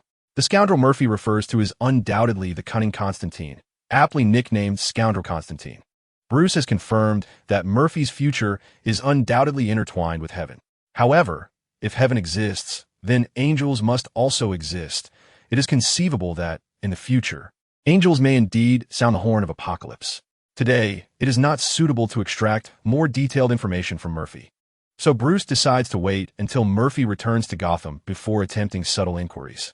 Uncle Kent, I understand your concern for Clark in such a complex social environment. But Clark's innate abilities will prevent him from living like an ordinary person indefinitely. You have raised Clark to be so virtuous that even when targeted, he will not succumb to rage and lose his reason. After speaking, Murphy cast a glance at Bruce. Bruce thought to himself, what are you looking at? Just say what you wish to say. Uncle Kent, allow me to tell you a story. Imagine if the escape pod had not landed in Kansas, but had been intercepted by the military near Metropolis. The infant within that pod would have been confined in a shadowy laboratory, deprived of sunlight. He would spend his days in a straitjacket, wearing a suppressive collar around his neck, subjected to blood and bone marrow extraction for experiments, receiving only minimal sustenance to sustain life, never truly satiated. In the course of these experiments, the scientists would discover that his cells possessed astonishing strength when exposed to sunlight. Thus, deeper research would ensue, revealing that red solar radiation could inhibit this cellular vitality. Even cells enhanced by yellow solar radiation would, when faced with red solar radiation, rapidly weaken to the strength of ordinary human cells within a short span. 18 years would pass, during which the alien youth, through whom they had extracted cells, had their alien technology unraveled, while he remained emaciated from constant blood and marrow extraction, barely clinging to life, weakened to the point of being inferior to ordinary humans. He would be imprisoned in that laboratory, unseen by the light of day, until he was finally rescued by the Flash and Thomas. At last, this alien boy would behold the sun. The energy of sunlight would invigorate his cells, enhancing his abilities, and he would transform from skeletal, near-mortal state back into a normal being. As the duration of sunlight exposure increased, he would acquire the formidable powers that were rightfully his. Uncle Kent, if another were subjected to such treatment and subsequently gained nearly invincible strength, would they seek retribution against that world? Murphy's words left Kent in contemplation, empathetically considering the torturous conditions endured in such a dehumanizing environment. It is likely that upon gaining power, one would instinctively seek vengeance. Kent pondered for a moment, realizing he could not deceive himself into believing that his unfortunate child would not seek vengeance. He replied, in a fit of rage, he would annihilate without mercy, perhaps even descend into antisocial behavior, harboring animosity towards the eradication of all humanity. Bruce detected a blind spot. Aliens? Can a red sun suppress abilities? Who is the Flash? Could Thomas be his father in that realm? Murphy continued to narrate the tale of the Flashpoint paradox. He did not. Instead, amidst Thomas and the Flash's pleas for assistance regarding the impending destruction of their world, he relinquished years of animosity and aided Earth in averting annihilation in the conflict between Atlantis and the Amazons. Bruce contemplated very well. I have learned of Atlantis and the Amazons. I shall investigate further. Murphy sensed Bruce's suspicions beginning to surface, so he continued to conclude. The world has inflicted pain upon him, yet he responds with kindness. Uncle, under your influence, he could never evolve into the very scenario you dread. You should trust Clark. Trust in this world. Chapter 43. The Plea of Murphy. Under Murphy's persuasion, Kent finally relinquished his steadfastness. He understood that Clark would inevitably reveal his abilities to the world. His heart ached for his adopted son's future experiences. Hence, even in the face of death, he was reluctant for Clark to utilize his powers. Am I not correct? If Batman Bruce Wayne were to have enemies among all of humanity, half of Superman's troubles would directly or indirectly stem from you. Murphy mused internally. Having regained some strength, Kent exited the medical room unaided, reassuring his wife Martha that he was no worse for wear. Go, Clark, seek that which rightfully belongs to you. Kent turned to Clark as Martha supported him. He cast a lingering glance at Murphy, hoping this young man would not betray the trust placed in him by both father and son. At Bruce's private jet, Clark rushed to embrace the Kents in farewell. I shall return swiftly, I swear. Although the plane he had arrived on was destroyed in a collision, Bruce utilized his financial prowess to procure a private jet from an anonymous wealthy benefactor at thrice the factory price. That evening, the quartet boarded the new aircraft bound for Gotham. The journey back to Gotham was remarkably smooth, devoid of any aircraft collisions, missile misfires, or tower misguidance. Dick was already aware of the expedition to the Arctic Circle for espionage, and by the time the four arrived at Wayne Manor, he had prepared winter attire. Winter garments matching Murphy and Selina sizes had been procured by Alfred's aides from a store, while Clark, unaffected by the climate, donned typical summer attire.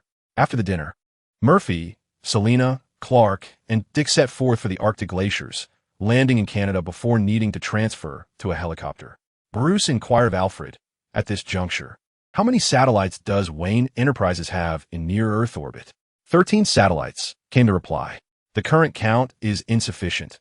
We must expedite the increase to over 150 satellites. It is imperative that these satellites establish a network in low Earth orbit, enabling the capability to revisit any location on Earth within a mere 10 minutes. Most importantly, they must facilitate all weather, all time, and full-spectrum data acquisition. Indeed, today, under Murphy's guidance, I have gleaned much about potential adversaries and lurking extraordinary beings. Bruce's suspicions have resurfaced. He must maintain constant surveillance over the globe and possess rapid response measures against such extraordinary entities. Whether it be heaven or hell, should any threat arise to Earth, he will eliminate it without hesitation. Bruce's oath of non-lethality applies solely to Earthlings, implying that those not of this world are deemed legitimate targets in his eyes. Alfred meticulously recorded Bruce's demands in the task log, elevating their importance to the highest priority. Bruce continued, stating that we must establish our own geostationary space station, directing Lucius's team to expedite the design of a station positioned 300 kilometers from Earth, aptly named the Watchtower. Alfred interjected, cautioning that the space shuttle may lack sufficient capacity to accomplish this in the short term. Bruce replied, I am aware. For now, let us proceed with the design. We shall call it the Watchtower. On the flight to Canada, Dick was filled with anticipation for this Arctic journey, especially since he had previously been a performer in a circus, having never traveled beyond the confines of his country, only experiencing this icy realm through television and books. Dick, under the guise of a child, sought to extract information from Clark, a covert mission imparted by Bruce, marking his inaugural task as Robin. In addition to gathering as much intelligence as possible from Clark, Dick was also required to discreetly document the trip with a hidden camera. After a long day, Murphy and Selina leaned against each other, dozing off to replenish their energy. During this period of light slumber, Murphy entered a parallel space where he encountered his shadow self. At last, DC boss, I've awaited your arrival, exclaimed Shadow Murphy. These past few days I sacrificed my class time just to meet you, my good friend, Shington. Even thought I was secretly working overtime on other endeavors. DC Murphy, puzzled, inquired, what is it? If you need assistance, do not hesitate to ask. I am at your service. In this parallel space, he had been borrowing powers from other versions of himself, and naturally, he was eager to respond to a request for help, as his only notable trait was his excellent memory after traversing the parallel realm. Shadow Murphy continued, Your world is modern.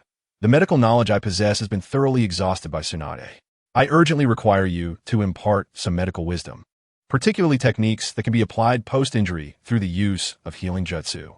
He earnestly clasped his hands in prayer, for Tsunade's classmate, Kato Danzo, had proposed integrating medical ninjas into the task force during the recent Jonin meeting, a strategy to approach Tsunade. Indeed, just 2 days prior, Tsunade had advocated for this universally recognized team allocation in the meeting. It is an accepted notion that Tsunade's proposal was met with skepticism. After all, in the eyes of some, these ninjas are merely expendable resources that can be summoned at will. Why exert effort to alter long-standing traditions? Medical ninjas have become synonymous with weakness, as not everyone possesses Tsunade's extraordinary strength. The inclusion of a medical ninja in a three-man team would, in their view, inherently diminish the combat prowess of the ninja village. Upon returning, Tsunade relayed this matter to Murphy, and had it not been for the chance mention that their old classmate, Kato Dan, also supported him, Murphy would have remained oblivious to the near betrayal. Consequently, he resolved to acquire knowledge from modern-day DC Murphy to divert Tsunade's attention and prevent being thwarted by the inevitably doomed Jonin Kato Dan. At this juncture, his only hope rested with DC Murphy. Leave it to me. I am currently assisting Superman in locating a Kryptonian spacecraft. In due course, I shall procure both terrestrial medical knowledge and the insights of Kryptonian cloning for you, so we can all revel in the wonder of red eyes. Today, I utilize the healing palm technique alongside modern medical surgery to aid Kent in his recovery from multiple fractures. You might initially use this knowledge to capture Tsunade's attention. DC Murphy proceeded to elucidate the process of stabilizing damaged bones during surgery and the miraculous results of the healing palm technique. Thank you, I understand now. Truly, you are a reliable version of myself from another time, expressed Hokage Murphy in gratitude. As Hokage Murphy prepared to depart, DC Murphy hastily reminded him, be sure to learn more ninjutsu. The fundamental body replacement technique is no longer sufficient. My adversaries in Gotham have escalated to the Court of Owls, and I must bolster my capabilities. Hokage Murphy sighed, look at me. I've been preoccupied perfecting the earth release, rolling will technique, and wind release, air cannon. I will focus on acquiring new ninjutsu moving forward. Rest assured, Gotham's guardian. As the second great ninja war loomed, he recognized the necessity to enrich his repertoire of ninjutsu. Not to mention, mastering the chakra scalpel would be invaluable in nurturing his bond with Tsunade. Chapter 44. Your friend Superman is online upon arrival. Selina gently roused the deeply sleeping Murphy as the plane touched down. The quartet found themselves amidst a frigid landscape, having landed at an airport near the Arctic Circle, where the biting cold was palpable. Prior to disembarking, everyone except Clark had bundled themselves tightly against the chill. A helicopter, tasked with their transport, had already landed at the airport, and several hours of helicopter travel still lay ahead before they would officially reach the heart of Canada's Arctic territory. As soon as they set foot on the ground, Clark felt an inexplicable pull from a certain direction. Since Murphy was unaware of the exact location, they stocked up on enough provisions for a week at the supply camp before setting off, with Clark leading the way into the depths of the ice fields. Given his superior capabilities, Clark carried an additional 2 tents in his pack. As Clark ventured deeper into the icy expanse, guided by an inner compulsion, he employed his extraordinary vision to pierce through the glaciers in search of the Kryptonian spacecraft mentioned by Murphy. Perhaps due to the passage of time, the military had yet to arrive for reconnaissance of the anomalies. In the original narrative, Clark had swiftly located the ship, but after 2 days of trudging through the frozen landscape, they had found nothing. In a sheltered spot, the 4 of them secured their backpacks and consumed a simple meal. Murphy paired with Selina, while Clark teamed up with Dick, and they retired to their tents for the night. Eventually, Clark felt a stirring within him, prompting him to follow his instincts. With the heat vision emanating from his eyes, he began to melt the icy layers. The once impenetrable frost yielded effortlessly to the warmth, akin to a hot knife slicing through butter, and soon a cave tall enough for a person to enter was formed, with the 3 trailing closely behind Clark. Dick and Selina walked in awe, gazing at the concentric scars carved into the ice, marveling at the sheer power humans could wield. As they delved deeper, the spacecraft, entrapped within the ice and exuding a sense of sci-fi wonder, finally came into view. Clark beheld the ship, resembling the underground escape pod from his farm, and retrieved a pendant that had hung around his neck. This artifact had awakened his superhuman abilities in childhood and was, according to Murphy, the key to unlocking the vessel. Upon sensing Clark's approach to the ship's beam, the control console rapidly morphed into shape, bathed in a ghostly blue light. Clark's intuition guided him to the concave section of the console, where he felt compelled to insert the pendant. Simultaneously, the ship's defense robot emerged for a final verification. Silently hovering behind the group, it unfurled its mechanical structure and lashed out at Clark with a whip-like appendage. The sudden attack startled not only Clark, but also the anxious Catwoman and Dick, who subconsciously believed this was Clark's ship and could not fathom an attack on its master. With a swift motion, Clark deflected the mechanical tendril, after which Murphy unleashed a seismic blast that sent the hovering robot crashing against the ship's wall. The explosion of rocky debris successfully disrupted the robot's circuitry, rendering it incapacitated on the ground. It was evident that when dealing with Kryptonian technology, magical prowess proved to be reliable. As the pendant was inserted, the ship's artificial intelligence, Jor-El, materialized before them, subsequently guiding Clark to the cockpit. Jor-El observed Murphy and the others. Aside from Dick, he could not comprehend the energy emanating from the two, energy that even Kryptonian technology could not decipher. However, he did not object to their presence alongside Clark in the cockpit, reflecting Clark's trust in them, indicative of a life well lived on Earth, where he had at least begun to integrate into this second home. In a hushed silence, the Kryptonian spacecraft broke free from its icy confines and ascended into the sky, landing atop an untouched layer of ice. In the distance, a polar bear was startled into retreat by the sudden appearance of this colossal entity. As the diagnostic cycle completed and personnel verification was successful, the system entered an operable state. As the captain's share of the spacecraft elevated, Jor-El approached from behind. His appearance adorned in the garb of a Kryptonian official, his expression warm as he gazed upon his grown son, Kal-El. He was Jor-El's artificial intelligence projection, embodying a fragment of his consciousness, thus serving as a digital paternal figure to Superman. Standing before Clark, he remarked, "Look at you all grown up. If only Lara could witness your transformation." Murphy had informed Clark of the tales of Krypton, and he was aware that the Lara spoken of by the projection was his biological mother, Kal-El being his Kryptonian name. Ignoring Murphy, who was engaged in whispered discussions with Selina about scientific knowledge, Jor-El addressed Kal-El, who exhibited no surprise. "It seems you are unfazed. Here on Earth, you have already encountered the lore of Krypton. Krypton is not merely your birthplace. It is our homeland." As Jor-El spoke, the technology of projection and material reconfiguration manifested in the cockpit, illustrating Krypton in front of the onlookers with black metallic hues. Through this transformative medium, Jor-El recounted the rise and fall of Krypton, a society rendered stagnant through genetic manipulation, where destinies were predetermined before birth. Krypton, resistant to change amidst impending doom, only faced its reckoning when General Zod instigated a rebellion, prompting Jor-El to send his only naturally born son, Kal-El, to Earth.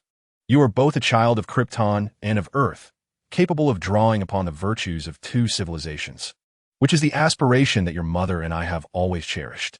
Jor-El unfurled his black cloak, revealing the black Kryptonian uniform beneath, gesturing towards the emblazoned upon it. "This symbolizes hope, the hope of both worlds that you must bear. You are destined to guide this planet. One day, you will become the miracle of both civilizations." As the hatch behind him opened, it revealed Clark's very own Kryptonian uniform, crafted from unique programmable molecular material, designed to accelerate the conversion of solar energy, resist wear, and adapt to various environments. The predominant hue of the suit was blue, with a dark saw on the chest signifying hope, while the red cape at the back represented cultural ties and legacy. Clad in the uniform, Clark leaped from the spacecraft, beginning his lessons in flight under Jor-El's guidance. Murphy encouraged the distant figure of Superman. "You can do it, Clark. As long as you believe, you can achieve it." The true strength of Superman lies not merely in his T0 level attributes or his ability to rejuvenate under sunlight, but in the profound belief that he can accomplish anything. As he traversed the icy terrain in his suit, Clark lifted his gaze to the sun, closing his eyes to channel the burgeoning power within him. After a single leap, he crashed down, shattering the ice beneath him, With a second and third leap, he began to sense the biofield's energy, causing nearby debris to hover in the air. At long last, Clark succeeded in flying, gracefully navigating the sky. Selena and Dick watched in envy as he broke the sound barrier. Flight has been humanity's dream since time immemorial. On the other side, Data Entity Joe conversed with Murphy as they walked. I had previously assumed that our understanding of Earth from Krypton was sufficiently clear, yet upon meeting Mr. Murphy and MS Selena today, I discovered that Earth is far from ordinary as I had imagined. From your recent communications, I have inferred that you are destined for an extraordinary future. I hope that when that day arrives, you will remain steadfast in your commitment to protect the world and not succumb to the violent means that have ensnared my friends. Chapter 45. The Alliance of Assassins and Bane's coalition. Ra's al Ghul, the leader of the Assassin's Guild, a master of ninjutsu, and an immortal influenced by the Lazarus Pit, is both the mentor and adversary of Bruce Wayne, as well as his father-in-law. This ninja master is devising a plan to cleanse Gotham of the ineffectual vampires that have infested it and to dismantle the corrupt Court of Owls that controls the city. His ally in this endeavor is Bane, who similarly yearns to reconstruct Gotham. Indeed, Bane seeks a physical rebirth of Gotham, intending to obliterate the city, which has been corroded to its core, and rebuild it anew.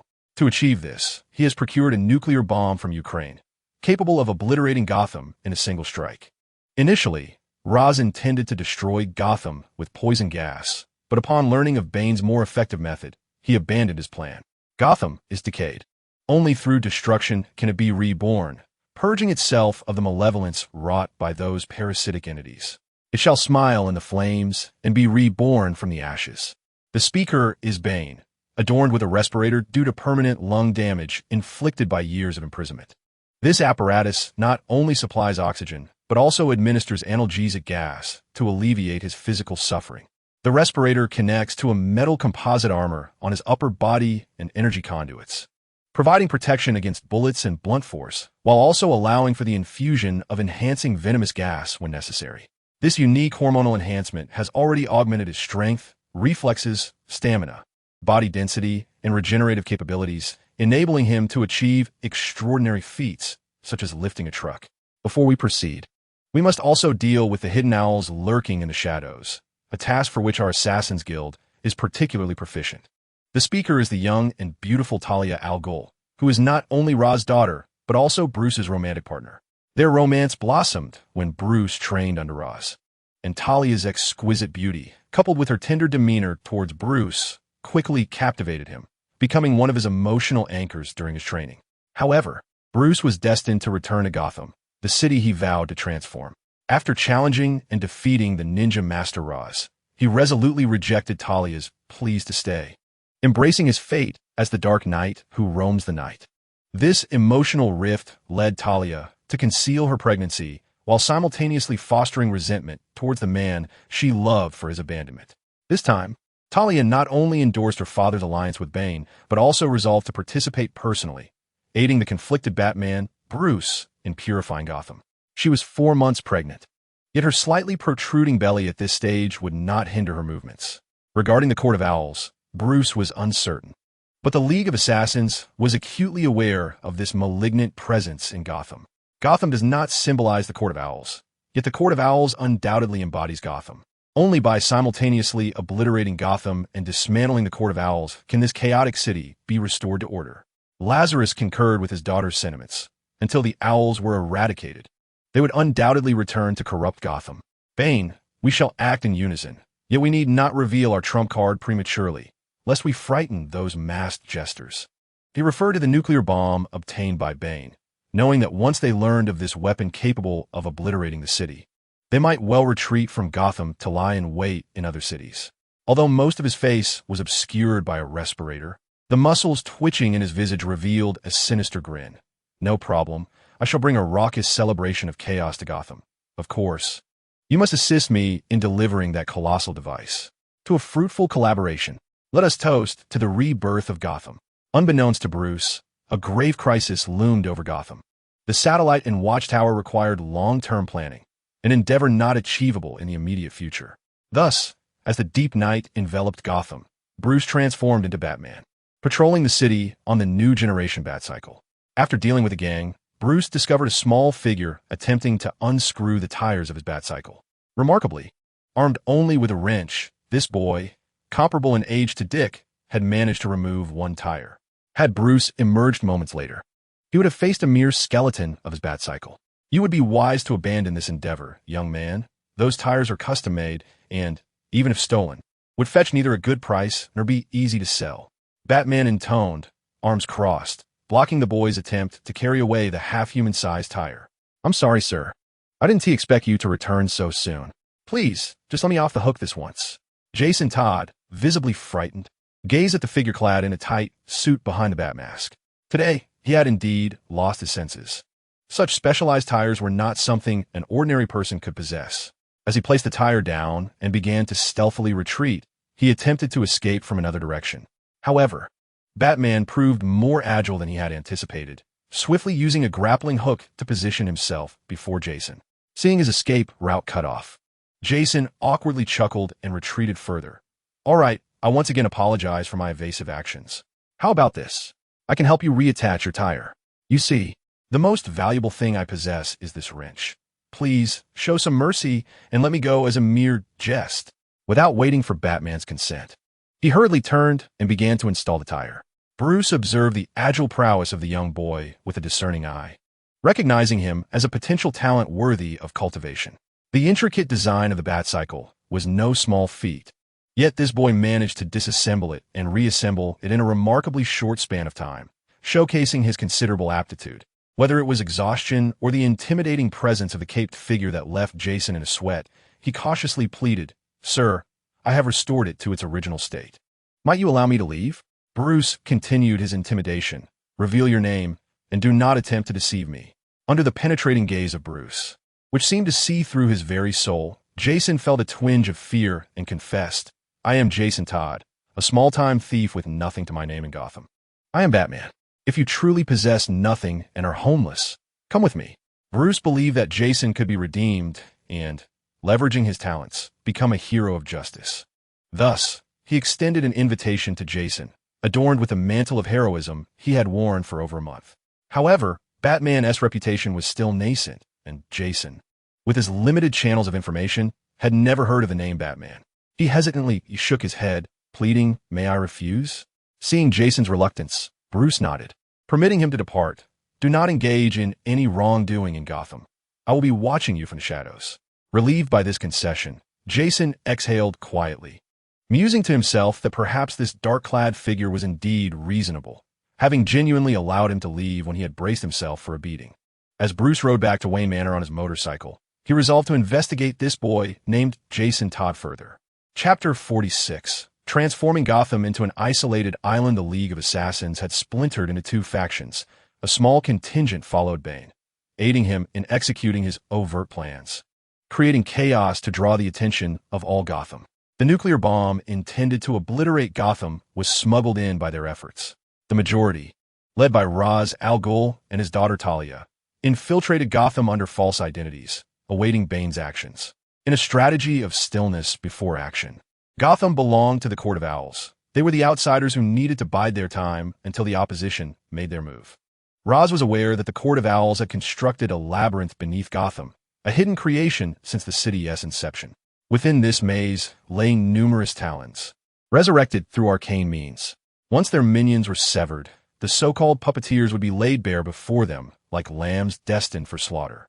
Having received word from the League of Assassins that the nuclear device had been successfully deployed as per his instructions, Bane grinned malevolently, preparing to execute his second plan, severing Gotham's external connections by destroying the bridges. Gotham was served by three major bridges: the Robert Kane Memorial Bridge to the northeast, the Three Gates Bridge to the west, and the Vince Finkel Bridge to the southwest. By dismantling these three bridges, he would effectively isolate Gotham's transportation network. Although the Mooney Bridge is also known as the Gotham Bridge, serving as a primary connection to the adjacent Archibald Wynne International Airport, it lies to the north, far removed from the bustling heart of Gotham City, where only a handful of affluent estates reside. It suffices to obliterate the Kane Memorial Bridge.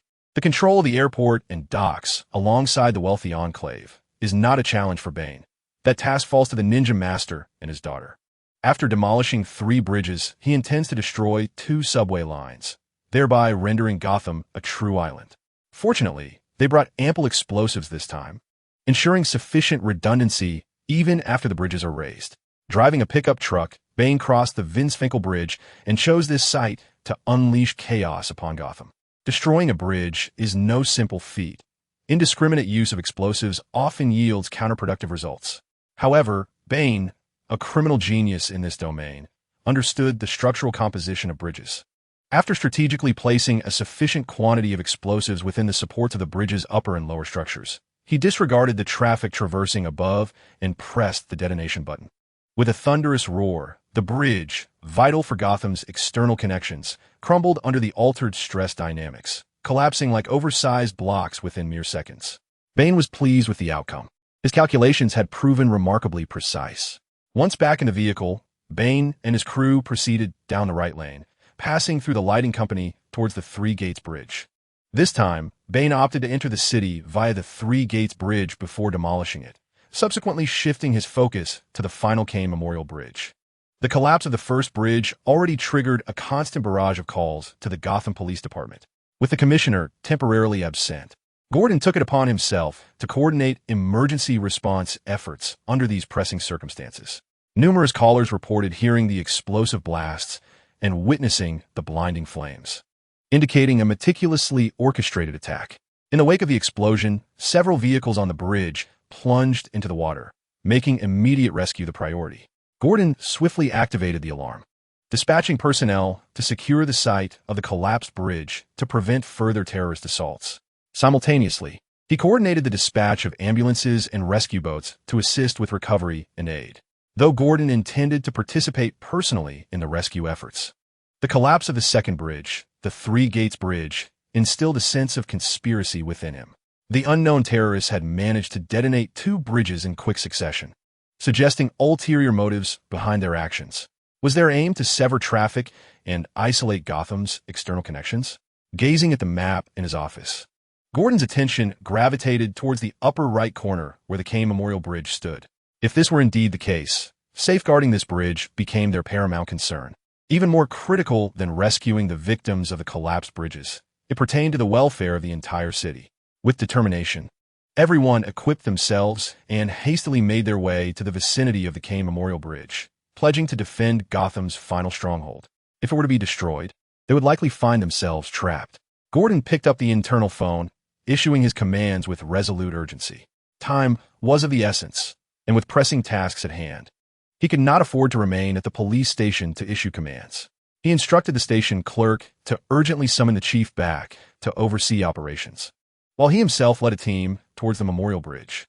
Meanwhile, within the Wayne Manor, Bruce, having barely slept for a few hours, was roused by Alfred.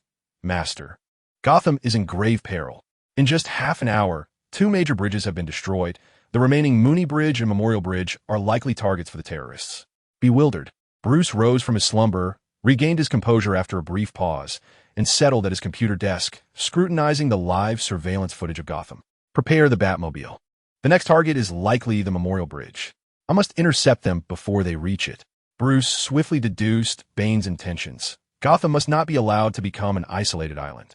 Understood, Alfred responded, activating the Batcave's operating system, deploying the prepped Batmobile onto the runway via the launch platform. Bruce, having donned his bat suit in his bedroom, made his way through the secret passage to the Batcave beneath Wayne Manor, flinging open the car door and accelerating into the outside world. The Batmobile combined the ground speed of the Batcycle with the safety of the Batplane. Its bulletproof shell, crafted from a special alloy, could withstand rocket fire and heavy machine gun rounds with ease. The enhanced hydraulic suspension system allowed for jumping, and the deployed wings enabled low-altitude gliding given sufficient power and angle. The vehicle was armed with a formidable 60mm cannon, non-lethal smoke bombs, and specialized electromagnetic pulse bombs. Its blast-resistant tires posed no concern against targeted enemy designs. Although Wayne Manor was in close proximity to the Memorial Bridge and Bruce pressed the accelerator to the floor, he was ultimately a second too late. As the Batmobile raced across the Memorial Bridge, the explosion had already occurred, sending shockwaves that caused the bridge to tilt and collapse. Retreat was clearly no longer an option. Opening the vehicle's wings, Bruce decided to take a risk. He aimed to soar across at the right angle before the structure completely gave way. Navigating through the chaos of vehicles, the Batmobile finally launched off the rising bridge, soaring into the air, then gliding perilously towards the opposite shore. Upon landing, the vehicle lost balance and rolled several times before coming to a halt. Shaking his slightly dazed head, Bruce quickly steered the car towards the nearby skirmish. Though Gordon had responded in time and led a team to defend the Memorial Bridge, they were still outmaneuvered by Bane and his men who had infiltrated from the Burnley district. Fortunately, they managed to intercept Bane as he attempted to retreat. However, the disparity in weaponry meant they were consistently outmatched, suffering casualties as officers fell victim to the storm of bullets unleashed by Bane's crew. It was not until Bruce employed the Batmobile as an impromptu shield, positioning it between the combatants, that further police casualties were averted. Chapter 47. Batman's Break. This marks the inaugural encounter between Gordon and Bruce Wayne, the future dynamic duo. Previously, Gordon had only heard of the nocturnal vigilante, Batman, through news reports and whispered rumors. The distinctive bat mask was the sole reason he could instantly recognize that their savior was Batman. You evacuate the injured to a safe distance. I shall handle these terrorists. Bruce, inside the Batmobile, shouted through a loudspeaker to Gordon and his team outside, then elevated the cannon on the armored vehicle to fire upon Bane and his cohorts, who were taking cover. Gordon, understanding the gravity of the situation, realized that the disparity in weaponry was too great. They held no advantage against Bane's firepower. Prolonging the confrontation would only lead to more casualties, so he commanded, "Cover the injured officers and facilitate their retreat." Upon seeing that they had heeded his instruction, Bruce deployed 2 smoke grenades to provide concealment for their escape. Bane found himself pinned down by the cannon fire, unable to lift his head. It was now their turn to experience the overwhelming superiority of Batman's equipment. 2 members of the League of Assassins, delayed in their retreat, were struck by the lowered cannon fire, their legs shattered and debris scattering across the ground. Recognizing the advantage Batman possessed, Bane hurled 3 grenades toward the vicinity of the Batmobile, and then switched to a prearranged extraction vehicle, which was met with destruction from the Batmobile's cannon. The Batmobile emerged from the explosions unscathed, as Bruce maneuvered the vehicle to pursue Bane down the highway. Despite the high-power modifications of their pickup truck, it could not match the speed of the Batmobile. "Heavy trucks, move out," Bane commanded through his radio. He had meticulously planned the retreat direction and the positioning of his ambushers nearby. If the Gotham authorities could not even predict which bridge he intended to demolish next, they were woefully inept. Every detail of the escape route and the ambush had been calculated. He had simply not anticipated using this strategy against Batman instead of GCPD. The speeding heavy trucks accelerated to their limits down the narrow street, aiming to collide with the oncoming Batmobile. Despite evasive maneuvers, the Batmobile lost control in the collision, spinning and crashing into a storefront. Thankfully, the alloy's strength was sufficient. Otherwise, Batman would have been reduced to mere shreds under the impact. Another heavy truck blocked the intersection, sealing off the street, while the assassin's driver seized the opportunity to commandeer 2 cars amidst the chaos. Activating the satellite map, the onboard system automatically marked and tracked Bane's group, prompting Bruce to follow the designated shortcut for interception. With the Batmobile's formidable power and Bruce's exceptional driving skills, he soon outpaced Bane's vehicles from an alternate route. Now it was Batman's turn to execute a pit maneuver against Bane. The assassins unleashed a barrage of gunfire from their assault rifles, which merely chipped the paint off the Batmobile. Bane was acutely aware of his disadvantage in speed. Thus he resolved to take the initiative. "I shall intercept Batman, while you proceed with the plan to incite chaos in this city." As the venom surged through his armored chest, Bane's muscles visibly swelled with newfound power. Relishing this intoxicating sensation of strength, he grinned malevolently and leaped into the bed of a pickup truck. After a brief calculation of distance, he launched himself like a warrior, landing in front of the Batmobile. However, Bane was not yet powerful enough to disregard inertia. As soon as he landed on the vehicle, he lost his balance and tumbled backward. With quick reflexes, he grasped the rearview mirror, suspended in midair, and flung open the Batmobile's door. He provocatively challenged Batman. "I have heard you are the finest disciple of Ra's, perhaps even surpassing the master himself. Come, let me measure your worth." After releasing the swaying mirror, he rolled his body atop the Batmobile, steadying himself against its roof, and reached down toward Bruce, attempting to drag him from the vehicle. Upon hearing Ra's name, Bruce felt a sinking sensation in his heart. It was no wonder the movements of those individuals seemed familiar. They were members of the League of Assassins. And this man, donning a breathing mask, was undoubtedly the Bane mentioned by Murphy. Bruce, gripping the steering wheel with one hand, grasped Bane's outstretched hand and inquired, "You are Bane? What is your purpose in Gotham with the League of Assassins?" Bane forcefully broke free from Bruce's grip, exclaiming, "You know of me? Excellent. It seems my reputation has reached Gotham. As for our purpose here, defeat me."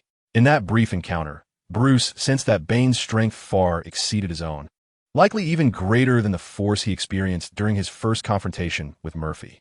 As Bruce swerved the vehicle violently, Bane could no longer maintain a firm grip against the car's side, and had it not been for his immense strength, he would have been thrown off.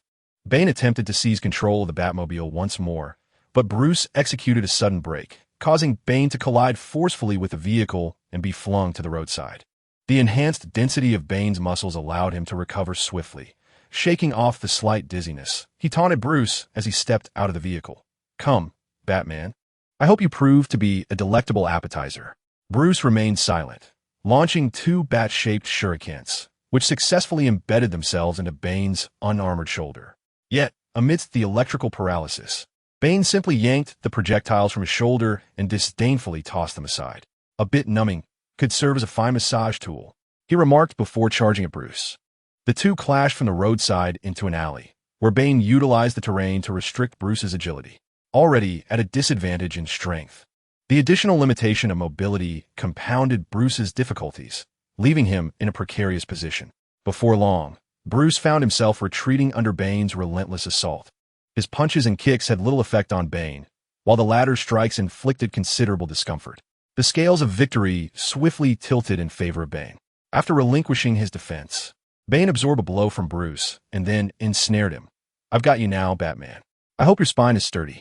As he spoke, his arms tightened their grip, the ominous creaking of bones echoing through the alleyway. Bruce sensed impending doom, yet no amount of struggle could free him. The agony in his lower back forced a cry from his lips. With another savage exertion, Bane brutally fractured Bruce's spine. Holding the incapacitated Bruce aloft, Bane boasted, "It seems I am indeed superior. Let Batman await Gotham's rebirth amidst the flames in a trash bin." With that, he discarded Bruce into a nearby large refuse container and turned away, heading towards Gotham Prison. Until nightfall, Bruce lay paralyzed in the crime-ridden alley, unnoticed. It was not until the young Jason passed by and spotted the bat-themed vehicle that he felt a surge of excitement. He circled the vehicle, inspecting it, and then glanced around nervously, fearing that Bruce might catch him in the act. It was then that Jason's gaze fell upon the refuse bin in the middle of the alley, where a boot protruding from the garbage caught his attention. Cautiously approaching the bin, he was taken aback upon seeing the occupant. "It's you?" Chapter 48. The fall of Wayne Manor time rewinds to when the Batmobile emerged from the Batcave. In this affluent enclave, overlooking Gotham across the river, an alliance of assassins led by Talia successfully infiltrated the area. Their roles were distinctly defined. Groups of 3 to 5 invaded each estate, ensuring that no members of the Court of Owls could escape. The largest estate, Wayne Manor, was under Talia's direct supervision, as she prepared to assume her role as the future mistress of Wayne Manor, paving the way for her son, Damian Wayne, to inherit his legacy. Indeed, Talia had already chosen a name for her son, Damian.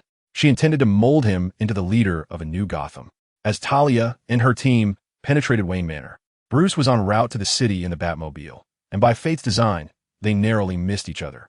Despite the months apart, Talia's understanding of Bruce remained profound. The assassin's decision to cleanse Gotham was not a spur-of-the-moment whim. Operatives had infiltrated the city well in advance. As an organization with a centuries-old legacy, they had established connections in Gotham, allowing them to easily replace a small fraction of individuals across various industries. Workers, merchants, insurance agents, restaurant staff, and more.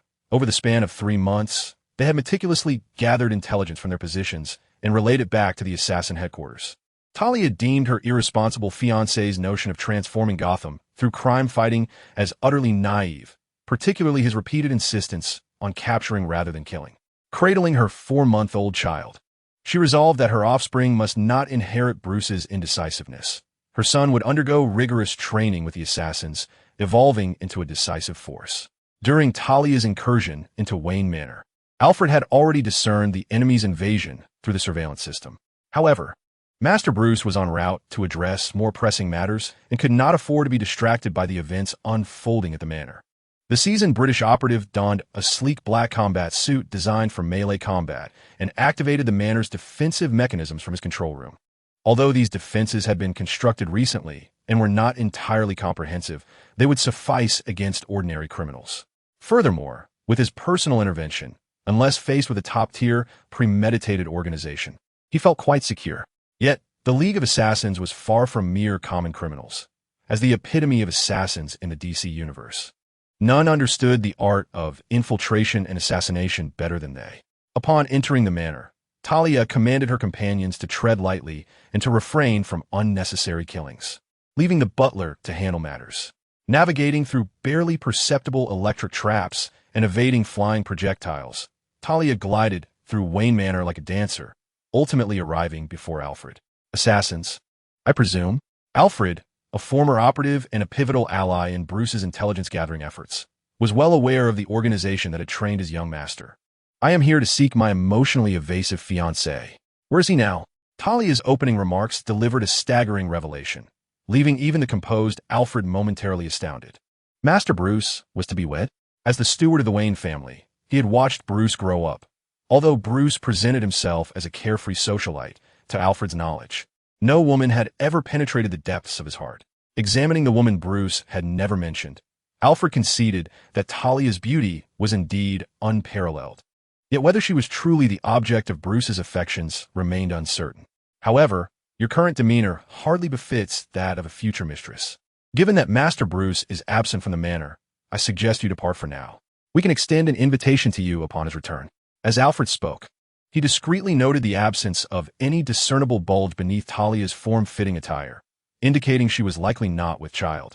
With a self-deprecating smile, he acknowledged his own absurdity in fantasizing about Master Bruce's marriage, having momentarily envisioned a future progeny. I beg to differ. I should be seated in the hall as the mistress awaiting Bruce's return. With that, Talia brandished 2 short daggers and launched a surprise attack on Alfred, who quickly found himself on the defensive against her swift assaults.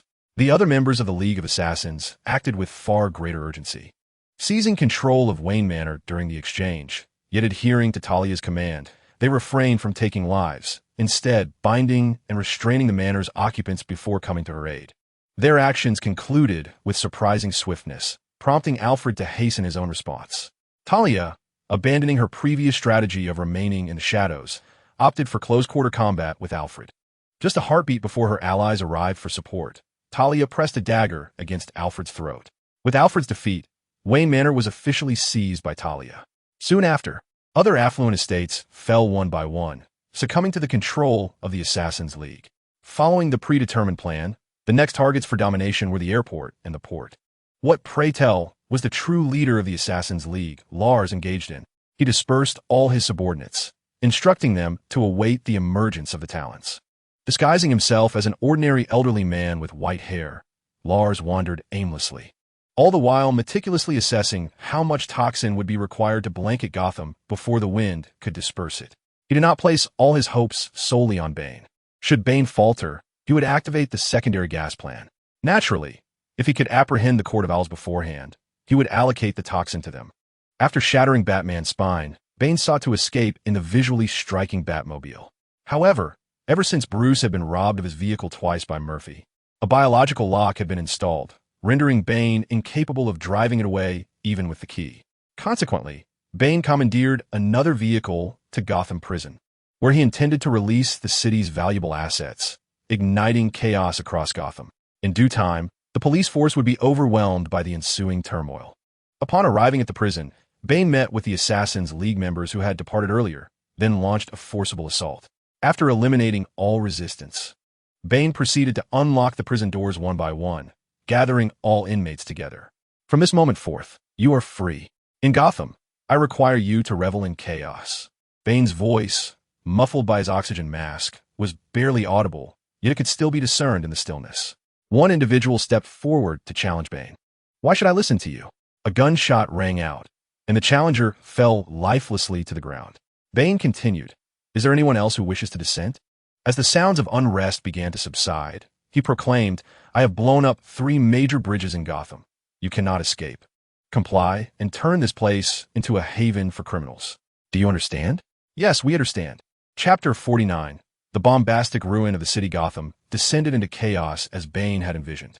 After seizing the weapons and gear from the guards, the inmates formed factions based on their affiliations, scattering throughout Gotham to engage in rampant looting, destruction, and arson. Initially, they exhibited some restraint, but as the violence escalated, they began to revel in it, savoring the brutality. Consequently, the flames of disorder spread uncontrollably across Gotham, overwhelming the emergency call lines. The community's police forces and volunteer citizens could only ensure relative safety within their neighborhoods, desperately attempting to contain the encroaching riots. Upon receiving the reports at Gotham Police Headquarters, the newly appointed chief felt an overwhelming sense of dread. What would he possibly do? In Gotham Police Department, with so many officers and firearms, they struggled to manage the chaos at each incident scene.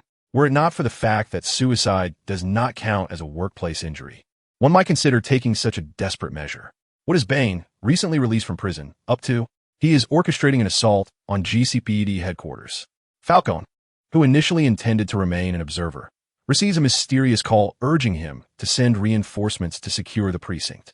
Aware that this conflict involves formidable powers neither side can afford to confront, he cannot decline the request. To do so might mean his demise by nightfall.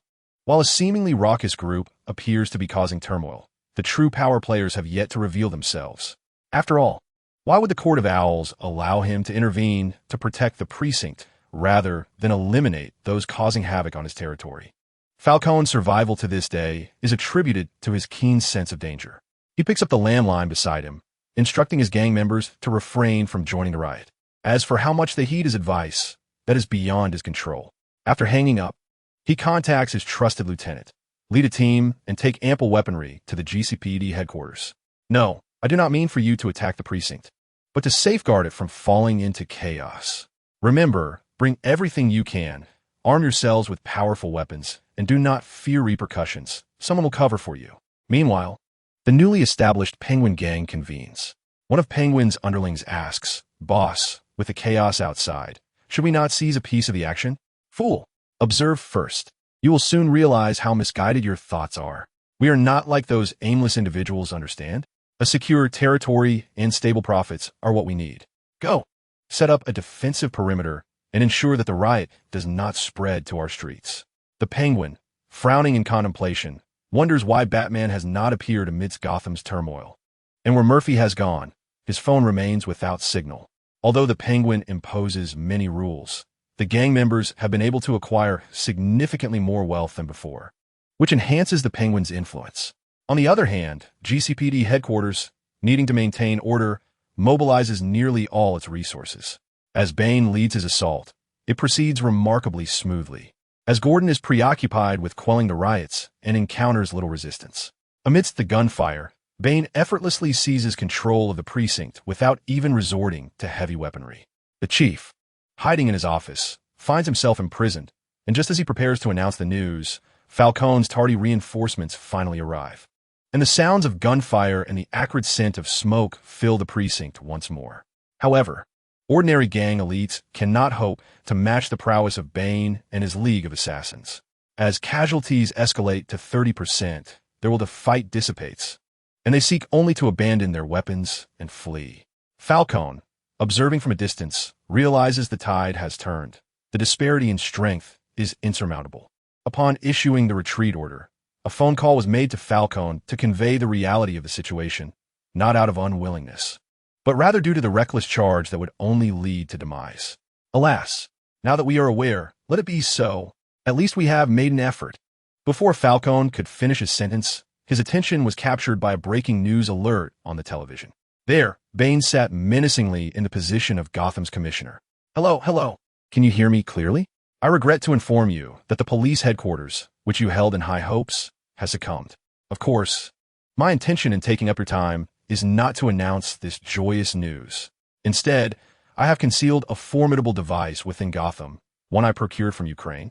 capable of obliterating the entire city in a single blast. I trust you understand the magnitude of my words. Its power is approximately 3,000 times that of Fat Man and Little Boy. You all have 3 days. After that, I shall detonate it. Naturally, should any external forces, such as the military, intervene, I would not hesitate to trigger the explosion prematurely.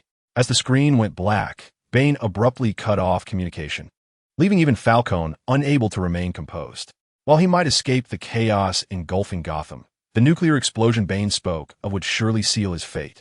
Not only Falcone, but the self-proclaimed noble members of the Court of Owls were also thrown into disarray. The notion that all life would be equal beneath a nuclear bomb was no jest. No one would be spared. Seated around the conference table, the Owls received further grim news from their representative. The meeting host stated, "The international airport and the riverside docks have also been blocked by the adversary. Now, it seems that no bird shall be permitted to leave Gotham without their consent." He then projected the intelligence gathered onto the screen. The individuals controlling these areas belonged to the League of Assassins, and Bane, who had stirred chaos in the city, was identified by our external intelligence as also being affiliated with them, at least on an ally level. A female member inquired, "So Bane's claim about acquiring a nuclear bomb from Ukraine is indeed true?" The host confirmed, "It is true. There was such a transaction recently in the black market. Deploy the talents," was the unanimous agreement. They understood that under the looming threat, they were likely the target of the League of Assassins. Yet inaction would render them mere lambs waiting for slaughter. The deployment of the Talons led Lars to discover the entrance to the labyrinth hidden by the Court of Owls. An elderly man seated beside Wayne Tower patted his backside, realizing that there was no need to utilize Wayne Tower to create a toxic rain, the underground maze. "Ah, so this is where you have hidden yourselves." Meanwhile, Jason struggled to lift the incapacitated Bruce into the Batmobile. Under the biological lock-s recognition, the Batmobile finally roared to life. Jason slapped Bruce, who was burning with fever. "Wake up. Are you all right?" Groggy and disoriented, Bruce found himself within the Batmobile, realizing that the child he had met just yesterday had become his savior. "Help me press the emergency communication button. It's the red button to your left." The prolonged silence led Bruce to realize that the situation was far worse than he had imagined. Even Alfred, who had always been his steadfast support, had likely succumbed to peril. He opened a hidden compartment to find a mobile phone and dial the number associated with the first alert. The first alert was, of course, Murphy, who had ventured to the Arctic Circle 3 days prior, while the second was Clark. "Still unable to connect, sir." Chapter 50, The Arrival of the Hero. Angel Murphy, now that the objective of the Arctic expedition had been achieved, it was time to return. Before departing, with Clark's consent, Murphy learned about Kryptonian biological healing from Joel, which included knowledge regarding human cloning that he had requested from him. Kryptonian genetic knowledge had reached an extreme level, enabling one to set their profession, specialties, and even personality before birth. Naturally, such profound genetic manipulation knowledge was not something Joel could impart to Murphy. The reasons for his planet's stagnation, leading to its own destruction, were still unclear to Murphy. In truth, even if Joel had been willing to share, Murphy would struggle to retain it. The depth of such information was equivalent to the vast collection of a municipal library, far too extensive for Murphy to absorb in a single lifetime. While delving into medical knowledge, Murphy suddenly recalled that Digital Murphy had undergone evolution by integrating data into his body during synchronization.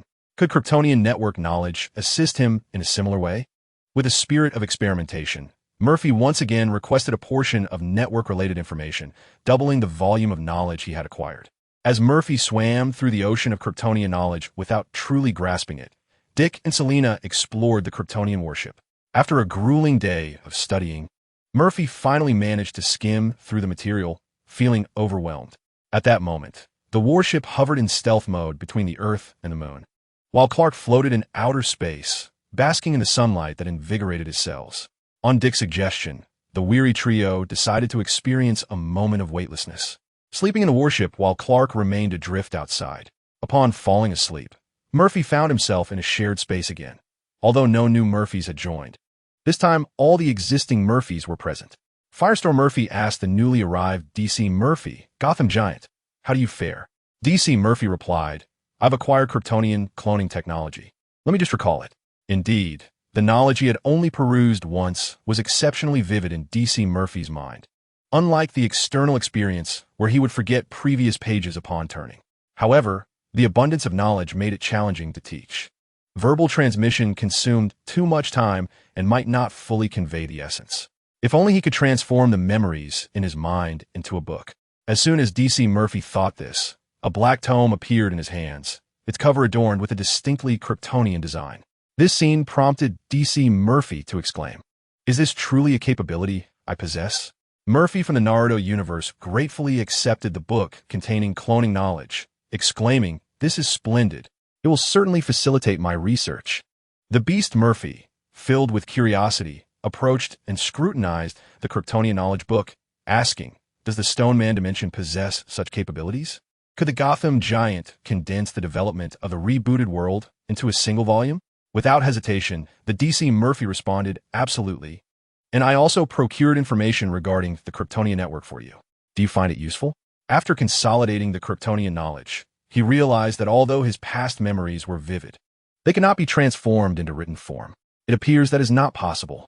The Beast Murphy, disappointed, replied, "Well, that's unfortunate. Regardless, I can always inquire about any unknown developments from you." The disappointment was palpable not only for the Beast Murphy, but also for the Stone Man Murphy, who sighed in dismay. Unlike the Naruto Murphy, upon touching the book, the Beast Murphy felt the vast knowledge merge into his being. Incredible. Truly, the knowledge of a top-tier civilization surpasses even the data I received during my initial synchronization. As he spoke, the Beast Murphy found himself involuntarily levitating into the air, golden light radiating from his form, casting a golden hue upon the Stone Man dimension. The Stone Man Murphy looked up in astonishment at the golden spectacle, exclaiming, "Has it evolved? So swiftly, it seems it's the angel beast's turn to shine." The Naruto Murphy, equally astonished, gazed upward. Nothing brought greater joy than witnessing the progress of his counterparts, for it signified their collective ascent in power. The D.C. Murphy scratched his head, genuinely surprised by this unforeseen delight. Amidst the golden luminescence, streams of data swirled around the Beast Murphy, and as they expanded to their utmost limit, a radiant white glow emanated from him, exuding an aura of sanctity. 2 pairs of pristine wings unfurled from his back, lifting him higher into the sky as he burst forth with an even more dazzling white light, pure feathers cascading down amidst the brilliance. A complex and sacred golden halo formed, from which the angelic figure emerged, first extending its wings, then embracing itself in a gesture of grace. The blinding white light rendered the 4 Murphys momentarily unable to open their eyes. Indeed, the D.C. Murphy, being a wholly digital being, exhibited an evolutionary display far surpassing that of other digital creatures. Nodding in agreement, the Naruto Murphy pondered, "What type of chakra is required to replicate the skills of the angel beast? Brothers, I sense an overwhelming strength within me. Come, I shall not hoard this power. Let us synchronize." The descending angel beast, Murphy, joyfully retracted his 6 pairs of wings. Although the Stone Man Murphy did not master the angel beast's ultimate technique, he did acquire the passive ability of flight, which was a significant gain. The greatest beneficiary was undoubtedly the D.C. Murphy, who not only obtained numerical enhancements, but also instinctively learned the skills he had longed for. Now, who could dare question the legitimacy of his title, Mr. Heaven? Awakening naturally from slumber, Murphy found himself transported to the far reaches of the Arctic Circle aboard the Kryptonian warship, under the adept control of Clark. The area from which they had launched the vessel was now under strict surveillance by the Canadian government, following the commotion their departure had caused. Clark, aware of Murphy's transformation, understood that he was now significantly more formidable than he had been in his elementary school days. Upon entering a town within the Arctic Circle, Murphy, now connected to the internet, discovered several missed calls on his phone.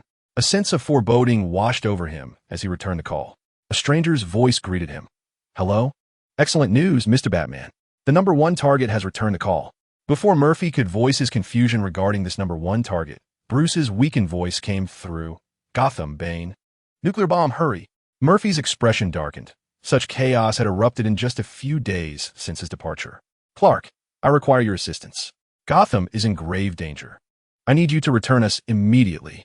The warship, now cloaked in invisibility, swiftly descended upon Gotham. As Murphy beheld the pandemonium and flames engulfing the city, Rage surged within him. Seeking death, are we? Leaping from the warship, Murphy crashed into the ruins, sending up a cloud of dust. As the dust settled, the six-winged angelic beast hovered majestically, wielding the sacred staff. Radiance coalesced around the staff as Murphy brandished it towards the tumultuous crowd. Divine Typhoon. Chapter 51. In the name of Mr. Paradise, today resounds across Gotham. A tempest of furious winds erupted from Murphy's grasp, hurtling towards the chaotic throng, lifting them skyward before casting them down with force. The true source of their terror was not merely the sudden gusts and the pain they endured, but rather the holy luminescence emanating from Murphy's being.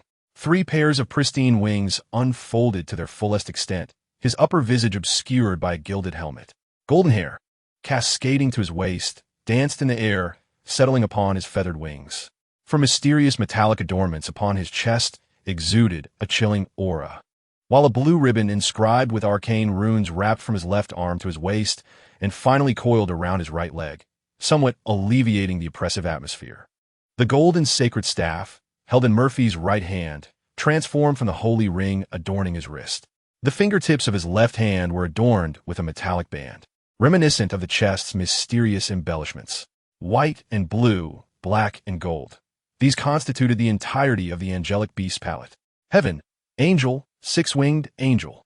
God, the rioters, gripped by unparalleled terror, longed to dismiss this as a mere dream. Yet the recent pangs of pain reminded them of their grim reality. The angel of their faith had descended upon reality, likely as a consequence of their own transgressions. Some, undeterred by the divine apparition, trembled as they raised their weapons to fire upon the angel, seeking to assert that weaponry was the sole truth of the world, while the hovering angel was but an illusory figment. However, the ensuing spectacle revealed the futility of their resistance. The sacred staff in Murphy's hand blurred with motion, deflecting all bullets fired by the rioters, which clattered harmlessly to the ground at his feet. "You are guilty." As soon as the words left his lips, Murphy vanished from his position, reappearing above the head of the rioter who had just unleashed gunfire upon him. The golden scepter transformed back into a sacred bracelet, which Murphy lifted high, the divine ring strike. The sacred bracelet morphed into a halo, soaring above Murphy's head, expanding instantaneously amidst the 5 assailants, cleaving them asunder and marking the end of their nefarious existence. Subsequently, the halo, inscribed with golden runes, reverted to a sacred staff held firmly in Murphy's grasp. The very sight of Gotham, in such disarray, incited his ire. How dare these 5 audaciously fire upon him in his angelic form? Since they showed no respect for his celestial appearance, they could very well seek out Lucifer in hell. A helicopter broadcasting the chaotic state of Gotham captured this celestial descent, rendering the journalist holding the camera momentarily speechless. The silence was far more profound than any words could convey.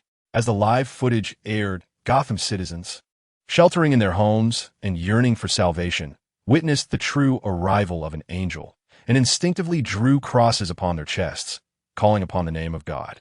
"Cease your crimes or face death," Murphy declared, and as the crowd laid down their arms and knelt in surrender, he soared upward, alighting upon the rooftop of a nearby building. At that moment, Clark discreetly landed with Selina and Dick on an unnoticed terrace. The trio gazed in astonishment at Murphy. Their jaws agape. Was it true? The title of Mr. Heaven Selina had mentioned was not merely a playful embellishment. Murphy indeed possessed an angelic facet. He explained to Clark, "I have regained a fraction of my power. Utilize your super hearing and vision to locate the near-fatal Bruce. I will address the source of the turmoil, Bane." Bruce's phone had succumbed to a dead battery, and every attempt to call back resulted in a notification of disconnection. It was more convenient for Clark to seek assistance. It would be a shame to miss out on rescue efforts, especially today, which could be considered Clark's inaugural emergence as Superman. Murphy feared Clark's compassion might hinder him from taking decisive action. Selina and Dick, knowing Bruce had sustained grievous injuries and had awaited aid for an entire day, deduced that Alfred must be in peril. "You two should head to Wayne Manor. If Alfred is still alive, attempt to rescue him. Remember to access the Batcave. Dick, you know its location, correct?" Dick nodded affirmatively. "I do. There is a Batcave in the city, equipped with a Batmobile. I can pilot it toward the cave near the manor." Murphy acknowledged, "Excellent. We shall split our efforts." Selina playfully poked at Murphy's angelic wings formed of energy. They appeared soft, yet felt as solid as steel upon contact. Before taking flight, Clark inquired of Selina and Dick, "Do you require my assistance to descend?" Dick shook his head in refusal, deeming the situation with Bruce far riskier. "You focus on finding Bruce. We can take the elevator." With a surge of his biofield, Clark swiftly ascended into the distance. Murphy watched as Selina made her way down from the terrace. Then with a flash, he soared into the sky, pursuing the helicopter that sought to capture the angelic spectacle. Where was Bane?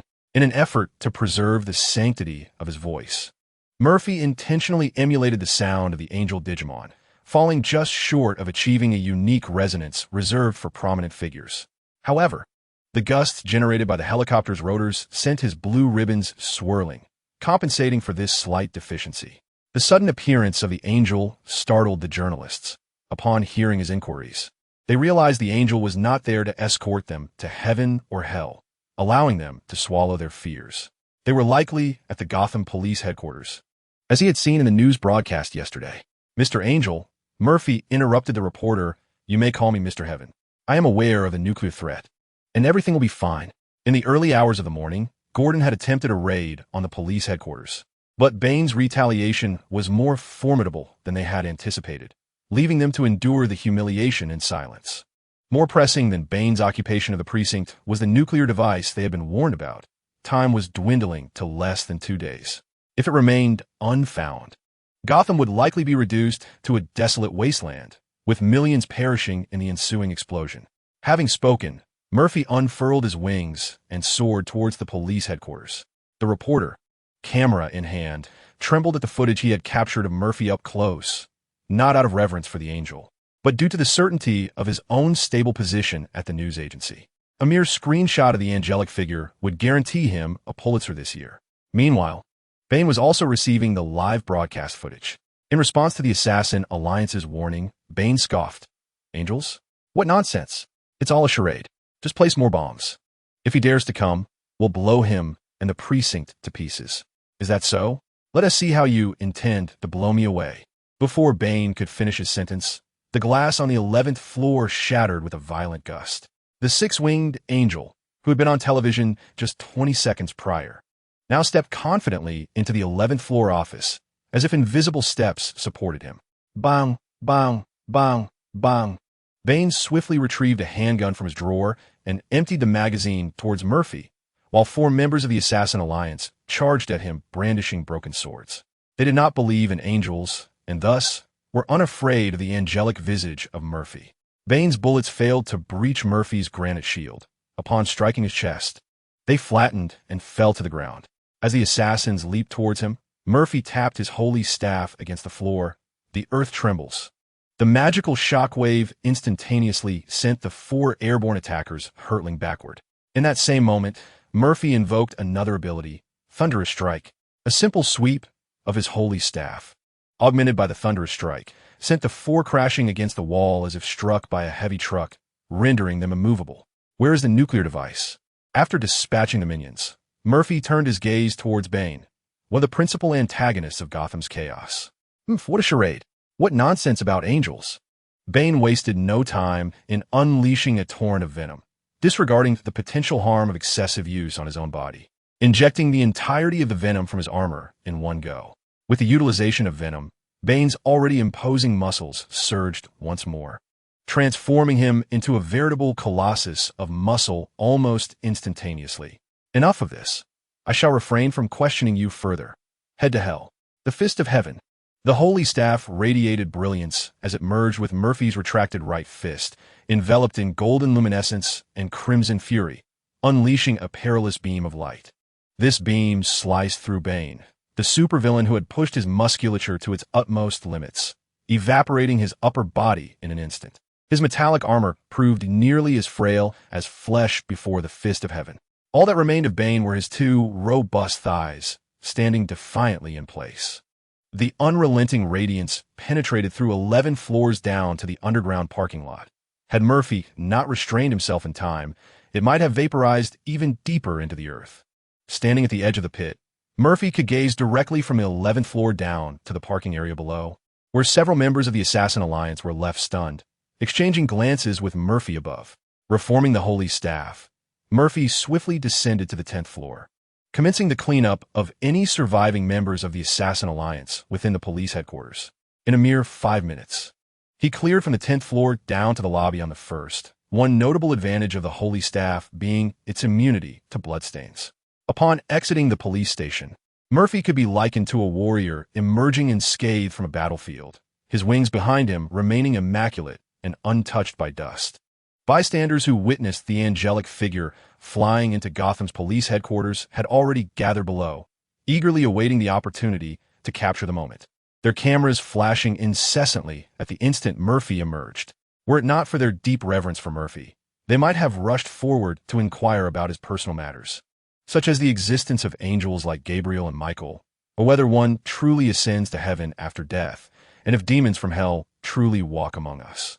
Murphy paid no mind to these curious onlookers.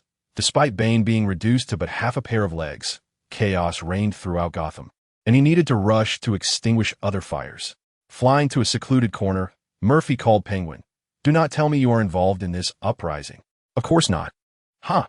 I have been unwaveringly adhering to your directives, merely consolidating our forces for community defense," Penguin replied confidently, having indeed ensured the stability of his area and preventing the unrest from spreading into his jurisdiction.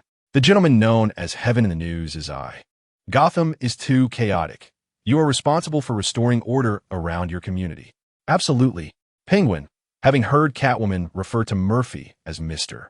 Heaven and seeing the angel on television claim the same, immediately surmised that Murphy was the six-winged angel depicted on screen. Witnessing Murphy's ascension to such heights, Penguin felt fortunate to have aligned himself early on with Murphy's vision, deepening his belief in Murphy as a transformative force against Gotham's shadows. With a righteous figure like Mr. Heaven backing him, how could traditional gangs, relying on violence for profit, dare to contend? After hanging up the phone, Murphy received a call from Clark. By the time Murphy arrived, Dick and Selina had already departed in the Batwing. It turned out that Jason, guided by Bruce, had driven the Batmobile to the Batcave, where he utilized the rudimentary rescue apparatus to save his life. Moments earlier, Clark had arrived at the Batcave almost simultaneously with Dick, who had not anticipated that the Bruce they were searching for was located in the city's Batcave. Upon seeing Murphy fly in, Clark inquired about Bruce's condition, stating, "Bruce is not in good shape. His injuries are more severe than my father's." "What is the situation outside Gotham?" "I have already dispatched Bane, but there is an urgent nuclear bomb issue. It is concealed somewhere in Gotham, and I need you to use your super hearing to discern the voices among the cacophony to identify those of the League of Assassins.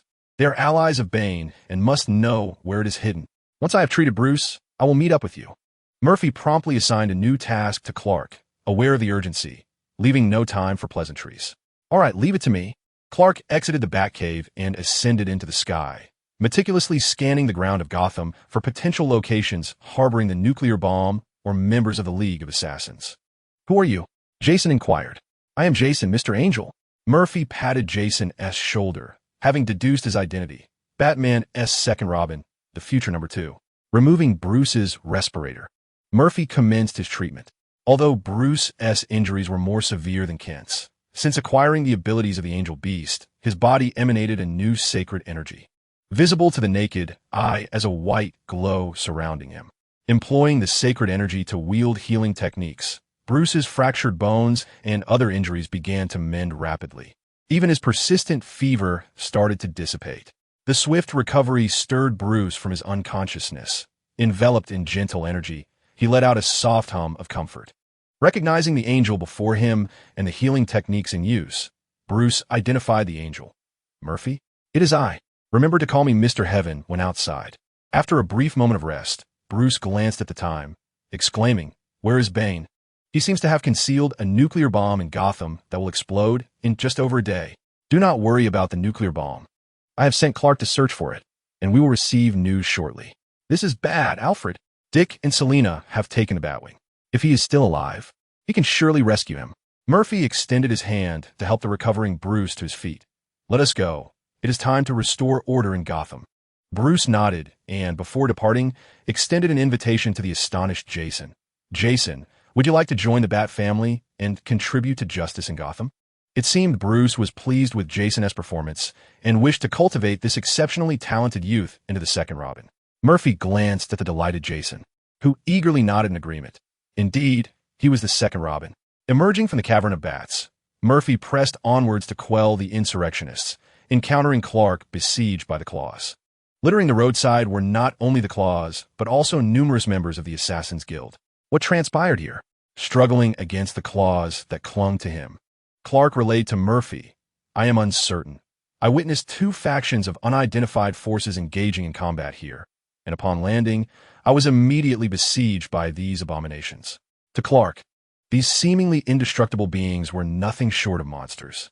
With furrowed brows, Murphy contemplated Claw's Assassin's Guild. "Clark, see if there are any subterranean passages nearby." "Here," exclaimed Clark. "What a vast underground labyrinth." Utilizing his superhuman vision, he scanned the vicinity and indeed discovered a concealed subterranean entrance, leading down 50 meters to a grand maze. Chapter 52. A grievous vendetta fulfilled. As Clark turned to inform Murphy of the found entrance, he beheld Murphy wielding the holy staff, piercing the hearts of the fallen Claws and shattering their limbs. "Isn't that rather cruel?" he questioned. Murphy tacitly responded by kicking a Claw, on the verge of regaining consciousness, towards Clark. It wasn't until the Claw shakily rose to attack him that Clark realized the injuries severe enough to incapacitate an ordinary person were swiftly healed by these masked entities. Who are they? They are the undead assassins resurrected by the Owl Court using metal infused with the essence of the god of wine. Even if I pierce their hearts and shatter their limbs, the Owl Court can restore them intact upon reassembly. The combat between the Assassin's Guild and the Claws suggested that the Ninja Master's true objective was the Owl Court, which was fortuitous, a chance to settle both old and new scores. Murphy, mindful of his own blood feud in Gotham, pressed onwards. Upon entering the passage, they were engulfed by a thick green mist. The sanctity of the angelic beast inherently dispelled the toxins, prompting Murphy to query Clark, "How do you fare?" Clark inhaled deeply, confirming he felt little discomfort. "It's a bit choking, akin to secondhand smoke." Clearly, Clark was no smoker. Had Soldier Boy been present, he might have inhaled deeply, deeming the toxin insufficiently potent. Murphy transmitted their coordinates to Bruce, alerting him to the toxic gas, which, if allowed to spread, could lead to innocent casualties in Gotham. He suggested deploying personnel to contain it, and subsequently develop an antidote. With Bruce's intellect, it was likely he would decipher the toxin in mere days. Venturing deeper into the cavern, they encountered an enormous, intricate maze. Now that they had attained extraordinary abilities, to struggle with deciphering such trivialities would be a disservice to their powers. Murphy unleashed a thunderous strike, smashing through the maze's walls. Clark's super intellect advised him to utilize his super strength or heat vision to dismantle the labyrinth, and thus, he cleaved a passage 2 men wide through the maze as effortlessly as slicing through Arctic ice. The once formidable Gotham maze, which posed significant threats to Bruce and other narratives, was effortlessly obliterated by Clark's might. The two individuals traversed directly through the gap. With Murphy's gaze piercing through the toxic mist, he discovered that the traps within the labyrinth had been thoroughly dismantled by the Assassin's Guild, and numerous Claws lay defeated amidst the poisonous fog. Clearly, the Owl Court's owl masks offered no protection against toxins, and even their immortality could not shield them from poison. Meanwhile, descending further, the sounds of battle echoed. Clark's superhuman hearing detected the commotion, and after forcefully breaching the 3rd floor of the labyrinth, the pair soared to the deepest recesses of the maze, arriving at an exceptionally spacious chamber. This was a vast conference room, fully equipped with all necessities. On the projection screen beside the long conference table, plans from the Owl Court regarding reclaiming Gotham from the Assassin's Guild were displayed. Observing the Owl Courts retreating under the protection of the Claws, Murphy deemed these fools' defeat at the hands of the Assassin's Guild to be understandable. They had chosen to convene in the depths of a labyrinth, a location difficult to evacuate from.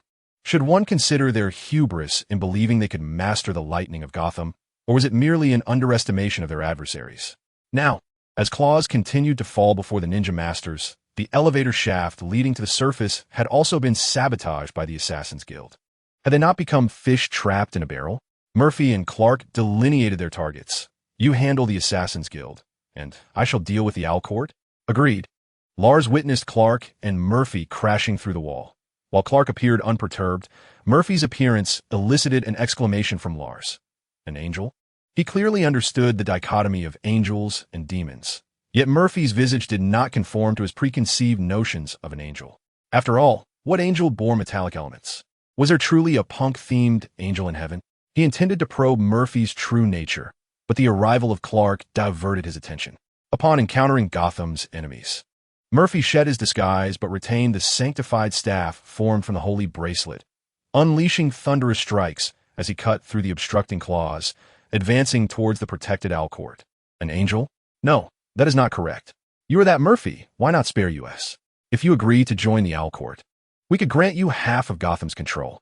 The host, upon recognizing the angel before him as Murphy, who had previously dispatched 50 claws to hunt him down, immediately began to plead for mercy. Murphy shook his head and inquired, "Does anyone remember events from 15 years ago? A small gang at the intersection of the 4th Street in Gotham's old district?" The masked individuals exchanged glances, and after a prolonged pause, none responded. It was not that time had rendered their memories hazy, but rather that they had eradicated too many gangs, both large and small, to ascertain which one Murphy referenced. It is well known that Gotham is a city replete with talent. Each year, numerous small gangs emerge seeking refuge in camaraderie, making it improbable for anyone to recall these minor figures. Regrettably, it appears you do not remember at all. On that rainy night 15 years ago, I was the sole survivor of the Mutual Aid Society that you annihilated. I was merely 3 years old then. Do you have any idea how I have endured these past 15 years? Had it not been for the eccentric Frank guiding me to the metropolis, and had Brianna not taken me in, I fear I would not have survived that fateful rain-soaked night. At the tender age of 10, I began to navigate the streets of the metropolis, and by 15, in order to lay Brianna to rest, I procured a burial plot for her, borrowing from the notorious loan shark. In a year, I seized the opportunity to eliminate him. Fate played its cruel jest when I exacted my vengeance upon Wayne Bank, which had usurped the orphanage, granting me the strength to retaliate against you all. How could you expect me to cease? More tragically, you cannot even recall my father's name.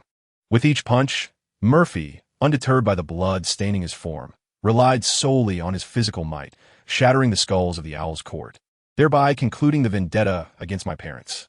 Clark, having overheard Murphy's words, discovered that Murphy possessed such a lineage prior to awakening his powers. It was no wonder he harbored such a thirst for the blood of the Claw. After swiftly incapacitating the defiant Lars, Clark turned to Murphy and remarked, "It seems the gas has begun to seep in. Would you like to revert to your angelic form?" Murphy inhaled deeply, channeling his energy to manifest his angelic beast form. "Let us ascend and quell the remaining chaos in Gotham. For now, let this labyrinth serve as their grave." Clark hesitated. The members of the Assassin's Guild are not dead. They are merely unconscious. Murphy, indifferent to the fates of the Assassin's Guild, acknowledged that while they had indirectly aided him against the Owl's Court, they were far from virtuous. Thus, he replied to Clark, "Do not concern yourself with their lives. They hail from a Middle Eastern assassin organization, and the lives lost at their hands far exceed those claimed by the Claw. Let us take this leader, Lars, and leave the rest here to succumb to their own released toxins. Once we have resolved the matters above Gotham, we shall see if they perish in the gas." Chapter 53. The formation of the Justice League. Ultimately, Talia fell to the onslaught of the Batwing's cannons and the assistance of Catwoman, Selina. However, the cost was that Wayne Manor was riddled with holes from the cannon fire, and this was under Dick's restraint. Otherwise, one might surmise that he could have emptied 2 entire magazines on the assassins within the estate. Thankfully, Alfred, the butler, remained unharmed and intervened to halt Dick from executing Talia. Otherwise, Damian, the 5th Robin and son of Batman, would have perished before birth. Alfred considered Talia's earlier words with cautious credence. What if this female assassin truly was a former acquaintance of Master Bruce? What if she indeed carried the air? How else could one explain Talia's occupation of Wayne Manor without eliminating the servants and him? Simply binding him and restricting his movements? How is the young master faring? Alfred inquired after confirming that Talia and her unborn child had not sustained injuries. Selina reassured Alfred, "Rest assured, with Murphy's intervention, he will surely recover completely." Emerging from the Batwing, Dick nodded in agreement as Murphy transformed before their eyes into a decisive angel of retribution.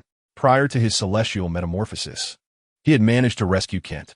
Now, as an angel, saving Bruce would be a far simpler endeavor. Alfred hurried back to his quarters to retrieve his communicator. "Master, are you all right?" The sounds emanating from Bruce's end were chaotic, punctuated by the anguished cries of others and the exuberant cheers of youth, clearly indicating he was embroiled in battle. Upon hearing Alfred's voice, Bruce felt a wave of relief wash over him. The butler had become an irreplaceable figure in his life. The thought of anything happening to Alfred was a burden he could scarcely bear. In the next moment, Alfred's inquiry caused Bruce's mind to momentarily falter, causing him to forget about the insurrectionist he had just subdued, who then struck him with a blow. Fortunately, Jason was nearby to provide assistance. "Master Bruce," Alfred asked, "there is a woman from the League of Assassins named Talia who claims to be your ex-girlfriend. Is that true?" "Yes," Bruce replied. "Then it follows that she is indeed carrying your child?" "What? Huh? What did you say?" Alfred continued. "The woman named Talia asserts that she is pregnant with your son. I don't know. I hope she isn't injured. I will personally inquire after I conclude matters in Gotham." After a moment of silence, Bruce finally responded. Once the communication was terminated, Bruce turned to Jason, declaring, "We need to expedite our efforts." Jason, panting, replied, "All right, Mr. Batman," armed with the knowledge of Bruce's potential fatherhood. Alfred's demeanor towards Talia softened considerably.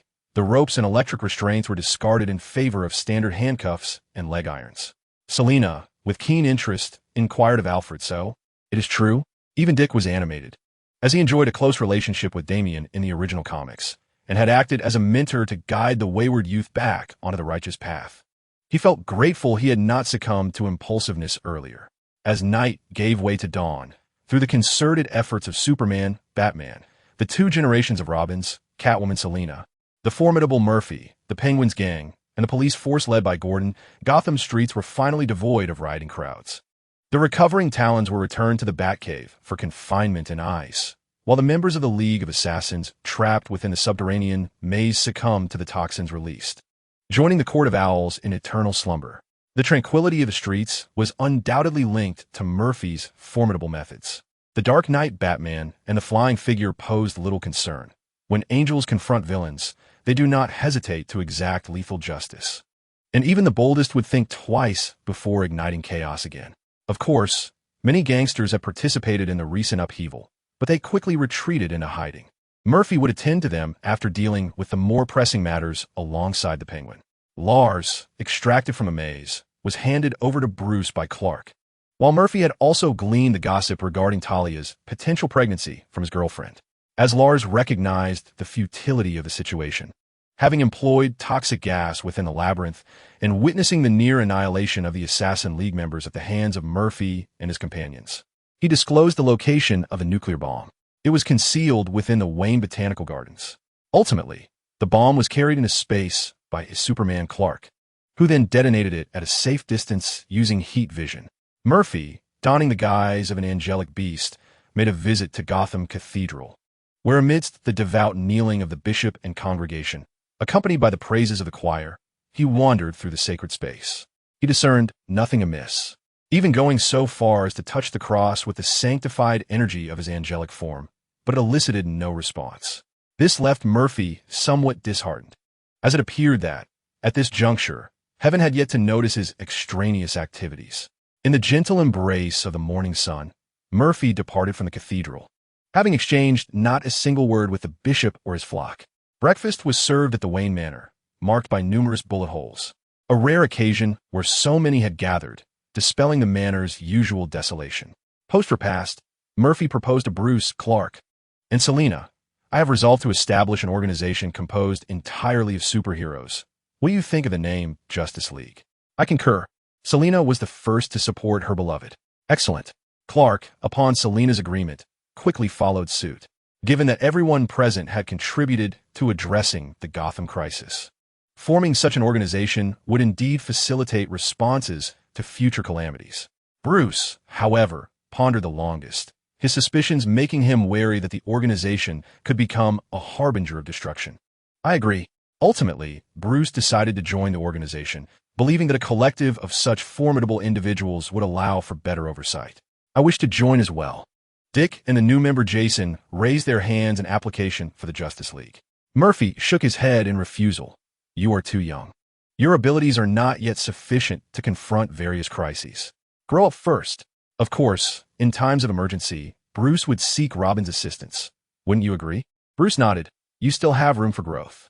Next, they deliberated on the location of the Justice League headquarters. Suddenly, Bruce announced, I have a watchtower plan. He then produced the design schematics for a geostationary orbital space station created by Lucius. Bruce remarked, however, due to the limitations of aerospace technology, it seems the watchtower cannot be completed in the coming years. Clark eagerly volunteered. Leave the transportation of materials to space to me. Thus, Murphy sought new members for the Justice League, specifically Wonder Woman, while Bruce provided the funding, technology, and materials, with Clark contributing his strength to collectively establish the headquarters. Selina exclaimed, How cool! Our organization's base will be a space station. Dick and Jason gazed at the watchtower schematics with wide-eyed wonder. The inaugural meeting of the Justice League was dedicated to discussing the fates of Lars and Talia, the two leaders of the Assassin League. Talia had already undergone an ultrasound at Bruce's behest, confirming the presence of a 4-month-old life developing within her. Talia is indeed Bruce's betrothed, and Lars is his father-in-law. Following amicable discussions among the 3 pillars of the Justice League, Bruce resolves to atone for Talia by aiding in the reconstruction of the 3 bridges that were destroyed. Concurrently, concerning the damages incurred in the city, Bruce must investigate the lineage and agents of the Court of Owls in Gotham, appropriating their assets to fund the restoration of the city and its transformation. Bruce will also address the underground labyrinth of Gotham and the toxic gas that has been sealed within. Without the approval of a vote from the Justice League, Talia is restricted from leaving Wayne Manor, while Lars is destined for exile in the Watchtower prison in space. After the meeting, Clark ascends to the skies above Gotham, piloting his Kryptonian spacecraft back to the depths of the Arctic before returning to the farm to care for his father, Kent, who has yet to fully recover. Awaiting news of Bruce's progress with the space station materials, Murphy, along with Selina and Penguin, seeks to settle scores with the gangsters involved in the riots. Chapter 54, Tsunade. Uzumaki Naruto, you have changed in the Hokage office. Tsunade storms in, slamming her palm on Sarutobi Hiruzen's desk. Teacher, I vehemently oppose your class assignments. The third Hokage, calmly puffing on his pipe, organizes the papers disrupted by his apprentice's outburst. Tsunade, you are far too impulsive. This decision was made after comprehensive considerations. Crossing her arms in discontent, Tsunade retorts, Stop deceiving yourself. Whose considerations were taken into account? Are you not aware of Naruto's medical ninjutsu prowess? He has self-taught sage techniques without even graduating from the Ninja Academy. Moreover, his medical philosophy is far more profound than mine. Given time, Hey master, are you even listening? Sarutobi Hiruzen, engrossed in his paperwork, finally looks up once Tsunade's agitation has slightly subsided and replies languidly, The class assignments have been finalized. Even if you were to force Uzumaki Naruto to switch classes, he would not agree. Tsunade, clearly unconvinced, dashes out of the Hokage office, her voice trailing from a distance. I will prove you wrong. Today marks the day of class assignments. Recently, Tsunade, Jiraiya, and Orochimaru faced off against the demigod of the ninja world, Hanzo, without faltering, thus earning the illustrious title of the legendary 3 ninjas of Konoha. With the situation having slightly calmed, the legendary 3 ninjas remain in Konoha, not dispatched on missions, as Sarutobi Hiruzen prepares to promote them to guiding Jonin. This serves as a means to grant the trio a brief respite while also leveraging their star power to rally the villager support. Although the situation in the ninja world has eased somewhat, it is far from completely settled, and there remains the possibility of other ninja villages launching surprise attacks on Konoha, necessitating the return of the 3 ninjas to the battlefield.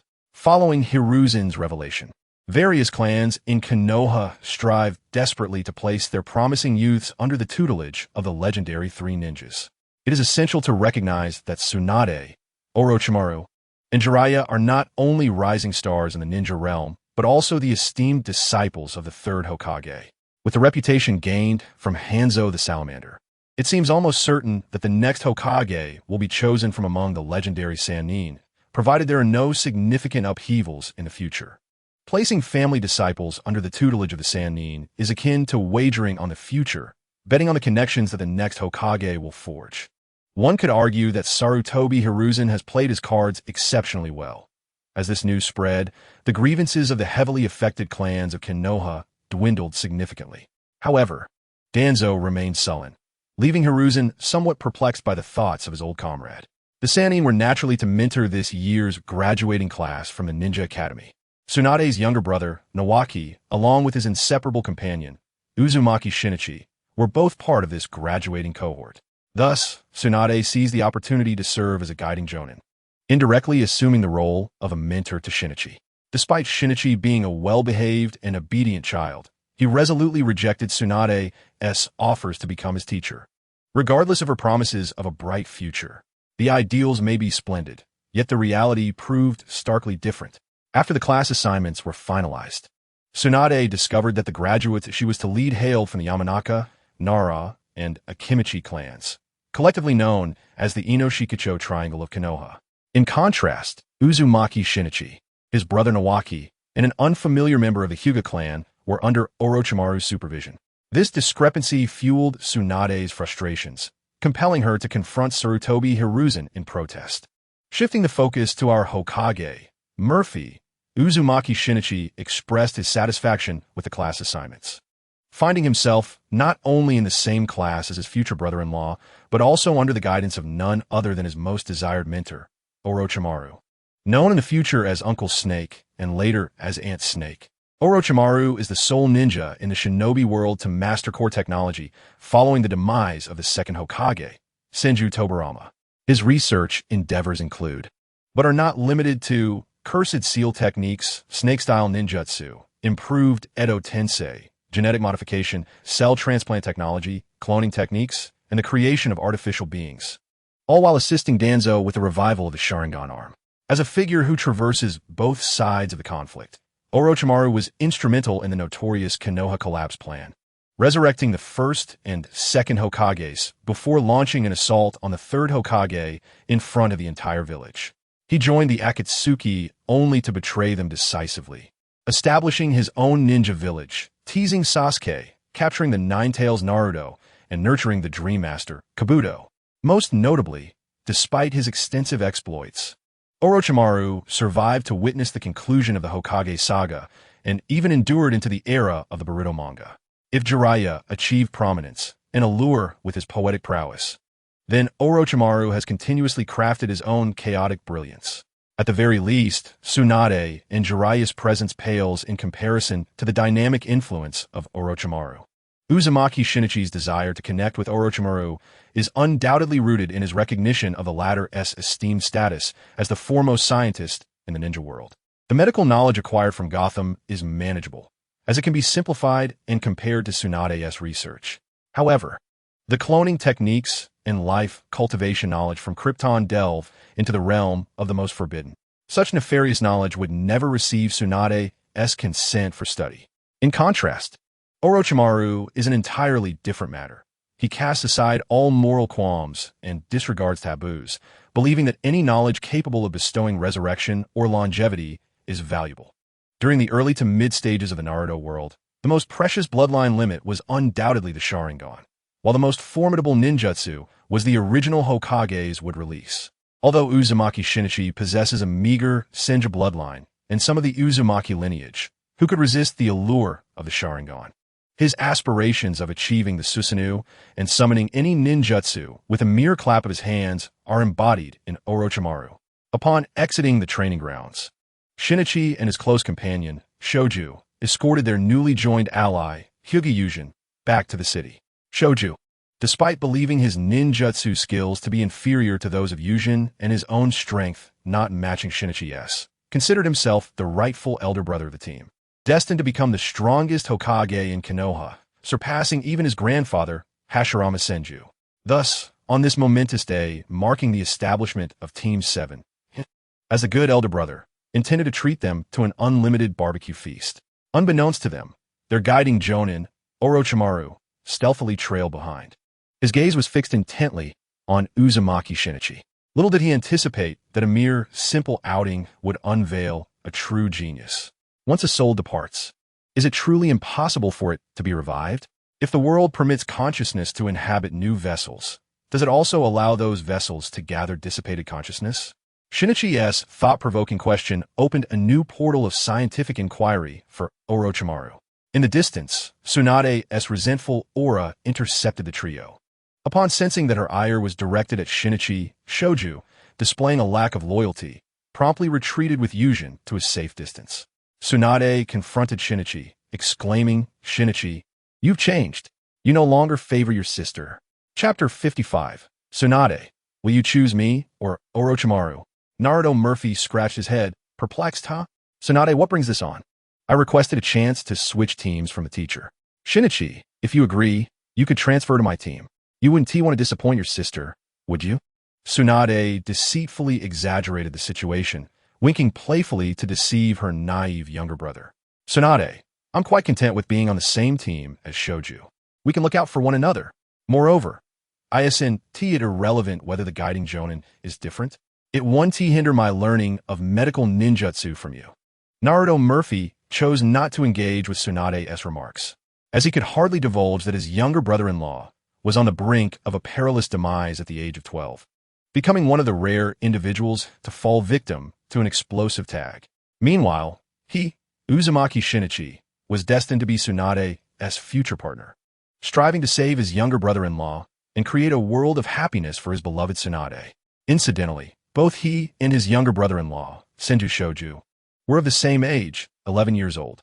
On the day of Rope Tree's 12th birthday, Tsunade presented him with a necklace of Senju Hashirama. The following day, or shortly thereafter, Rope Tree met his demise before Orochimaru. While he cannot recall the exact date of his passing, it is certain that the birthday gift from Tsunade preceded it. Rope Tree's death marked the beginning of Tsunade's emotional unraveling. Shortly thereafter, the death of Kato was yet another devastating blow to her already fragile state. A master of medical arts, she found herself unable to save her brother and her beloved, the blood on her hands suffocating her, leaving her helpless and ultimately giving rise to her hemophobia. She then resorted to gambling and alcohol as a means of numbing her despair, until she glimpsed the shadow of her brother Rope Tree in Naruto and once more bestowed the necklace of Senju Hashirama. Now, with Murphy's arrival and the support of other Celestial Murphys, there should be no reason for Tsunade to endure the pain of losing a brother and a beloved once again. I am furious. Shinichi, do not compel me to unleash my wrath upon you and drag you into the Hokage's office. Indeed, her earlier display of gentleness was but a facade. Having encountered failure in her seduction attempts, Tsunade adopted a stance of formidable strength. From a distance, Rope Tree recoiled in fear, cautiously shielding his younger brother, Hinata Yuma. He too had been a mischievous child, often provoking his sister, only to face the consequences of Tsunade's iron fist. Observing his sister's demeanor, he felt a phantom pain in his head. Tsunade's immense strength was not one to be trifled with. Even with Murphy synchronizing with the physical prowess of other Murphys, and chakra amplified to a staggering extent, he could not withstand it. The granite shield that was passive in Gotham became a ninjutsu, requiring hand seals to release earth techniques. To claim he was not envious of Gotham would be a falsehood. The ultimate technique of Angeman, the Heaven's Fist, remained elusive to him, and he was uncertain which chakra attribute to employ. Contemplating these matters, he nearly forgot his promise to Gotham to learn other ninjutsu. Tsunade, please do not act impulsively. Before Murphy could pacify the enraged Tsunade, he noticed a flash before him as Uncle Orochimaru interposed himself. With a voice imbued with a silky smoothness, Orochimaru remarked, "Vortex Shinichi is a fine talent, rivaling my own genius. Now, Tsunade, if you seek to claim this apprentice who has actively sought me out, despite our bond as trusted friends, I cannot acquiesce. Uncle Snake, do not betray me." The moment Orochimaru spoke, Murphy sensed impending trouble and hurried to gauge Tsunade's expression. Upon hearing her friend, Orochimaru claimed Shinichi as his apprentice. Tsunade's countenance visibly reddened. "Oh, you Shinichi. Day in and day out, you call me sister. Yet when it comes to taking on apprentice, you resist at every turn. But now, upon seeing Orochimaru, you readily accept him as your master? You even refer to him as Uncle Snake? Is this not a slight against me in front of Orochimaru? After treating you like a dear brother, is this how you repay me? Now, tell me, will you choose me or Orochimaru?" With a flushed face, Tsunade planted her hands on her hips and leaned forward. Her modest bosom still not fully developed, yet prominently outlined beneath her attire. As Murphy listened to Tsunade's furious voice, he sensed the sourness of jealousy in her tone. At this moment, it would be unwise to contradict Tsunade, for doing so could jeopardize the hard-won rapport he had cultivated. Tsunade, though I study under Orochimaru during the day, I belong to you at night. It is only in your company that my ideas for improving medical ninjutsu can flourish. Orochimaru, who was oblivious to the intricacies of human emotions and merely sought immortality, tilted his head and mused, does this kid wish to straddle two teachers? Tsunade, taken aback by Murphy's candid declaration, felt a rush of embarrassment. Her face, previously flushed with anger, now turned a deeper shade of crimson. What nonsense are you spouting? What do you mean by belonging to me at night? You little brat, always spouting nonsense. Have you even mastered the chakra scalpel yet? I might just check on your progress when I pick up my brother tonight, and if you're still lagging behind, don't blame me for giving you a punch. With that, she leaped away, vanishing from sight after a few swift movements. Impressive, Shinichi. You truly have a knack for dealing with my sister. I thought your head might explode, but you actually managed to calm her down. After Tsunade departed, Shoju, no longer suffering from his previous headache, pulled his younger brother back behind him and grinned foolishly at Murphy. Orochimaru, observing the foolishness reminiscent of Jiraiya and Shoju, felt a surge of appreciation for him. Meanwhile, Hugiyuma, feeling intimidated by Orochimaru's cold demeanor, remained silent behind Shoju. Orochimaru, it's perfect timing. Shoju is celebrating the establishment of Team 7, and, as our guiding Jonin, you cannot be absent. Murphy extended the invitation to Orochimaru. He showed no irritation at Murphy's teasing address. His tolerance for geniuses who satisfied his thirst for knowledge was notably high. Very well. I have a few topics I wish to discuss with Shinichi as well. Let us skip the treat from Shoju. I shall host the celebration for Team 7 myself. Shoju grinned in anticipation of the feast his teacher would provide. Thanks, Orochimaru. It seemed he had been influenced by Murphy and began to address Orochimaru in the same manner, silently praying that Tsunade would not overhear. Otherwise, he would surely face a wrathful strike. At the barbecue restaurant, Murphy and Orochimaru sat together, engaging in light conversation while Shoju and Yuma savored the grilled meats across from them. Orochimaru, direct as ever, broached the subject with Murphy. It appears that Shinichi has a profound understanding of the relationship between the body and the soul. Murphy nodded, feeling no need to withhold this knowledge, and proceeded to share some future plot points regarding the Death God Mask with Orochimaru. You should be aware that the Uzumaki clan of the Land of Whirlpools possesses a secret sealing technique known as the Corpse Demon Seal. I am aware. The Death God Mask revered by the Uzumaki can retrieve sealed souls. Now, consider this. If the body of the person who sealed away the soul is incinerated, could the soul be revived in the body of another individual whose soul has also been sealed upon its retrieval? This is a hypothesis regarding the relationship between consciousness and its vessel. An intriguing notion, indeed, with considerable experimental value. Orochimaru, with a serpent-like tongue, delicately licked his lips as he contemplated how to locate the Death God Mask and master the Shiki Fuinjutsu. Chapter 56. Shadow Clone Technique. Shinichi-kun has imparted such crucial information to me. His request must be substantial. Of course, whatever I possess, be it knowledge or ninjutsu, I would gladly share with Shinichi. After enjoying a hearty meal, Shoju and his younger brother Yujin departed, leaving Orochimaru and Murphy to return to the training ground nestled within the Konoha forest. Though Orochimaru may lack an understanding of human emotions, he is far from foolish.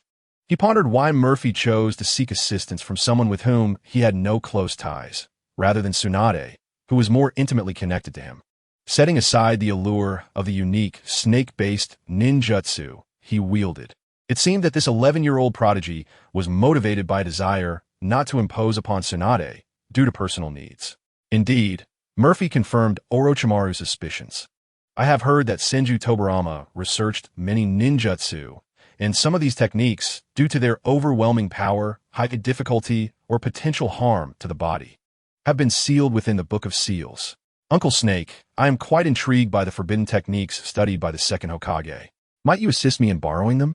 To say that Murphy was not coveting the Book of Seals would be disingenuous.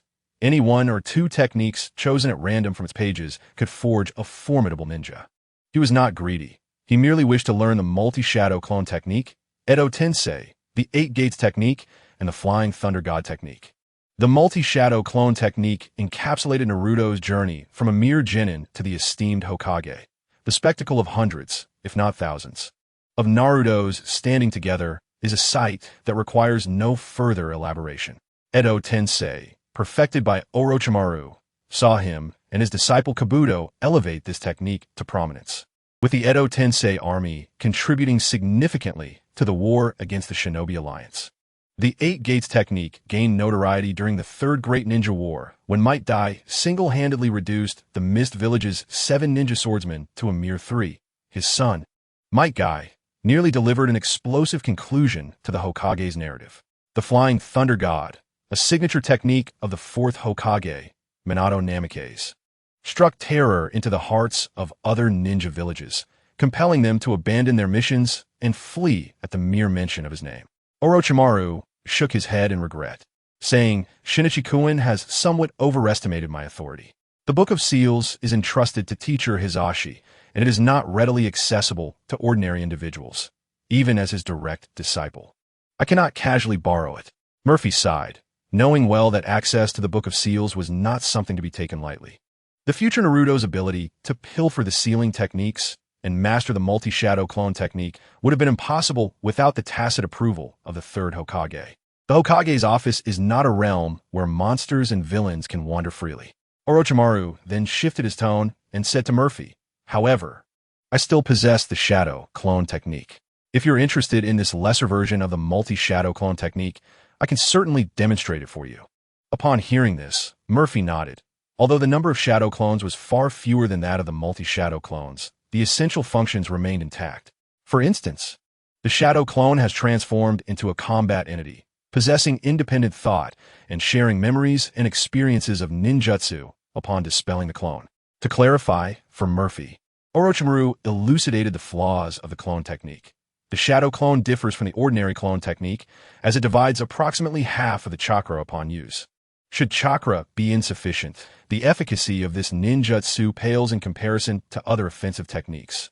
Moreover, the physical stamina consumed by the clone will be returned to the original body upon dispelling. Naturally, Shinichi, with his Senju and Uzumaki heritage, may surmount these two shortcomings to some extent. It is well known that the Uzumaki clan is renowned for their substantial chakra reserves. While other ninjas measure chakra in mere units, like Kakashi, they begin with dozens or even hundreds of units. The Senju clan, on the other hand, is famous for their remarkable physical resilience and swift recovery. With great anticipation, Orochimaru took it upon himself to teach this technique, which is not overly complex. And soon Murphy adeptly mastered the shadow clone technique. Thus, the lesson concluded, and I shall not encroach upon Tsunade as time any further. Orochimaru, witnessing Murphy's proficiency with the shadow clone, waved farewell and departed. Murphy set off to seek Tsunade, intending to satiate the insatiable thirst for knowledge that had been ignited within him by his curiosity as a long night awaited him. Farewell, Uncle Snake. Murphy hastened towards the village of Konoha, not forgetting his appointment with Tsunade that evening. At last, before the sun dipped beneath the distant horizon, he arrived at Tsunade's residence. "You're an hour late, Shinichi. Is Orochimaru truly that captivating?" Tsunade, having learned of Murphy's whereabouts from Shotree, had anticipated his arrival and was displeased by the 2-hour wait. "Hey, Sister Tsunade, it was unintentional. I simply became so engrossed in learning new ninjutsu that I lost track of time." With that, Murphy performed hand seals, and, after a puff of smoke, 2 shadow clones appear beside him. "Tsunade remarked, shadow clone technique. Such a vast chakra reserve. Wow, this is an A-rank shadow clone ninjutsu, truly worthy of a genius." Shotree, peering through the door, nearly completed his astonishment, but swallowed his words under the stern gaze of his elder sister. "Shotree, it is quite late. You ought to return to your slumber." Though Tsunade's tone was gentle, Shotree could discern the impending consequences of her refusal. "Yes, sister." After sending her immature brother away, Tsunade led the 3 Murphys into the backyard. "Have you mastered the chakra scalpel?" The chakra scalpel, akin to the healing technique Murphy had learned earlier, belongs to the category of A-rank difficulties. The challenge in mastering this ninjutsu lies in the precision of chakra control within one's body. Murphy had previously struggled due to his inability to manage his vast chakra reserves.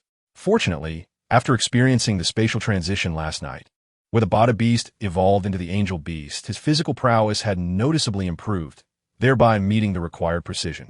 Indeed, I have mastered it. Murphy concentrated chakra in front of his palm, then exerted his will to adjust the length of the chakra blade, wielding it as a weapon, which resembled a long sword. The sharpness of the chakra blade rivaled that of an actual weapon, effortlessly slicing through the wooden stakes in the backyard. Tsunade was quite pleased with Murphy's progress. It seemed he had been diligently practicing this ninjutsu in private over the past few days, resulting in significant advancement. Quite impressive. Rapid progress, she remarked. Next, Tsunade began to correct some minor flaws in Murphy's chakra scalpel technique. Previously, Murphy had mentioned the need to first restore the fixed bones before employing the palm healing technique. The chakra scalpel was specifically designed to assist in the internal repair of injuries. Now that Murphy had mastered this ninjutsu, it was time to prove the viability of this theory alongside him. Before delving into practical application, however, she needed to teach Murphy the summoning technique. Tsunade's summoning beast was the living slug from the wet bone forest, typically summoned as a split entity of the Sage of Slugs, which could further divide. It was a premier summoning technique, capable of offensive acid attacks and defensive healing. Chapter 57. The Angel Beast was still at sea. Tsunade inquired Shin, "Do you wish to learn the summoning technique? The living slug?" She produced the summoning contract, uncertain whether the Sage of Slugs would take a liking to Murphy and allow him to become his summoner. The slugs she summoned were all manifestations of the Sage's will, and even she could not directly designate someone to enter into a contract with the Sage. Indeed, this was a summoning beast from one of the 3 great sacred lands of the ninja world. It was a source of joy, and perhaps he could even learn the Sage mode of Hashirama from the Sage of Slugs. Tsunade herself did not possess Sage mode, as the Sage of Slugs had once remarked that her temperament was too fiery and her thoughts too complex compared to Hashirama's innocence. Recklessly attempting to learn Sage mode could lead to dire consequences. After biting her finger and pressing it to the ground, a complex summoning array instantly formed. With a puff of white mist, the living slug made its entrance. Confirming there was no threat, the slug lowered its guard and greeted, "Good evening, little Tsunade. Did you summon me for something? I would like you to check if Uzumaki Shin has the aptitude to become a contractor of the wet bone forest." Tsunade clasped her hands in a gesture of request, clearly displaying her heartfelt concern for Murphy.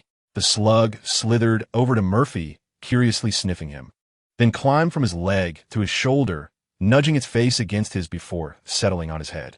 Time passed with the ticking of the clock, and the slug remained motionless atop Murphy's head.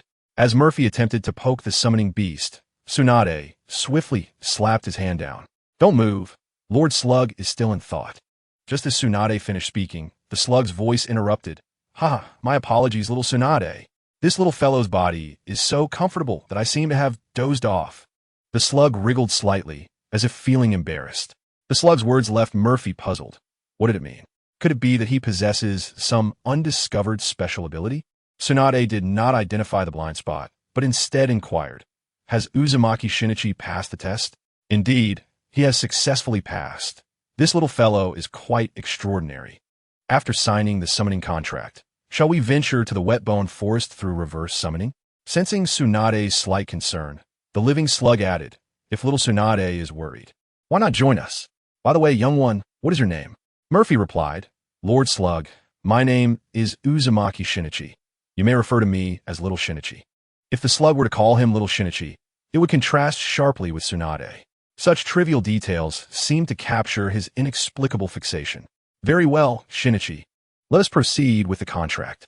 With Tsunade's assistance, Murphy swiftly entered into a pact with the living slug of the wet bone forest, becoming a skilled practitioner of summoning techniques, rather than merely a lowly ninja.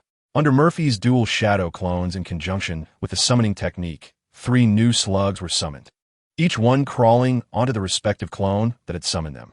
2 slugs perched on either side of Murphy's shoulders. What an astonishing talent. He learned the summoning technique with remarkable speed. Shinichi truly is a genius. Tsunade felt a swell of pride at Murphy's immediate rapport with the slug. He was indeed a find, worthy of her efforts.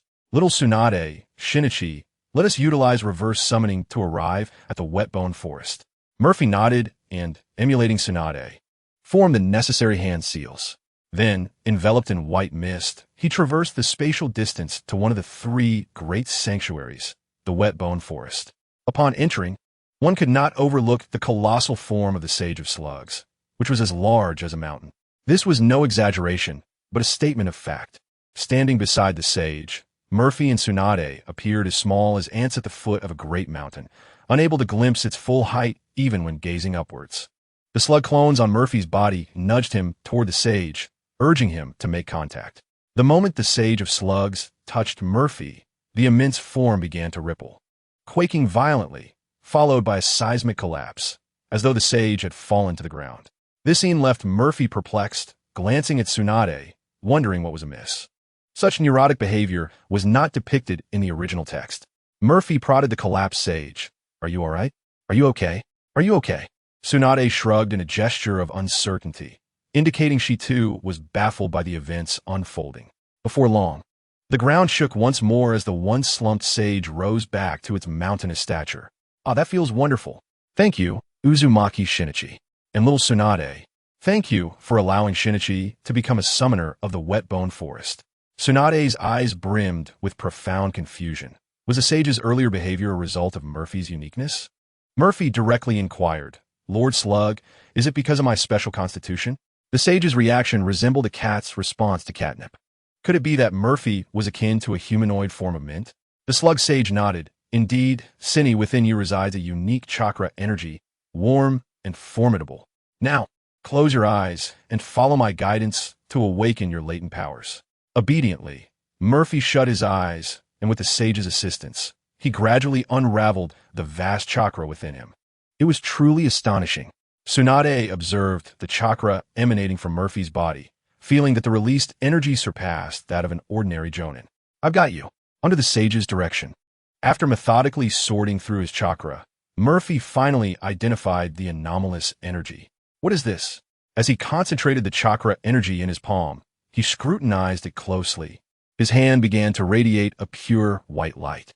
The luminescence felt familiar to Murphy. Wasn't it reminiscent of the aura that enveloped him during his evolution as a digital being? How could he possess such a thing? This is a form of yang chakra. To be precise, it is distinct from normal yang chakra.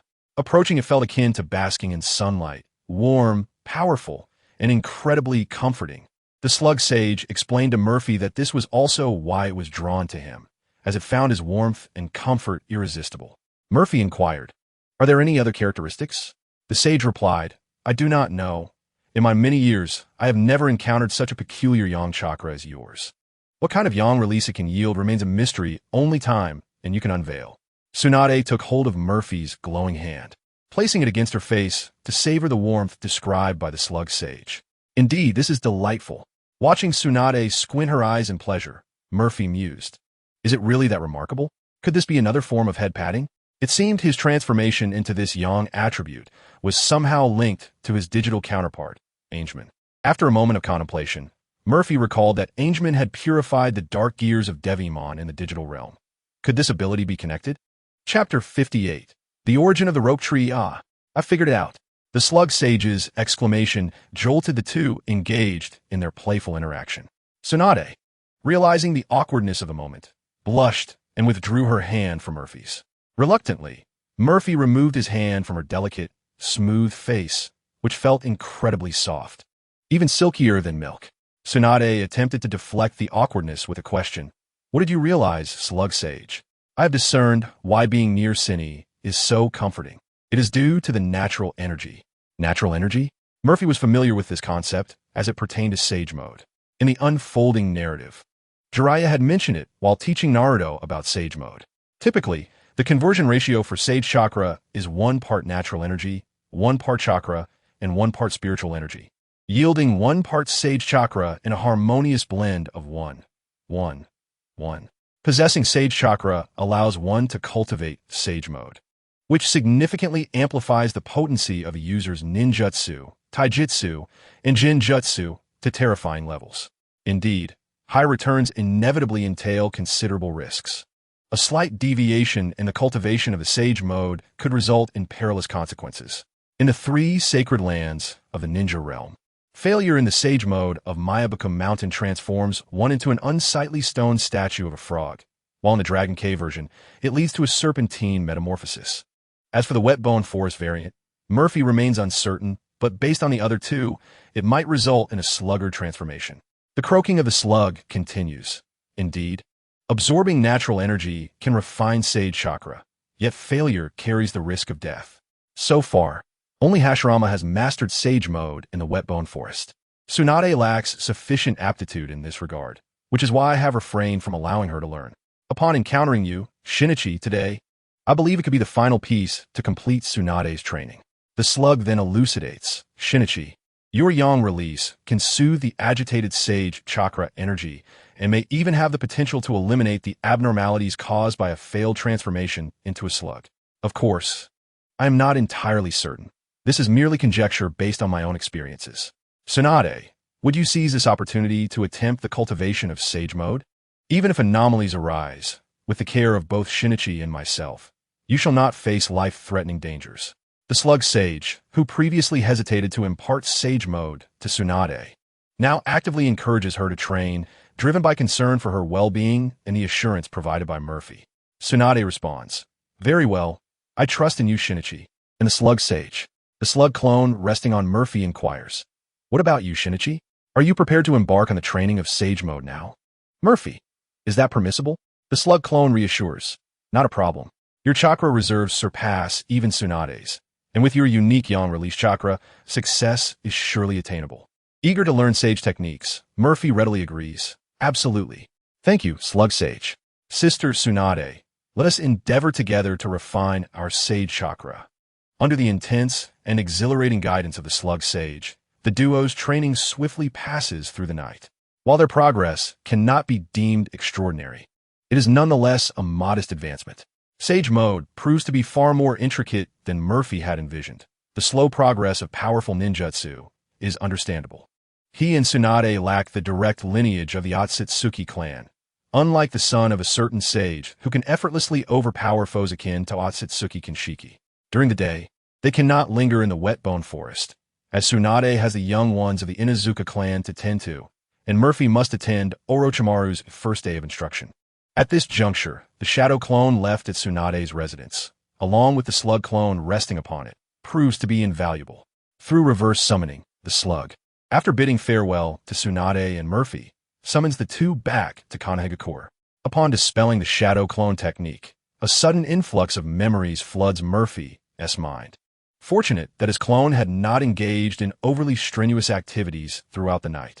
Otherwise, after a night of training alongside Tsunade, compounded with the exertions of the shadow clone, they would have surely collapsed from exhaustion. Breakfast, prepared by Tsunade, awaits, and Murphy is tasked with fetching shoju.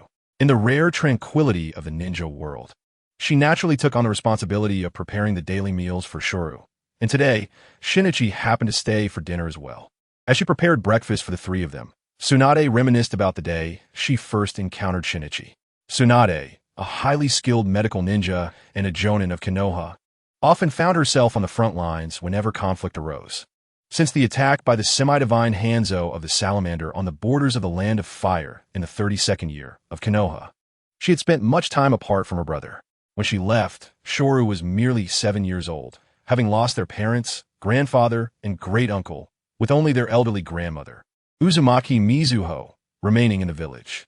Her concern was not for her own safety on the battlefield, but for her brother Shuru, who was under the care of their teacher, Yuan Feiraizen. She worried about his loneliness and emotional well-being. Since the passing of the Senju clan leaders, Tsunade and Shuru had relied on each other for support. With only Tsunade understanding the sorrow that lay beneath her brother's seemingly cheerful demeanor, her foolish brother, who often proclaimed his desire to become Hokage, sought to shoulder the burden of peace in the ninja world, aspiring to end the chaos as their grandfather Hashirama had done, determined to prevent other families from suffering as they had. Fortunately, during her second year on the battlefield, Shuru met Murphy, whose influence helped him truly blossom. This was also the reason why Uzumaki Shinichi initially caught Tsunade's attention. Later, Tsunade privately engaged with Murphy and learned that this boy, the same age as her brother, bore the bloodline of the Senju clan. With Shinichi's father from the Senju and his mother from the Uzumaki, their family circumstances were strikingly similar. Moreover, since Shinichi was Shoru's only true friend at the Ninja Academy, Tsunade inquired whether Uzumaki Murphy would be interested in learning medical ninjutsu. Thus, Tsunade discovered Murphy's innate talent for medical knowledge. A perplexing issue that had troubled her for quite some time could be resolved through a casual conversation with him. As conflicts among the ninja villages intensified, Tsunade found herself returning to Konoha less frequently, her focus shifting from caring for her brother and her interactions with Murphy to the battlefield. It was not until the 36th year of Konoha when she, along with Orochimaru and Jiraiya, managed to repel Hanzo of the Salamander at great personal cost, that they returned to Konoha as the legendary Sannin, ushering in a prolonged period of peace. It was during this time that Murphy learned the art of healing from Tsunade. Just when she thought Murphy had already astonished her sufficiently, she discovered yet another remarkable talent he possessed last night. "Good morning, sister." Shoru's voice interrupted Tsunade's musings. The breakfast was nearly ready, and Tsunade brought out the food. "Good morning. Come, let us eat," she called. "How does today's breakfast suit your taste?" After Shoru and Murphy began to savor their meal, Tsunade asked. Shoru, devouring his food eagerly, replied, "Sister's cooking is the best." Meanwhile, Murphy savored Tsunade's breakfast, reflecting that this would be the flavor he would cherish for a lifetime, the taste of home. "Sister Tsunade, you are truly talented. This breakfast is even better than that of a restaurant." Chapter 59. The trio versus Uncle Snake. The agile Shangtong swiftly finished his breakfast, his wide eyes fixed intently on Murphy, silently urging his friend to hasten, for they were on the brink of being late. Under this unwavering gaze, Murphy took his time savoring the meal, for it was a momentous occasion, the inaugural family meal prepared by Tsunade. After the meal, Tsunade's shadow clone was left to wash the dishes. As time was of the essence, she too had to head out to lead her team. Upon arriving at the training location, Murphy and Shangtong found Hinata Yujin had been waiting for them for quite some time. "Apologies for my tardiness. It's entirely Shinichi's fault for eating so slowly and severely holding me back. By the way, where is teacher Orochimaru? I haven't seen him." Shangtong explained the situation to his younger brother, glancing around but finding no sign of Orochimaru. It was evident that their teacher was also late. Having spoken to Uncle Snake about body-switching knowledge the previous day, it was hard to believe he would resist the temptation to research it all night. As half an hour swiftly slipped by, Shangtong, feeling a bit bored while waiting, decided to engage Yujin in an internal friendly match for Team 7. He considered inviting Murphy to join, but Murphy simply formed hand seals and summoned a shadow clone to accompany them. Thus, the friendly match, while awaiting their teacher, transformed into a duo of Shangtong and young brother Yujin teaming up against the formidable shadow clone. At this juncture, Murphy posed a significant challenge to both Shangtong and Yujin, akin to a formidable boss. With the three-body technique mastered upon graduation from a ninja academy, and boasting an abundance of chakra surpassing that of elite jonin, coupled with a faster hand seal speed than that of a chunin, as well as a self-created earth release technique that fused offense and defense, the replication of the wind release, air cannon, healing palm techniques, and chakra surgical knives that could be wielded as weapons. This combination of ninjutsu was superior to that of most chunin. For Shangtong and Yujin to triumph over his playful shadow clone was, to say the least, a whimsical notion. Has Shinichi Kuin's shadow clone become so adept? Such a remarkable talent indeed. A cold voice echoed from behind Murphy, startling him. "You're late, Uncle Snake." Murphy turned to greet Orochimaru, noting the dark shadows under his eyes that mirrored his own sleepless night. "Thanks to Shinichi Kuin, I have embarked on a remarkably promising path, which necessitated a night of research," Orochimaru remarked, sniffing around Murphy. "It appears Shinichi Kuin had quite an eventful night as well. That scent is from the living slug of the wet-bone forest? Isn't it? Tsunade recommended you to the Sage of Slugs?" "Truly, Uncle Snake, your observational skills are unparalleled," Murphy acknowledged, confirming his choice of the wet-bone forest slug sage as his summoning beast. In the distance, the shadow clone engaged in playful antics with the two boys suddenly restrained them. Enough of the frolicking. The teacher has arrived. With that, it dispelled the jutsu, reverting to its original form. "Good morning, teacher Orochimaru," greeted Hinata Yujin. "Good morning, Uncle Snake," chimed Shangtong. After nodding at the two, Orochimaru stepped to the center of the training ground. Since everyone is brimming with energy, We shall commence the first lesson with a practical test of your abilities. Do not disappoint your teacher. Rope Tree and little brother exchange glances, and famed as one of the legendary Sannin of the ninja realm. Orochimaru? Is it true? Murphy understood that Uncle Snake's primary intention was likely to test him. However, this aligned perfectly with his own desires. He was eager to ascertain how his abilities, bolstered by numerous other powers, compared to those of the elite in the ninja world. Are we about to commence? Then caution is paramount. As Orochimaru and his two companions brandished their kunai in a defensive stance, their figures vanished. Hinata Yujin had already activated the Byakugan, the bloodline limit of the Hyuga clan. Although he had yet to master the 8 trigrams palm, serving as a mobile reconnaissance point for his teammates was well within his capabilities. To the upper left.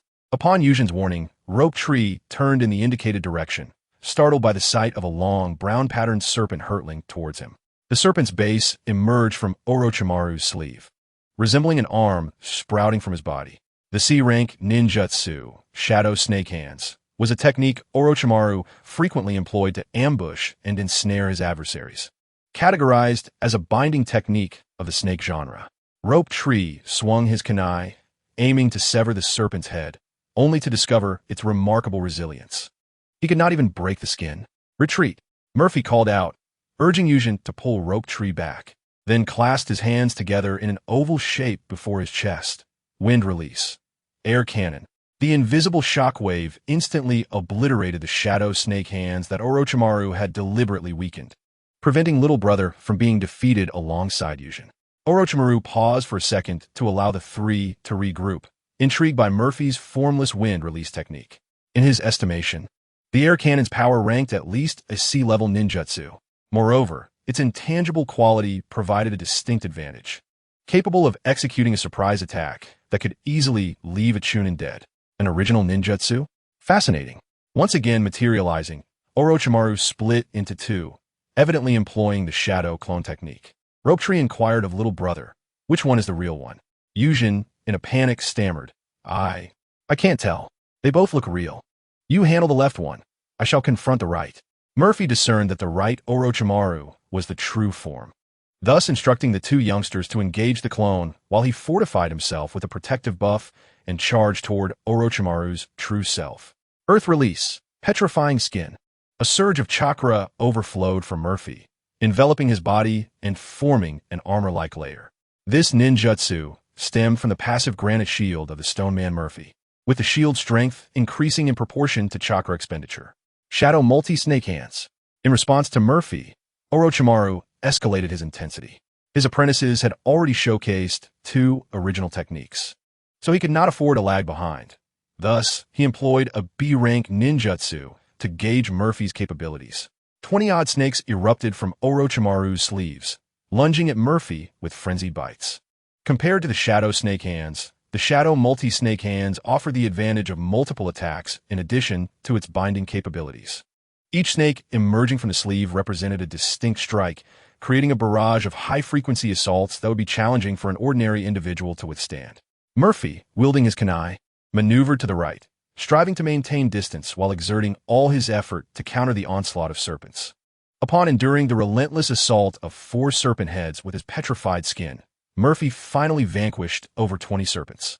Orochimaru expressed his satisfaction with Murphy's prowess, remarking that Shinichi had surpassed the average Chunin. My anticipation for the forthcoming master-disciple exchange is growing. Meanwhile, Shoju and Yuma, battling Orochimaru's clone, found themselves ensnared back-to-back by a lengthy serpent. They were subsequently cast aside to the far edge of the training ground, as Orochimaru intended to employ his strategies to test Murphy without their interference. Cast aside, Yuma inquired, Brother Shoju, how long do you think Shinichi can hold out? Shoju replied confidently, 3 no, at least 5 minutes. After dealing with the 2 smaller clones, Orochimaru approached Murphy from behind to avoid being flanked. Murphy swiftly formed hand seals and summoned 3 shadow clones. 3 of Murphy's clones engaged a single Orochimaru clone, tipping the scales in their favor. You take the initiative, Shinichi. Orochimaru eagerly observed Murphy, hoping to witness him unveil another original jutsu. All right, be careful, Snake Uncle. Murphy launched himself towards Orochimaru with determination. Chapter 60, Snake Uncle, impressive. In response to Murphy's straightforward assault, Orochimaru unleashed a small white serpent from his mouth, which spat forth the Kusanagi sword, colliding with the oncoming kunai. The moment the iron kunai met the Kusanagi sword, it shattered. Murphy, attempting to retrieve another weapon from his ninja pouch, found it too late. Orochimaru did not press the attack. Instead, the Kusanagi sword remained poised before Murphy. Take this Kusanagi sword, Shinichi. Consider it a gift from your teacher. Thank you, Snake Uncle. Murphy accepted the offering, well aware that the Kusanagi sword was forged from rare metals by Orochimaru, possessing the ability to extend and retract at will. In battles against the third Hokage of Konoha, the tailed beast transformation of Naruto, and gifting weapons to Sasuke, it had proven its worth, exemplifying the capability to allow one to sprint 99 meters before striking. Orochimaru's collection of such swords remains unknown, but surely it is substantial. He can produce them at will, indicating he possesses a multitude. This is not to imply that the Kusanagi sword is inexpensive. Rather, it is formidable, often wielded against high-caliber adversaries. Among the arsenal of bladed ninja tools, the Kusanagi sword is one of the two weapons Murphy desires most, the other being the Raijin sword. Lauded as the pinnacle of ninja weaponry, it can condense chakra into a blade of lightning, reminiscent of the lightsabers in Star Wars. With a series of explosive sounds, Murphy's 3 shadow clones perished alongside Orochimaru's clone. The memories surged back into Murphy's consciousness, revealing that Orochimaru's clone had been considerate, refraining from utilizing serpent-based jutsu. Instead, it employed wind release, great breakthrough, and wind release, pressure damage, ultimately resulting in a trade of injuries. Orochimaru observed Murphy's current reaction, noting that a normal individual shadow clone would exert significant pressure and fatigue on the original upon sustaining severe damage. However, Murphy bore the negative effects of 3 shadow clones without so much as a tremble, elevating Orochimaru's assessment of him yet again. The physical prowess of the individual is not inferior to that of an average jonin, a testament to the esteemed lineage of the Senju and Uzumaki clans, endowed with an abundance of chakra and remarkable bodily resilience. Now, let us commence the second phase. Believe in me. Orochimaru retreated several meters, lowering his upper body towards the ground. Serpent's array, a multitude of slender serpents, each varying in color, poured forth from Orochimaru's mouth, rapidly filling the training ground, leaving Murphy scarcely any room to stand. He vigorously wielded the recently acquired Kusanagi sword to carve out a space for himself. The 2 bound youngsters, terrified, withdrew their feet, as the densely packed serpents encircled both their teacher and Murphy, triggering a bout of claustrophobia in the two. With the Kusanagi sword embedded beside him, Murphy seized the opportunity, as the serpents had not yet completely converged, to swiftly perform hand seals. Earth release, lightning power, earth release, great earthquake. These 2 jutsu were also derived from the esteemed Earth Sage. Murphy concentrated chakra in his hands, forming enchanted rock gloves in the guise of earth release. Subsequently, he pressed his enchanted hands against the ground, channeling chakra into the depths of the earth. In an instant, the once even surface of the training ground fractured, transforming into an array of jagged debris. The shockwave emanating from below persisted, continuously assaulting the fragments and propelling them into the air, shattering them into ever smaller pieces. The serpents summoned by Orochimaru fell into the crevices, crushed into a pulpy mass by the subterranean explosion. At the onset of the eruption, Orochimaru had already leaped into the air, observing the devastation of the training ground below. He remarked, an original earth release technique, or perhaps a combination of jutsu. Truly a terrifying next generation. The ground had become unsteady, and Orochimaru, suspended in midair, performed the hand seals for a summoning technique. Summoning, great serpent. As the earth and stone in midair exhausted their explosive force, succumbing to gravity, a colossal gray python coiled multiple times appeared in the training ground, with Orochimaru standing firmly upon its head. Confronted by a serpent nearly half the size of the training ground, Murphy felt an intense pressure. However, he did not intend to summon a living slug, for the chakra within him had been significantly depleted due to repeated use of shadow clone and various jutsu. To summon a slug clone of equal size to the giant serpent would reduce his chakra to a mere quarter, adversely affecting subsequent jutsu. Furthermore, He wished to test whether his unique yang release would prove effective against the serpents of the Dragon Cave. The Sage of Slugs held a particular fondness for the unique yang release energy within him. If he could validate its efficacy against the serpents of the Dragon Cave, it would render the intelligent summoning beasts ineffective in future battles. Ah, the non-summoning wet-bone slugs are rushing towards me? How intriguing! Attack him, great serpent! Orochimaru commanded, and the enormous python beneath him opened its cavernous maw to strike at Murphy. Yet, as a holy white light emanated from Murphy's hand, the serpent instantaneously closed its mouth, forcibly shifting its body to avoid Murphy, colliding instead with the debris-laden ground. Had Orochimaru not utilized chakra to anchor himself to the serpent, he might have been flung away. Clearing away the flying dust and stones that struck his face, Orochimaru was filled with confusion. What was wrong with this enormous serpent? In the next moment, the serpent, which was supposed to obey the command to bite Murphy, displayed a surprisingly obsequious expression, carefully maneuvering its massive body to nuzzle against Murphy, its tail wagging enthusiastically like a playful puppy, striking the shattered ground. If only the serpent possessed the intellect of the myriad snakes, it might have exclaimed, "Great one! I yearn for affection, a hug, to be lifted high." Murphy placed his glowing right hand upon the serpent's head, stroking its tough scales. As he suspected, this ability indeed affected the serpents of the Dragon Cave. Orochimaru leaped off the serpent, intending to release the summoning and send it back to the Dragon Cave. However, the serpent resisted and refused to return, prompting Orochimaru to relent, as he was also curious to observe this ability that could summon such a powerful creature. Approaching Murphy, Orochimaru inquired, "What is this?" The slug sage of the wet-bone forest mentioned, "It is my unique yang release. Thus far, my understanding and development of this ability are woefully limited, so I thought to summon the serpent to verify whether it is only effective in the wet-bone forest." Murphy replied, finding himself atop the serpent's head and deciding to sit cross-legged there, responding to Orochimaru's query. In the sweltering summer, the serpent's cool body served as a refreshing air conditioner. "I possess a vast array of laboratory equipment. Would you care to visit?" In response to Orochimaru's invitation, which resembled an offer of hospitality, Murphy nodded in agreement. "Of course, I am eager to discover the limits of this ability. However, I must visit Tsunade tonight." With a wave of his hand, Orochimaru reassured him, "No problem. Shinichiken's current abilities do not require him to waste time on teaching lower-ranked ninjas.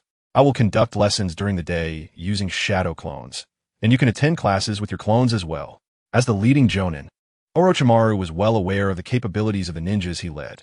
The techniques from the Shimoku clan scrolls far surpassed his own resources. The branch family of the Hyuga clan did not require his instruction, as mastering the Byakugan alongside the 8 trigrams was a fixed developmental path for their clan, and he had no need to offer misguided guidance. Murphy nodded, "All right, that settles it." With the imminent invasion of the Sand Village and Shimoku nearing 12 years of age, it was indeed unwise for him to squander time on trivial tasks meant for lower-ranked ninjas. Chapter 61. The Resurgence of War. A month swiftly passed. By day, Murphy accompanied Orochimaru in the laboratory, engaging in cutting-edge research, while by night, he trained in sage mode alongside Tsunade in the wet-bone forest. Additionally, he had to absorb the memories of his shadow clone lessons during the day. Under the weight of this triple fatigue, even Murphy's robust physique could not endure. Thus, his routine with Orochimaru transformed into a cycle of catching up on sleep in the mornings and engaging in research discussions in the afternoons. Upon returning, Orochimaru shared the details of Murphy's situation with the myriad snakes, which were subsequently reported to the higher-ups of the Dragon Cave, including the deity Tianshin. Tianshin then relayed the information to the White Snake Sage. Upon learning of this, the White Snake Sage instructed Tianshin to pay a visit to Orochimaru, promising to teach the sage mode of the Dragon Cave as a bargaining chip to invite Murphy for a visit to the Dragon Cave. Upon learning of Murphy's presence, Orochimaru accompanied him to the Dragon Cave. Much like the Sage of Slugs, the White Snake Sage sensed the extraordinary yang release emanating from Murphy. To exhibit a demeanor of warmth, the White Snake Sage, adorned with a red luminous pearl on his head, a cat's eye gem upon his chest, and a pipe held delicately in his mouth, transformed into an elderly woman clad in a flowing white robe. She took Murphy's hand, inquiring about his origins with genuine concern. Upon discovering that Murphy had entered into a summoning contract with the Whetbone Forest, the White Snake Sage exclaimed that it was of no consequence and summoned the Lady of the Market Island to serve as Murphy's summoning beast. Though the Lady of the Market Island bore a cherubic visage with deep blue hair, she was a trusted aide of the White Snake Sage, holding a position of prominence within the Dragon Cave. In her untransformed state, the Lady of the Market Island was undeniably charming. Under the White Snake Sage's gentle persuasion, Murphy secured a summoning contract with the Dragon Cave. It is worth noting that while the Lady of the Market Island appeared docile in Murphy's presence, she held a commanding authority that warranted respect when outside the Dragon Cave, necessitating the honorific lady appended to her name, particularly in the eyes of Orochimaru. Murphy's affinity towards her was naturally at its zenith. Her abilities included levitation, invisibility, and absorption.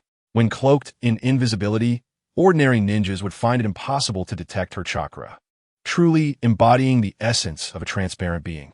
Her absorption technique was a unique sage art, capable of consuming both flesh and chakra, marking it as Murphy's most formidable combat prowess at present.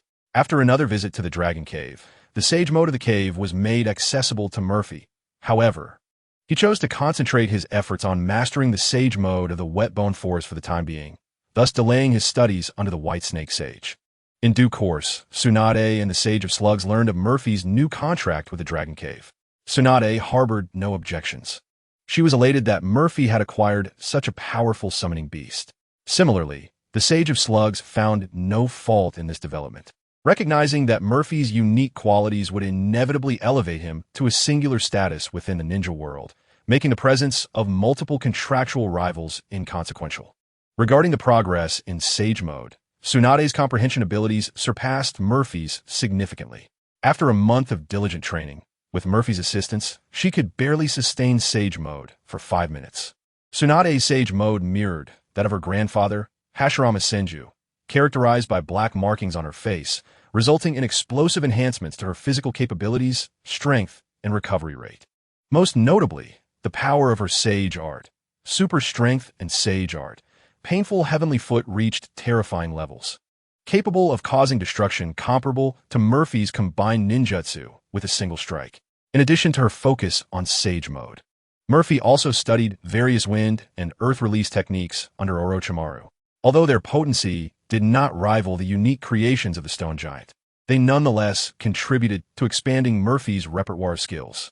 Among these, he learned the Shuriken Shadow Clone technique, enabling him to create multiple shuriken from a single one, with the power of each shadow clone being equivalent to that of the original shuriken.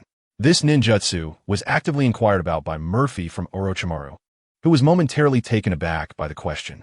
This technique was one that Orochimaru had surreptitiously learned from the third Hokage. How did Murphy come to know of it? Ultimately, Orochimaru acquiesced to teach him, provided that Murphy would not use it in the presence of the third Hokage and would refrain from revealing that he had learned it from him. In terms of snake-style ninjutsu, Murphy only mastered the Orochimaru-style substitution technique. Although this technique consumes a significant amount of chakra, it offers the convenience of evading damage without the need for hand seals. For instance, it allows one to circumvent troublesome techniques like Amaterasu, which are difficult to manage once they take effect. Moreover, notable advancements were made in experimentation over the past month. Upon realizing that immortality might be linked to consciousness and the physical body, Orochimaru began to delve into the techniques of the impure world reincarnation and cloning. With Murphy's guidance, Orochimaru had become cognizant that a body, as a vessel, might reject the souls of others. During this period, Murphy further steered Orochimaru toward cloning, initially experimenting with animals. Throughout the month, Orochimaru conducted numerous experiments on various creatures. Yet, due to technological and equipment limitations, he found himself stalled at the stage of extracting genetic samples. The technique of impure world reincarnation was also under development by Orochimaru, albeit at a sluggish pace, as it required considerable time for refinement. While Murphy was sleeping during the day, he visited the shared space several times to synchronize the ninjutsu he had learned with other iterations of himself. Through conversations with DC Murphy, he discovered that Gotham's giant had been extraordinarily busy over the past month. The reconstruction of Gotham and the management of the chaos following the turmoil demanded substantial time and effort. As the saying goes, blowing up a bridge may provide momentary satisfaction, but the ensuing reconstruction poses a myriad of complications. Each day of delay renders Gotham a solitary island. Fortunately, Bruce's financial prowess came to the fore. After an intense expenditure of resources across various sectors, 3 bridges were under continuous construction by a marvel of a nation known for its infrastructural ingenuity, promising a swift restoration of passage. The Watchtower and satellite teams did not lag behind and continued their synchronized efforts. The assembly blocks for the Watchtower were dispatched by Clark according to plan, given the slow pace of rocket launches and recoveries. He also took on the responsibility of sending satellites into orbit. Ken had nearly regained his strength after a month's time, and Murphy visited to assist in his full recovery.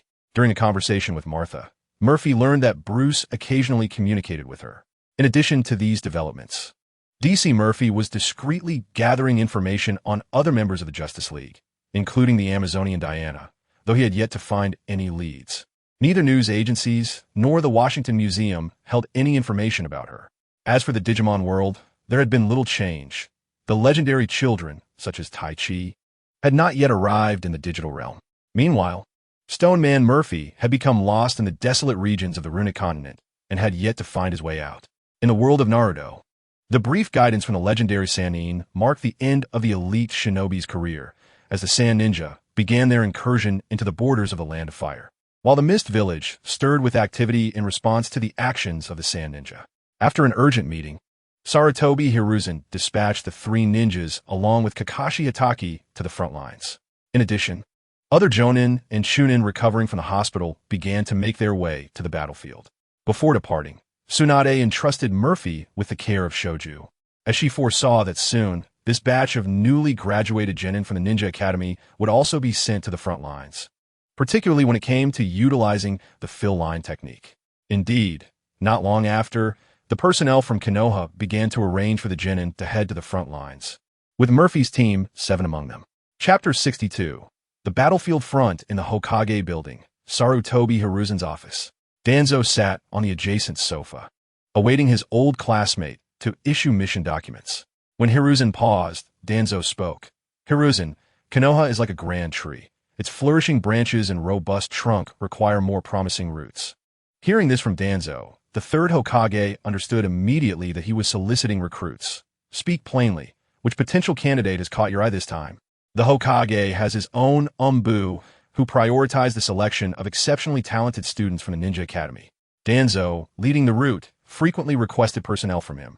Although both belong to Konoha, the Umbu serves as an extension of the Hokage's will, controlling and disseminating critical intelligence. Danzo's route, however, operates differently.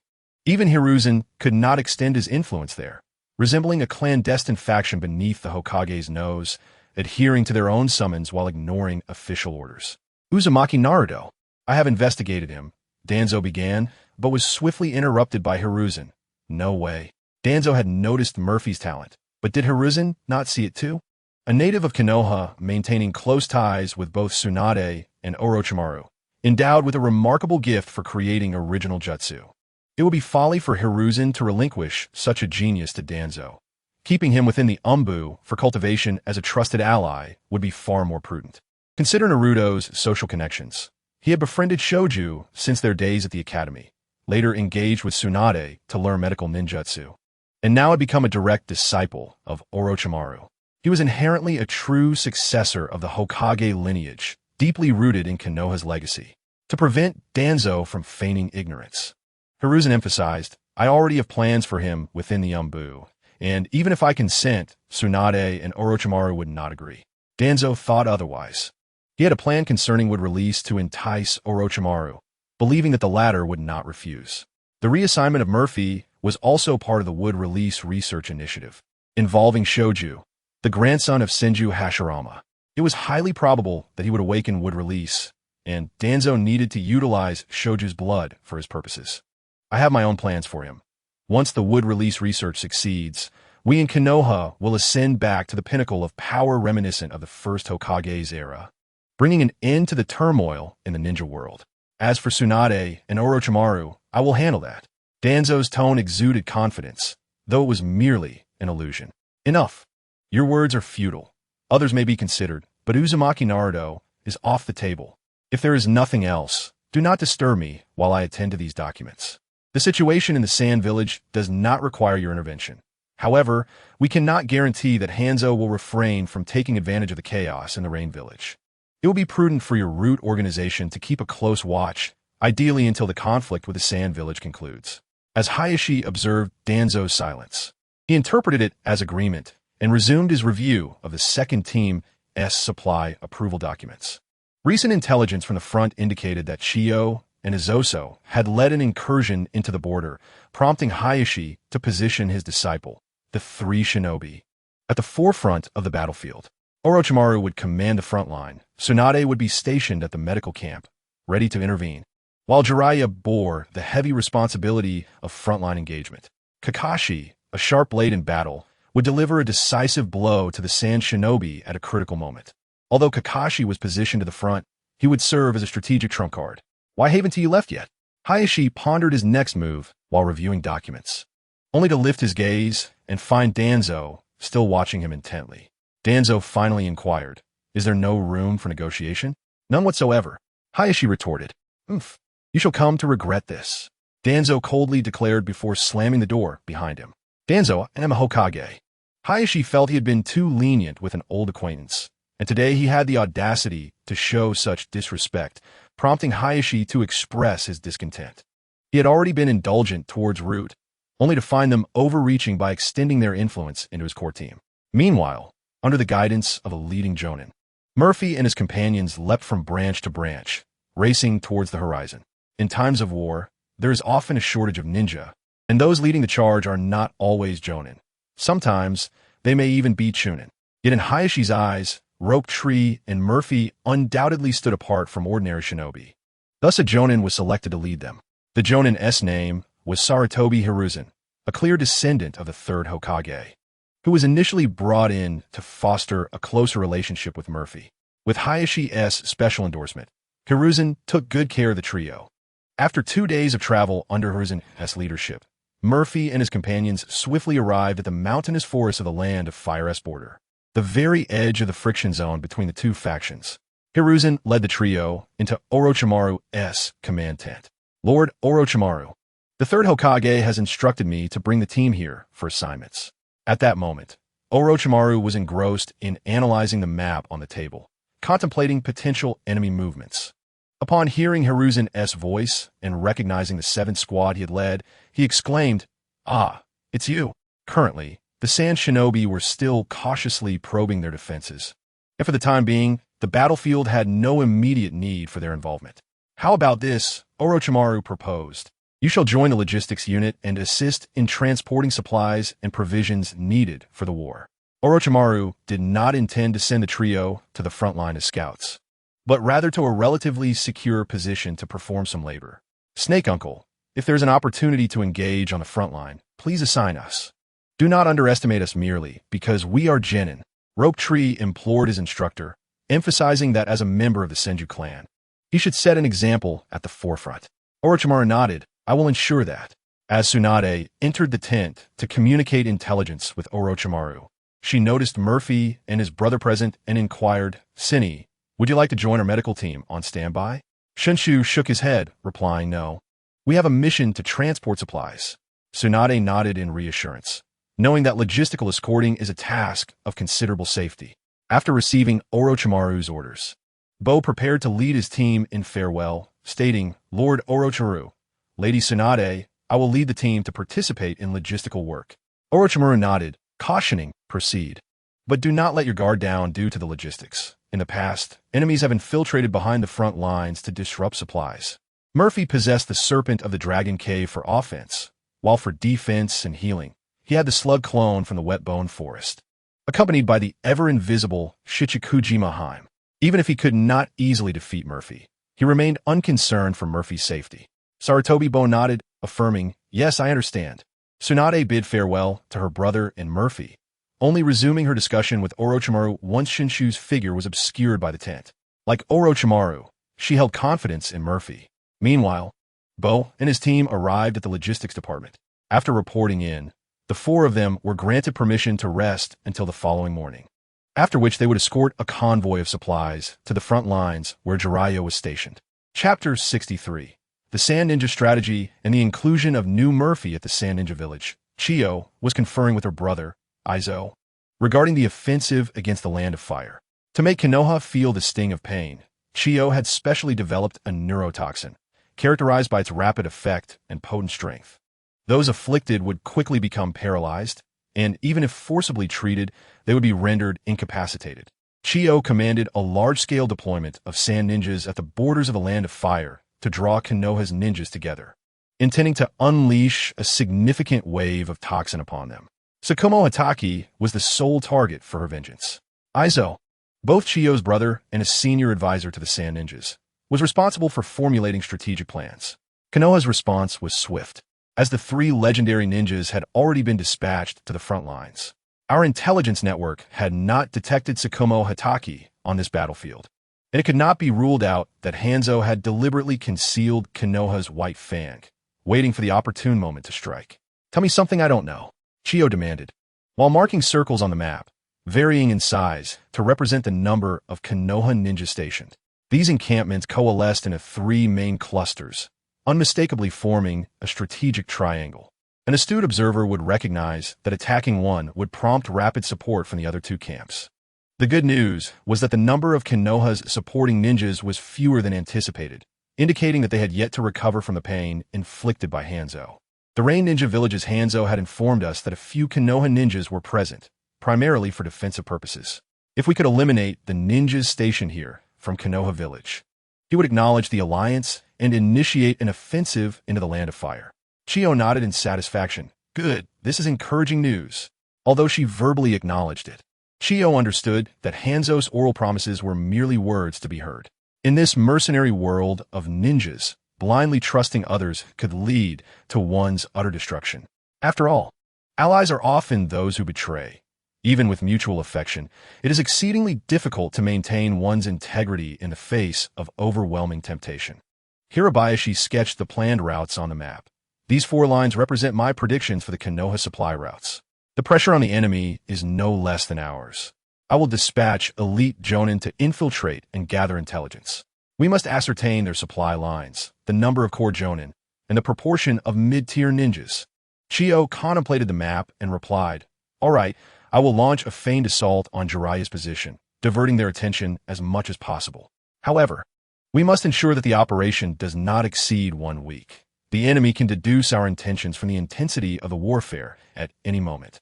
Hirabayashi remarked, "This is the perfect opportunity to utilize your newly developed neurotoxin. Faced with such an almost insurmountable poison, the enemy will likely adopt a conservative defensive strategy. At that moment, we can harass them, obscuring our true objectives. Tsunade is Konoha's foremost medical ninja. How long do you boldly predict it will take for the enemy to neutralize the toxin?" Chiyo pondered. Even if they are exceptionally talented, it will take them at least 2 months. That is sufficient. We will launch our full-scale assault in a month and a half, which is also the maximum duration our supplies can sustain. The team infiltrating the enemy's interior will set explosive tag traps along their support routes. As evening approached, under the leadership of Boya, Murphy and his team successfully completed their first supply transport. Throughout the journey, Yujin, responsible for reconnaissance, kept his Byakugan activated, vigilant against any potential threats. Even the usually cheerful Shoki had subdued his carefree demeanor, cautiously wary of any lurking anomalies. This pleased Murphy. At least his brother-in-law would not behave as he did in the original story, plunging headlong into an explosive trap and perishing before Orochimaru. Mikitsunheim floated invisibly above Murphy and his companions, her stealth capabilities so formidable that even Yujin with his Byakugan failed to detect her presence. Nor did the elite Jonin Sarutobi, Bo, sense anything amiss. They reached the outermost position of Konoha, where Jiraiya was stationed. After exchanging passwords, Murphy and his team navigated through layers of dark sentinels and finally arrived at Jiraiya's tent, where they encountered the most charismatic of the Hokage. Jiraiya greeted Shoki with enthusiasm. "Ah, it's Shoki and Shinichi. You are the ones responsible for transporting supplies today. How'd it go? Did you encounter any dangers?" Jiraiya shared a close bond with Shoki. The boy's boundless enthusiasm always reminded him of his own youth. As Murphy was often with Shoki, Jiraiya naturally recognized him and had even treated the two to ramen. However, Jiraiya had not seen Murphy for a month and was only aware that he had suddenly become Orochimaru's apprentice. Yujin and Bo respectfully greeted each other, while Shunshu and Murphy visibly relaxed upon encountering Jiraiya. Shunshu proudly proclaimed, "Hee, I have now become a fully fledged ninja." Jiraiya playfully tousled Shunshu's hair, exclaiming, "Is that so? That's splendid. Would you like your big brother Jiraiya to teach you the summoning technique?" Shunshu had long admired Murphy's summoning beasts from the Dragon Cave and Wetbone Forest. And now, with the similarly powerful toads from Mayabo Cousin, he eagerly responded, "Sure. My sister's Slug Sage is not compatible with me, and I have been longing for a strong summoning beast." Upon realizing that Jiraiya was about to impart the summoning contract, Bo and Yujin tactfully excused themselves. Murphy, too, was not keen on remaining as a mere summoning beast attractor, so he concocted an excuse to leave alongside them. That night, by the campfire, as Murphy, Yujin, and Bo dined, Shunshu joyfully dashed over. Murphy inquired, "Did you succeed?" "Hee, of course. I am destined to become the Hokage, and a summoning technique is no challenge for me." Shunshu sat down to enjoy his meal, his mouth full yet unable to suppress the upward curve of his lips. Although they were in their home base, keeping watch was still necessary. Overflowing with happiness to the point of sleeplessness, Shunshu voluntarily took the first watch. The three soon succumbed to slumber by the glow of the campfire. Even the drifting Ichiraku Island princess had settled into a light doze on a nearby tree. In a hazy dream state, Murphy found herself in the shared space. This time, the stone giant was absent, leaving only Gotham Murphy and Angel Murphy within the realm. DC Murphy asked, "Have you learned a new ninjutsu?" Hokage Murphy shook her head. "I am still facing the final challenge for Sage Mode. Once I overcome it, I will be able to utilize it." She continued, "I still cannot perform the Angel Beast's finishing move. I surmise that once I enter Sage Mode, I should be able to develop the corresponding ninjutsu." Angel Beast Murphy sat cross-legged on the ground. "Gotham, I have nearly processed the Kryptonian data you provided last time. If convenient, could you assist in gathering more data from other networks to help me reach my complete form?" DC Murphy replied, "Of course. I will head to the Batcave to copy some of Batman's technology for you. Since Steelbone Victor has not yet appeared, I will find a way to get you the Motherbox technology when the time comes." The more data Digital Murphy absorbed, the stronger he became, significantly enhancing his abilities. He was genuinely curious whether the heavenly gate of the Holy Angel Beast could open the dimension of paradise. Amidst their conversation, two new Murphys manifested in the shared space. One was missing a significant portion of its upper body, while the other resembled a large red rhinoceros beetle. "What's going on? Are you all right?" As the newcomers stumbled and fell. Fortunately, the red metallic rhinoceros beetle hovering nearby supported the newcomer from behind, gently easing them to the ground. Angel Beast Murphy rushed to the scene, extending a hand to the new Murphy's forehead, synchronizing his abilities with the newcomer, instantly elevating their physical prowess to superhuman levels and enhancing their vitality in tandem. Regrettably, the abilities of Angel Beast Murphy did not pass on to the new Murphy, as the latter remains in a state of near death. Angel Murphy gazed sorrowfully at the half-bodied Murphy, unable to escape the looming peril, and shook his head in disappointment. Lacking the healing capabilities of the Valkyrie beast, he felt utterly powerless against the rapidly depleting life force in this foreign realm. "I shall assist," exclaimed Ninja Murphy and DC Murphy, arriving simultaneously to extend a helping hand to their counterpart in this alternate dimension. The magical prowess of DC Murphy, infused with the sacred attributes of Angel Beast, successfully staved off the loss of new Murphy's vitality. Meanwhile, Ninja Murphy wielded a chakra scalpel, meticulously removing the fragments of bone embedded within the gaping wound in new Murphy's chest.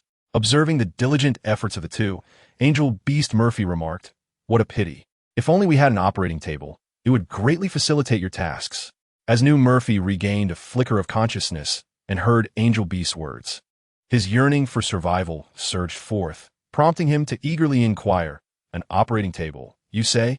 No sooner had he spoken than metallic lines swiftly materialized beneath him, lifting him up and forming a rudimentary operating table along with the necessary surgical instruments. This astonishing spectacle left not only Angel Beast Murphy in awe, but also stunned Ninja Murphy and DC Murphy, who were baffled by the sudden appearance of modern medical apparatus within the otherwise desolate Stone Man space. The emergence of a metallic stag beetle from beneath the operating table further astonished DC Murphy. "Kabuto, insect apparatus?" he exclaimed. "Insect apparatus," Murphy responded at last. "I have a support to liberate myself. Do you recognize me?" With a nudge from DC Murphy. Angel Beast Murphy recalled the origin of the metallic beetle from the realm of the Overlord armored duelist. Angel Murphy guided insect apparatus Murphy aside, stating, "Allow me to elucidate. We must prioritize saving the Murphy who remains on the brink of death." Suppressing his bewilderment regarding the operating table and his curiosity about insect apparatus Murphy, Ninja Murphy and DC Murphy set to work, utilizing the instruments to expedite the healing of the critically injured Murphy. Indeed, equipped with the tools, the fragmented bones were swiftly extracted. Ninja Murphy instructed, "Gotham Giant, I shall suppress the growing flesh. You focus on restoring his skeletal structure." "Understood." In the radiant glow of DC Murphy's sacred magic, the smooth bones began to slowly regenerate. First the right sternum and lateral ribs, followed by the shoulder blade, and ultimately, the right arm's bones. With the skeletal structure restored, Ninja Murphy ceased to restrain the flesh and, alongside DC Murphy, intensified their healing efforts on New Murphy. Seeing the revival of New Murphy brought joy to DC Murphy, who jested, "Not bad. With you and I standing shoulder to shoulder, what ailment can withstand us? We shall surely triumph." Ninja Murphy affirmed, "Indeed, brother, you speak wisely." Insect apparatus Murphy approached to inquire, "What is the status of this newly arrived Murphy on the brink of death?" Through Angel Beast Murphy's explanation, he learned that they had all traversed dimensions, converging in this extraordinary junction of various realms, which the first Stone Man Murphy had aptly named Stone Man Space. "Much improved, thank you." The new Murphy rose from the operating table and expressed his gratitude to the 4 Murphys present. "Hey, everyone, oh, I'm in all Murphys," exclaimed Hokage Murphy. "By the way, what transpired before you arrived? How did you sustain such grievous injuries? I initially thought that Gotham Giant, who fainted upon entry, had it the worst, but it seems you're the most unfortunate. Had I learned the chakra scalpel 2 days earlier, you would have suffered far less." "Me? I'm uncertain of my origin," replied the new Murphy. He had been born into a wealthy family, yet his father perished in a tragic car accident before his birth, and his mother followed suit shortly after giving birth to him. Fortunately, a butler took care of him, safeguarding him from the avaricious relatives seeking to claim his inheritance. After graduating from university, Murphy traveled the globe until he heard of a quaint little town named Komamachi, renowned for a gigantic cherry blossom tree that had stood for 500 years. Thus, he drove to this peculiar town, only to discover a light-absorbing black hole in the sky above. However, whenever he raised his camera to capture the phenomenon, the photographs revealed nothing amiss. Consequently, he began to study the black hole beneath the enormous cherry blossom tree, as an instinctive sense led him to believe that the black hole concealed the true secrets of this world. Before long, he encountered a boy named Tomoki Sakurai, whose conversations were delightful. Tomoki was particularly adept at discussing colorful topics, yet surprisingly possessed a sound moral compass. This boy awaited a friend, but as the two shared snacks and chatted, the night sky illuminated above them, and Tomoki's companion failed to arrive.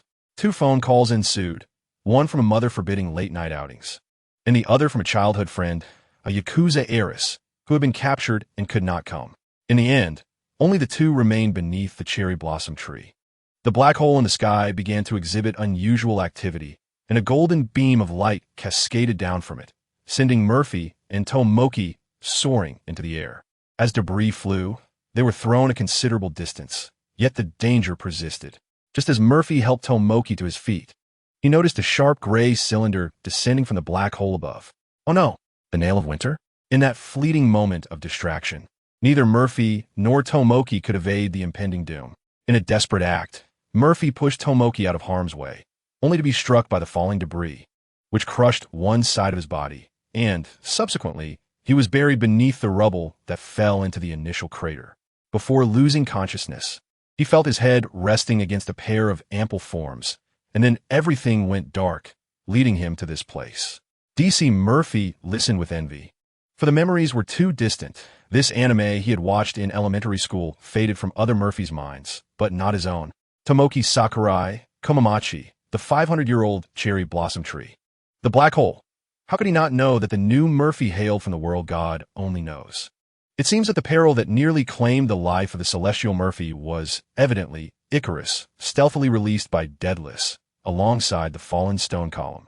The Queen of the Skies, Icarus, represents a cherished anime that ignited his youthful imagination. DC Murphy sighed, expressing envy. How enviable indeed. Insect Instrument Murphy, fluttering over, inquired. What do you mean? After a moment of contemplation, he recalled the celestial event. Ah, truly admirable. From the scant memories of his previous existence. Insect Instrument Murphy pieced together the world they were in. DC Murphy then asked, so, who ultimately received the imprint of Icarus, the binding chain of allegiance? Was it still you? Wise one. Celestial Murphy replied, I have no idea. I lost consciousness when I fell into the pit. Let us not dwell on that. Did you create this operating table? See if you can replicate it or conjure something else, perhaps a television. An epiphany struck DC Murphy. Perhaps Celestial Murphy possessed unique abilities not shared by other Murphys. I shall give it a try. Focusing intently, Celestial Murphy silently willed the operating table, and before him, a second identical table materialized. Cool. Now, try manifesting a television. DC Murphy and Gao. A household television appeared, its screen illuminated yet devoid of any imagery. Naruto Murphy gazed expectantly at the television. There's no picture. I thought I could catch up on episodes here. Patience. Watch this, DC Murphy replied, placing his hand upon the television and transmitting the memories of the anime celestial events into it. Suddenly, a pristine white wing flashed across the screen, accompanied by a voice. Have you ever dreamt such a dream? Naruto Murphy erupted in jubilant exclamation. This is the combined skill of Gotham Giant and Celestial Giant. Absolutely splendid. Angel Beast Murphy and Insect Instrument Murphy nodded in agreement, reveling in this delightful beginning, as they could now indulge in leisurely viewing. Is this all we desire? Could it be? Indeed. Try manifesting an automatic beverage vending machine. An empty vending machine materialized beside the television. DC Murphy infused it with memories of beverages, instantly filling it with drinks he adored from his past life. Pressing a button, he retrieved a bottle of soda, savoring the icy refreshment. The other Murphys, momentarily forgetting the anime, queued up to select their desired drinks. Milk tea, coconut juice, and Red Bull. Our combined skills have yet to reach their zenith. Could it be? Celestial Giant suggested. Try manifesting a computer. A computer desk, gaming chair, and top-tier computer appeared. DC Murphy, as before, fed it memories, and the graphics of King of Fighters 97 materialized on the screen. Amidst our viewing, we can also indulge in some of our favorite games from our previous lives. Angel Beast Murphy gave a thumbs up. Of course, this is not the limit. Could it be? That will depend on Celestial Giant acquiring the technology of the Celestial Realm, allowing us to conjure even more formidable creations. Insect Instrument Murphy. I truly look forward to this. DC Murphy. All right, the playful banter has concluded. Let's synchronize with one another. The powers of the worlds of DC, Naruto, Falling, Digimon, and Kamen Rider flow seamlessly among the Murphys. The Falling Murphy, apart from feeling a fourfold enhancement in physical prowess, finds no other remarkable abilities. How peculiar. I have not synced any special powers. Insect Instrument Murphy, I feel the same. Yet my clock-up state is nearing the speed of light. Regrettably, it has not reached the threshold for time travel. Recently, Insect Instrument Murphy attempted to circle around at 0.0001 seconds, testing how many laps could be completed within that time frame. The result was a nearly 100-fold increase in speed, approaching the speed of light. The Naruto Murphy expressed some disappointment for not acquiring the ability to transform into Kamen Rider. The Digimon Murphy's chest bore 4 metallic emblems, transforming to match the Insect Instrument Murphy's red hue, while the metal on his left hand also turned red. Additionally, energy in the form of superluminal particles manifested from his wings, allowing him to leave trails of light and increasing his flight speed threefold. Insect Instrument Murphy inquired, has anyone managed to synchronize with the transformation into Kamen Rider or the clock-up ability? The Naruto Murphy and Digimon turned their gaze towards DC Murphy, the only one among them capable of syncing all abilities. I too have not synchronized with the transformation into Kamen Rider or the clock-up ability. Yet I have gained a unique energy within me, which inspires new ideas. Let me conduct an experiment. Insect Instrument Murphy, please assist me. Certainly. DC Murphy rose and reached upwards towards the sky. We are all the chosen ones. Now, I have grasped the future. Insect Instrument Murphy flew into DC Murphy's hands, being turned around and pressed against his waist. A belt automatically appeared around DC Murphy's waist. Henshin, a mechanical voice resonated from Insect Instrument Murphy. Henshin. The Kamen Rider Kabuto's masked form materialized before the assembled Murphys, thanks to the collaboration between DC Murphy and Insect Instrument Murphy. Pulling the lever on the transformation belt, Insect Instrument Murphy commanded, "Cast off! Cast off!" Electric currents surged around, and armor disassembled, revealing the knightly form of Kabuto. Pressing the button on the side of the belt, DC Murphy entered the clock-up state. In this accelerated state, DC Murphy unabashedly expended his stamina, engaging in various actions to experience the clock-up phenomenon. Indeed, one can transform into Kamen Rider. As soon as the falling Murphy finished speaking, DC Murphy exited the clock-up state and reverted from the knightly transformation.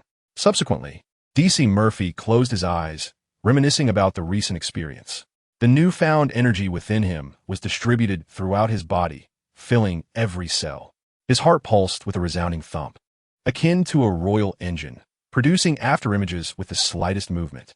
With unwavering determination, he sprinted into the abyss of particles, accelerating with each passing moment. The movements of the other Murphy appeared to him in a languid, almost sluggish manner, ultimately nearing a complete standstill. The Insect Instrument Murphy caught up, exclaiming that this speed was marginally swifter than his pre-enhanced capabilities. After 10 seconds, the exhausted DC Murphy came to a halt. His energy depleted and his body pushed to its limits, leaving him breathless and grounded. The Celestial Murphy conjured a chair for the overtaxed DC Murphy to rest upon. Then inquired, "Did you succeed?" "Not quite." After catching his breath, the DC Murphy replied, "I didn't T-enter clock up, but I simulated that state through energy, saturating the cells throughout my body with power, thereby forcing myself into an overclock condition, achieving a velocity akin to clock up." Fire Shadow Murphy.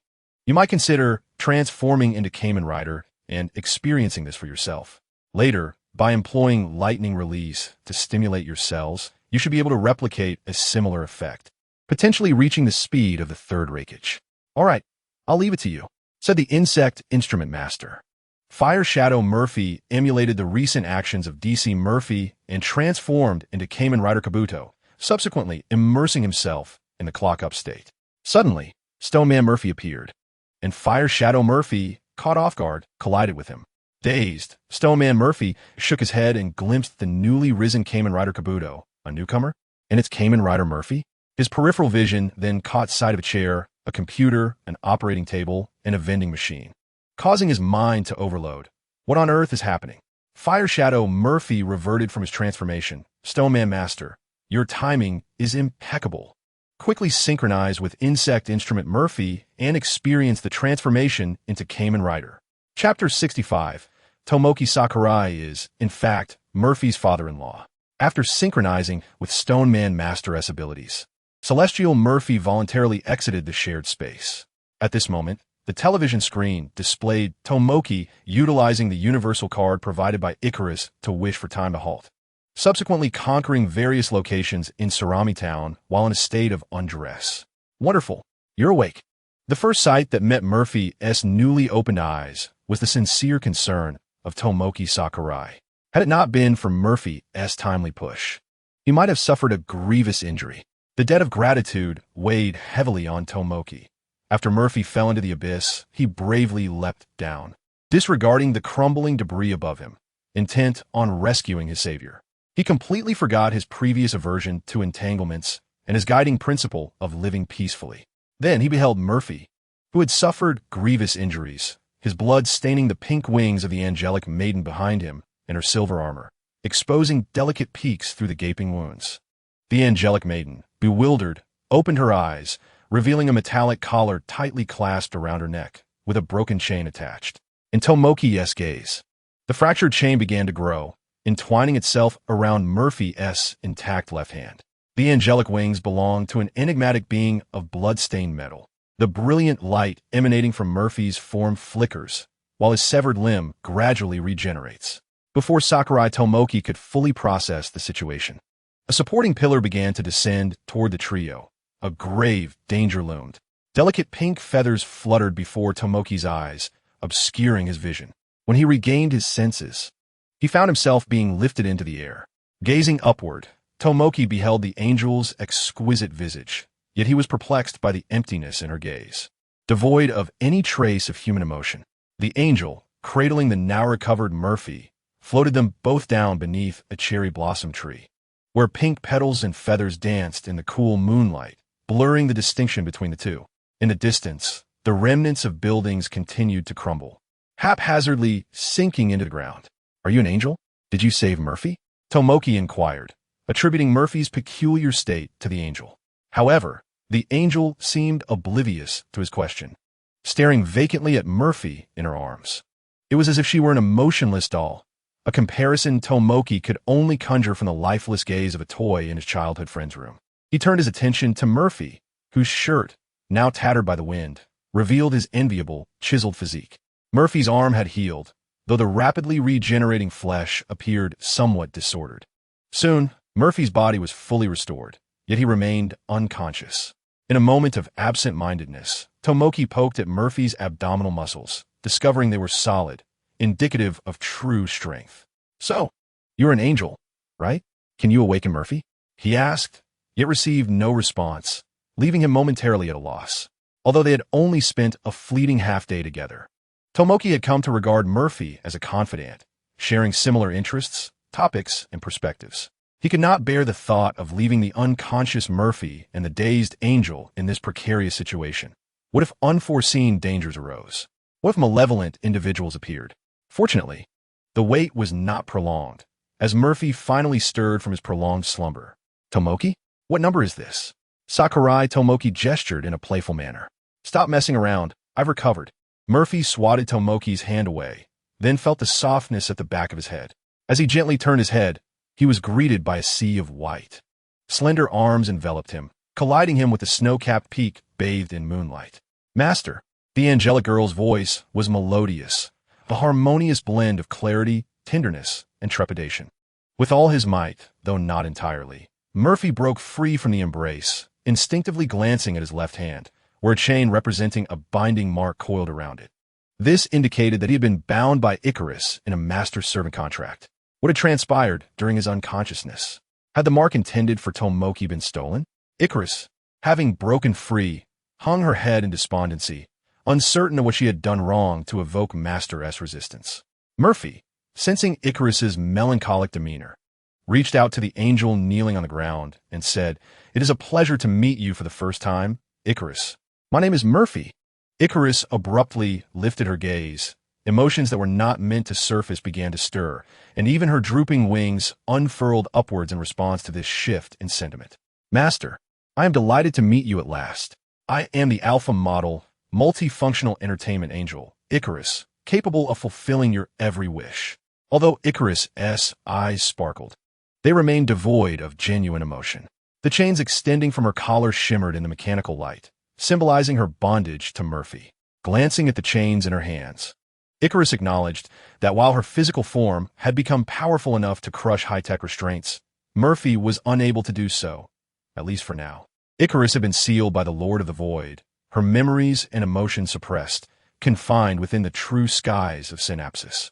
Today, her liberation was orchestrated by Daedalus, the ethereal figure often appearing in the dreams of the wise god. Daedalus had entrusted Icarus to Murphy's care during class, yet Murphy's arrival had been unforeseen. This unforeseen event had etched Icarus's essence into Murphy rather than the expected Shinju Sakurai. When Shinju was merely 3 years old, Daedalus had utilized a dream infiltration device to enter sleep, embodying Shinju's childhood companion. However, the bliss of dreams is fleeting. The events in Synapsis had pulled Daedalus from a dream, forcing her dreamlike form to depart with the tragic conclusion of Yu Chiyuan's demise. To spare Shinju from sorrow, she had crafted a representation of her dream self to accompany him as he grew. Meanwhile, she silently observed from the heavens, occasionally reuniting with Shinju in dreams. After years of observation and interaction, Daedalus firmly believed that Shinju Sakurai was the one destined to alter her daughter's plight, as well as the one capable of transforming the stagnant waters of Synapsis and the Lord of the Void's perverse desires. Indeed, Icarus was akin to her daughter, with her wings a product of Daedalus's transformations. Daedalus longed to descend from the skies, to no longer witness Shinju only in dreams, yet ultimately chose to grant the opportunity to the more reclusive Icarus. Murphy resolved to remain in Sorimachi, to unlock Icarus's emotions, until Icarus could reclaim her feelings and recognize herself. Any reckless attempt to shatter the chains would only incite panic and self-denial. "Welcome into my life, Icarus." Murphy tenderly caressed Icarus's pink hair, wiping the dust from her face. The true skies of Synapsis. Daedalus sighed as she observed Icarus, now inscribed with the essence of this stranger, Murphy. Plans cannot compete with change. Yet I hope Icarus remains unharmed in the presence of this young man who calls himself Murphy. Chapter 66. In time, revenge will be wrought upon the arrogant skies. It was not long before Sakurai Tomoki departed, and Murphy, having recovered and emerged from his coma, was left with no choice but to bid farewell to his newfound confidant, silently resolving never to meet again. He despised trouble and longed for a life of tranquility.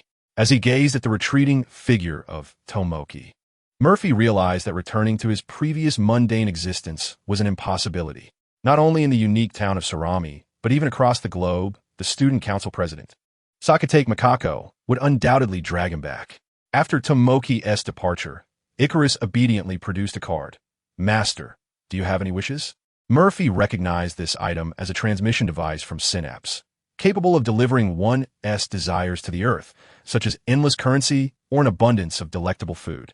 Upon receiving the card and inspecting the so-called wish fulfillment device, Murphy inquired, "This is from Synapse, isn't it? How much do you know about Synapse?" Indeed, this is a transmission card from Synapse, but the data regarding Synapse is not stored in our minds. "I apologize, Master, but I cannot answer your second question." Icarus's voice turned soft and uncertain, as if fearing that she would be deemed useless in Murphy's eyes and subsequently discarded. After all, she was merely a low-cost, multifunctional entertainment robot, easily replaceable at any time. Murphy discerned Icarus's emotions and reassured her, "Do not concern yourself with Synapse any longer. From this moment on, you are like a bird released from its cage, free to soar wherever you desire." "Master, Icarus does not understand your words." "It matters not. You will understand in due time. Come, extend your hand, and let us depart together." The chains that bound them faded into invisibility, as Murphy took Icarus's hand and strolled beneath the starlit sky. As they passed the stone pillars, Murphy made a wish upon the card. "Let these descending pillars return to the heavens." Transmission: the card received the command, activating the concealed devices in the sky, which subsequently established a gravitational field before Murphy. The pillars, now liberated from their subterranean confinement, began to ascend. In an instant, Murphy found himself within the gravitational field, experiencing the marvels of Synapse technology, and began to float skyward in a state of weightlessness. "Master," Icarus, fearing for Murphy's safety, unfurled her pink wings and took to the air, reaching out towards him. "Thank you." Though he could have returned to the ground through sheer force of will, Murphy chose to accept Icarus's assistance. These small details of life were the very foundation upon which their emotions were nurtured, step by step. "Not bad. It has not ventured into the realm of magic," he remarked. "By the way, Icarus, have you ever considered changing your attire? What sort of clothing do you fancy? Think carefully before you respond." As Icarus guided him through the skies, Murphy found his gaze irresistibly drawn to the snow-capped peaks, and after forcibly redirecting his attention, he posed his question. Icarus tilted his head in contemplation and replied, "I am uncertain. As long as it pleases Master, I shall embrace it." A teleportation device activated, delivering 2 sets of ordinary summer attire suitable for Icarus's figure. Upon arrival, Murphy escorted Icarus to a distant caravan and utilized a versatile wish card. Soon, a small spatial portal opened above him, and 2 sets of Synapse's certified summer garments descended from the void. Murphy examined them and discovered they were 2 light blue lace dresses. "Master, shall I change now?" As Icarus knelt, her white battle armor was retracted into her personal dimensional space, revealing her form completely before Murphy. "Ahem. Please don't do that, Icarus." First, put on the dress. The image of Icarus blended with the silhouette of the childhood goddess he once idolized, prompting Murphy to swiftly turn away. These were sights not meant for his gaze at present. Noticing that Murphy had turned his back, Icarus moved to approach him. Hearing the footsteps, Murphy, well aware of the innocent intentions of Icarus, hurriedly faced away and handed the dress over his shoulder. Do not come closer. First, put on the skirt. Which one does Master wish to see me wear? Whichever you prefer. Oh, just wear the first one. Amidst the rustling sounds, Icarus retracted her wings and donned the dress. Master, I am ready. Only then did Murphy dare to turn around. He beheld Icarus transformed from an adorably naive angel into a charming, everyday girl next door, freeing him from concerns of any unwelcome scrutiny. His gaze then fell upon the delicate, rounded toes of Icarus. It seemed he had forgotten to request 2 pairs of summer sandals. Nevertheless, it was of little concern, as Icarus could fly. He resolved to have her invisibly follow him tomorrow, thus sparing her dainty feet from the dirt. I require a mobile phone equipped with a SIM card that can connect me with individuals across the globe. As Murphy reached into his pants pocket for his phone, he discovered it was empty, likely lost in a pit and damaged. After acquiring a new phone, he dialed the butler. After 3 seconds of silence, he spoke, "Uncle Sakai." "It is I." The butler glanced at the incoming call. "Young master, have you encountered trouble?" "No, my previous phone was lost and damaged. This is my new number." "Understood." "Young master, would you like me to arrange a new travel itinerary for you?" Murphy shook his head, his gaze fixed on the attentive Icarus. "No, I believe I shall be residing in Sormiaki for an extended period. The skies above Sormiaki offer numerous breathtaking vistas, and I am quite intrigued by them. One day, I aspire to ascend to these skies." Murphy's words hinted at a reliance on the myriad realms, assuring him that he would ultimately shatter the false skies and end the suffering of 2 civilizations. "Very well, young master. I shall promptly embark to deliver your personal belongings to Sormiaki. Shall I send you the estate design plans now?" Murphy handed the eternal card to Icarus, resolute in his decision not to use it for establishing a new residence. "No need," he stated. "The Chinese manor we previously retained will suffice. Remember to transform the rocky courtyard into a training ground." Additionally, he requested, and please arrange for me to hold a teaching position at a local school, perhaps as a physical education instructor. This way, I will have a bit more time on my hands. "Understood, young master. By tomorrow afternoon, before I arrive in Kongmei Town, I will successfully secure the sponsorship for your role as a physical education teacher." After ending the call, Murphy set in motion a series of long-term tasks. There is no doubt that the RV could sustain itself for 3 months until the new manor was fully constructed. "Icarus, would you prefer the larger resting bed on the 2nd floor of the RV, or this slightly smaller one?" By this time, it was past midnight, and Murphy prepared to rest a while and catch up on the anime that had recently premiered in the alternate space. He needed a general impression of the forthcoming developments. "Master, I am an entertainment-oriented universal angel and lack the ability to sleep. May I sit beside you and watch over you all night?" Upon hearing Icarus's words, he was reminded of a detail he had long forgotten. The synapsian beings do not dream, thus Daedalus and the others required dream-inducing devices to slumber.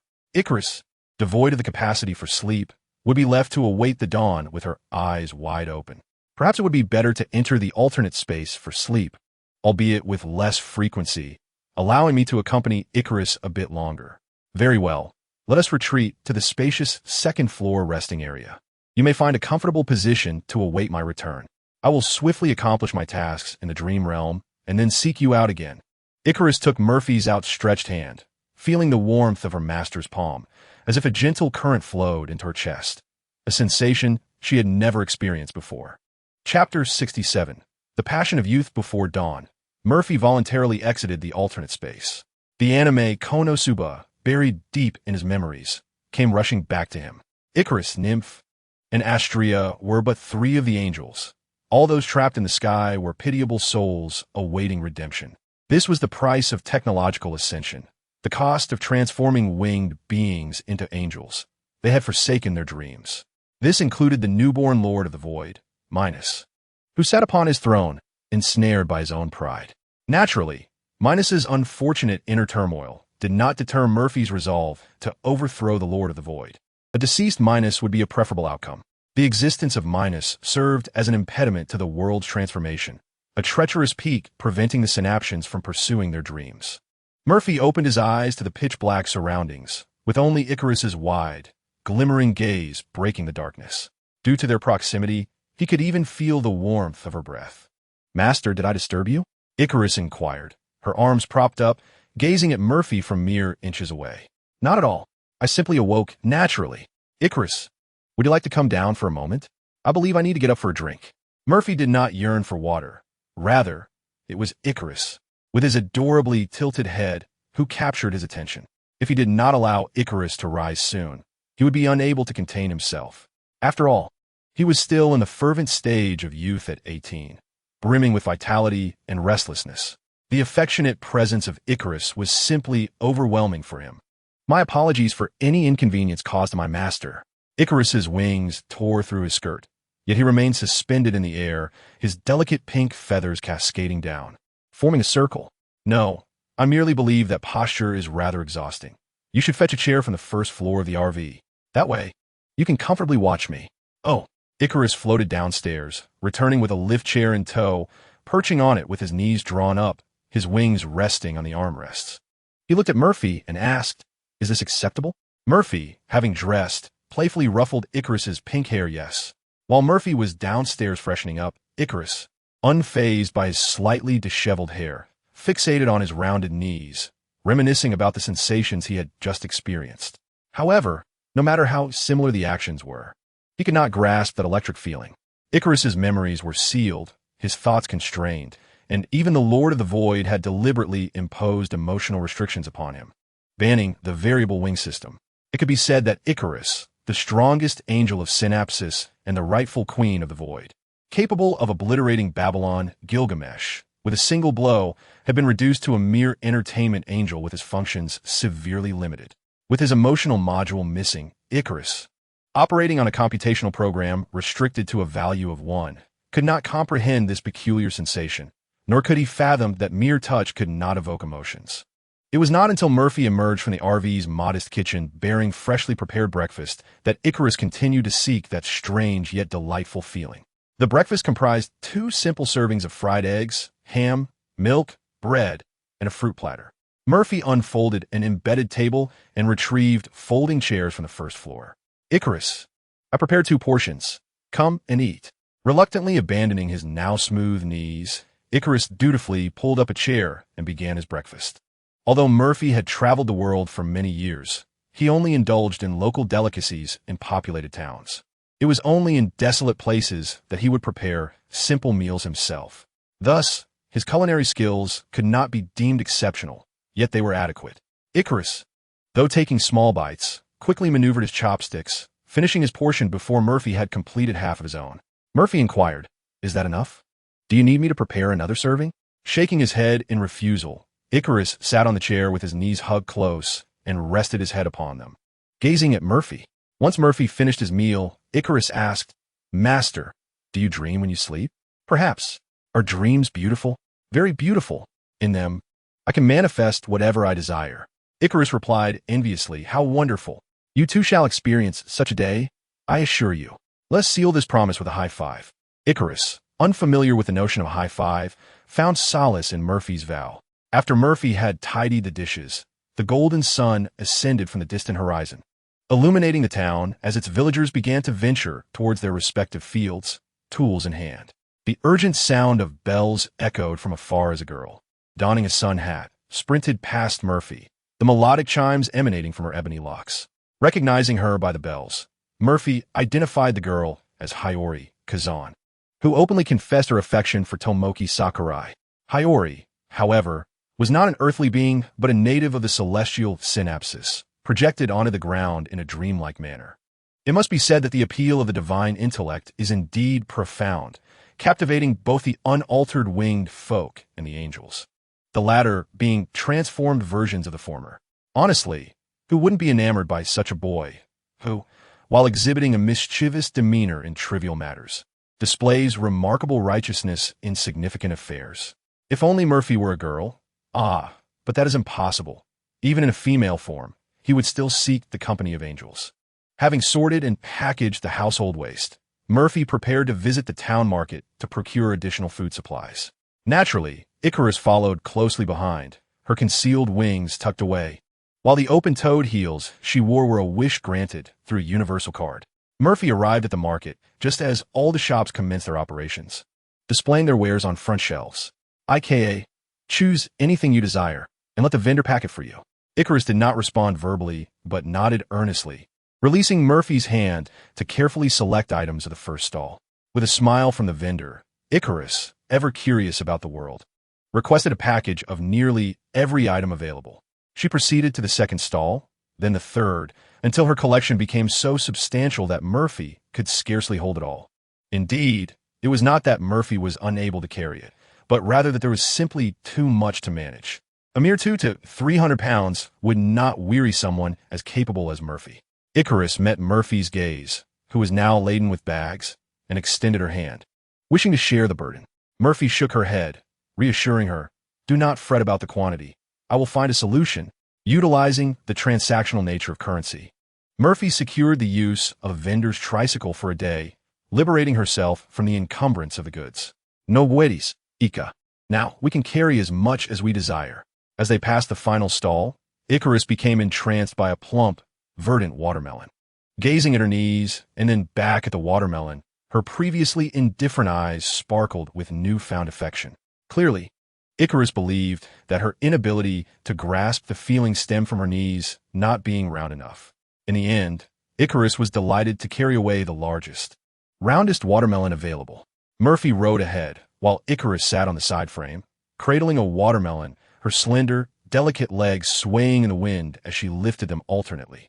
Murphy had no concerns about the abundance of food, for he was soon to become the physical education teacher at the town school, and a couple of gatherings with the main cast would suffice to consume the entire load of provisions. Alas, it would be quite some time before the gluttonous Astrea was dispatched to the surface to partake in her first feast. As Murphy pedaled the tricycle, his thoughts drifted to Nymph. It was not a matter of fickleness, contemplating the blue-haired girl with twin ponytails, but rather the arrival of this versatile angel for electronic warfare, indicating that the gaze of the Lord of the Sky had turned its attention to Icarus, the Queen of the Skies, who had, with Daedalus' aid, escaped to the surface. Subsequently, the golden-haired simpleton Astrea and the lowly nun cows were angels sent by Minos, the Lord of the Sky, to eliminate Tomoki Sakurai. However, such endeavors were as futile as throwing meat buns to dogs, with no return, even including the ambush angels, the Harpy sisters, who were his most loyal allies. Sincerity and tolerance were the angels' ultimate weapons, naturally possessing a fatal allure for those unloved angels. Back at the RV, Icarus, still reluctant to part with the watermelon, carried it in one arm while hauling a bag into the vehicle with the other. Murphy returned the borrowed tricycle alone, and on his way back, he encountered the self-exiled Morigami, Aishiro. If Sakamoto was the omnipotent king, this silver-haired, bespectacled gentleman was a diluted version of him. One could always trust Morigami Aishiro, even when facing the impending BD finale. Aishiro noticed Murphy's gaze, and as he turned, he seemed to glimpse an ancient beast. The aura emanating from Murphy was more formidable than the giant bear he had frolicked with in the forest. "Allow me to introduce myself. I am Murphy, soon to settle in Surami Town. Likewise, I am Morigami Aishiro." Aishiro extended his hand to shake Murphy's, his forearm muscles tensing instantaneously. Yet the response he received from Murphy was akin to a stone cast into the abyss. Despite his exertion causing his forearm to tremble, Murphy remained unfazed, wearing an expression of serene indifference. "Who exactly are you?" Aishiro inquired, adjusting his glasses with a trembling hand due to fatigue. "A person, much like you, curious about the sky, an ordinary physical education teacher about to embark on a new career. Is it not reasonable that I possess strength far surpassing that of beasts?" Aishiro was skeptical of Murphy's claims. This individual's grip was stronger than that of his childhood friend, the student council president, making it peculiar for him to be merely an ordinary physical education teacher. Moreover, how could this stranger know that he sought not new lands, but rather the heavens? "We shall meet again soon, Shiro. It's Aishiro." Lunch was prepared by Icarus, who, in her own words, exists solely to serve her master, regarding cooking as her inherent duty. Thus, the self-proclaimed versatile angel dedicated to entertainment, set aside the watermelon and ventured into the kitchen to select ingredients for a sumptuous meal. Naturally, Murphy would not allow Icarus to toil alone. He willingly took on the task of preparing the ingredients. Although his culinary skills were lacking, he possessed the ability to handle the ingredients competently. When butler Sakai arrived, it coincided perfectly with Murphy and Icarus completing their lunch preparations. At that moment, Murphy had set the dining table outside the caravan, shielding it from the sun with an oversized parasol. "Young master, allow me to assist you." Sakai gestured for the driver and his subordinates to attend to other matters, only to observe Murphy carrying out food from the caravan. Sakai pondered.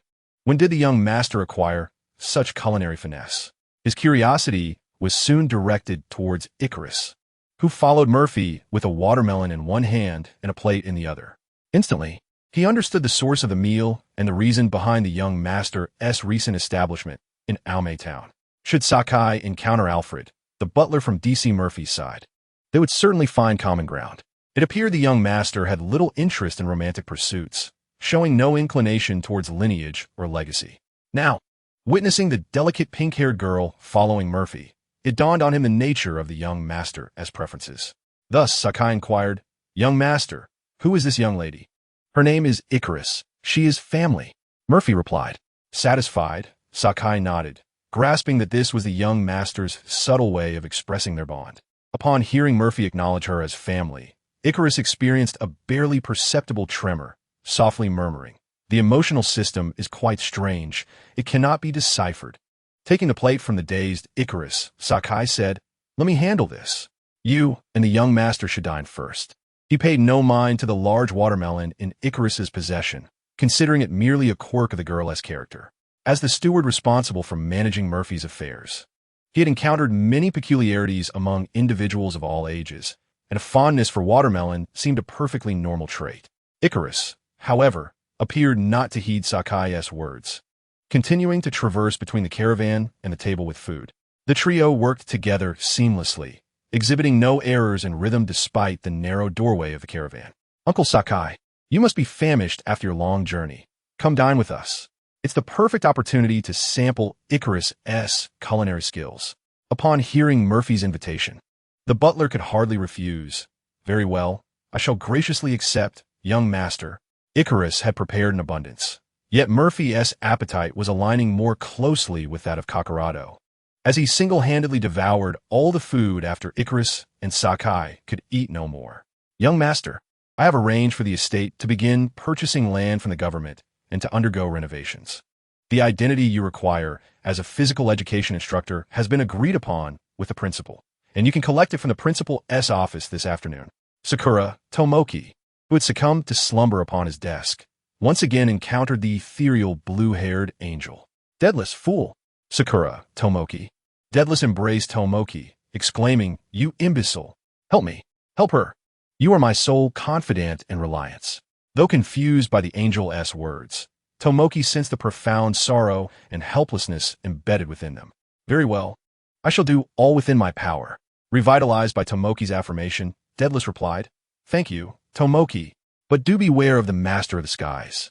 Upon awakening from his dream, Tomoki felt ensnared in an inextricable predicament. Chapter 69. Overjoyed to embrace Ikaros within the principal's office, Murphy sat on the sofa, signing the employment contract. Ikaros, also compelled by Murphy, vacantly inscribed her name, becoming the assistant teacher to Murphy. Alpha was her model, while Ikaros was her name. The principal paid no heed to the signatures on the documents. Even if the signs of affluence were to poke them, he would dismiss it as a mere signature of a miniature model. Previously, he had heard tales of eccentric pursuits among the world's elite, and today, witnessing it firsthand, he found it abstract. One had become a physical education instructor at a rural school. Steward Sakai, standing by, transferred 2 sponsorship funds into the school's public account and the principal's private account, then shook hands with the principal, signifying a pleasant collaboration. With this moment, Murphy and Ikaros became esteemed physical education instructors at this junior high school in Sarami Town, solely responsible for the physical education classes of Sakura Tomoki and Mamoru Aishiro. Murphy was in charge of teaching kendo. Not only had he practiced martial arts in his youth, but his ever-increasing strength in his current form sufficed to render him a competent kendo master. He could effortlessly replicate the scenes from the fraudulent performances where one would soar through the air. As for Ikaros, even her sealed capabilities were more than sufficient to overpower all earthly beings. Would you speak of the student council president, Mizukata Nikoko? A girl with a grip strength of 500 kilograms could easily dominate Ikaros, Nymph, and Astrea. Were they truly mere terrestrial beings? Exiting the principal's office, after bidding farewell to his young master and the future young lady, Sakai proceeded to oversee the progress of the estate and to assemble a costume design team for the young lady. Regarding culinary matters, he attempted to communicate with Ikaros. Yet no matter how he interacted with the adorable Ikaros, the only response he received was a simple shake of her head. Caring for Murphy was indeed her duty as a versatile angel of entertainment. There was no way she would relinquish that responsibility due to Sakai's persuasion. Thus, after his failure, Sakai began contemplating how to enhance Ikaros' simplistic attire. While the young master might not concern himself with fashion, the future young lady must certainly pay heed. The adult young master needed to shoulder the responsibilities of expanding the family. The arrival of the little young master could not be delayed. Thus, a series of templates for invitations to fashion designers and image management experts emerged, subsequently distributed by the group's headhunters to the top talents in their respective countries. Surely, a team of at least 30 individuals is required, with each member responsible for curating Icarus's attire for a single day each month. The salary offered by Sakai is undoubtedly threefold the industry standard, all in pursuit of the young master's debut. Murphy brought Icarus to the Kendo Dojo, where the class of Tomoki Sakurai was scheduled for this afternoon. He picked up a bamboo sword from the adjacent prop rack, weighing it lightly before tossing one to Icarus and inquiring, "Icarus, do you know how to wield a sword?" Icarus shook her head. While she lacked proficiency in swordsmanship, her archery skills were not only present, but exceptionally formidable. One shot from her bow, Apollo, could easily submerge the island of Japan. With a stiff demeanor, Icarus swung the bamboo sword in various directions, leaving behind a trail of afterimages. The sound of slicing air and the intermingling shadows indicated that she was yet another numerical prodigy. "Come, allow me to teach you," Murphy mused, considering that his physical prowess far exceeded human limits. Perhaps he could replicate the sword techniques from the film Rurouni Kenshin. As he pondered, Murphy stepped forward and mimicked Kenshin's draw stance, facing Icarus. "Icarus, unleash your full strength and attack me." From the slightly bewildered expression on Icarus's adorable face, Murphy sensed her hesitation. "Do not fear, I am quite strong." Icarus nodded, and with a powerful step, she instantaneously appeared before Murphy. The splintering of the wooden floor suggested she had indeed held nothing back. The afterimage of the bamboo sword reached Murphy in an instant, leaving no time to contemplate which technique to employ. He could only rely on his extraordinary reflexes to counter with the bamboo sword. The two swiftly moving bamboo swords collided in midair, shattering into countless fragments. "If only my sword were made of metal, it wouldn't shatter with the slightest contact," Murphy thought. In the next moment, the half of the bamboo sword in his hand underwent a remarkable transformation, morphing into a half-metal sword. The unusual sensation in his grip caused Murphy to momentarily falter. The half-bamboo sword that Icarus wielded came to a steady halt above Murphy's head, while Murphy's metal sword struck with a resounding thud against Icarus's crown. "My apologies, my attention wavered." Murphy quickly expressed remorse as Icarus cradled her head. Though she did not cry out in pain, a hint of mist lingered in her eyes. Icarus shook her head. "Master, your sword?" "Indeed, you noticed as well. It transformed from a wooden bamboo sword into a metal sword in an instant. Can you discern what type of metal it has become?" Murphy grasped the solid metal sword tightly, noticing a slight dent form, indicating its strength was not particularly high. Icarus shook her head. She was not the universal angel for electronic warfare and lacked the ability to scan. Murphy exchanged the metal sword for Icarus's bamboo sword, reflecting on the recent occurrence, striving to replicate the ability that altered the composition of the bamboo sword. Could it be that thought? If only the bamboo sword were made of metal? Murphy grasped the half-bamboo sword and mused, "If only this bamboo sword in my hand were forged from steel." In an instant, the bamboo sword transformed into steel, as if obeying Murphy's desires. Glass, plastic, rubber, ceramic, fabric, candy. The steel bamboo sword indeed morphed into various materials according to Murphy's whims. He even sampled the candy sword and discovered it was sweet. It appeared this extraordinary ability was uniquely his own, not merely a synchronization from other Murphys. Reflecting upon his singular power in the shared dimension, Murphy wished to test if he could wield it in his own world. Come forth, Freedom Gundam. He eagerly gazed at the vacant space, but alas, after some time, nothing transpired. Is White Knight. Still, nothing occurred, and Murphy pondered where the process had gone awry. Just then, Icarus prodded the candy sword, suggesting, "Master, why not try altering its form?" Prompted by this reminder, Murphy envisioned the bamboo sword, candy sword. You are a transformer made of alloy, Optimus Prime. The candy sword in Murphy's hand first transformed into an alloy and then reformed into the Optimus Prime he had imagined. Splendid Icarus. You truly are my lucky star. Elated by the realization of his ability, Murphy embraced Icarus, causing her soft form to stiffen, leaving her momentarily bewildered. Her processing program had overloaded, leaving her at a loss for how to express her current feelings. Enthusiastic Murphy, oblivious to Icarus's unusual state, regretfully folded the Optimus Prime back into truck form. He envisioned the Prime as animated, akin to its size in the movie. Both ideas failed. It seemed that, like in the shared dimension, altering the structure of manifested objects required input from Gotham. But where could he find Gotham in this world? Outside the dojo, sounds began to swell, signaling that class was about to commence. Sakurai Tomoki and his childhood friend Tsukuyumi Chuyuan had arrived early, engaged in playful banter. He had already heard the announcement that the instructor for Kendo, the giant bear teacher, had been replaced by a man and a woman. Thus, Tomoki was quite looking forward to the beautiful teaching assistant. What are you doing here? You rascals, don't intrude upon my life. Upon entering, Sakurai Tomoki froze, realizing that the Kendo instructors were Murphy and that angel. Chapter 70. Tomoki, if you wish to strike me, just say it. You imbecile, Tomoki. How could you be so rude to the Kendo instructor? Before he could even see their faces, a swift hand descended from the doorway, striking down upon the obstructing Tomoki, instantly reducing him to his Tomoki form. He rolled on the ground until he reached Murphy's feet, then turned and rolled toward the crack left by Icarus's earlier steps, where he encountered a sharp prick to his face. No longer rolling, Tomoki cried out, displaying his injured face to Chuyuan. "Ah, it pierced in, I'm going to bleed." Upon witnessing the scene, Chuyuan set aside his anger and hurriedly approached to assist in extracting the short thorn.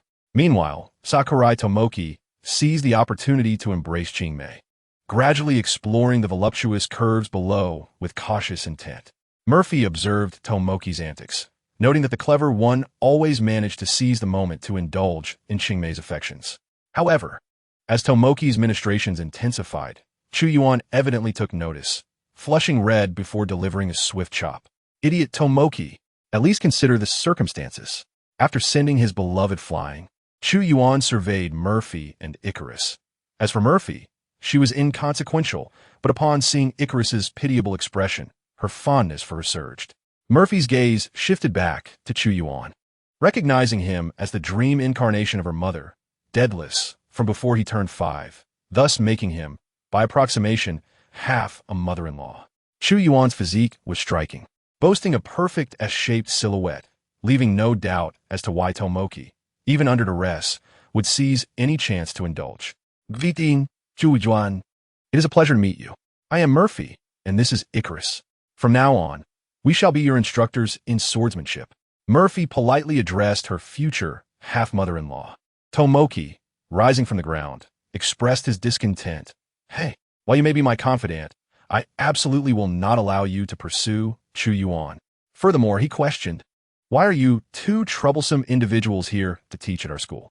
You can't possibly want to ruin my dreams. Although Chuyuan was pleased by Tomoki's concern, he nonetheless delivered a light punch to Tomoki's stomach. Be polite to your teachers. He then smiled apologetically at Murphy. I am sorry, teacher. Tomoki often tends to be a bit lacking in social grace. Murphy waved her hand dismissively. No, I have a wonderful relationship with Tomoki. He is my idol. Our conversation need not be overly formal. Chuyuan, taken aback, thought to herself, doesn't she seem a bit dim-witted like Tomoki? And then there was the silent, pink-haired girl, whose vacant gaze tugged at her heartstrings. Tomoki-kun, We will be counting on you for our life in Aomi Town. Icarus and I are preparing to settle here, and we have already begun constructing a mansion in the forest where cherry blossom trees can be seen. Murphy's words struck Tomoki like a heavy blow, causing him to kneel before her, mourning the loss of his peaceful existence. Unbeknownst to him, that so-called daily tranquility was merely an unrealistic fantasy.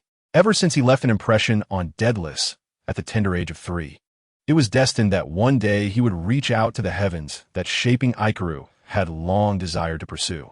The playful banter among the four soon came to an end as other classmates gradually entered the kendo dojo. Murphy glanced at the clock on the wall, and as the hour struck, she took Icarus to the center of the arena. I am delighted to serve as your kendo instructor. My name is Murphy, and this is my assistant, Icarus. Do not underestimate Icarus. Despite being an assistant, her prowess surpasses my own. In the inaugural lesson, I shall systematically showcase my kenjutsu techniques. If any of you possess a sufficiently formidable talent for the sword, I ardently hope you will master all my swordplay. The flying sword technique is what I shall present to you forthwith. Sakurai Tomoki gazed skeptically at Murphy, harboring doubts that this so-called flying sword technique was merely a fabrication of this individual. He had never heard of it before. Sakurai Tomoki, would you kindly assist me in demonstrating the swordsmanship? Murphy's request prompted Tomoki to internally scoff. As expected, this guy is just waiting for an opportunity to take revenge. What a scoundrel. Icarus handed a bamboo sword to both Murphy and Tomoki before stepping back to observe from the sidelines. Looking around, Icarus finally realized what she had forgotten to bring when she left: the watermelon. Thus, she stood dejectedly to the side, transforming from a pink-hued beauty into a gray specter, until Murphy's voice roused her from her melancholic state. The flying sword technique is a skill I pilfered from another, once wielded by a formidable Kamen Rider Dino, who mastered various combat styles. After fulfilling the noble duty of safeguarding the world, he transformed into Himura Kenshin, ultimately wandering the world as a pure swordsman, sealing away his past with a reverse blade sword. Now Tomoki attacked me. Sakurai Tomoki observed Murphy's low stance and felt something was amiss. Was this truly a legitimate style of kenjutsu? Raising the bamboo sword high above his head, Tomoki executed a downward strike, knowing that Murphy was anything but ordinary. And fueled by curiosity, he swung with considerable force. In the instant Tomoki's blade descended, Murphy utilized his ability to separate the bamboo sword into blade and sheath. Drawing the blade and executing an upward diagonal slash to deflect Tomoki's strike, he swiftly lifted the sheath with his other hand and pressed it against Tomoki's throat. General. Twin Dragon Slash. Sheathing his sword, Murphy stepped back to create distance. Tomoki believed Murphy had cheated. After all, it was a teaching tool. So how could he draw the blade? Surely, he must be employing some bizarre ability. Yet, despite these thoughts, the Twin Dragon's slash had indeed taken him by surprise. The sheath could be wielded as a weapon. A strike to the vulnerable throat would surely offer no chance of survival. Let us continue. I will employ various techniques in response to your attacks, Murphy declared, contemplating how to replicate other sword techniques. All right, here I come. General. Dragon Nest Slash. Facing Tomoki's thrust, Murphy executed a rapid series of strikes, knocking Tomoki's bamboo sword away and resting the blade upon his shoulder. General. Tornado Slash. General. Dragon Hammer Slash. General. Dragon Sword Slash. Ultimately, Sakurai Tomoki transformed into his divine state, enduring the nine-headed dragon slash and the heavenly soaring dragon slash, before collapsing to the ground. Unwilling to rise unless the buxom childhood friend would embrace him, showering him with affection and lifting him high. Before Murphy attacked the divine form, he altered the primary sword material to hardened foam. As the moonlight illuminated the scene, Chu Yuan dragged Ji Shun back to his previous position. Murphy had deliberately slowed down his moves, allowing Ji Shun to clearly perceive the trajectory of his attacks. However, could they truly run so close to the ground? This defied the very laws of gravity. The recent exhibition match with Ji Shu had intentionally moderated its pace, speed, precision, and lethal strikes were the hallmarks of the flying sword technique's prowess. Sakura Ji Shu, grasped by Chu Yuan, internally lamented, "This is no mere performance." Upon finishing his statement, Murphy executed 3 consecutive sets of the flying sword technique at a speed that was the limit of human capability. He then tossed a coin into the air, demonstrating an unsheathed strike so swift that it eluded the naked eye. In an instant, a flash of cold light flickered, and by the time the students comprehended Murphy's movements, he had already sheathed his sword, while the coin, now split in two by the bamboo sword, fell onto the wooden floor. Chapter 71. Timmy's Murphy is still chasing me. Within the New World Discovery Department, Sakura Jishu sat exhausted on a bench, lost in thought, though his body felt no pain. The profound emotional turmoil was the root cause of his current state. That guy, Murphy, who had ensnared his favor through shared interests, was indeed no ordinary human. While being subjected to a barrage of sword techniques, he had failed to realize it. It was only after class, upon arriving at the club, that the truth dawned upon him. The rigid bamboo sword striking against him felt absurdly soft. Something was amiss. Suddenly, the department head, Mamoru Sugiyama, entered the room, observing the helpless Chu Yuan and the utterly exhausted Jishan. Was this state a consequence of my abandoning the black hole exploration activity last night? The will of the president is something even I cannot defy. Bound by the extreme way, I cannot even escape. In truth, he could have fled, but his childhood friend, Meika, had warned him, should he dare to neglect her company tonight, her anger could result in uncontrollable strength, such as fracturing a skull. Thus, choosing to preserve his life for the sake of exploring the mysteries of the skies was the wiser decision. Sakura Jishu's response was muffled and weak, as he had not opened his mouth, rendering it unclear to both listeners. Sugiyama adjusted his glasses, crouching down to observe Jishan's face, grasping his chin to examine him closely, then prying open his mouth to inspect his tongue. Excellent. It's not a terminal illness. It seems I need not worry about losing a valuable member. Chu Yuan explained to Sugiyama. It's the new kendo teacher. Jishan has become a test subject, and he has been like this ever since the kendo class ended. Physical education was their last class of the afternoon, and after Murphy concluded his teaching, it would be time for the after-school club activities. Sugiyama's curiosity was piqued. Oh, if he could tire Jishan to this extent, this new teacher must be quite remarkable. Chu Yuan nodded in agreement. The flying sword technique, both in name and style, was undeniably impressive, especially during Murphy's final demonstration. The bamboo sword moved with such swiftness that it exuded an aura of lethal grace. In a moment of camaraderie, Aishiro proposed to Chizuki, as a remedy for my rudeness last night, shall we embark on a camping trip by the riverside to enjoy some outdoor cooking? The thought of a riverside barbecue, fishing, and the thrill of conquering the two peaks surrounding Chuyuan invigorated the once dwindling spirit of Chizuki, now rejuvenated by desire. He felt as if he had reached a state of euphoria, with fervent enthusiasm coursing through him. Sakurai Chizuki exclaimed, "What a splendid idea, President! I have completely forgotten about last night's awkwardness." Chuyuan, intrigued, asked, "What do swimming suits have to do with a barbecue?" Chizuki replied, "Of course. We'll need them for fishing and grilling our catch." As Chizuki encouraged Chuyuan, the door to the New World Discovery Club swung open unexpectedly. Murphy entered hand in hand with Icarus and announced, "I heard someone mention a barbecue. I happen to have some culinary skills. May I join you?" Chizuki felt a pang of discomfort upon seeing Murphy, sensing that tonight's outing would not unfold smoothly. How vexing it was that, despite having the ever-obedient angel at his side, he felt his plans to conquer Chiyuin's peaks might be thwarted. "Murphy, why are you in my club?" Chizuki lamented. Meanwhile, Chuyuan greeted Murphy and Icarus with polite enthusiasm, while Icarus shifted her gaze from Murphy to Chuyuan, nodding in acknowledgement. Aishiro, drenched in sweat, realized that the swordsmanship instructor Chizuki mentioned was a man of formidable presence he had encountered before. The pressure Murphy exuded was already significant, but the seemingly dazed girl beside him brought an even greater weight upon him. Who were these individuals?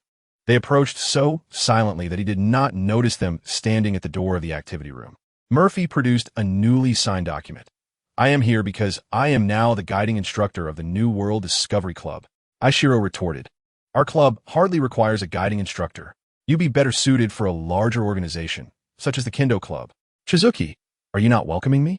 It's disheartening, especially since I have 2 front-row tickets to the Asian beauty pageant that I had intended to gift to my dear friend, Sakurai Chizuki."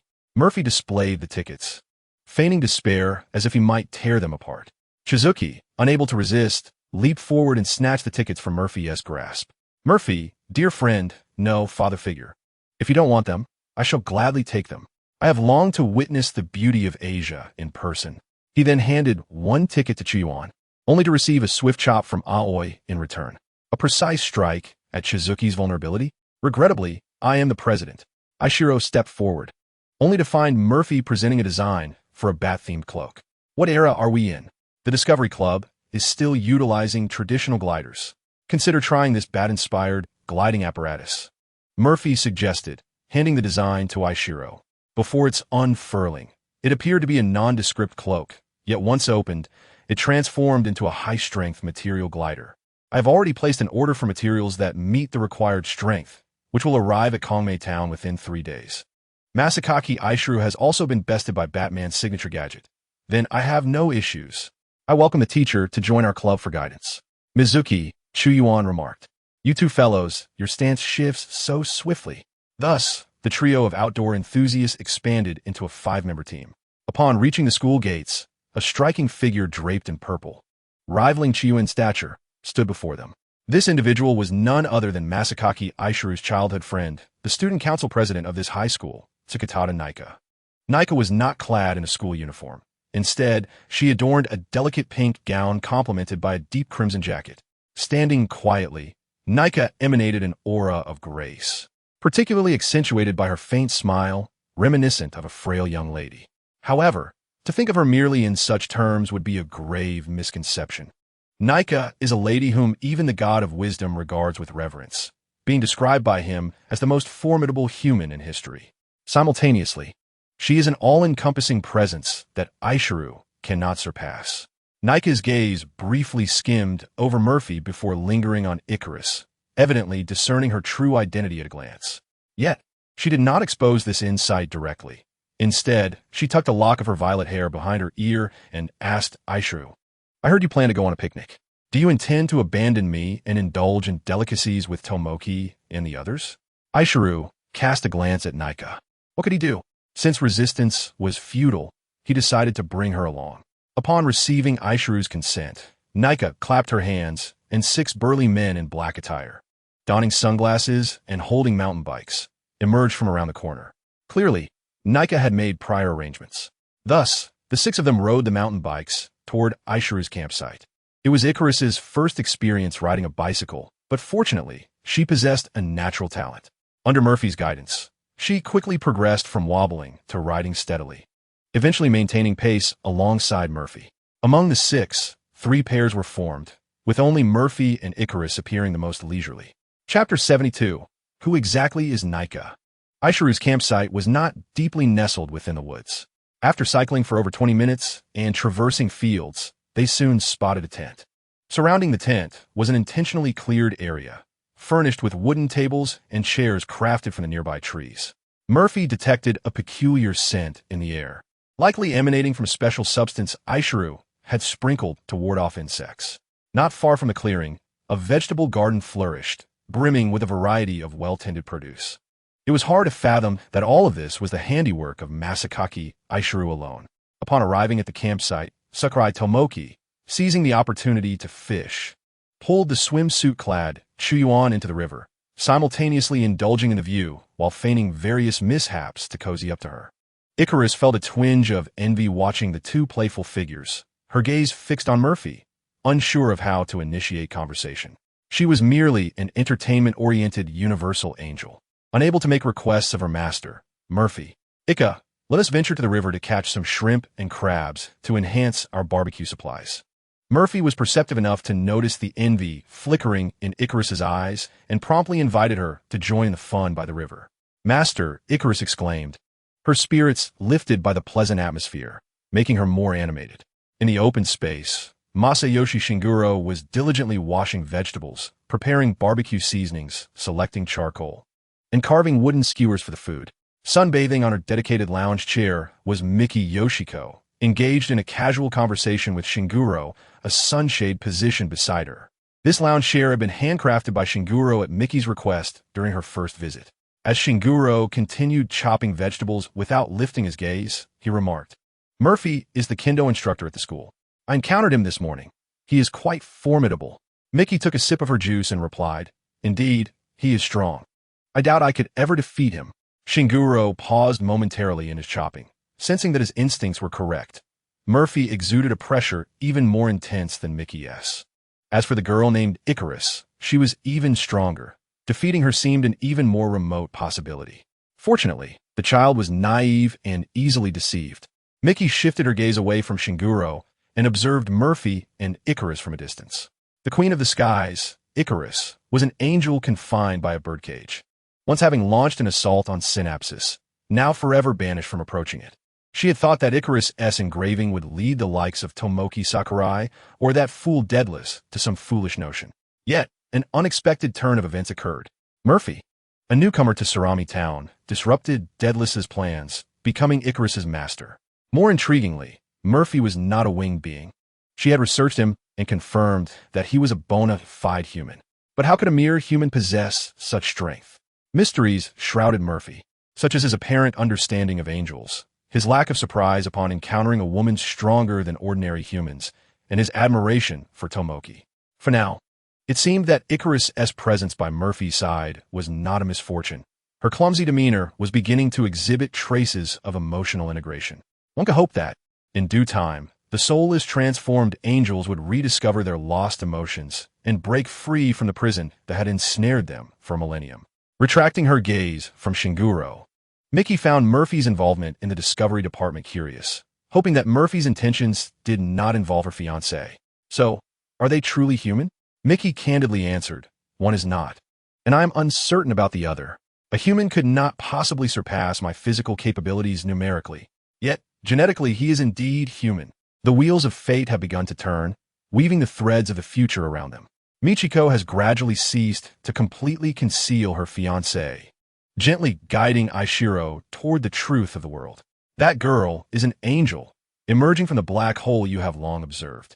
She is a winged being from a new continent. Aishiro suddenly lifted his head.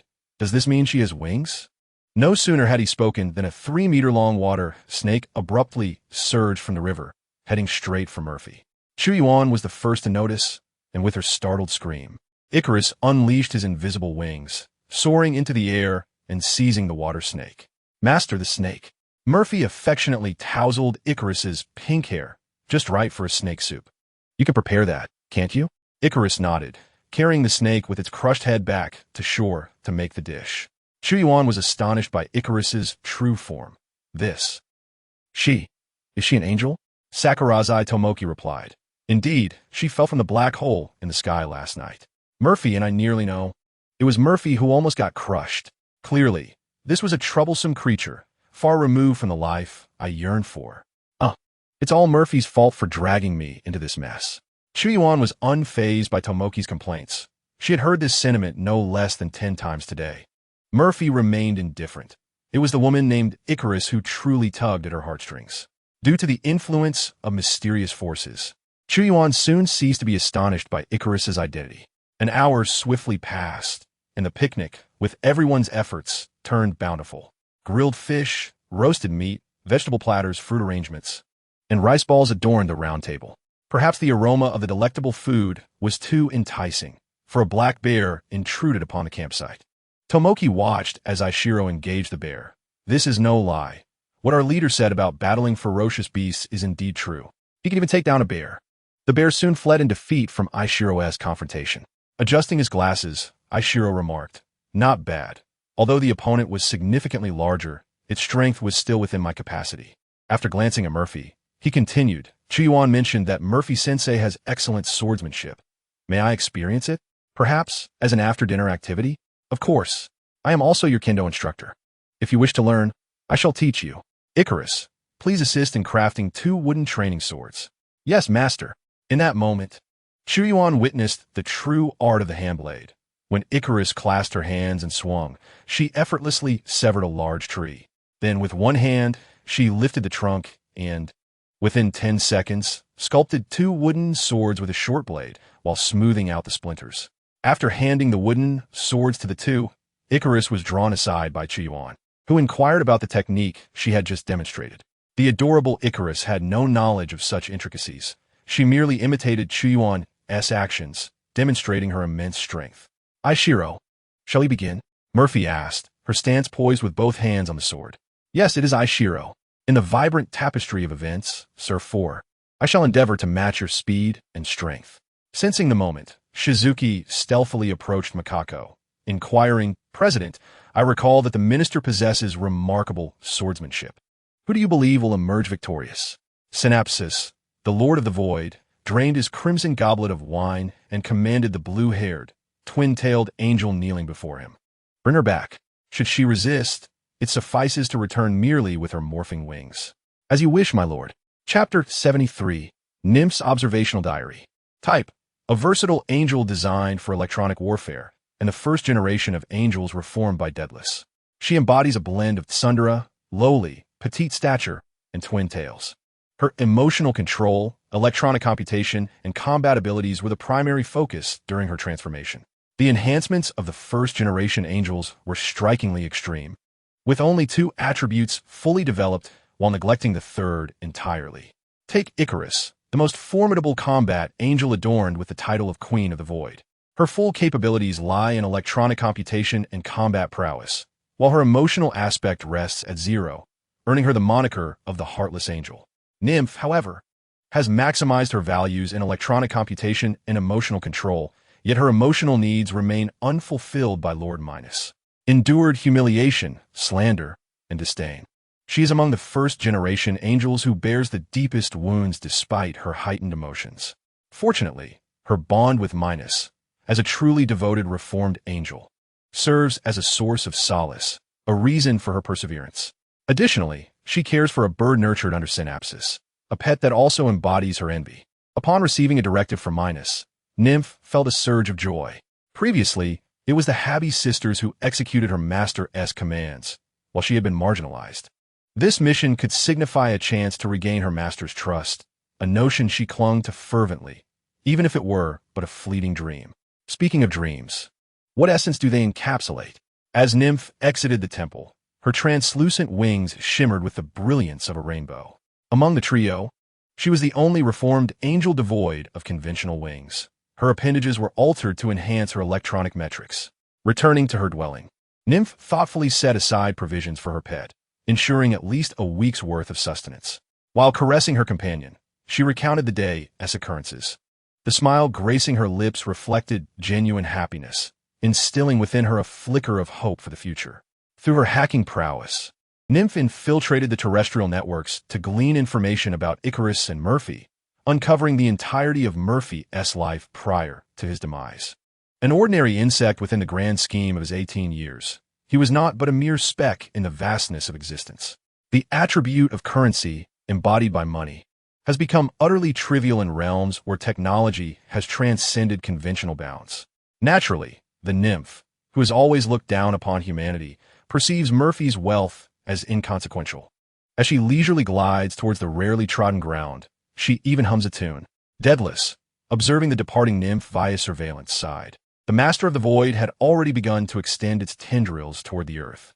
He hoped that Murphy, whom she could not fathom, alongside the promising intellect of Jishu, might guide the wayward nymph back onto the right path in matters of the heart. Emotional complexities are intertwined with the character flaws of the transformed angels, and she now deeply regretted her earlier pursuit of numerical mechanisms. The encounters of Icarus and his companions were inextricably linked to her. If Icarus's emotional detachment caused her pain, then the nymph's sensitivity to her feelings filled her with concern. Nymph was easily swayed by Minos's manipulations, risking the abandonment of her own heart. In this regard, the somewhat foolish Astrea fared better. Her optimistic nature shielded her from such troubles. Daedalus redirected his focus to the ground, where Murphy had already triumphed over Aishi using the flying sword technique, showcasing a portion of her capabilities to the onlookers. After the playful skirmish, Murphy engaged Icarus in a game of Gamoku, only to be swiftly outmatched, prompting her to switch to teaching him Go. Naturally, after experiencing defeat at Icarus's hands, she found herself unable to win again.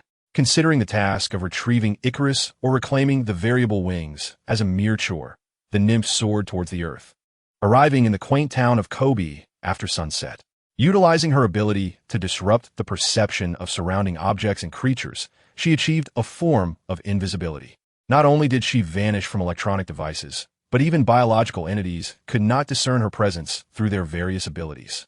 Besides her invisibility, she could project an alternate appearance into the eyes of others.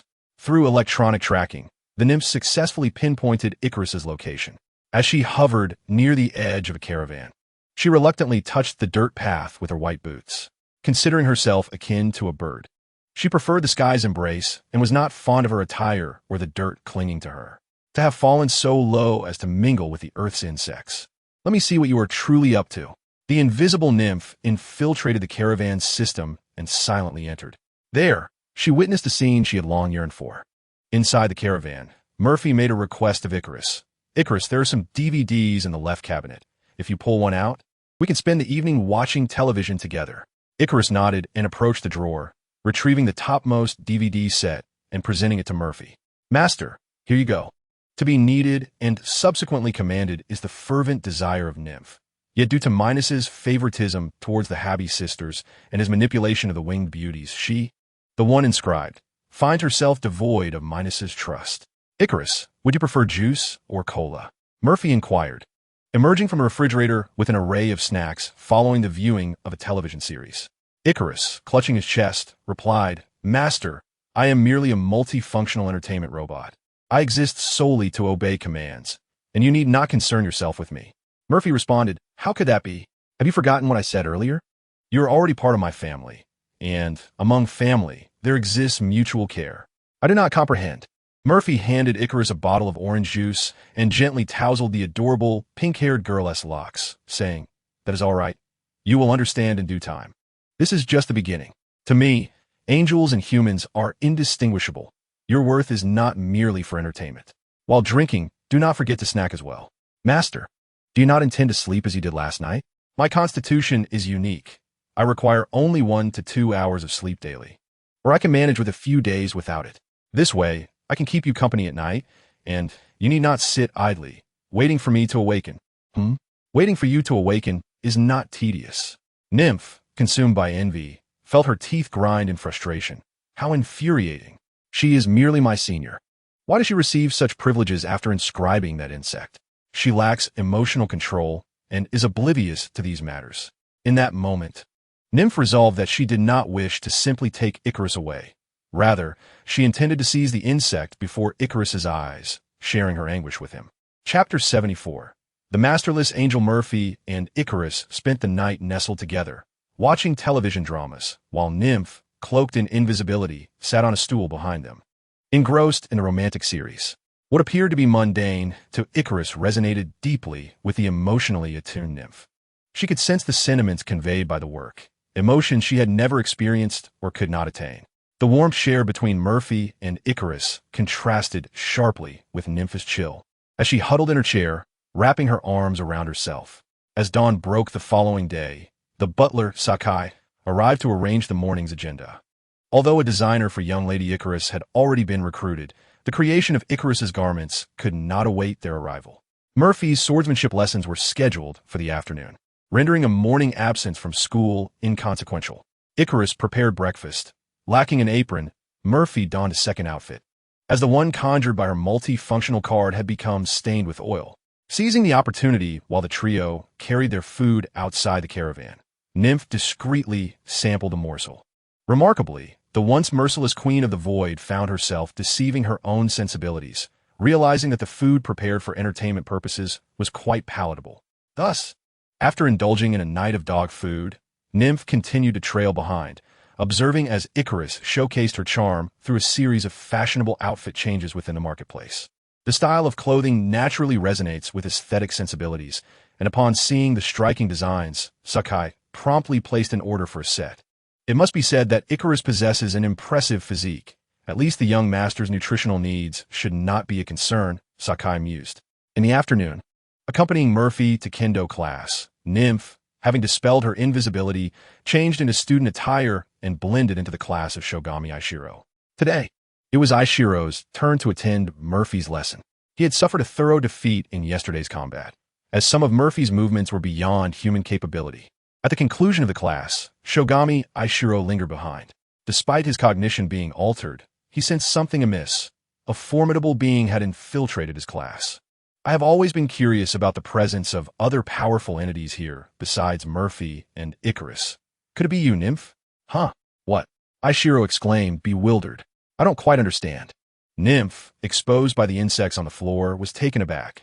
She had distinctly modified the perceptions of everyone present, masquerading as a new transfer student. Aishiro pressed. How long do you intend to maintain this facade?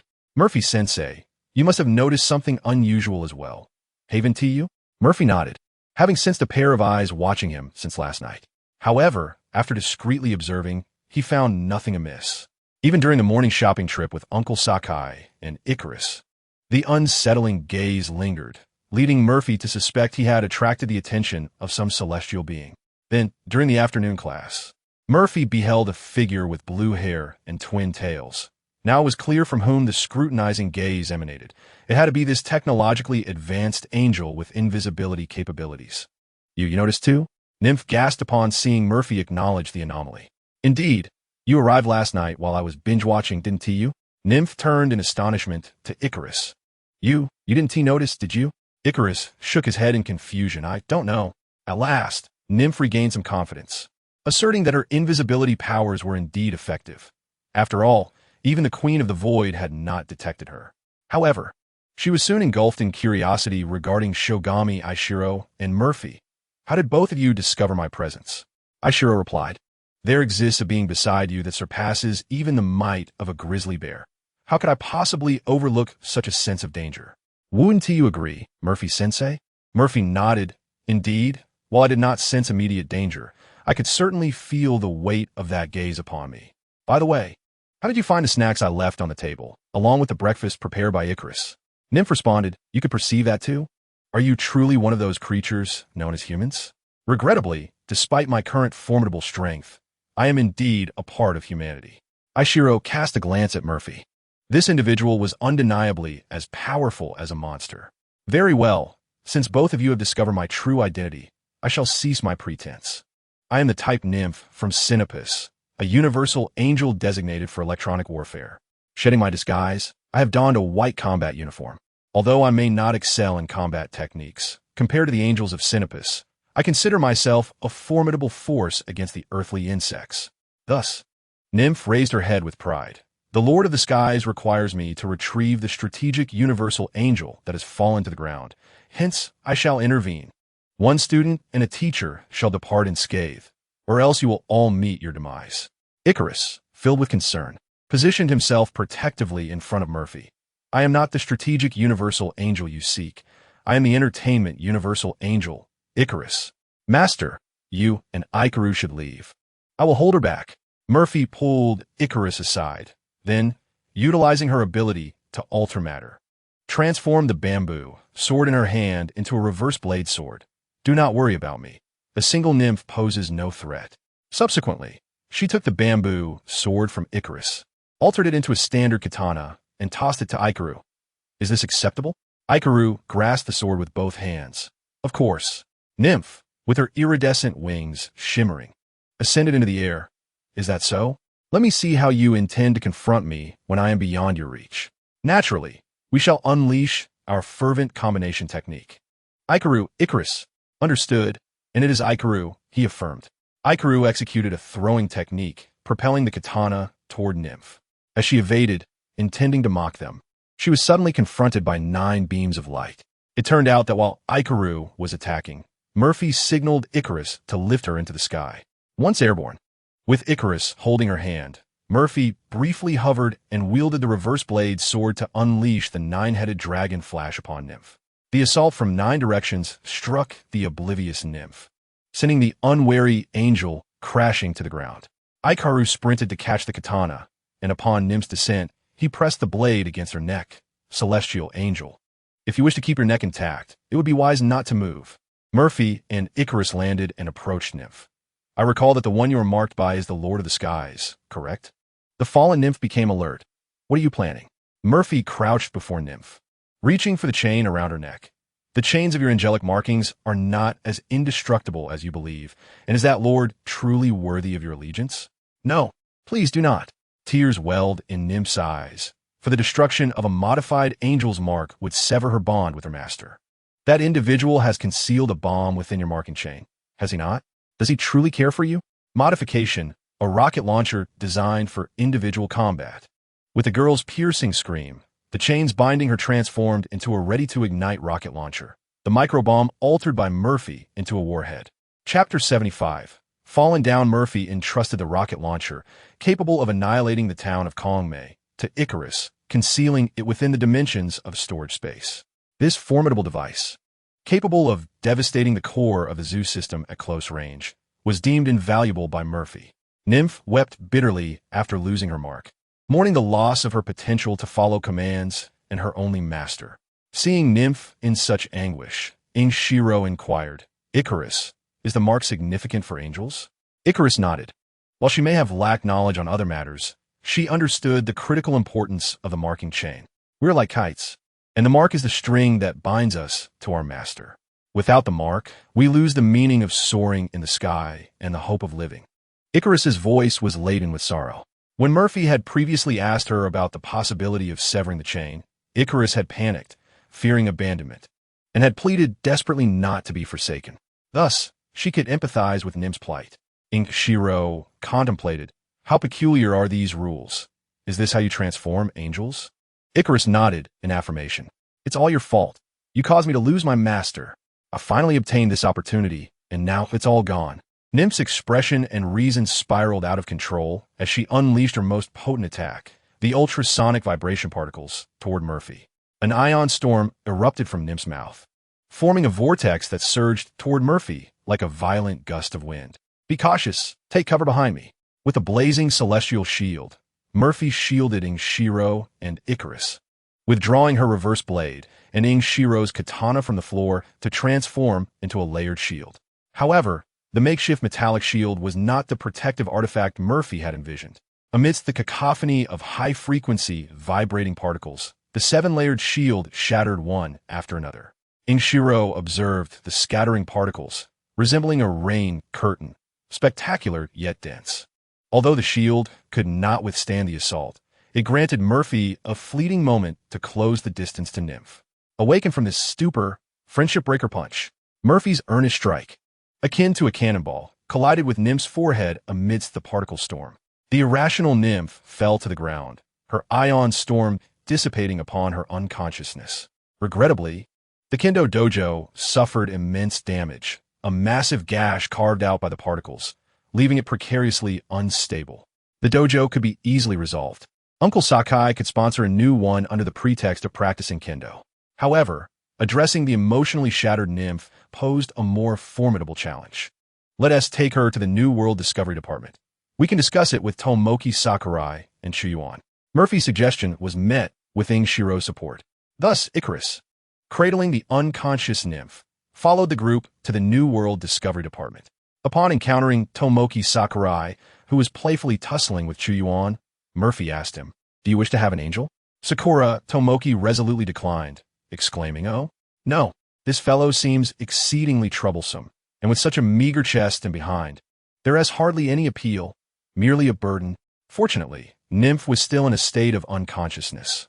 Otherwise, she would surely have erupted in fury upon hearing Tomoki's words. This remark did, however, prompt Murphy to ponder. Could it be that the Lord of the Void holds little interest in Nymph precisely because of this? Moreover, when Nymph utilized her time machine to transform into her 10 years later self, she still presented as a flat-chested lowly, seemingly locked into this form, destined to embrace a life of cuteness. Speaking of which, why did her wings differ from those of Icarus? Tomoki prodded at Nymph's transparent wings, feeling an overwhelming sense of technological sophistication. In retaliation, the awakening Nymph delivered a punch, sending him sprawling aside. "Insect, who permitted you to touch me?" she exclaimed, then cast a reproachful glance at Murphy. Overwhelmed and unable to retaliate, she sat on a stool, hugging her knees, uncertain of her next move. Ultimately, Nymph was taken away by Murphy under the pretense of captivity. Tomoki, lacking any developed bond through prolonged interaction, showed no inclination to accept her. Due to the damage sustained by the swordsmanship dojo, Murphy was not required to attend classes until repairs were completed. Thus, he indulged in an unabashed lifestyle alongside Icarus and Nymph, not quite as it seems. Sakai was naturally pleased with the addition of a new member, regardless of her physique. As long as she met the master's preferences, it sufficed. Therefore, he treated the temperamental angel, Nymph, as a second lady. A week passed, and while Murphy was out with Icarus and Nymph, Nymph seized the opportunity to confront Icarus when they were alone. Near the camping grounds of Ikaru, Nymph called out to Icarus, "How long will you continue to feign ignorance?" Icarus, with bewildered emerald eyes, replied, "I don't understand what you're saying." With a cold smirk, Nymph retorted, "Humph, a once bloody executioner, the mightiest strategic universal angel of Synapsis, masquerading as an entertainment angel in this realm? Does your master, Murphy, know you've at least taken the lives of an entire nation? Can she treat you as she once did?" Despite not grasping Nymph's words, Icarus sensed the gravity of the situation and pleaded earnestly. Nymph, wishing to ascertain whether Murphy could truly accept an angel, disregarded Icarus's pleas and utilized her hacking system to unlock his sealed memories. In an instant, the images of her past orders from Minos, the Lord of the Void, flooded her mind.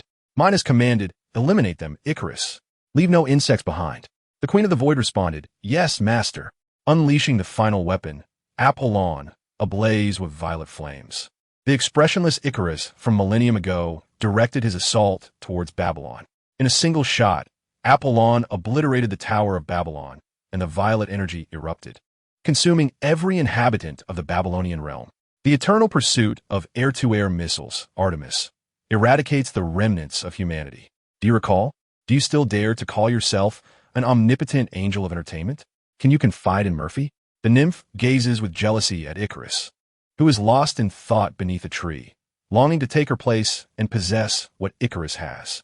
If Murphy could accept the war machine Icarus, perhaps she might also receive commands from the bug, referring solely to Murphy. "Master, I am sorry. I am a weapon." Tears moisten the corners of Icarus's eyes, cascading down her cheeks.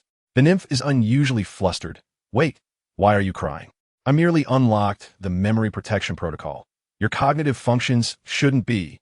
A burst of iridescent light engulfs Icarus as the angelic halo manifests above her head, her emerald eyes transforming into a perilous crimson. Under the nymph's manipulation, the Queen of the Skies begins to awaken. The cognitive limitation protection protocol has been completely lifted. The variable wing protection protocol is being disabled. The self-repair program has commenced. The functional protection protocol is being deactivated. Self-repair complete. Icarus's white wings unfurl to their fullest extent, radiating an aura of danger and sharpness enveloped in white energy. Her casual dress is now adorned with white battle armor, signifying the official activation of the Queen of the Skies, entering combat mode. Oh no! In the distance, Murphy, who was tending to the ingredients, noticed Icarus and immediately dropped what she was doing to rush over. Chapter 76, Public Relations Department of what corporation? Icarus, no. As Murphy dashed forward, 12 air-to-air missiles locked onto the nymph were already launched, poised to strike. In a desperate bid, Murphy tore off the upper section of her shirt, transforming the material into a metal shield to protect herself. As the dust settled, Murphy shielded the nymph in her arms, her back marred with wounds and embedded with shards of metal. Upon witnessing the harm inflicted upon Murphy by her own assault, Icarus instantly deactivated combat mode, tears streaming down her face as she flew over, crying out apologies. The nymph, sheltered by Murphy, gazed at her in astonishment. She, the instigator, could not comprehend why Murphy would protect her. He was not even her master, bearing no obligation to shield her from the explosion. Why was this happening? Tears brimmed in the nymph's eyes as well. How she wished Murphy were her master. She envied Icarus, yearning for a life like hers, even if just for a single day, to be treated kindly by Minos as Murphy did. "Master, I am sorry." Icarus wished to tend to her wounds, but was at a loss, staring at the metal shards embedded in her back. Sakurai, Tomoki, and the others rushed over, bewildered by the chaos surrounding them. Murphy released the nymph, rising to wipe away Icarus's tears. "It's all right. These are mere scratches. You know my resilience. I will recover in a day or two." Murphy sat by the riverbank as Yinsarang, the chief surgeon, skillfully dissected the wound embedded with metallic shards. Mike Xiangzi was responsible for extracting the fragments, while Icarus tended to the finishing touches. In truth, Murphy had no need for a bandage. He would heal within moments. The application of the bandage by Icarus was merely to soothe her concerns. The self-effacing nymph observed from the shadows, and ultimately, Murphy accepted Icarus entirely, disregarding whether he was a war machine or merely for entertainment before soaring into the sky. Unwilling to concede, she yearned for another opportunity to become the angel inscribed by Minos. In the celestial temple, Minos gazed upon the pleading nymph, who sought another chance for inscription, and rejected her. You have lost your inscription and have not returned with Icarus or the transformable wings. What use are you to me? 5 minutes later, observing the still kneeling nymph, Minos, with irritation, remarked, Very well, I shall grant you another opportunity. I recall you had a pet, correct? Bring it to me. The nymph darted home and returned with her beloved bird. Master, I have brought it. Excellent, crush it. What? I said crush it. Have you ceased to obey your master's commands since losing your inscription? The nymph gazed at the lark nestled affectionately in her palm, tears streaming down her cheeks as she clasped her hands in farewell. Blood oozed from her pristine gloves, reminiscent of her heart's demise at the hands of Minos. Ha ha, splendid. That is more like it, you fool. You hesitated, didn't you? How dare you hesitate to follow my command? What difference is there between you and the traitorous Icarus? Minos kicked the nymph to the ground, subsequently pressing his foot upon her face. Begone. Since I've witnessed an amusing spectacle, you may return to the earth. If you fail to bring back Icarus, then do not return at all. As for the inscription, I shall consider it later. With that, he kicked the nymph aside and departed, accompanied by a captivating winged figure draped in translucent veils. The winged being inquired, Master Minos, do you truly believe she can retrieve a strategically valuable angel? Minos scoffed, how could she? Just a failed flight. In a few days, I shall send that fool Asteria. In my opinion, the angels modified by Daedalus are worthless. It is time to expedite the transformation of chaos. Covered in dirt, the nymph did not cleanse herself of the loathsome filth, but instead flew to the river in the nearby forest of Kongmei Town, gazing at her reflection. Her hands were stained, tainted with the blood of the lark. Minos, as ever, had forsaken her. Where was she to go? After causing trouble for Murphy, could he truly accept her as before? Once cleansed, the nymph became invisible and approached Murphy's mobile home. Upon entering, she found Murphy treating Icarus as usual. At that moment, a voice emerged beside her. Since you've arrived, why remain invisible? Icarus, let us welcome our second family member together. Yes, master. Welcome, nymph. Oh, I'm so sorry. The nymph, having removed her invisibility, leaped into Murphy's arms, weeping as she bid farewell to the past. The first phase of the Divine Descent chapter concludes. Inside the offices of Water Corporation, Murphy from the Public Relations Department is diligently editing a promotional video for the superhero team, the 7 Heroes, which the company has meticulously crafted into paragons of virtue. Yet, behind this facade, these so-called heroes are riddled with flaws.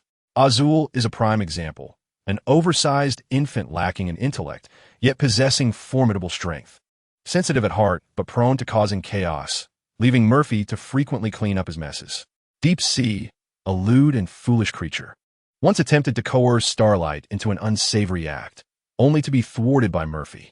Were it not for Murphy's adeptness in salvaging Azul's heroic image, ensuring favorable relations with the nation, Deep Sea would undoubtedly seek revenge. Of course, his motivations also stem from his future need for Murphy's crisis management skills. Then there is Trainhead, an imbecile who recklessly speeds through the city, resulting in the tragic death of Huey's girlfriend on the sidewalk. Murphy remained at the office late this evening to address the fallout from Trainhead's fatal incident. Colleagues from the legal department have already noted that Huey refuses to mediate and has expressed outrage at the proposed resolution.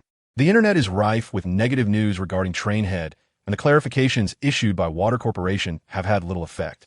As Murphy finishes editing the video, he begins to voice it over. Trainhead, the fastest man, a true embodiment of masculinity. To continue breaking world records, this man practices relentlessly, even to the point of vomiting, refusing to rest until his body is on the verge of collapse. It is this indomitable spirit that enabled Trainhead, as a black man, to join the 7 Heroes, adhering steadfastly to his principles despite his fame. Even when encountering wheelchair-bound individuals during training, he slows his pace to encourage them, assuring them that they will improve. To further assist those with disabilities, he organizes a charity race, intending to compete against the speedy Shockwave. However, fate seems to favor the unfortunate, during a pursuit of a criminal. Trainhead inadvertently collides with a woman standing on the road, who is engrossed in a romantic moment with her boyfriend, Huey, oblivious to the dangers posed by passing vehicles. The incident occurs in an instant, and as the shattered woman's blood stains Trainhead, it is already too late. The kind-hearted Trainhead could have immediately admonished the couple for obstructing the road, yet he returned, humbly apologizing. "I am deeply sorry. I couldn't stop in time. I never expected anyone would be on the road. Truly, I am sorry." He then hurriedly resumed his chase of the criminal, expressing sorrow for the deceased and later visiting the man's home to offer condolences at his own expense. Alas, good deeds often go unrewarded. All he received in return was vitriol and humiliation. Murphy inquired, "Can a hero truly be subjected to baseless accusations and humiliation?"